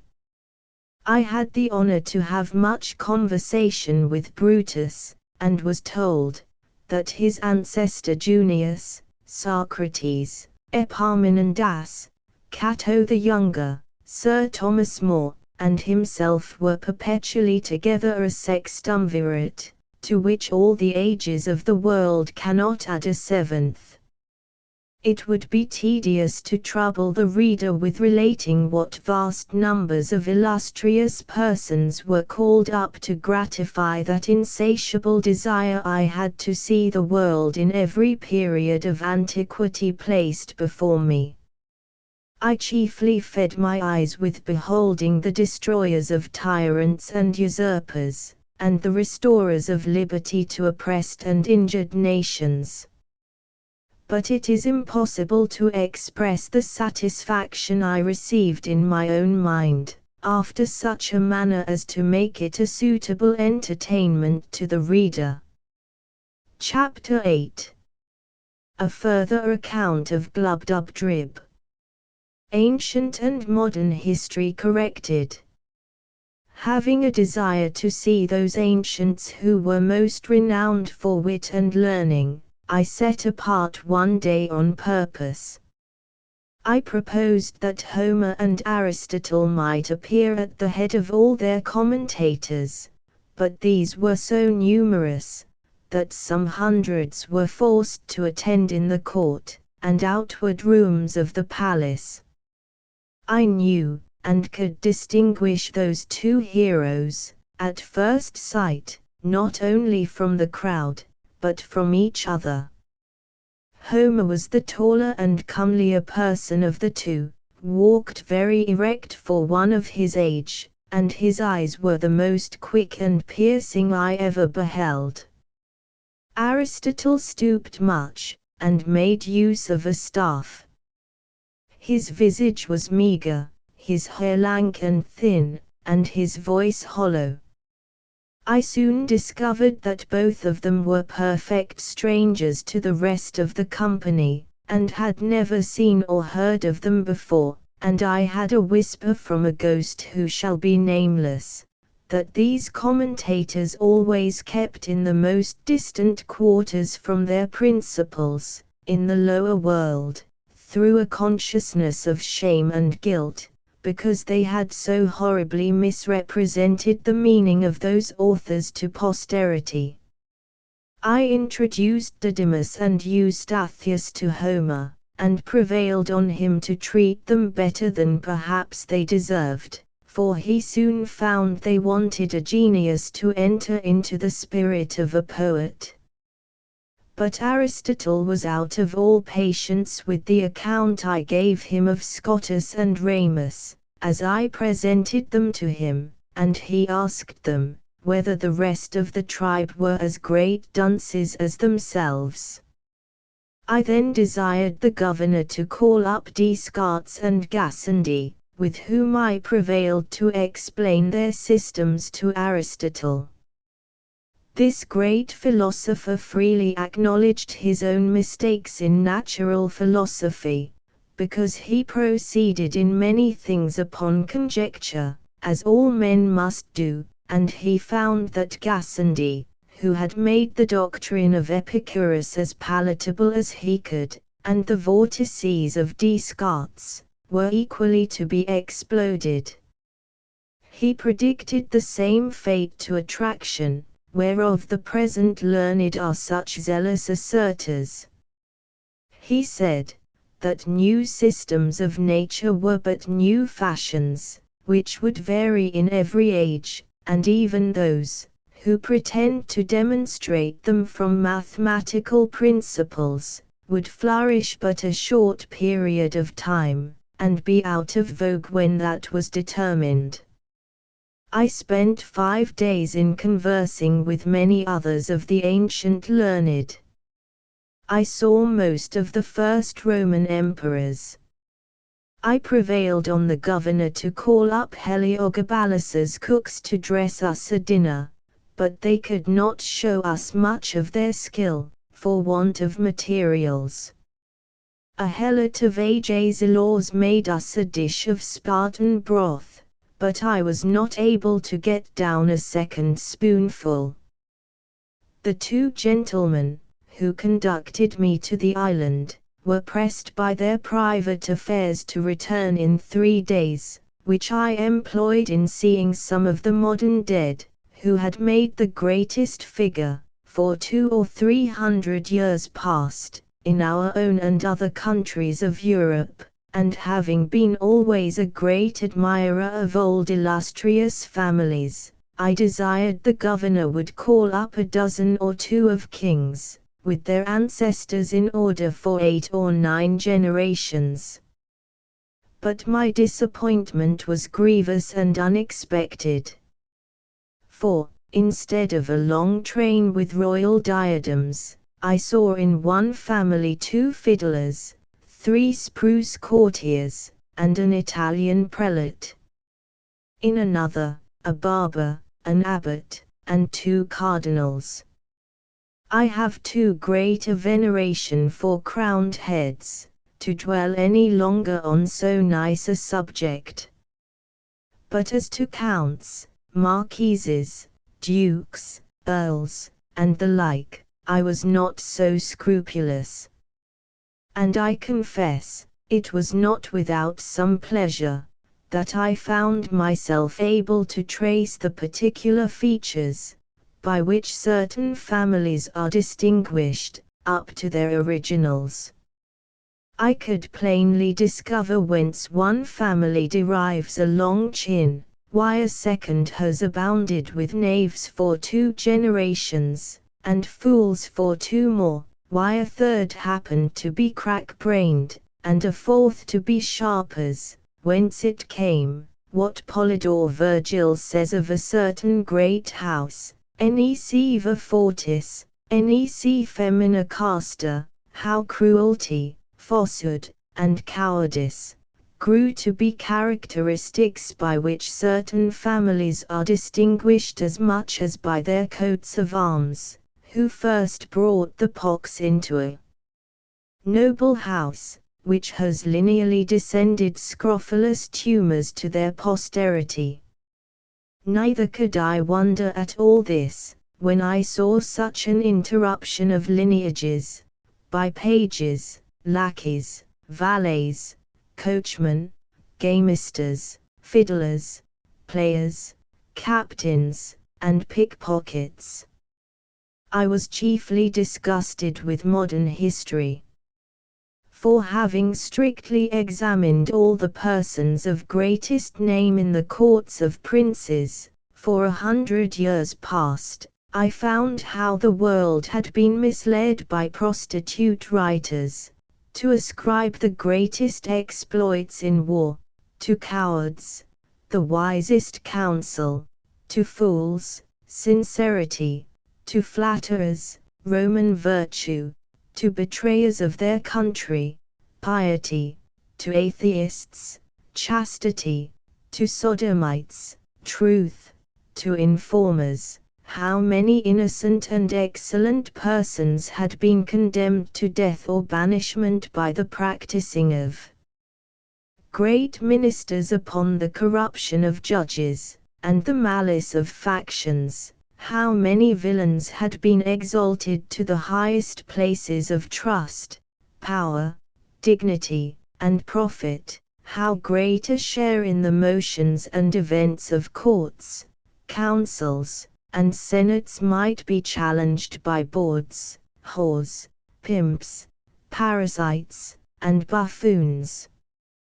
How low an opinion I had of human wisdom and integrity, when I was truly informed of the springs and motives of great enterprises and revolutions in the world, and of the contemptible accidents to which they owed their success. Here I discovered the roguery and ignorance of those who pretend to write anecdotes, or secret history, who send so many kings to their graves with a cup of poison, will repeat the discourse between a prince and chief minister, where no witness was by, unlock the thoughts and cabinets of ambassadors and secretaries of state, and have the perpetual misfortune to be mistaken. Here I discovered the true causes of many great events that have surprised the world, how a whore can govern the backstairs a council, and the council a senate. A general confessed, in my presence, that he got a victory purely by the force of cowardice and ill conduct, and an admiral, that, for want of proper intelligence, he beat the enemy, to whom he intended to betray the fleet. 3 kings protested to me, that in their whole reigns they never did once prefer any person of merit, unless by mistake, or treachery of some minister in whom they confided, neither would they do it if they were to live again, and they showed, with great strength of reason, that the royal throne could not be supported without corruption, because that positive, confident, restive temper, which virtue infused into a man, was a perpetual clog to public business. I had the curiosity to inquire in a particular manner, by what methods great numbers had procured to themselves high titles of honor, and prodigious estates, and I confined my inquiry to a very modern period, however, without grating upon present times, because I would be sure to give no offense even to foreigners, for I hope the reader need not be told, that I do not in the least intend my own country. In what I say upon this occasion, a great number of persons concerned were called up, and, upon a very slight examination, discovered such a scene of infamy, that I cannot reflect upon it without some seriousness. Perjury, oppression, subornation, fraud, pandarism, and the like infirmities, were among the most excusable arts they had to mention, and for these I gave, as it was reasonable, great allowance. But when some confessed they owed their greatness and wealth to sodomy, or incest, others, to the prostituting of their own wives and daughters, others, to the betraying of their country or their prince, some, to poisoning, more to the perverting of justice, in order to destroy the innocent, I hope I may be pardoned, if these discoveries inclined me a little to abate of that profound veneration, which I am naturally apt to pay to persons of high rank, who ought to be treated with the utmost respect due to their sublime dignity, by us their inferiors. I had often read of some great services done to princes and states, and desired to see the persons by whom those services were performed. Upon inquiry I was told, that their names were to be found on no record, except a few of them, whom history has represented as the vilest of rogues and traitors. As to the rest, I had never once heard of them. They all appeared with dejected looks, and in the meanest habit, most of them telling me, they died in poverty and disgrace, and the rest on a scaffold or a gibbet. Among others, there was one person, whose case appeared a little singular. He had a youth about 18 years old standing by his side. He told me, he had for many years been commander of a ship, and in the sea fight at Actium had the good fortune to break through the enemy's great line of battle, sink 3 of their capital ships, and take a 4th, which was the sole cause of Antony's flight, and of the victory that ensued, that the youth standing by him, his only son, was killed in the action.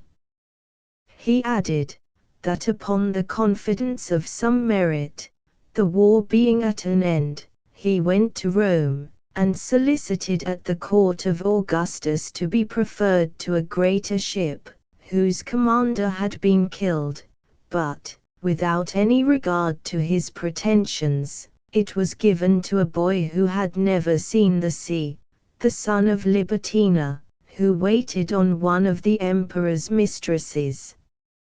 Returning back to his own vessel, he was charged with neglect of duty, and the ship given to a favorite page of Publicola, the vice-admiral, whereupon he retired to a poor farm at a great distance from Rome, and there ended his life. I was so curious to know the truth of this story, that I desired Agrippa might be called, who was admiral in that fight. He appeared, and confirmed the whole account, but with much more advantage to the captain, whose modesty had extenuated or concealed a great part of his merit. I was surprised to find corruption grown so high and so quick in that empire, by the force of luxury so lately introduced, which made me less wonder at many parallel cases in other countries, where vices of all kinds have reigned so much longer, and where the whole praise, as well as pillage, has been engrossed by the chief commander, who perhaps had the least title to either. As every person called up made exactly the same appearance he had done in the world, it gave me melancholy reflections to observe how much the race of humankind was degenerated among us within these 100 years past, how the pox, under all its consequences and denominations, had altered every lineament of an English countenance, shortened the size of bodies, unbraced the nerves, relaxed the sinews and muscles, introduced a sallow complexion, and rendered the flesh loose and rancid. I descended so low, as to desire some English yeoman of the old stamp might be summoned to appear, once so famous for the simplicity of their manners, diet, and dress, for justice in their dealings, for their true spirit of liberty, for their valor, and love of their country. Neither could I be wholly unmoved, after comparing the living with the dead, when I considered how all these pure native virtues were prostituted for a piece of money by their grandchildren, who, in selling their votes and managing at elections, have acquired every vice and corruption that can possibly be learned in a court. Chapter 9. The author returns to Maldonada. Sails to the kingdom of Lunag. The author confined. He is sent for to court. The manner of his admittance. The king's great lenity to his subjects. The day of our departure being come, I took leave of His Highness, the Governor of Glubbdubdrib, and returned with my 2 companions to Maldonada, where, after a fortnight's waiting, a ship was ready to sail for Lunag. The 2 gentlemen, and some others, were so generous and kind as to furnish me with provisions, and see me on board. I was a month in this voyage. We had one violent storm, and were under a necessity of steering westward to get into the trade wind, which holds for above 60 leagues. On the 21st of April, 1708, we sailed into the river of Clwmegnig, which is a seaport town, at the southeast point of Lunag. We cast anchor within a league of the town, and made a signal for a pilot. 2 of them came on board in less than half an hour, by whom we were guided between certain shoals and rocks, which are very dangerous in the passage, to a large basin, where a fleet may ride in safety within a cable's length of the town wall. Some of our sailors, whether out of treachery or inadvertence, had informed the pilots that I was a stranger, and great traveller, whereof these gave notice to a custom-house officer, by whom I was examined very strictly upon my landing. This officer spoke to me in the language of Balnibarbi, which, by the force of much commerce, is generally understood in that town, especially by seamen and those employed in the customs. I gave him a short account of some particulars, and made my story as plausible and consistent as I could, but I thought it necessary to disguise my country, and call myself a Hollander, because my intentions were for Japan, and I knew the Dutch were the only Europeans permitted to enter into that kingdom. I therefore told the officer, that having been shipwrecked on the coast of Balnibarbi, and cast on a rock, I was received up into Laputa, or the Flying Island, of which he had often heard, and was now endeavoring to get to Japan, whence I might find a convenience of returning to my own country. The officer said, I must be confined till he could receive orders from court, for which he would write immediately, and hoped to receive an answer in a fortnight. I was carried to a convenient lodging with a sentry placed at the door. However, I had the liberty of a large garden, and was treated with humanity enough, being maintained all the time at the king's charge. I was invited by several persons, chiefly out of curiosity, because it was reported that I came from countries very remote, of which they had never heard. I hired a young man, who came in the same ship, to be an interpreter. He was a native of Lunag, but had lived some years at Maldonado, and was a perfect master of both languages. By his assistance, I was able to hold a conversation with those who came to visit me, but this consisted only of their questions, and my answers. The dispatch came from court about the time we expected.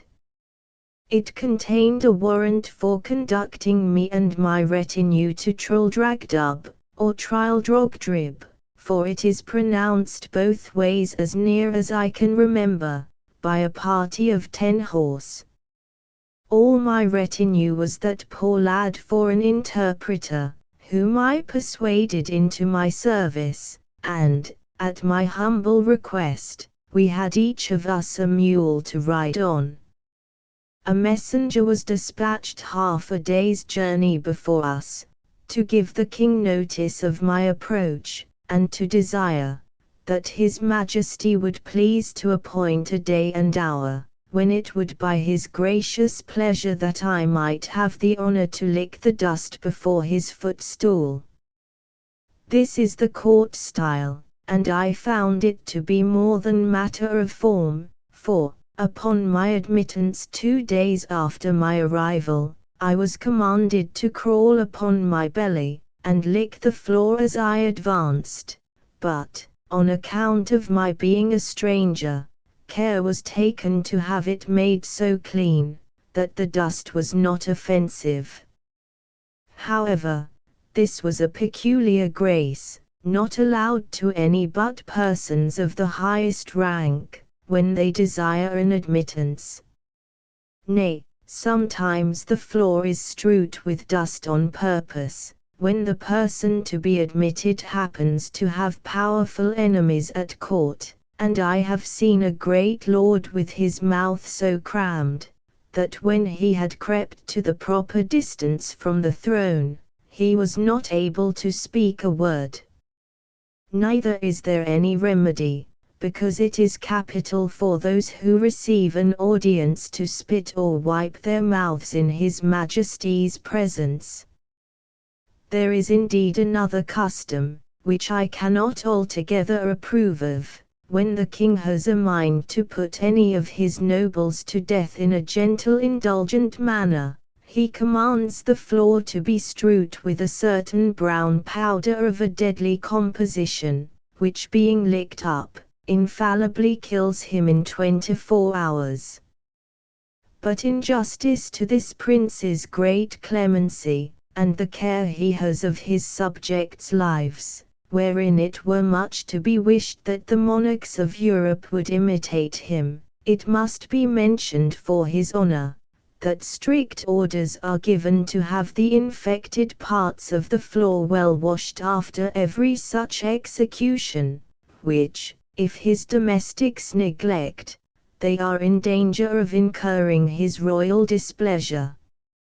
I myself heard him give directions, that one of his pages should be whipped, whose turn it was to give notice about washing the floor after an execution, but maliciously had omitted it, by which neglect a young lord of great hopes, coming to an audience, was unfortunately poisoned, although the king at that time had no design against his life, But this good prince was so gracious as to forgive the poor page his whipping, upon promise that he would do so no more, without special orders. To return from this digression. When I had crept within 4 yards of the throne, I raised myself gently upon my knees, and then striking my forehead 7 times against the ground, I pronounced the following words, as they had been taught me the night before: Ik plink glof throb squat serumbel he op mlashnalt zwin not begufsel he offered gerd lub asht. This is the compliment, established by the laws of the land, for all persons admitted to the king's presence. It may be rendered into English thus: May your celestial majesty outlive the sun, 11 moons and a half. To this the king returned some answer, which, although I could not understand, yet I replied as I had been directed, Fluft drinularik dwaldum prastrad murpush, which properly signifies, my tongue is in the mouth of my friend, and by this expression was meant, that I desired leave to bring my interpreter, whereupon the young man already mentioned was accordingly introduced, by whose intervention I answered as many questions as His Majesty could put in above an hour. I spoke in the Balnibarbian tongue, and my interpreter delivered my meaning in that of Lunag. The king was much delighted with my company, and ordered his Blifmarklub, or High Chamberlain, to appoint a lodging in the court for me and my interpreter, with a daily allowance for my table, and a large purse of gold for my common expenses. I stayed 3 months in this country, out of perfect obedience to His Majesty, who was pleased highly to favor me, and made me very honorable offers. But I thought it more consistent with prudence and justice to pass the remainder of my days with my wife and family. Chapter X. The Lunagians commended. A particular description of the Struldbrugs, with many conversations between the author and some eminent persons upon that subject. The Lunagians are a polite and generous people, and although they are not without some share of that pride which is peculiar to all Eastern countries, yet they show themselves courteous to strangers, especially such who are countenanced by the court. I had many acquaintance, and among persons of the best fashion, and being always attended by my interpreter, the conversation we had was not disagreeable. One day, in much good company, I was asked by a person of quality, whether I had seen any of their Struldbrugs, or immortals. I said, I had not, and desired he would explain to me what he meant by such an appellation, applied to a mortal creature. He told me that sometimes, though very rarely, a child happened to be born in a family, with a red circular spot in the forehead, directly over the left eyebrow, which was an infallible mark that it should never die. The spot, as he described it, was about the compass of a silver threepence, but in the course of time grew larger, and changed its color, for at 12 years old it became green, so continued till 25, then turned to a deep blue, at 45 it grew coal black, and as large as an English shilling, but never admitted any further alteration. He said, these births were so rare, that he did not believe there could be above 1100 Struldbrugs, of both sexes, in the whole kingdom, of which he computed about 50 in the metropolis, and, among the rest, a young girl born, about 3 years ago, that these productions were not peculiar to any family, but a mere effect of chance, and the children of the Struldbrugs themselves were equally mortal with the rest of the people. I freely own myself to have been struck with inexpressible delight, upon hearing this account, and the person who gave it me happening to understand the Balnibarbian language, which I spoke very well, I could not forbear breaking out into expressions, perhaps a little too extravagant. I cried out, as in a rapture, "Happy nation, where every child hath at least a chance for being immortal! Happy people, who enjoy so many living examples of ancient virtue, and have masters ready to instruct them in the wisdom of all former ages!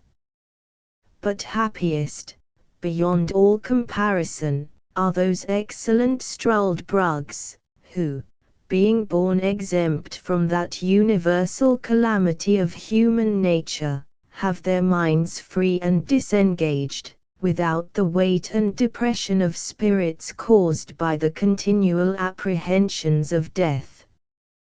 I discovered my admiration, that I had not observed any of these illustrious persons at court, the black spot on the forehead being so remarkable a distinction, that I could not have easily overlooked it, and it was impossible that His Majesty, a most judicious prince, should not provide himself with a good number of such wise and able counselors. Yet perhaps the virtue of those reverend sages was too strict for the corrupt and libertine manners of a court, and we often find by experience, that young men are too opinionated and volatile to be guided by the sober dictates of their seniors. However, since the king was pleased to allow me access to his royal person, I was resolved, upon the very first occasion, to deliver my opinion to him on this matter freely and at large, by the help of my interpreter, and whether he would please to take my advice or not, yet in one thing I was determined, that His Majesty having frequently offered me an establishment in this country, I would, with great thankfulness, accept the favor, and pass my life here in the conversation of those superior beings, the Struldbrugs, if they would please to admit me. The gentleman to whom I addressed my discourse, because, as I have already observed, he spoke the language of Balnibarbi, said to me, with a sort of a smile which usually arises from pity to the ignorant, that he was glad of any occasion to keep me among them, and desired my permission to explain to the company what I had spoke. He did so, and they talked together for some time in their own language, whereof I understood not a syllable, neither could I observe by their countenances, what impression my discourse had made on them. After a short silence, the same person told me, that his friends and mine, so he thought fit to express himself, were very much pleased with the judicious remarks I had made on the great happiness and advantages of immortal life, and they were desirous to know, in a particular manner, what scheme of living I should have formed to myself, if it had fallen to my lot to have been born a Struldbrug.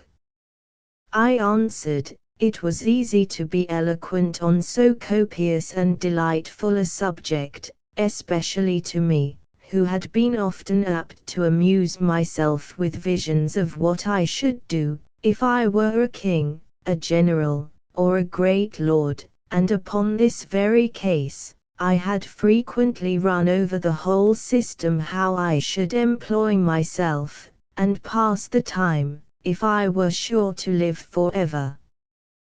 That, if it had been my good fortune to come into the world a Struldbrug, as soon as I could discover my own happiness, by understanding the difference between life and death, I would first resolve, by all arts and methods, whatsoever, to procure myself riches, in the pursuit of which, by thrift and management, I might reasonably expect, in about 200 years, to be the wealthiest man in the kingdom.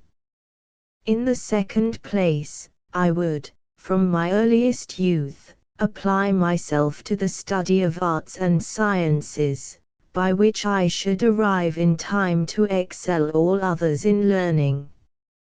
Lastly, I would carefully record every action and event of consequence that happened in the public, impartially draw the characters of the several successions of princes and great ministers of state, with my own observations on every point.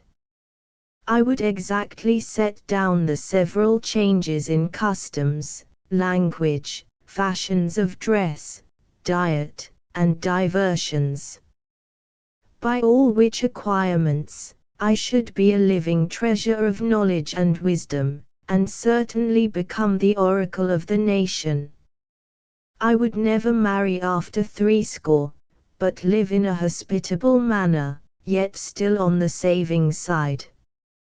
I would entertain myself in forming and directing the minds of hopeful young men, by convincing them, from my own remembrance, experience, and observation, fortified by numerous examples, of the usefulness of virtue in public and private life.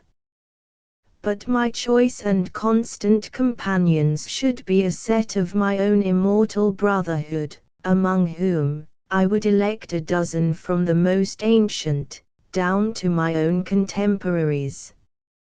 Where any of these wanted fortunes, I would provide them with convenient lodges round my own estate, and have some of them always at my table, only mingling a few of the most valuable among you mortals, whom length of time would harden me to lose with little or no reluctance, and treat your posterity after the same manner, just as a man diverts himself with the annual succession of pinks and tulips in his garden, without regretting the loss of those which withered the preceding year.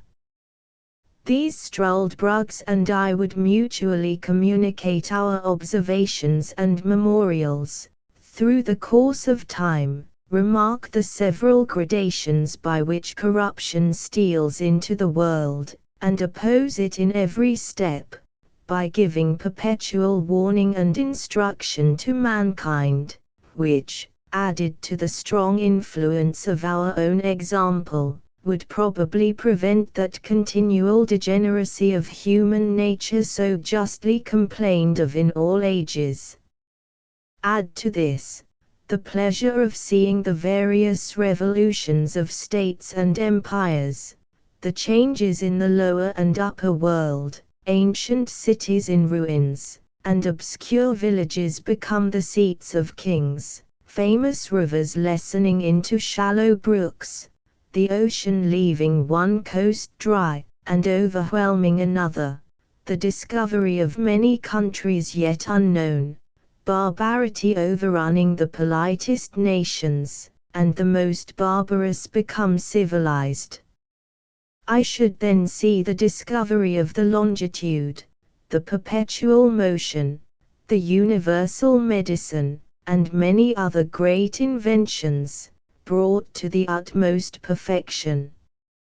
What wonderful discoveries should we make in astronomy, by outliving and confirming our own predictions, by observing the progress and return of comets, with the changes of motion in the sun, moon, and stars. I enlarged upon many other topics, which the natural desire of endless life, and sublunary happiness, could easily furnish me with. When I had ended, and the sum of my discourse had been interpreted, as before, to the rest of the company, there was a good deal of talk among them in the language of the country, not without some laughter at my expense. At last, the same gentleman who had been my interpreter, said, he was desired by the rest to set me right in a few mistakes, which I had fallen into through the common imbecility of human nature, and upon that allowance was less answerable for them. That this breed of Struldbrugs was peculiar to their country, for there were no such people either in Balnibarbi or Japan, where he had the honor to be ambassador from His Majesty, and found the natives in both those kingdoms very hard to believe that the fact was possible, and it appeared from my astonishment when he first mentioned the matter to me, that I received it as a thing wholly new, and scarcely to be credited. That in the 2 kingdoms above mentioned, where, during his residence, he had conversed very much, he observed long life to be the universal desire and wish of mankind. That whoever had one foot in the grave was sure to hold back the other as strongly as he could. That the oldest had still hopes of living one day longer, and looked on death as the greatest evil, from which nature always prompted him to retreat. Only in this island of Lunag the appetite for living was not so eager, from the continual example of the Struldbrugs before their eyes. That the system of living contrived by me, was unreasonable and unjust, because it supposed a perpetuity of youth, health, and vigor, which no man could be so foolish to hope, however extravagant he may be in his wishes.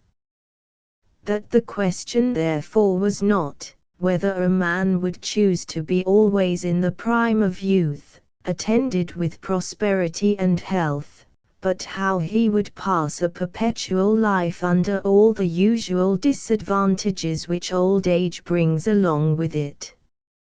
For although few men will avow their desires of being immortal, upon such hard conditions, yet in the 2 kingdoms before mentioned, of Balnibarbi and Japan, he observed that every man desired to put off death some time longer, let it approach ever so late, and he rarely heard of any man who died willingly, except he were incited by the extremity of grief or torture.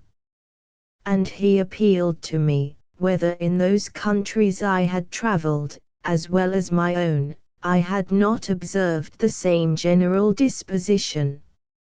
After this preface, he gave me a particular account of the Struldbrugs among them. He said, they commonly acted like mortals till about 30 years old, after which, by degrees, they grew melancholy and dejected, increasing in both till they came to 80.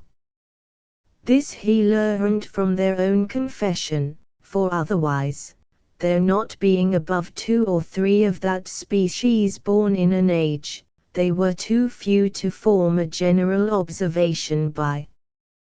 When they came to 80 years, which is reckoned the extremity of living in this country, they had not only all the follies and infirmities of other old men, but many more which arose from the dreadful prospect of never dying.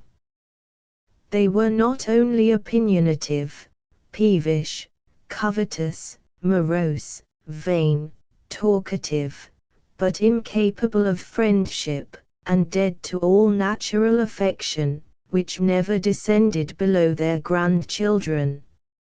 Envy and impotent desires are their prevailing passions. But those objects against which their envy seems principally directed, are the vices of the younger sort and the deaths of the old. By reflecting on the former, they find themselves cut off from all possibility of pleasure, and whenever they see a funeral, they lament and repine that others have gone to a harbor of rest to which they themselves never can hope to arrive.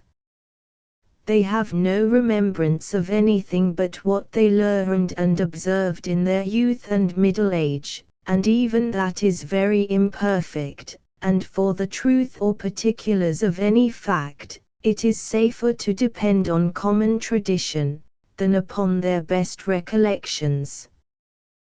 The least miserable among them appear to be those who turn to dotage, and entirely lose their memories.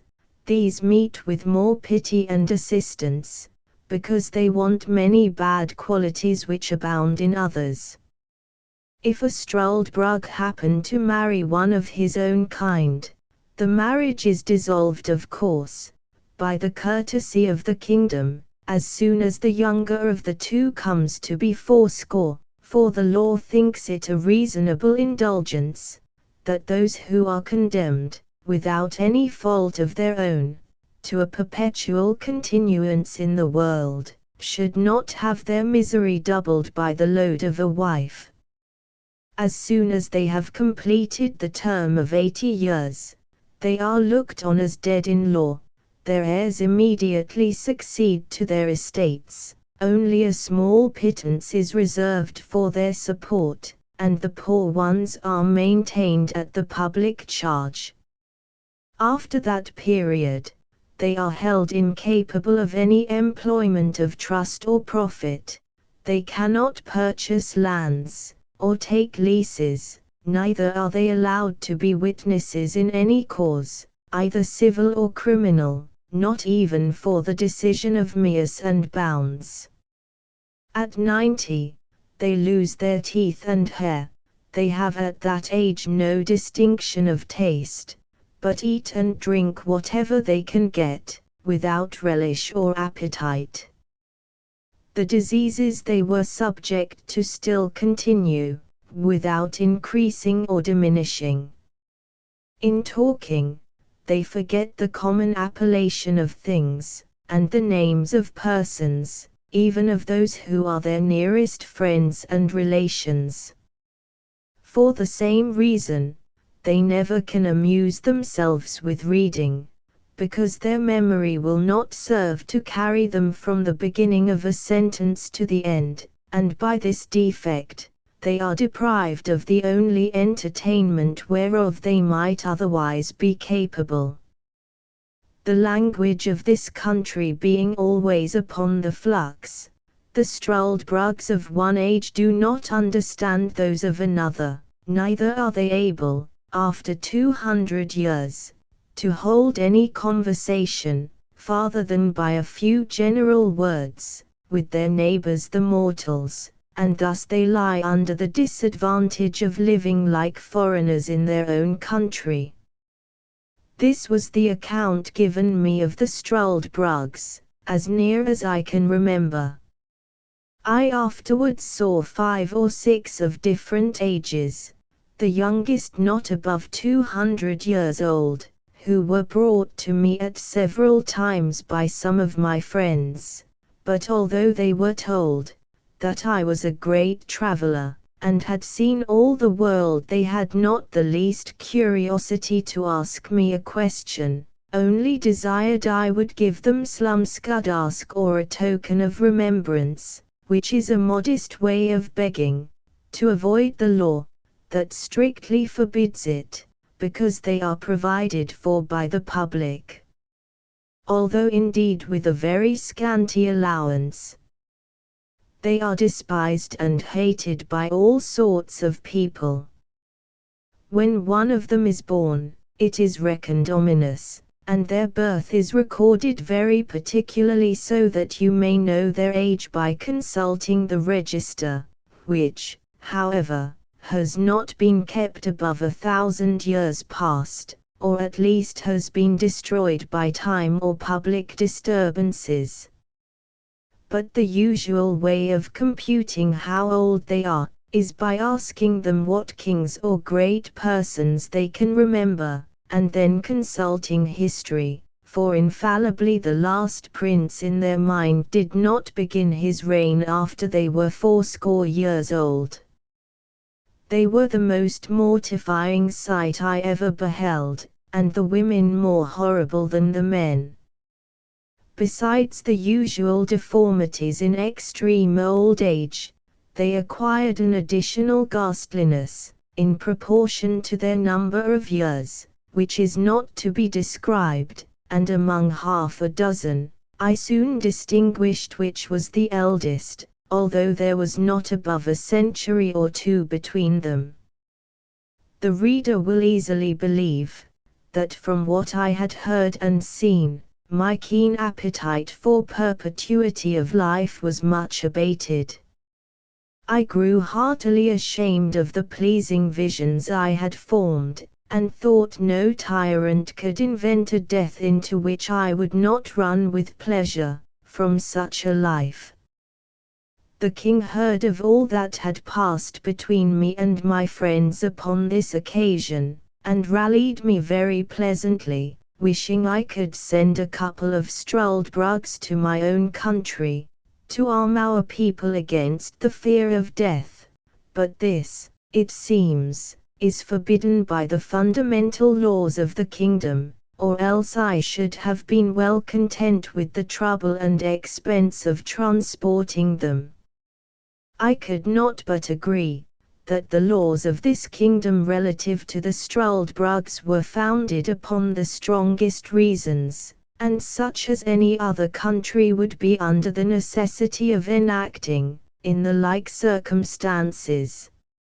Otherwise, as avarice is the necessary consequence of old age, those immortals would in time become proprietors of the whole nation, and engross the civil power, which, for want of abilities to manage, must end in the ruin of the public. Chapter 11. The author leaves Lunag, and sails to Japan. From thence he returns in a Dutch ship to Amsterdam, and from Amsterdam to England. I thought this account of the struldbrugs might be some entertainment to the reader, because it seems to be a little out of the common way. At least I do not remember to have met the like in any book of travels that has come to my hands, and if I am deceived, my excuse must be, that it is necessary for travelers who describe the same country, very often to agree in dwelling on the same particulars, without deserving the censure of having borrowed or transcribed from those who wrote before them. There is indeed a perpetual commerce between this kingdom and the great empire of Japan, and it is very probable that the Japanese authors may have given some account of the struldbrugs, but my stay in Japan was so short, and I was so entirely a stranger to the language, that I was not qualified to make any inquiries. But I hope the Dutch, upon this notice, will be curious and able enough to supply my defects. His Majesty having often pressed me to accept some employment in his court, and finding me absolutely determined to return to my native country, was pleased to give me his license to depart, and honored me with a letter of recommendation, under his own hand, to the Emperor of Japan. He likewise presented me with 444 large pieces of gold, this nation delighting in even numbers, and a red diamond, which I sold in England for £1,100. On the 6th day of May, 1709, I took a solemn leave of His Majesty, and all my friends. This prince was so gracious as to order a guard to conduct me to Glangenstald, which is a royal port to the southwest part of the island. In 6 days I found a vessel ready to carry me to Japan, and spent 15 days in the voyage. We landed at a small port town called Zamości, situated on the southeast part of Japan. The town lies on the western point, where there is a narrow strait leading northward into a long arm of the sea, upon the northwest part of which, Yedo, the metropolis, stands. At landing, I showed the custom house officers my letter from the King of Lunag to His Imperial Majesty. They knew the seal perfectly well, it was as broad as the palm of my hand. The impression was, a king lifting up a lame beggar from the earth. The magistrates of the town, hearing of my letter, received me as a public minister.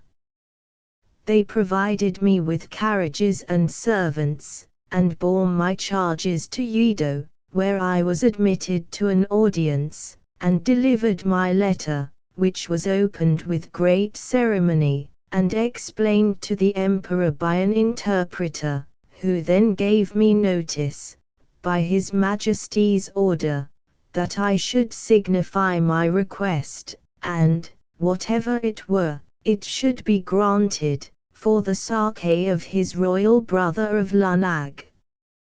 This interpreter was a person employed to transact affairs with the Hollanders. He soon conjectured, by my countenance, that I was a European, and therefore repeated His Majesty's commands in Low Dutch, which he spoke perfectly well. I answered, as I had before determined, that I was a Dutch merchant, shipwrecked in a very remote country, whence I had travelled by sea and land to Lunag, and then took shipping for Japan, where I knew my countrymen often traded, and with some of these I hoped to get an opportunity of returning into Europe. I therefore most humbly entreated His royal favour, to give order that I should be conducted in safety to Nangasuk.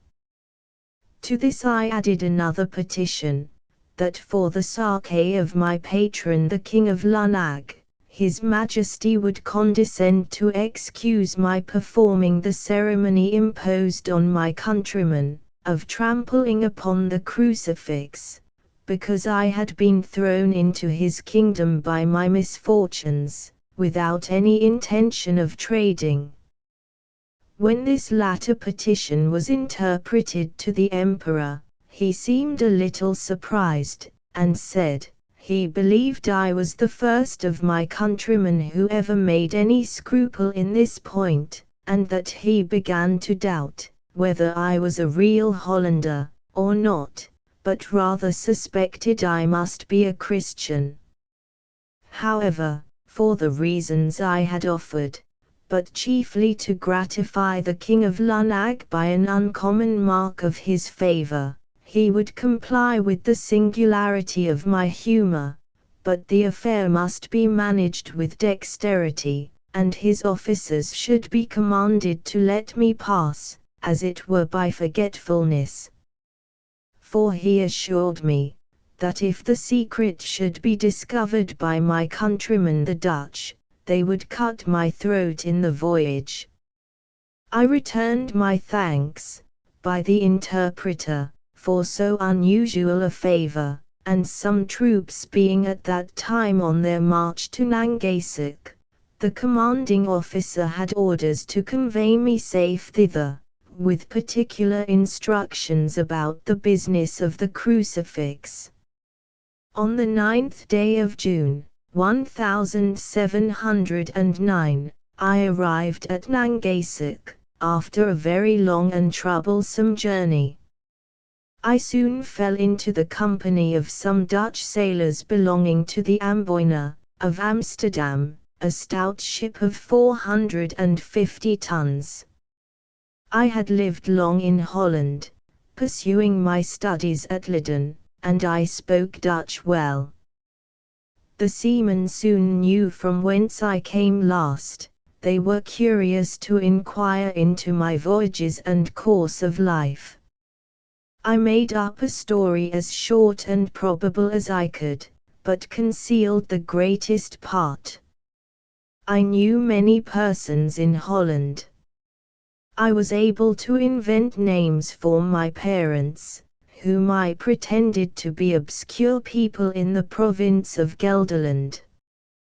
I would have given the captain, one Theodorus van Grult, what he pleased to ask for my voyage to Holland, but understanding I was a surgeon, he was contented to take half the usual rate, on condition that I would serve him in the way of my calling.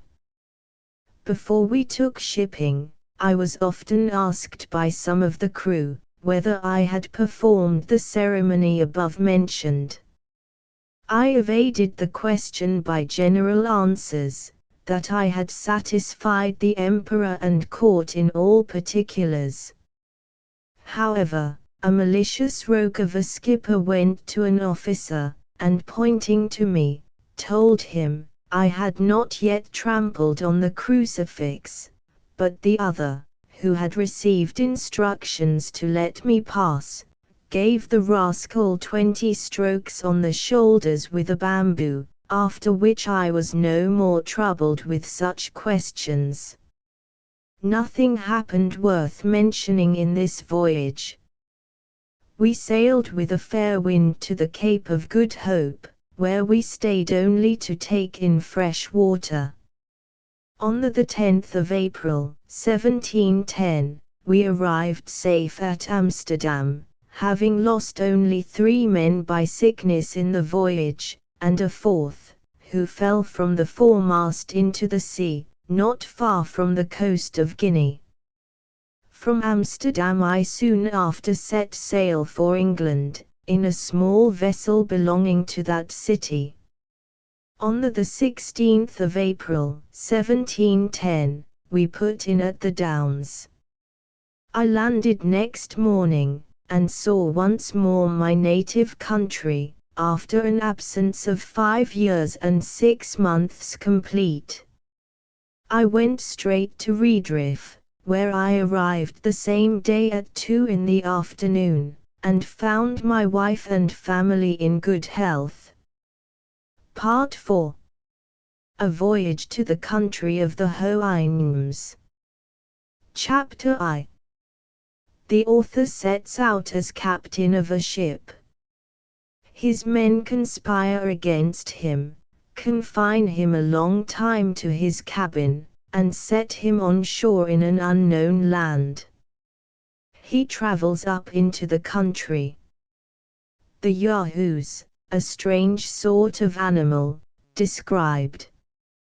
The author meets 2 Houyhnhnms. I continued at home with my wife and children about 5 months in a very happy condition, if I could have learned the lesson of knowing when I was well. I left my poor wife big with child, and accepted an advantageous offer made me to be captain of the Adventurer, a stout merchantman of 350 tons, for I understood navigation well, and being grown weary of a surgeon's employment at sea, which, however, I could exercise upon occasion, I took a skilful young man of that calling, one Robert Purefoy, into my ship. We set sail from Portsmouth upon the 7th day of August, 1710. On the 14th we met with Captain Pocock, of Bristol, at Tenerife, who was going to the Bay of Campeche to cut logwood. On the 16th, he was parted from us by a storm. I heard since my return, that his ship foundered, and none escaped but one cabin boy. He was an honest man, and a good sailor, but a little too positive in his own opinions, which was the cause of his destruction, as it has been with several others, for if he had followed my advice, he might have been safe at home with his family at this time, as well as myself.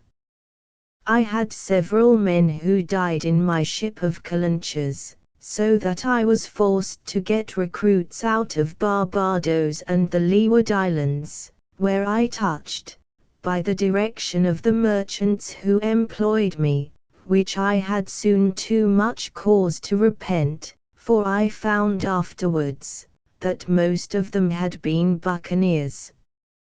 I had 50 hands on board, and my orders were, that I should trade with the Indians in the South Sea, and make what discoveries I could.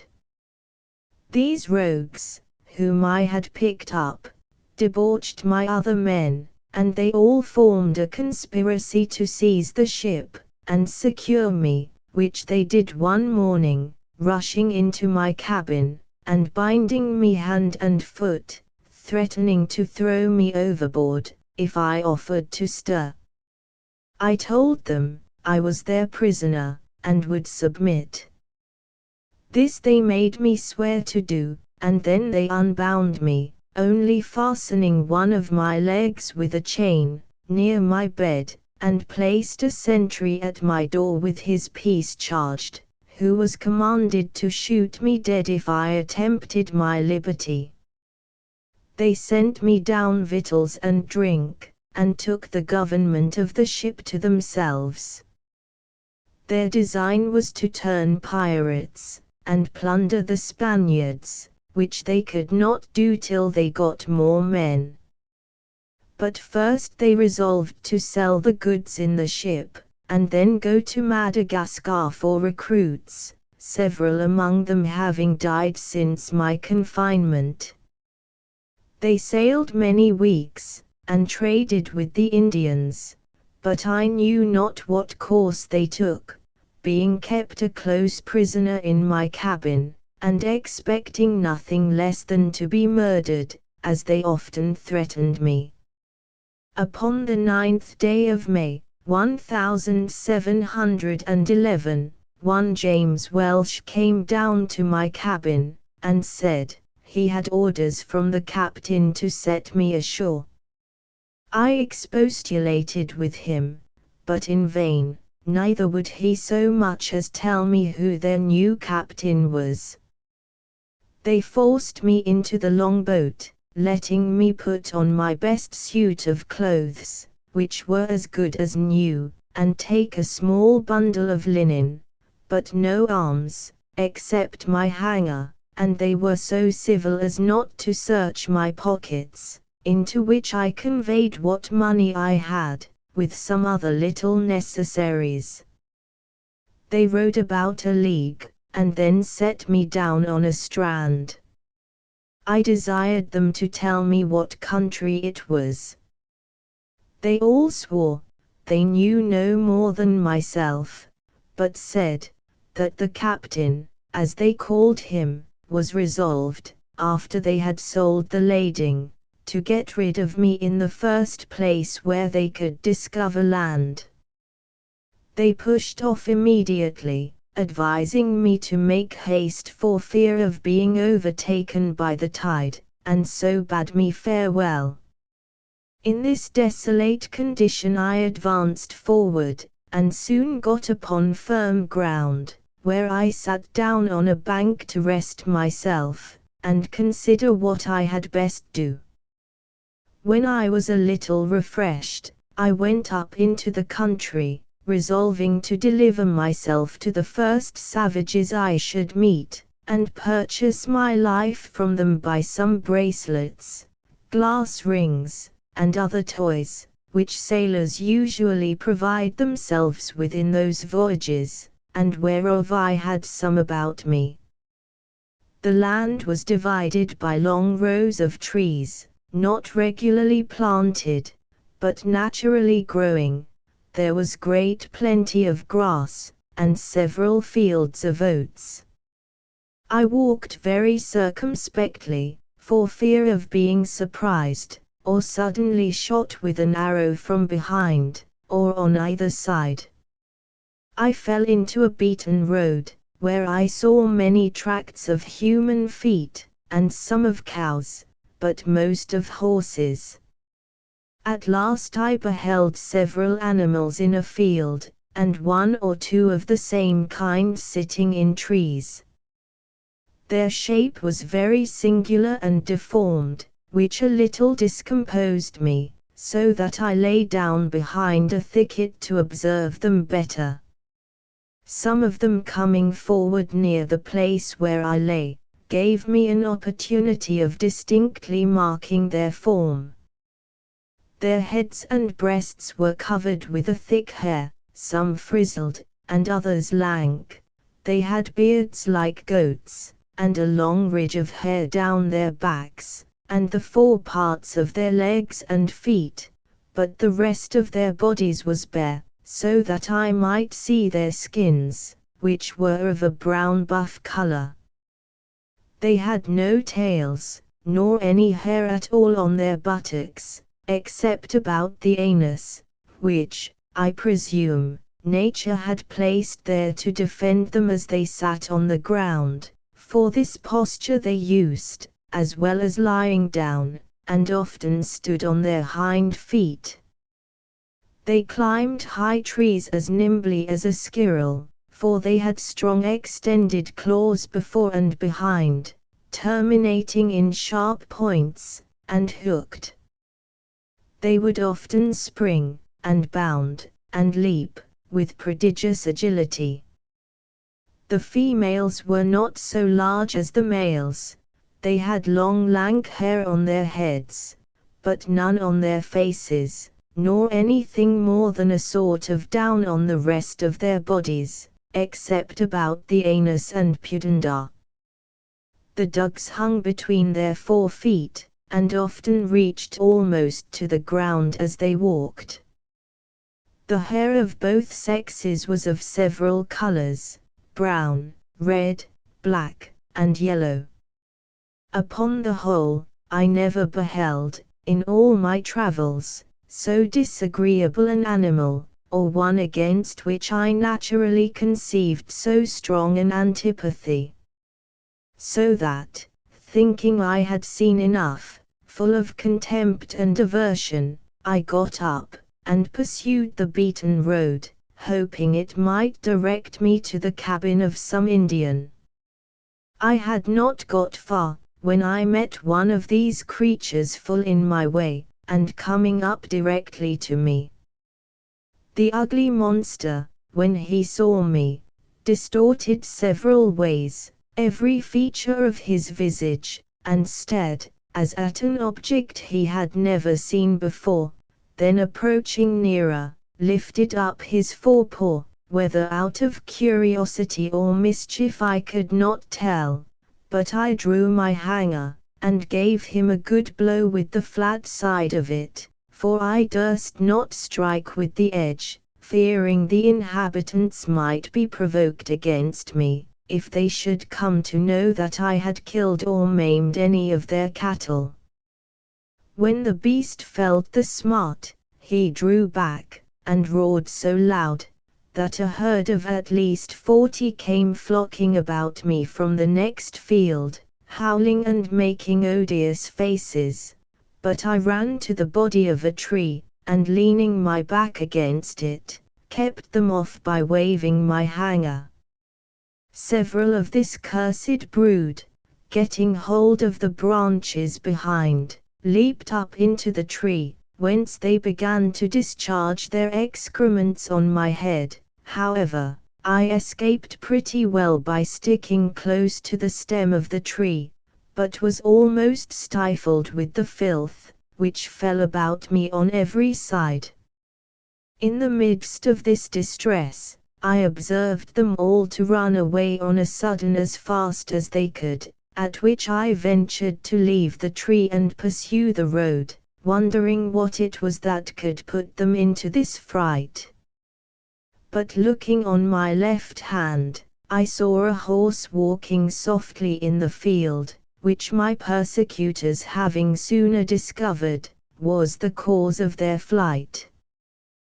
The horse started a little, when he came near me, but soon recovering himself, looked full in my face with manifest tokens of wonder.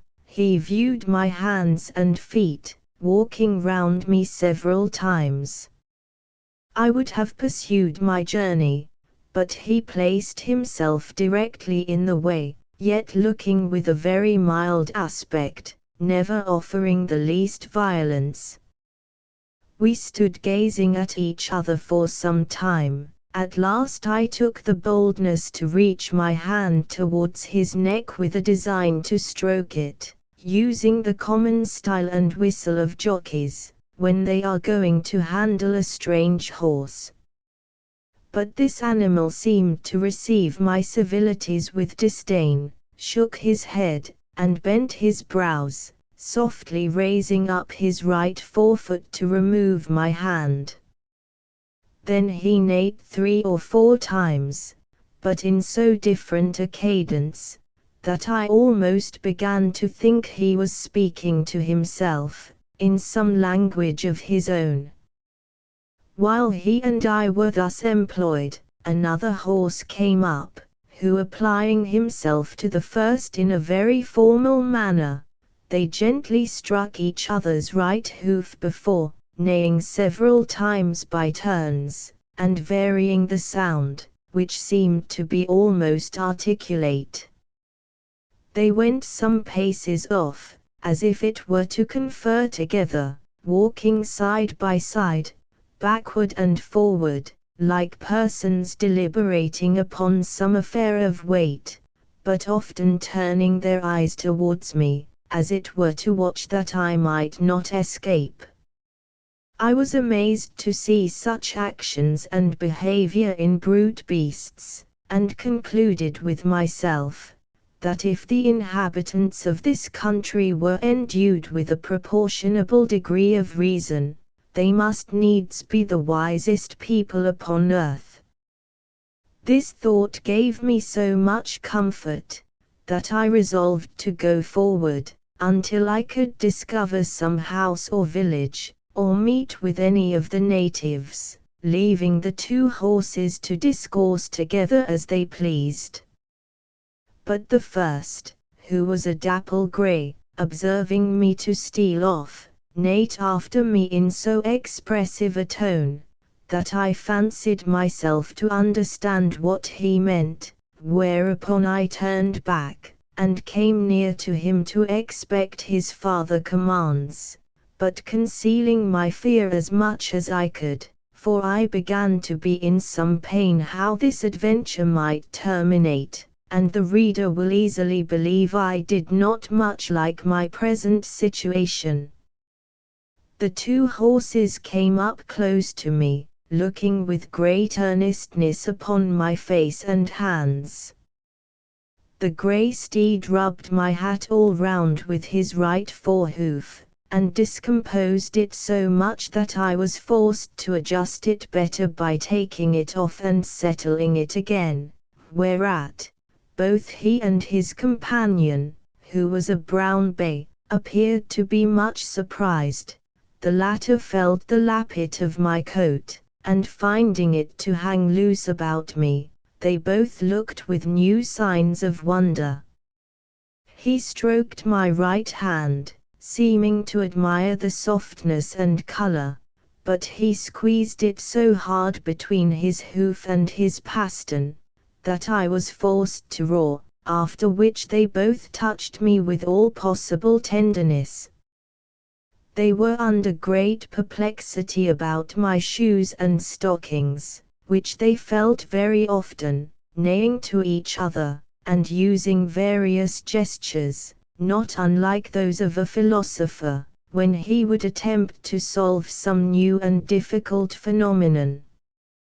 Upon the whole, the behavior of these animals was so orderly and rational, so acute and judicious, that I at last concluded they must needs be magicians, who had thus metamorphosed themselves upon some design, and seeing a stranger in the way, resolved to divert themselves with him, or, perhaps, were really amazed at the sight of a man so very different in habit, feature, and complexion, from those who might probably live in so remote a climate, Upon the strength of this reasoning, I ventured to address them in the following manner: Gentlemen, if you be conjurers, as I have good cause to believe, you can understand my language, therefore I make bold to let your worships know that I am a poor distressed Englishman, driven by his misfortunes upon your coast, and I entreat one of you to let me ride upon his back, as if he were a real horse, to some house or village where I can be relieved. In return of which favor, I will make you a present of this knife and bracelet, taking them out of my pocket. The two creatures stood silent while I spoke, seeming to listen with great attention, and when I had ended, they neighed frequently towards each other, as if they were engaged in serious conversation. I plainly observed that their language expressed the passions very well, and the words might, with little pains, be resolved into an alphabet more easily than the Chinese. I could frequently distinguish the word Yahoo, which was repeated by each of them several times, and although it was impossible for me to conjecture what it meant, yet while the two horses were busy in conversation, I endeavored to practice this word upon my tongue, and as soon as they were silent, I boldly pronounced Yahoo in a loud voice, imitating at the same time, as near as I could, the neighing of a horse, at which they were both visibly surprised, and the grey repeated the same word twice, as if he meant to teach me the right accent, wherein I spoke after him as well as I could, and found myself perceivably to improve every time, though very far from any degree of perfection. Then the bay tried me with a second word, much harder to be pronounced, but reducing it to the English orthography, may be spelled thus, Hoinm. I did not succeed in this so well as in the former, but after 2 or 3 farther trials, I had better fortune, and they both appeared amazed at my capacity. After some further discourse, which I then conjectured might relate to me, the two friends took their leaves, with the same compliment of striking each other's hoof, and the grey made me signs that I should walk before him, wherein I thought it prudent to comply, till I could find a better director. When I offered to slacken my pace, he would cry Huyun Huyun. I guessed his meaning, and gave him to understand, as well as I could, that I was weary, and not able to walk faster, upon which he would stand a while to let me rest. Chapter 2. The author conducted by a Hoinm to his house. The house described. The author's reception. The food of the Hoinms.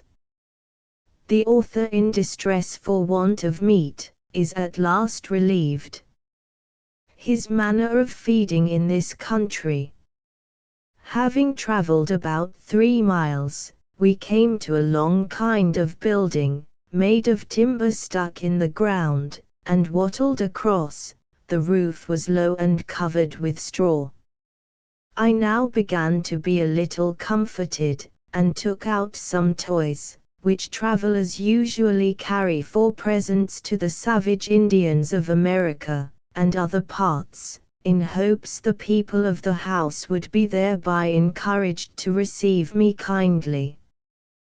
The horse made me a sign to go in first. It was a large room with a smooth clay floor, and a rack and manger, extending the whole length on one side. There were 3 nags and 2 mares, not eating, but some of them sitting down upon their hams, which I very much wondered at, but wondered more to see the rest employed in domestic business. These seemed but ordinary cattle. However, This confirmed my first opinion, that a people who could so far civilize brute animals, must needs excel in wisdom all the nations of the world.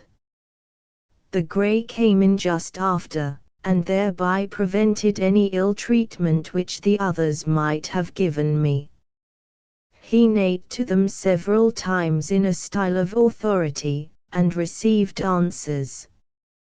Beyond this room there were 3 others, reaching the length of the house, to which you passed through 3 doors, opposite to each other, in the manner of a vista. We went through the 2nd room towards the 3rd. Here the grey walked in first, beckoning me to attend. I waited in the 2nd room, and got ready my presents for the master and mistress of the house. They were 2 knives, 3 bracelets of false pearls, a small looking glass, and a bead necklace. The horse neighed 3 or 4 times, and I waited to hear some answers in a human voice, but I heard no other returns than in the same dialect, only 1 or 2 a little shriller than his. I began to think that this house must belong to some person of great note among them, because there appeared so much ceremony before I could gain admittance. But, that a man of quality should be served all by horses, was beyond my comprehension. I feared my brain was disturbed by my sufferings and misfortunes. I roused myself, and looked about me in the room where I was left alone. This was furnished like the first, only after a more elegant manner. I rubbed my eyes often, but the same objects still occurred. I pinched my arms and sides to awake myself, hoping I might be in a dream. I then absolutely concluded that all these appearances could be nothing else but necromancy and magic. But I had no time to pursue these reflections, for the grey horse came to the door, and made me a sign to follow him into the 3rd room, where I saw a very comely mare, together with a colt and foal, sitting on their haunches upon mats of straw, not unartfully made, and perfectly neat and clean.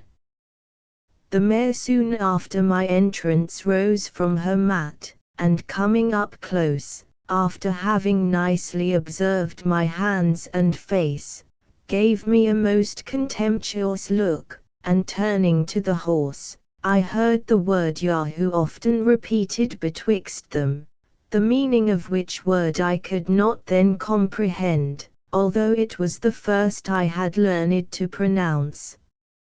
But I was soon better informed, to my everlasting mortification, for the horse, beckoning to me with his head, and repeating the Huyun, Huyun, as he did upon the road, which I understood was to attend him, led me out into a kind of court, where was another building, at some distance from the house. Here we entered, and I saw 3 of those detestable creatures, which I first met after my landing, feeding upon roots, and the flesh of some animals, which I afterwards found to be that of asses and dogs, and now and then a cow, dead by accident or disease.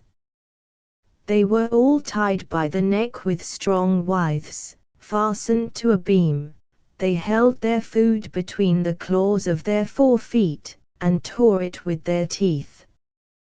The master horse ordered a sorrel nag, one of his servants, to untie the largest of these animals, and take him into the yard.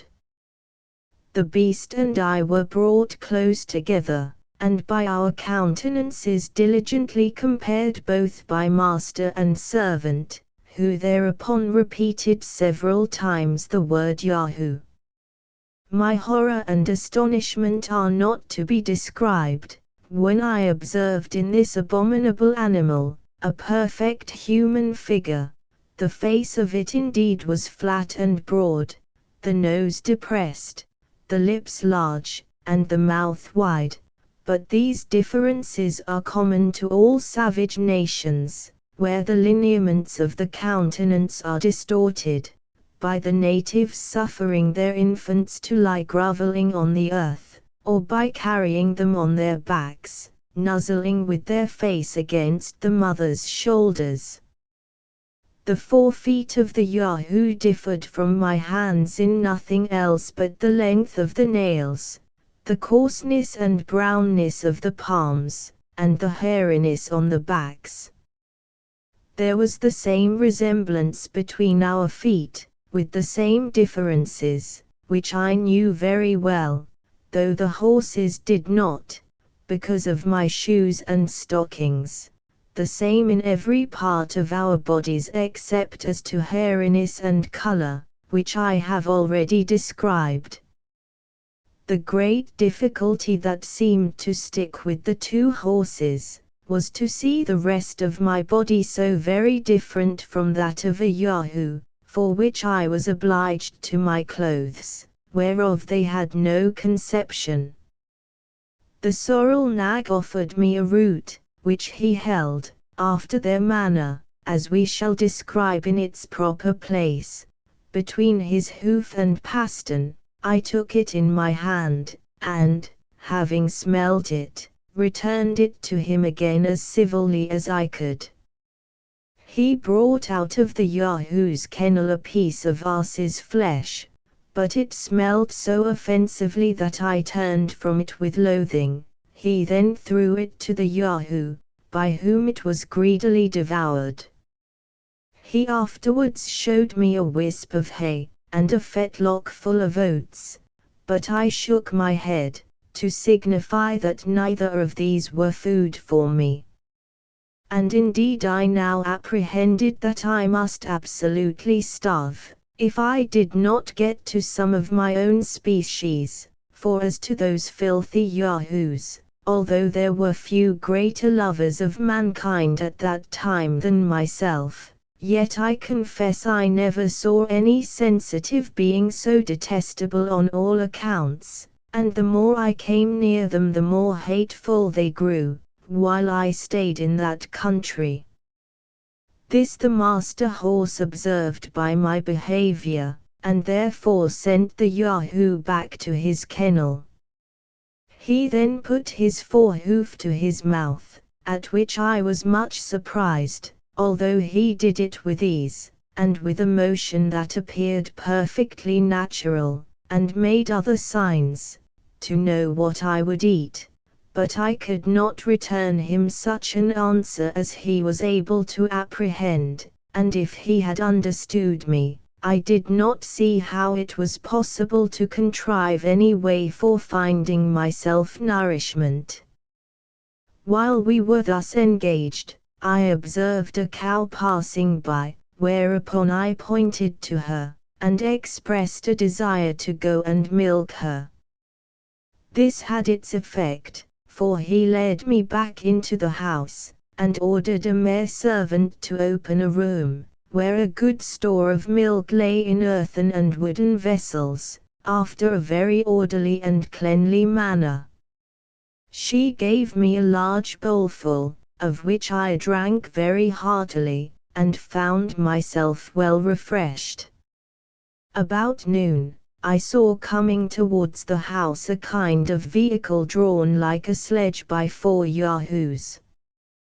There was in it an old steed, who seemed to be of quality. He alighted with his hind feet forward, having by accident got a hurt in his left forefoot. He came to dine with our horse, who received him with great civility.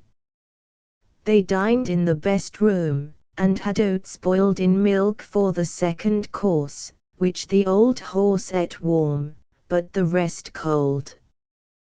Their mangers were placed circular in the middle of the room, and divided into several partitions, round which they sat on their haunches, upon bosses of straw. In the middle was a large rack, with angles answering to every partition of the manger, so that each horse and mare ate their own hay, and their own mash of oats and milk, with much decency and regularity. The behavior of the young colt and foal appeared very modest, and that of the master and mistress extremely cheerful and complaisant to their guest. The grey ordered me to stand by him, and much discourse passed between him and his friend concerning me, as I found by the strangers often looking on me, and the frequent repetition of the word Yahoo. I happened to wear my gloves, which the master grey observing, seemed perplexed, discovering signs of wonder what I had done to my 4 feet. He put his hoof 3 or 4 times to them, as if he would signify that I should reduce them to their former shape, which I presently did, pulling off both my gloves, and putting them into my pocket. This occasioned farther talk, and I saw the company was pleased with my behavior, whereof I soon found the good effects. I was ordered to speak the few words I understood, and while they were at dinner, the master taught me the names for oats, milk, fire, water, and some others, which I could readily pronounce after him, having from my youth a great facility in learning languages. When dinner was done, the master horse took me aside, and by signs and words made me understand the concern he was in that I had nothing to eat. Oats in their tongue are called loon. This word I pronounced 2 or 3 times, for although I had refused them at first, yet, upon second thoughts, I considered that I could contrive to make of them a kind of bread, which might be sufficient, with milk, to keep me alive, till I could make my escape to some other country, and to creatures of my own species. The horse immediately ordered a white mare servant of his family to bring me a good quantity of oats in a sort of wooden tray. These I heated before the fire, as well as I could, and rubbed them till the husks came off, which I made a shift to winnow from the grain. I ground and beat them between 2 stones, then took water, and made them into a paste or cake, which I toasted at the fire and eat warm with milk. It was at first a very insipid diet, though common enough in many parts of Europe, but grew tolerable by time, and having been often reduced to hard fare in my life, this was not the first experiment I had made how easily nature is satisfied. And I cannot but observe, that I never had 1 hour's sickness while I stayed in this island.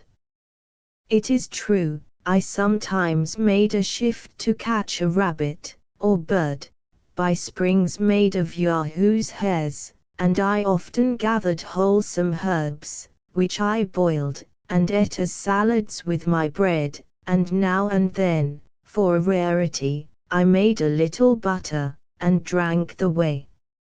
I was at first at a great loss for salt, but custom soon reconciled me to the want of it, and I am confident that the frequent use of salt among us is an effect of luxury, and was first introduced only as a provocative to drink, except where it is necessary for preserving flesh in long voyages, or in places remote from great markets, for we observe no animal to be fond of it but man. And as to myself, when I left this country, it was a great while before I could endure the taste of it in anything that I ate. This is enough to say upon the subject of my diet, wherewith other travellers fill their books, as if the readers were personally concerned whether we fare well or ill. However, It was necessary to mention this matter, lest the world should think it impossible that I could find sustenance for 3 years in such a country, and among such inhabitants. When it grew towards evening, the master horse ordered a place for me to lodge in. It was but 6 yards from the house and separated from the stable of the Yahoos. Here I got some straw, and covering myself with my own clothes, slept very sound. But I was in a short time better accommodated, as the reader shall know hereafter, when I come to treat more particularly about my way of living. Chapter 3. The author studies to learn the language. The Hoaynim, his master, assists in teaching him. The language described. Several Hoaynims of quality come out of curiosity to see the author. He gives his master a short account of his voyage. My principal endeavor was to learn the language, which my master, for so I shall henceforth call him, and his children, and every servant of his house, were desirous to teach me, for they looked upon it as a prodigy, that a brute animal should discover such marks of a rational creature. I pointed to everything, and inquired the name of it, which I wrote down in my journal book when I was alone, and corrected my bad accent by desiring those of the family to pronounce it often. In this employment, a sorrel nag, one of the under-servants, was very ready to assist me. In speaking, they pronounced through the nose and throat, and their language approaches nearest to the High Dutch, or German, of any I know in Europe, but is much more graceful and significant. The Emperor Charles V made almost the same observation, when he said that if he were to speak to his horse, it should be in High Dutch. The curiosity and impatience of my master were so great, that he spent many hours of his leisure to instruct me. He was convinced, as he afterwards told me, that I must be a Yahoo, but my teachableness, civility, and cleanliness, astonished him, which were qualities altogether opposite to those animals. He was most perplexed about my clothes, reasoning sometimes with himself, whether they were a part of my body, for I never pulled them off till the family were asleep, and got them on before they waked in the morning. My master was eager to learn whence I came, how I acquired those appearances of reason, which I discovered in all my actions, and to know my story from my own mouth, which he hoped he should soon do by the great proficiency I made in learning and pronouncing their words and sentences. To help my memory, I formed all I learned into the English alphabet, and writ the words down, with the translations. This last, after some time, I ventured to do in my master's presence. It cost me much trouble to explain to him what I was doing, for the inhabitants have not the least idea of books or literature. In about 10 weeks' time, I was able to understand most of his questions, and in 3 months, could give him some tolerable answers. He was extremely curious to know from what part of the country I came, and how I was taught to imitate a rational creature, because the Yahoos, whom he saw I exactly resembled in my head, hands, and face, that were only visible, with some appearance of cunning, and the strongest disposition to mischief, were observed to be the most unteachable of all brutes. I answered, that I came over the sea, from a far place, with many others of my own kind, in a great hollow vessel made of the bodies of trees, that my companions forced me to land on this coast, and then left me to shift for myself. It was with some difficulty, and by the help of many signs, that I brought him to understand me. He replied, that I must needs be mistaken, or that I said the thing which was not, for they have no word in their language to express lying or falsehood. He knew it was impossible that there could be a country beyond the sea, or that a parcel of brutes could move a wooden vessel whither they pleased upon water. He was sure no Houyhnhnm alive could make such a vessel, nor would trust Yahoos to manage it. The word Houyhnhnm, in their tongue, signifies a horse, and, in its etymology, the perfection of nature. I told my master that I was at a loss for expression, but would improve as fast as I could, and hoped, in a short time, I should be able to tell him wonders. He was pleased to direct his own mare, his colt, and foal, and the servants of the family, to take all opportunities of instructing me, and every day, for 2 or 3 hours, he was at the same pains himself. Several horses and mares of quality in the neighborhood came often to our house, upon the report spread of a wonderful Yahoo, that could speak like a Houyhnhnm, and seemed, in his words and actions, to discover some glimmerings of reason. These delighted to converse with me, they put many questions, and received such answers as I was able to return. By all these advantages I made so great a progress, that, in 5 months from my arrival I understood whatever was spoken, and could express myself tolerably well.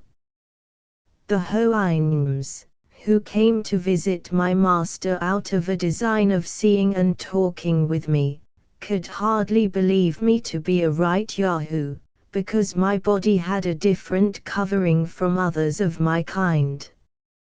They were astonished to observe me without the usual hair or skin, except on my head, face, and hands, but I discovered that secret to my master upon an accident which happened about a fortnight before. I have already told the reader, that every night, when the family were gone to bed, it was my custom to strip, and cover myself with my clothes. It happened, one morning early, that my master sent for me by the sorrel nag, who was his valet. When he came I was fast asleep, my clothes fallen off on one side, and my shirt above my waist. I awaked at the noise he made, and observed him to deliver his message in some disorder, after which he went to my master, and in a great fright gave him a very confused account of what he had seen. This I presently discovered, for, going as soon as I was dressed to pay my attendance upon his honor, he asked me the meaning of what his servant had reported, that I was not the same thing when I slept, as I appeared to be at other times, that his valet assured him, some part of me was white, some yellow, at least not so white, and some brown. I had hitherto concealed the secret of my dress, in order to distinguish myself, as much as possible, from that cursed race of Yahoos, but now I found it in vain to do so any longer. Besides, I considered that my clothes and shoes would soon wear out, which already were in a declining condition, and must be supplied by some contrivance from the hides of Yahoos, or other brutes, whereby the whole secret would be known. I therefore told my master, that in the country whence I came, those of my kind always covered their bodies with the hairs of certain animals prepared by art, as well for decency as to avoid the inclemencies of air, both hot and cold, of which, as to my own person, I would give him immediate conviction, if he pleased to command me, only desiring his excuse, if I did not expose those parts that nature taught us to conceal. He said, my discourse was all very strange, but especially the last part, for he could not understand why nature should teach us to conceal what nature had given, that neither himself nor family were ashamed of any parts of their bodies, but, however, I might do as I pleased. Whereupon I first unbuttoned my coat, and pulled it off. I did the same with my waistcoat. I drew off my shoes, stockings, and breeches. I let my shirt down to my waist, and drew up the bottom, fastening it like a girdle about my middle, to hide my nakedness. My master observed the whole performance with great signs of curiosity and admiration. He took up all my clothes in his pastern, one piece after another, and examined them diligently. He then stroked my body very gently, and looked round me several times, after which, he said, it was plain I must be a perfect Yahoo, but that I differed very much from the rest of my species in the softness, whiteness, and smoothness of my skin, my want of hair in several parts of my body, the shape and shortness of my claws behind and before, and my affectation of walking continually on my two hinder feet. He desired to see no more, and gave me leave to put on my clothes again, for I was shuddering with cold. I expressed my uneasiness at his giving me so often the appellation of Yahoo, an odious animal, for which I had so utter a hatred and contempt. I begged he would forbear applying that word to me, and make the same order in his family and among his friends whom he suffered to see me.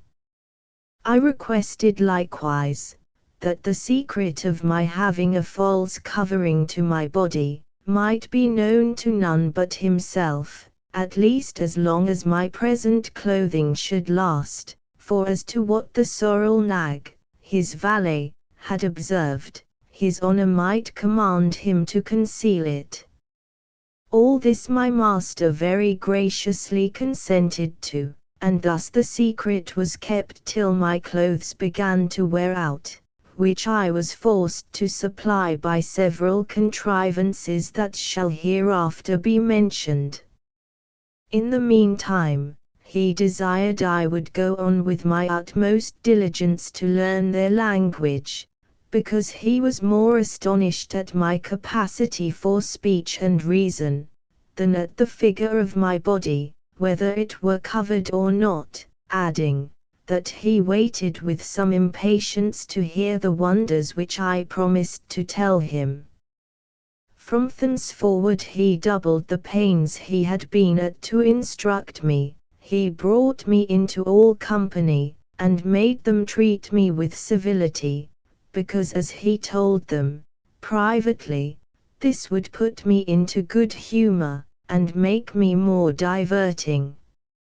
Every day, when I waited on him, beside the trouble he was at in teaching, he would ask me several questions concerning myself, which I answered as well as I could, and by these means he had already received some general ideas, though very imperfect.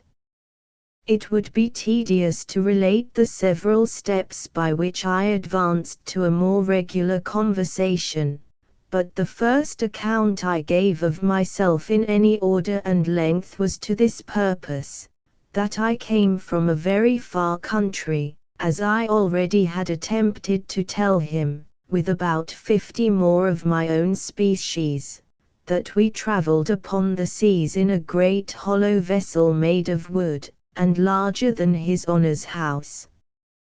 I described the ship to him in the best terms I could, and explained, by the help of my handkerchief displayed, how it was driven forward by the wind.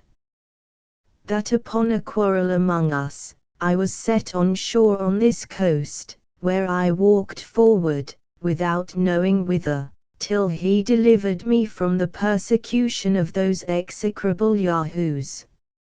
He asked me, who made the ship, and how it was possible that the Houyhnhnms of my country would leave it to the management of brutes. My answer was, that I durst proceed no further in my relation, unless he would give me his word and honour that he would not be offended, and then I would tell him the wonders I had so often promised. He agreed, and I went on by assuring him, that the ship was made by creatures like myself, who, in all the countries I had travelled, as well as in my own, were the only governing rational animals, and that upon my arrival hither, I was as much astonished to see the Houyhnhnms act like rational beings, as he, or his friends, could be, in finding some marks of reason in a creature he was pleased to call a Yahoo, to which I owned my resemblance in every part, but could not account for their degenerate and brutal nature. I said farther, that if good fortune ever restored me to my native country, to relate my travels hither, as I resolved to do, everybody would believe, that I said the thing that was not, that I invented the story out of my own head, and, with all possible respect to himself, his family, and friends, and under his promise of not being offended, our countrymen would hardly think it probable that a Houyhnhnm should be the presiding creature of a nation, and a Yahoo the brute. Chapter 4. The Houyhnhnm's notion of truth and falsehood. The author's discourse disapproved by his master. The author gives a more particular account of himself, and the accidents of his voyage. My master heard me with great appearances of uneasiness in his countenance, because doubting, or not believing, are so little known in this country, that the inhabitants cannot tell how to behave themselves under such circumstances. And I remember, in frequent discourses with my master concerning the nature of manhood in other parts of the world, having occasion to talk of lying and false representation, it was with much difficulty that he comprehended what I meant, although he had otherwise a most acute judgment. For he argued thus, that the use of speech was to make us understand one another, and to receive information of facts. Now, if any one said the thing which was not, these ends were defeated, because I cannot properly be said to understand him, and I am so far from receiving information, that he leaves me worse than in ignorance, for I am led to believe a thing black, when it is white, and short, when it is long. And these were all the notions he had concerning that faculty of lying, so perfectly well understood, and so universally practiced, among human creatures. To return from this digression. When I asserted that the Yahoos were the only governing animals in my country, which my master said was altogether past his conception, he desired to know, whether we had Houyhnhnms among us, and what was their employment. I told him, we had great numbers, that in summer they grazed in the fields, and in winter were kept in houses with hay and oats, where Yahoo servants were employed to rub their skins smooth, comb their manes, pick their feet, serve them with food, and make their beds. "I understand you well," said my master. "It is now very plain, from all you have spoken, that whatever share of reason the Yahoos pretend to, the Houyhnhnms are your masters. I heartily wish our Yahoos would be so tractable." I begged his honor would please to excuse me from proceeding any further, because I was very certain that the account he expected from me would be highly displeasing. But he insisted in commanding me to let him know the best and the worst. I told him he should be obeyed. I owned that the Houyhnhnms among us, whom we called horses, were the most generous and comely animals we had, that they excelled in strength and swiftness, and when they belonged to persons of quality, were employed in traveling, racing, or drawing chariots, they were treated with much kindness and care, till they fell into diseases, or became foundered in the feet, but then they were sold, and used to all kind of drudgery till they died, after which their skins were stripped, and sold for what they were worth, and their bodies left to be devoured by dogs and birds of prey. But the common race of horses had not so good fortune, being kept by farmers and carriers, and other mean people, who put them to greater labor, and fed them worse. I described, as well as I could, our way of riding, the shape and use of a bridle, a saddle, a spur, and a whip, of harness and wheels. I added, that we fastened plates of a certain hard substance, called iron, at the bottom of their feet, to preserve their hoofs from being broken by the stony ways, on which we often travelled.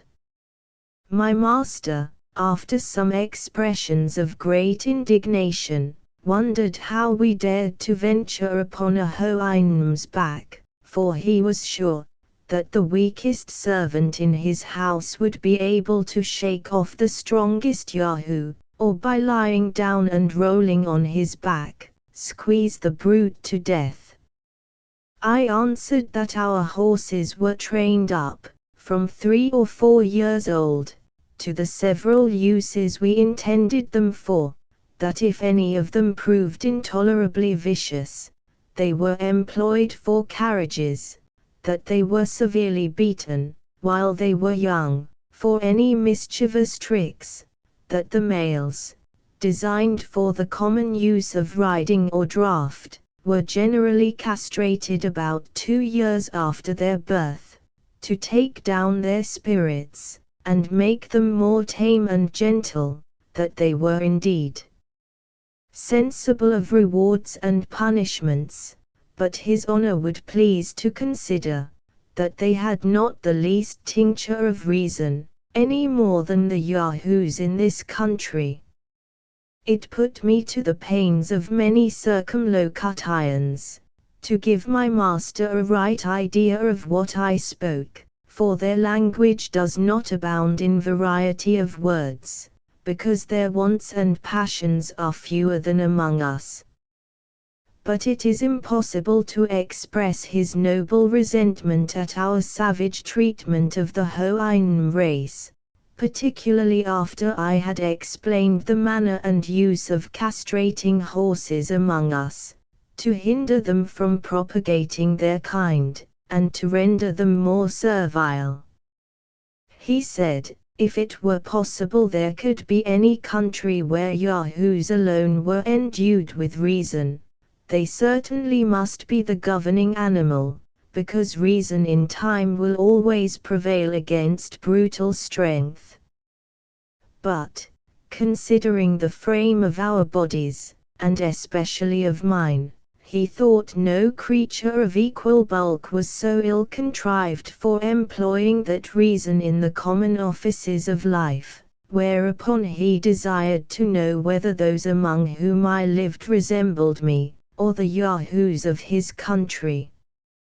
I assured him that I was as well shaped as most of my age, but the younger, and the females, were much more soft and tender, and the skins of the latter generally as white as milk.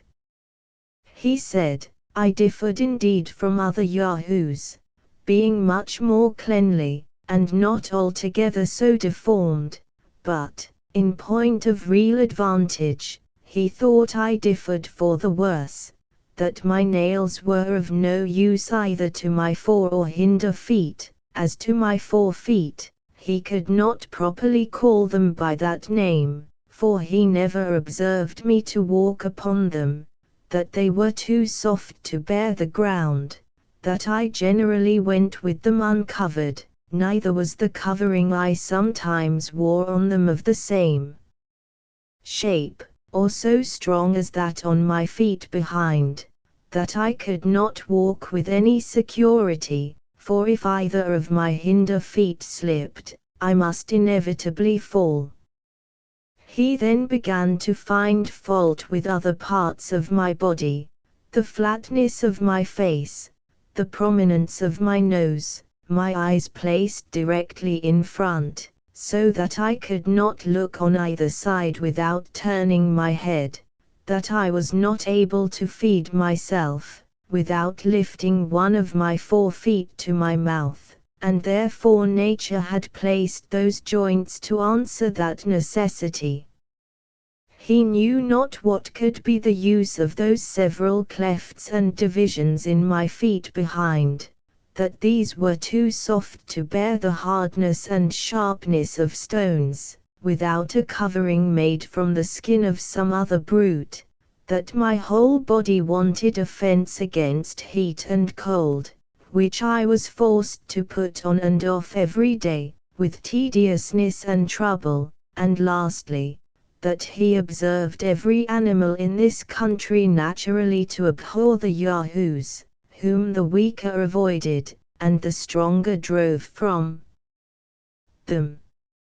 So that, supposing us to have the gift of reason, he could not see how it were possible to cure that natural antipathy, which every creature discovered against us, nor consequently how we could tame and render them serviceable. However, he would, as he said, debate the matter no farther, because he was more desirous to know my own story, the country where I was born, and the several actions and events of my life, before I came hither. I assured him, how extremely desirous I was that he should be satisfied on every point, but I doubted much, whether it would be possible for me to explain myself on several subjects, whereof his honour could have no conception, because I saw nothing in his country to which I could resemble them, that, however, I would do my best, and strive to express myself by similitudes, humbly desiring his assistance when I wanted proper words, which he was pleased to promise me. I said, my birth was of honest parents, in an island called England, which was remote from his country, as many days' journey as the strongest of his honour's servants could travel in the annual course of the sun, that I was bred a surgeon, whose trade it is to cure wounds and hurts in the body, gotten by accident or violence, that my country was governed by a female man, whom we called Queen, that I left it to get riches, whereby I might maintain myself and family, when I should return, that in my last voyage, I was commander of the ship, and had about 50 Yahoos under me, many of which died at sea, and I was forced to supply them by others picked out from several nations, that our ship was twice in danger of being sunk, the first time by a great storm, and the second by striking against a rock.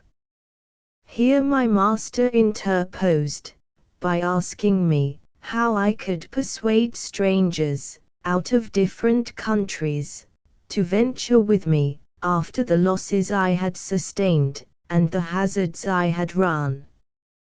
I said, they were fellows of desperate fortunes, forced to fly from the places of their birth on account of their poverty or their crimes.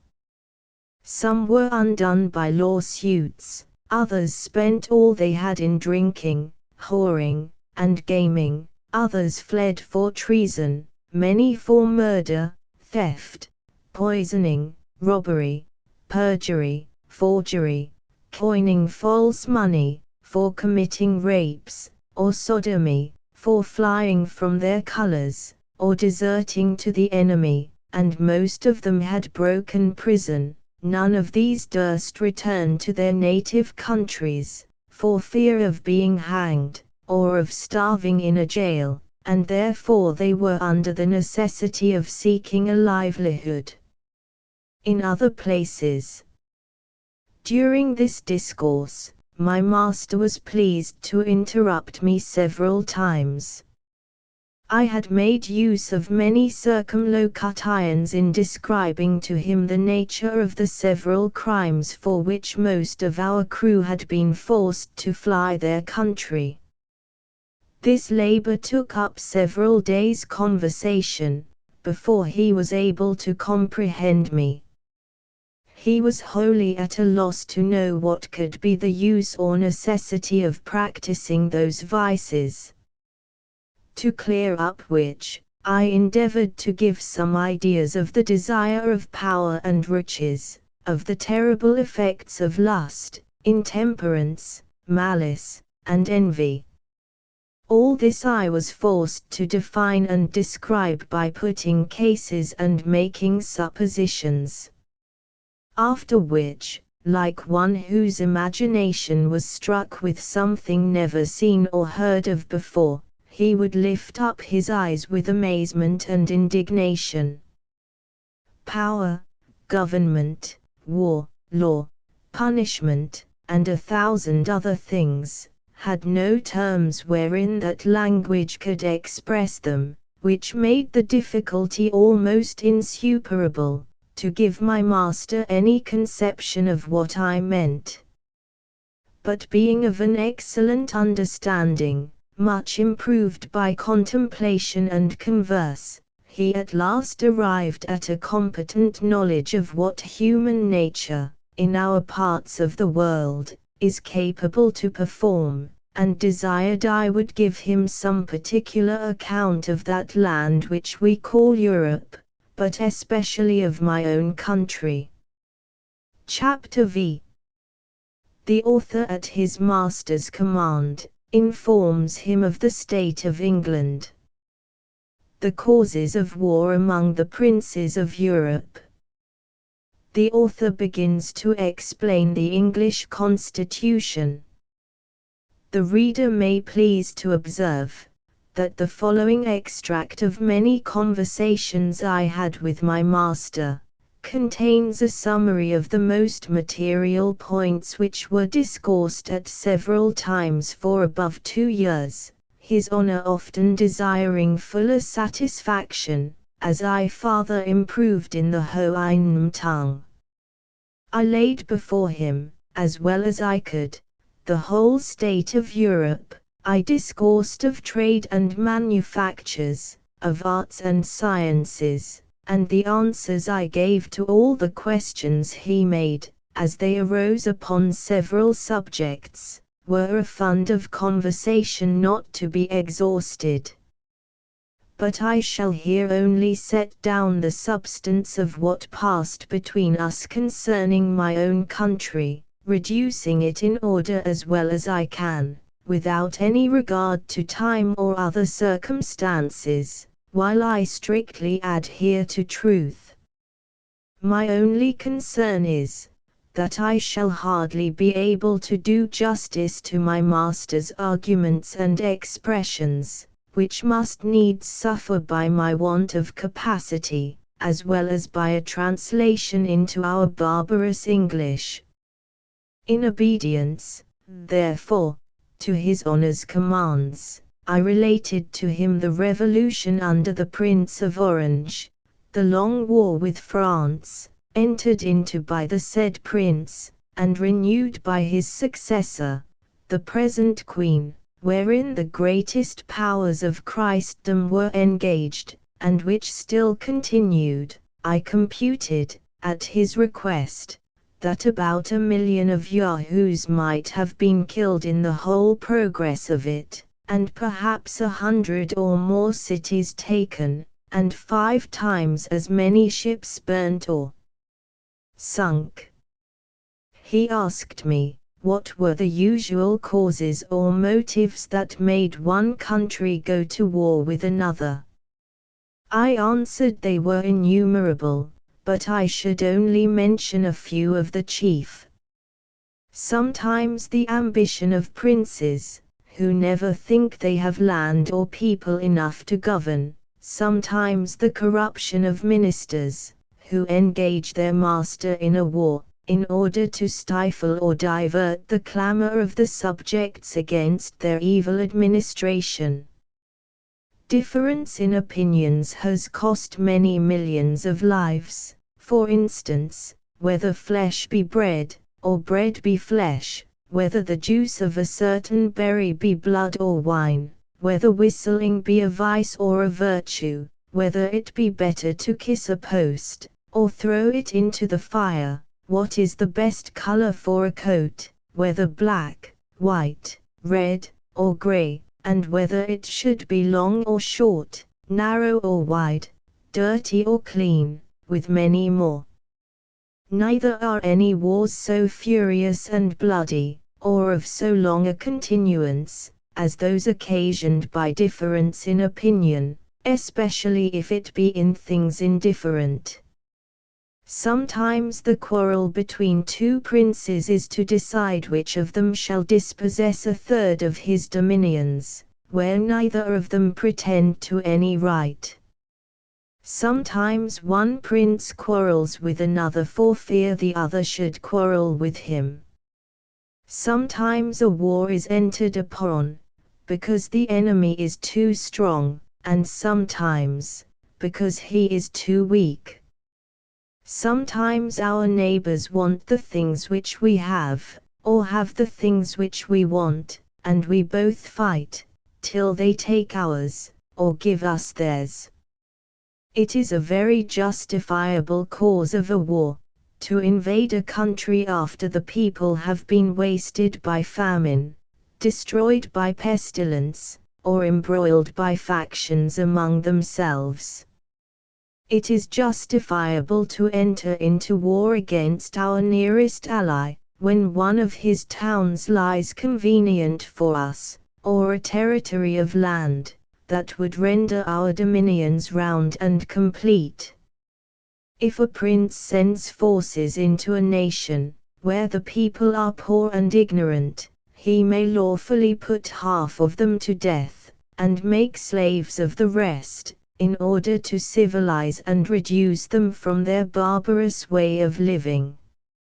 It is a very kingly, honorable, and frequent practice, when one prince desires the assistance of another, to secure him against an invasion, that the assistant, when he has driven out the invader, should seize on the dominions himself, and kill, imprison, or banish the prince he came to relieve.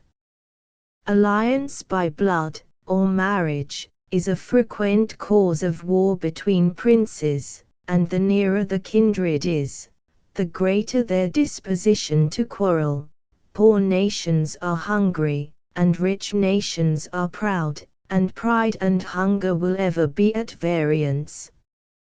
For these reasons, the trade of a soldier is held the most honorable of all others, because a soldier is a Yahoo hired to kill, in cold blood, as many of his own species, who have never offended him, as possibly he can.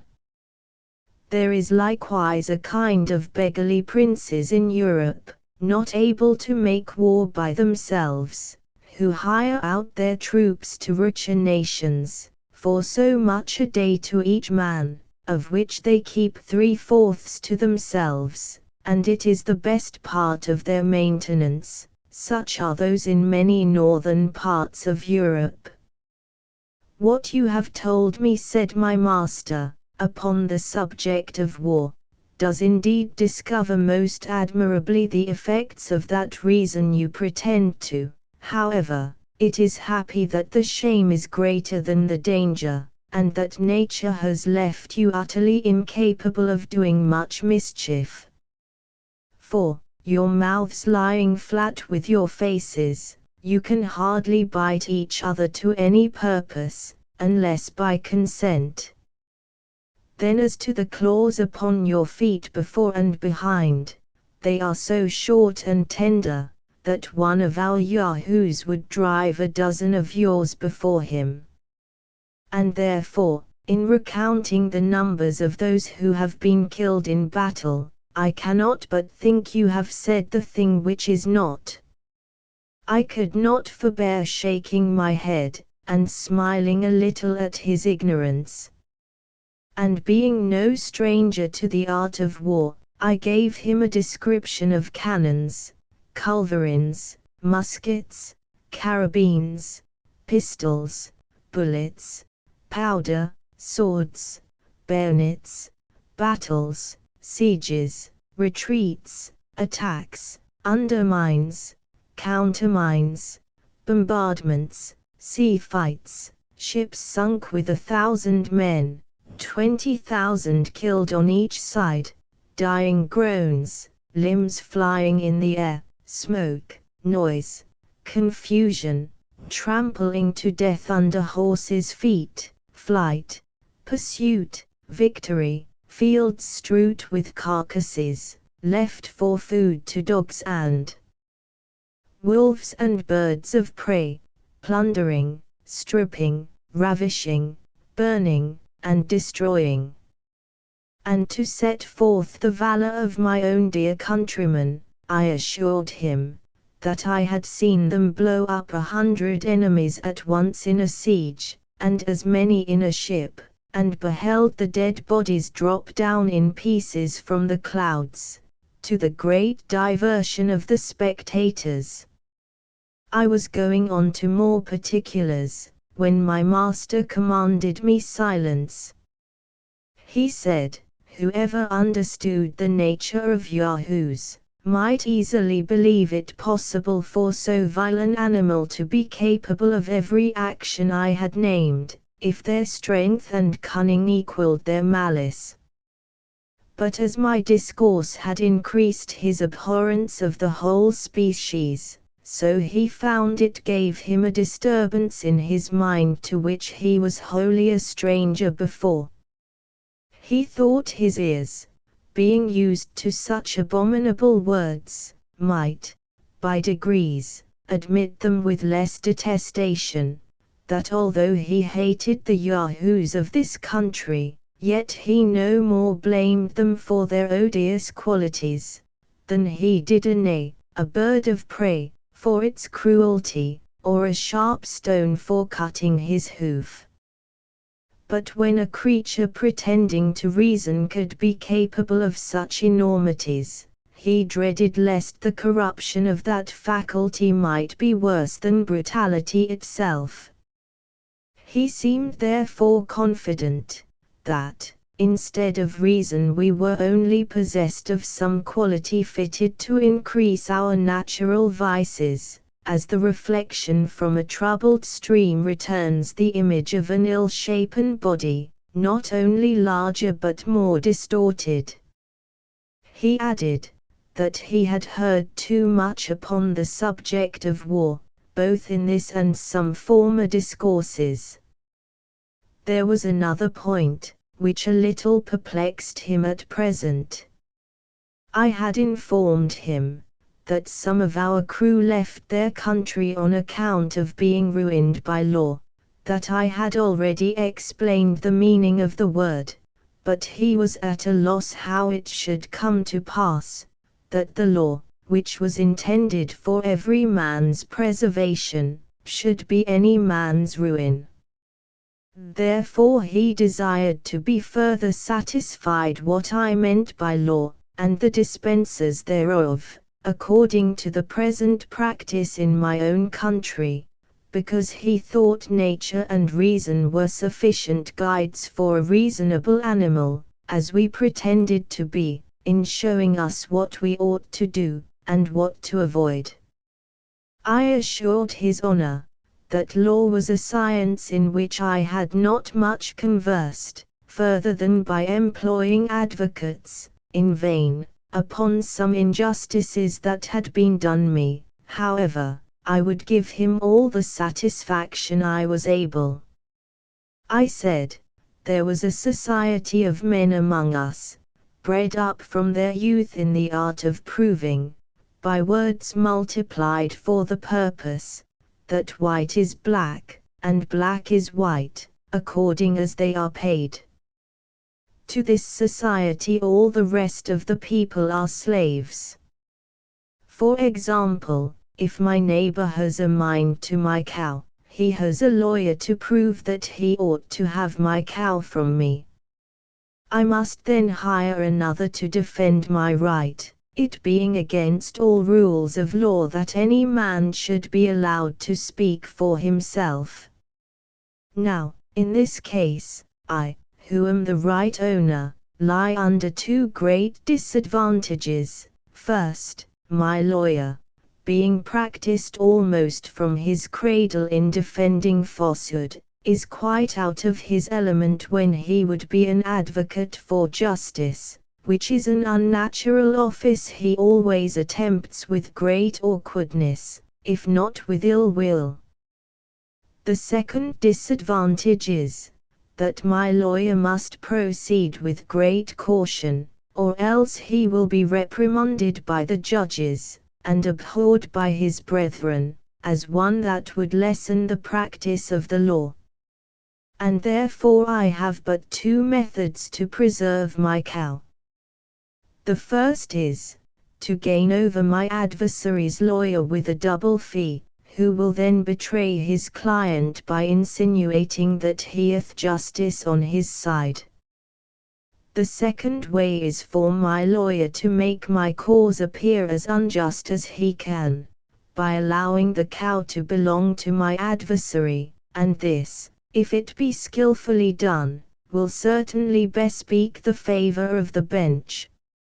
Now your Honour is to know, that these judges are persons appointed to decide all controversies of property, as well as for the trial of criminals, and picked out from the most dexterous lawyers, who are grown old or lazy, and having been biased all their lives against truth and equity, lie under such a fatal necessity of favoring fraud, perjury, and oppression, that I have known some of them refuse a large bribe from the side where justice lay, rather than injure the faculty, by doing any thing unbecoming their nature or their office. It is a maxim among these lawyers that whatever has been done before, may legally be done again, and therefore they take special care to record all the decisions formerly made against common justice, and the general reason of mankind. These, under the name of precedents, they produce as authorities to justify the most iniquitous opinions, and the judges never fail of directing accordingly. In pleading, they studiously avoid entering into the merits of the cause, but are loud, violent, and tedious, in dwelling upon all circumstances which are not to the purpose.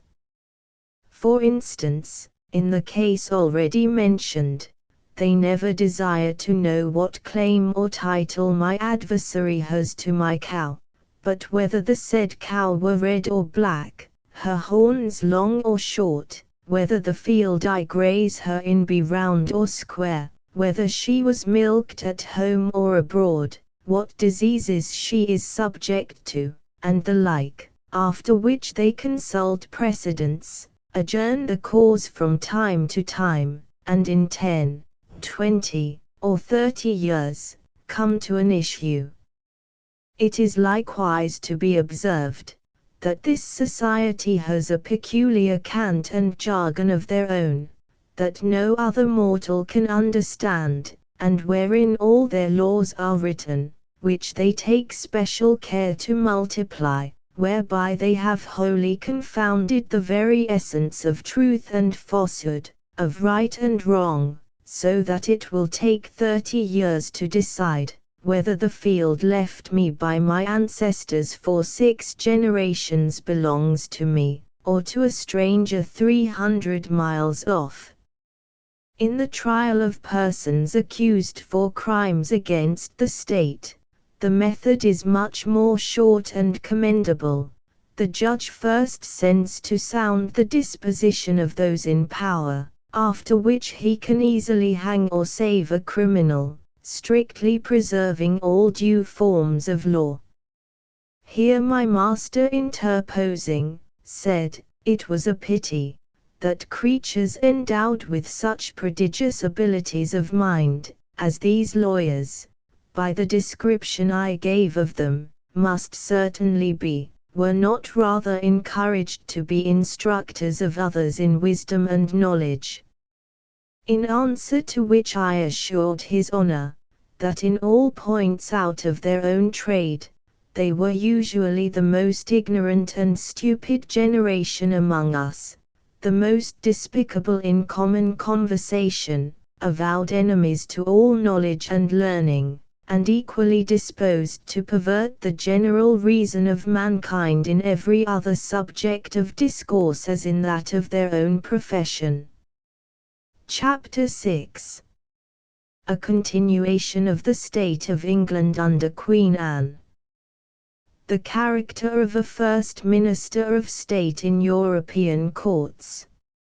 My master was yet wholly at a loss to understand what motives could incite this race of lawyers to perplex, disquiet, and weary themselves, and engage in a confederacy of injustice, merely for the sake of injuring their fellow animals. Neither could he comprehend what I meant in saying, they did it for hire.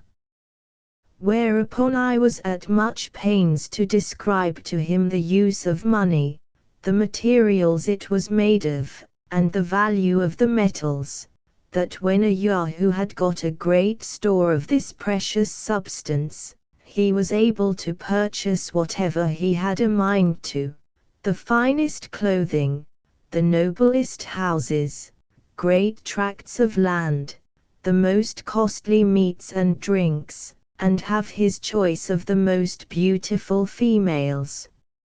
Therefore, since money alone was able to perform all these feats, our Yahoos thought they could never have enough of it to spend, or to save, as they found themselves inclined, from their natural bent either to profusion or avarice, that the rich man enjoyed the fruit of the poor man's labor, and the latter were 1,000 to 1 in proportion to the former, that the bulk of our people were forced to live miserably, by laboring every day for small wages, to make a few live plentifully. I enlarged myself much on these, and many other particulars to the same purpose, but his Honour was still to seek, for he went upon a supposition, that all animals had a title to their share in the productions of the earth, and especially those who presided over the rest. Therefore he desired I would let him know, what these costly meats were, and how any of us happened to want them. Whereupon I enumerated as many sorts as came into my head, with the various methods of dressing them, which could not be done without sending vessels by sea to every part of the world, as well for liquors to drink as for sauces and innumerable other conveniences. I assured him that this whole globe of earth must be at least 3 times gone round before one of our better female yahoos could get her breakfast, or a cup to put it in. He said that must needs be a miserable country which cannot furnish food for its own inhabitants. But what he chiefly wondered at was, how such vast tracts of ground as I described should be wholly without fresh water, and the people put to the necessity of sending over the sea for drink. I replied that England, the dear place of my nativity, was computed to produce 3 times the quantity of food more than its inhabitants are able to consume, as well as liquors extracted from grain, or pressed out of the fruit of certain trees, which made excellent drink, and the same proportion in every other convenience of life.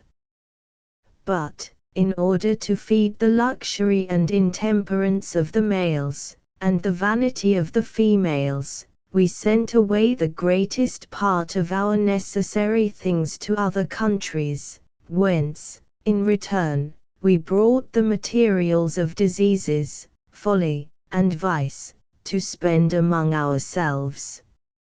Hence it follows of necessity, that vast numbers of our people are compelled to seek their livelihood by begging, robbing, stealing, cheating, pimping, flattering, suborning, forswearing, forging, gaming, lying, fawning, hectoring, voting, scribbling, stargazing, poisoning, whoring, canting, libeling, freet-hinking, and the like occupations, every one of which terms I was at much pains to make him understand.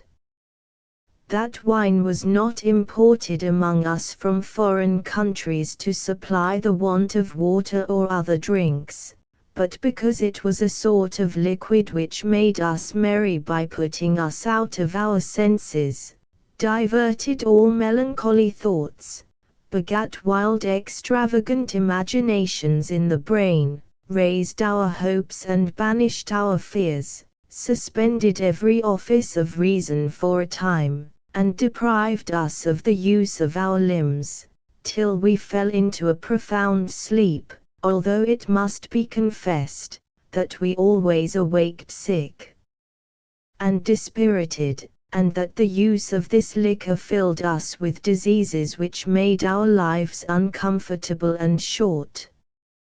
But beside all this, the bulk of our people supported themselves by furnishing the necessities or conveniences of life to the rich and to each other. For instance, when I am at home, and dressed as I ought to be, I carry on my body the workmanship of 100 tradesmen. The building and furniture of my house employ as many more, and 5 times the number to adorn my wife.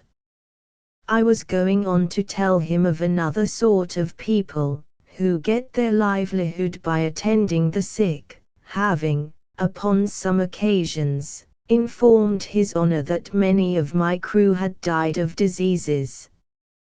But here it was with the utmost difficulty that I brought him to apprehend what I meant. He could easily conceive that a Houyhnhnm grew weak and heavy a few days before his death, or by some accident might hurt a limb, but that nature, who works all things to perfection, should suffer any pains to breed in our bodies, he thought impossible, and desired to know the reason of so unaccountable an evil. I told him we fed on 1,000 things which operated contrary to each other, that we ate when we were not hungry, and drank without the provocation of thirst, that we sat whole nights drinking strong liquors, without eating a bit, which disposed us to sloth, inflamed our bodies, and precipitated or prevented digestion, that prostitute female yahoos acquired a certain malady, which bred rottenness in the bones of those who fell into their embraces, that this, and many other diseases, were propagated from father to son, so that great numbers came into the world with complicated maladies upon them, that it would be endless to give him a catalogue of all diseases incident to human bodies, for they would not be fewer than 500 or 600, spread over every limb and joint, in short, every part, external and intestine, having diseases appropriated to itself. To remedy which, there was a sort of people bred up among us in the profession, or pretence, of curing the sick. And because I had some skill in the faculty, I would, in gratitude to his honor, let him know the whole mystery and method by which they proceed. Their fundamental is, that all diseases arise from repletion, whence they conclude, that a great evacuation of the body is necessary, either through the natural passage or upwards at the mouth.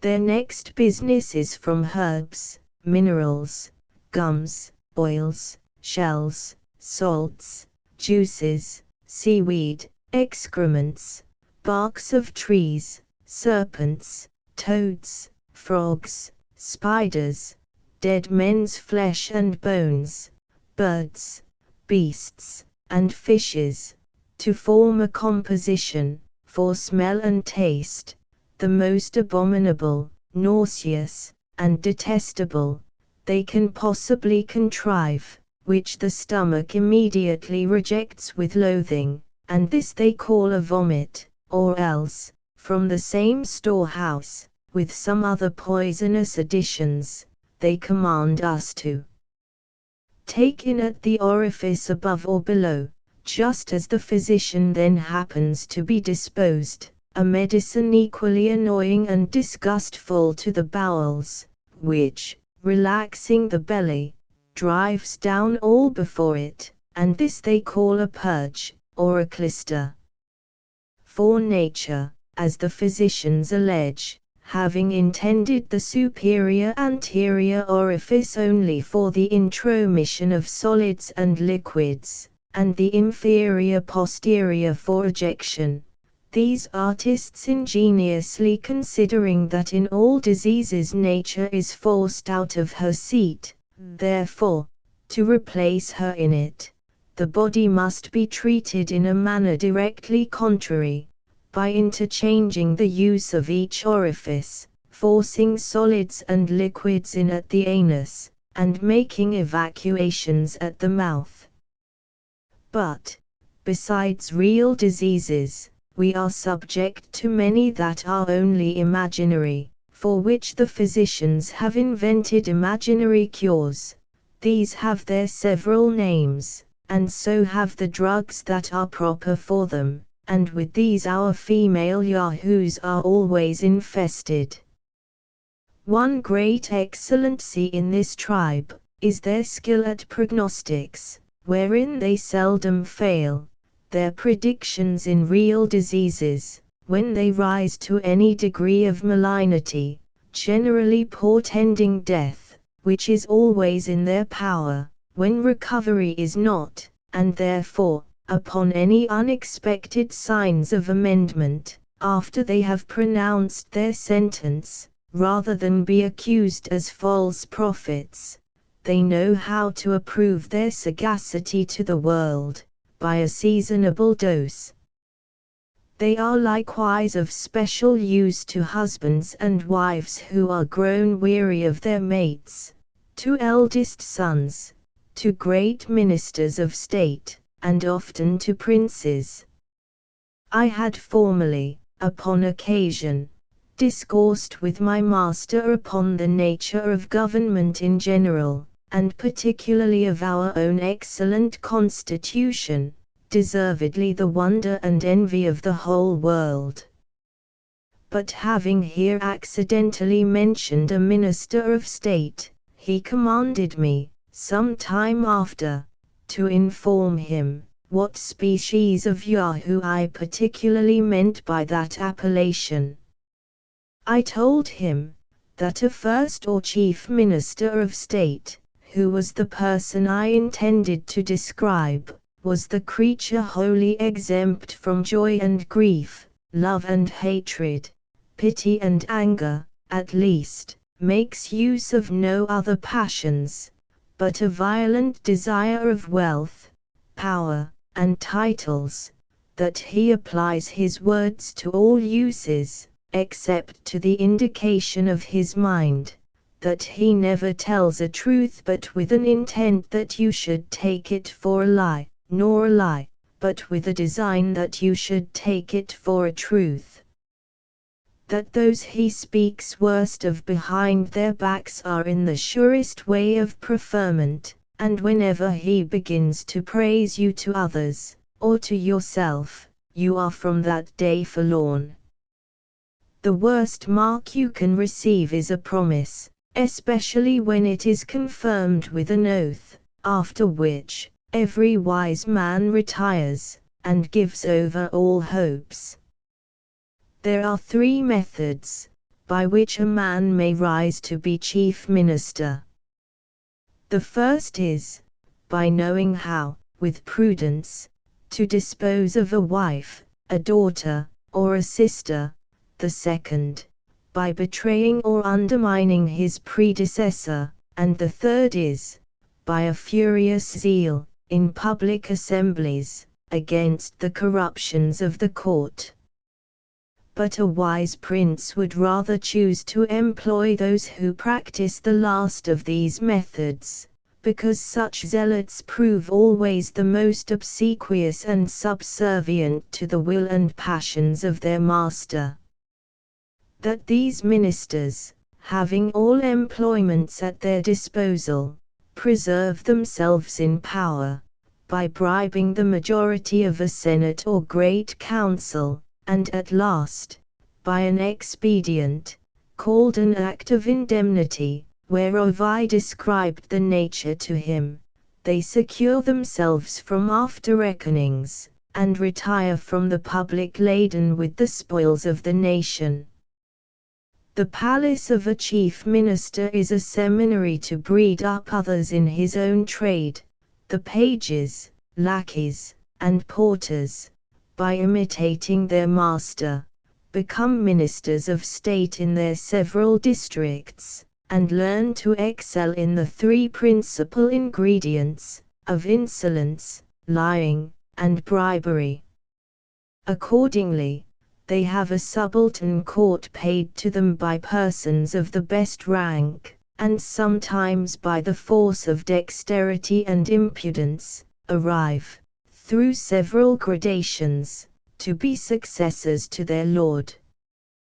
He is usually governed by a decayed wench, or favourite footman, who are the tunnels through which all graces are conveyed, and may properly be called, in the last resort, the governors of the kingdom.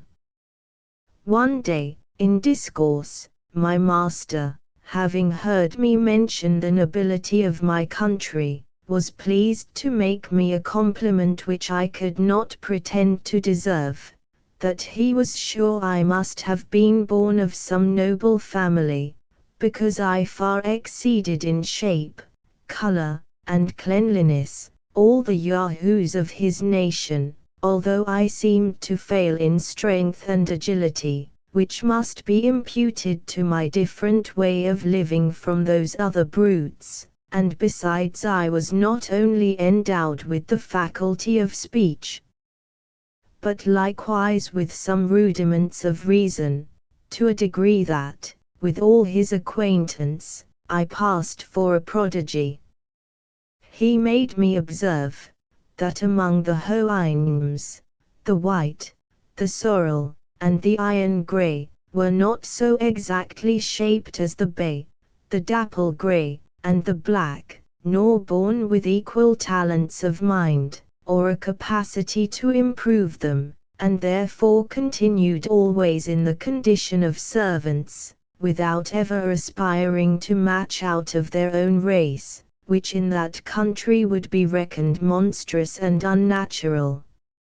I made his honor my most humble acknowledgments for the good opinion he was pleased to conceive of me, but assured him at the same time, that my birth was of the lower sort, having been born of plain honest parents, who were just able to give me a tolerable education, that nobility, among us, was altogether a different thing from the idea he had of it, that our young noblemen are bred from their childhood in idleness and luxury, that, as soon as years will permit, they consume their vigor, and contract odious diseases among lewd females, and when their fortunes are almost ruined, they marry some woman of mean birth, disagreeable person, and unsound constitution, merely for the sake of money, whom they hate and despise.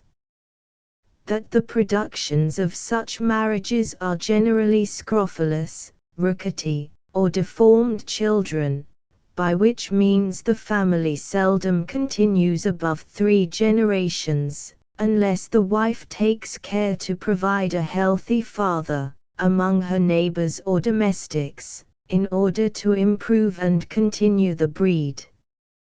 That a weak diseased body, a meager countenance, and sallow complexion, are the true marks of noble blood, and a healthy robust appearance is so disgraceful in a man of quality, that the world concludes his real father to have been a groom or a coachman. The imperfections of his mind run parallel with those of his body, being a composition of spleen, dullness, ignorance, caprice, sensuality, and pride. Without the consent of this illustrious body, no law can be enacted, repealed, or altered, and these nobles have likewise the decision of all our possessions, without appeal. 514. Chapter 7. The author's great love of his native country. His master's observations upon the constitution and administration of England, as described by the author, with parallel cases and comparisons. His master's observations upon human nature. The reader may be disposed to wonder how I could prevail on myself to give so free a representation of my own species, among a race of mortals who are already too apt to conceive the vilest opinion of humankind, from that entire congruity between me and their yahoos. But I must freely confess, that the many virtues of those excellent quadrupeds, placed in opposite view to human corruptions, had so far opened my eyes and enlarged my understanding, that I began to view the actions and passions of man in a very different light, and to think the honor of my own kind not worth managing, which, besides, it was impossible for me to do, before a person of so acute a judgment as my master, who daily convinced me of 1,000 faults in myself, whereof I had not the least perception before, and which, with us, would never be numbered even among human infirmities. I had likewise learned, from his example, an utter detestation of all falsehood or disguise, and truth appeared so amiable to me, that I determined upon sacrificing everything to it. Let me deal so candidly with the reader as to confess that there was yet a much stronger motive for the freedom I took in my representation of things. I had not yet been a year in this country before I contracted such a love and veneration for the inhabitants, that I entered on a firm resolution never to return to humankind, but to pass the rest of my life among these admirable Houyhnhnms, in the contemplation and practice of every virtue, where I could have no example or incitement to vice. But it was decreed by fortune, my perpetual enemy, that so great a felicity should not fall to my share. However, it is now some comfort to reflect, that in what I said of my countrymen, I extenuated their faults as much as I durst before so strict an examiner, and upon every article gave as favourable a turn as the matter would bear. For, indeed, who is there alive that will not be swayed by his bias and partiality to the place of his birth? I have related the substance of several conversations I had with my master during the greatest part of the time I had the honor to be in his service, but have, indeed, for brevity's sake, omitted much more than is here set down. When I had answered all his questions, and his curiosity seemed to be fully satisfied, he sent for me one morning early, and commanded me to sit down at some distance, an honor which he had never before conferred upon me. He said, he had been very seriously considering my whole story, as far as it related both to myself and my country, that he looked upon us as a sort of animals, to whose share, by what accident he could not conjecture, some small pittance of reason had fallen, whereof we made no other use, than by its assistance, to aggravate our natural corruptions, and to acquire new ones, which nature had not given us, that we disarmed ourselves of the few abilities she had bestowed, had been very successful in multiplying our original wants, and seemed to spend our whole lives in vain endeavors to supply them by our own inventions, that, as to myself, it was manifest I had neither the strength nor agility of a common Yahoo, that I walked infirmly on my hinder feet, had found out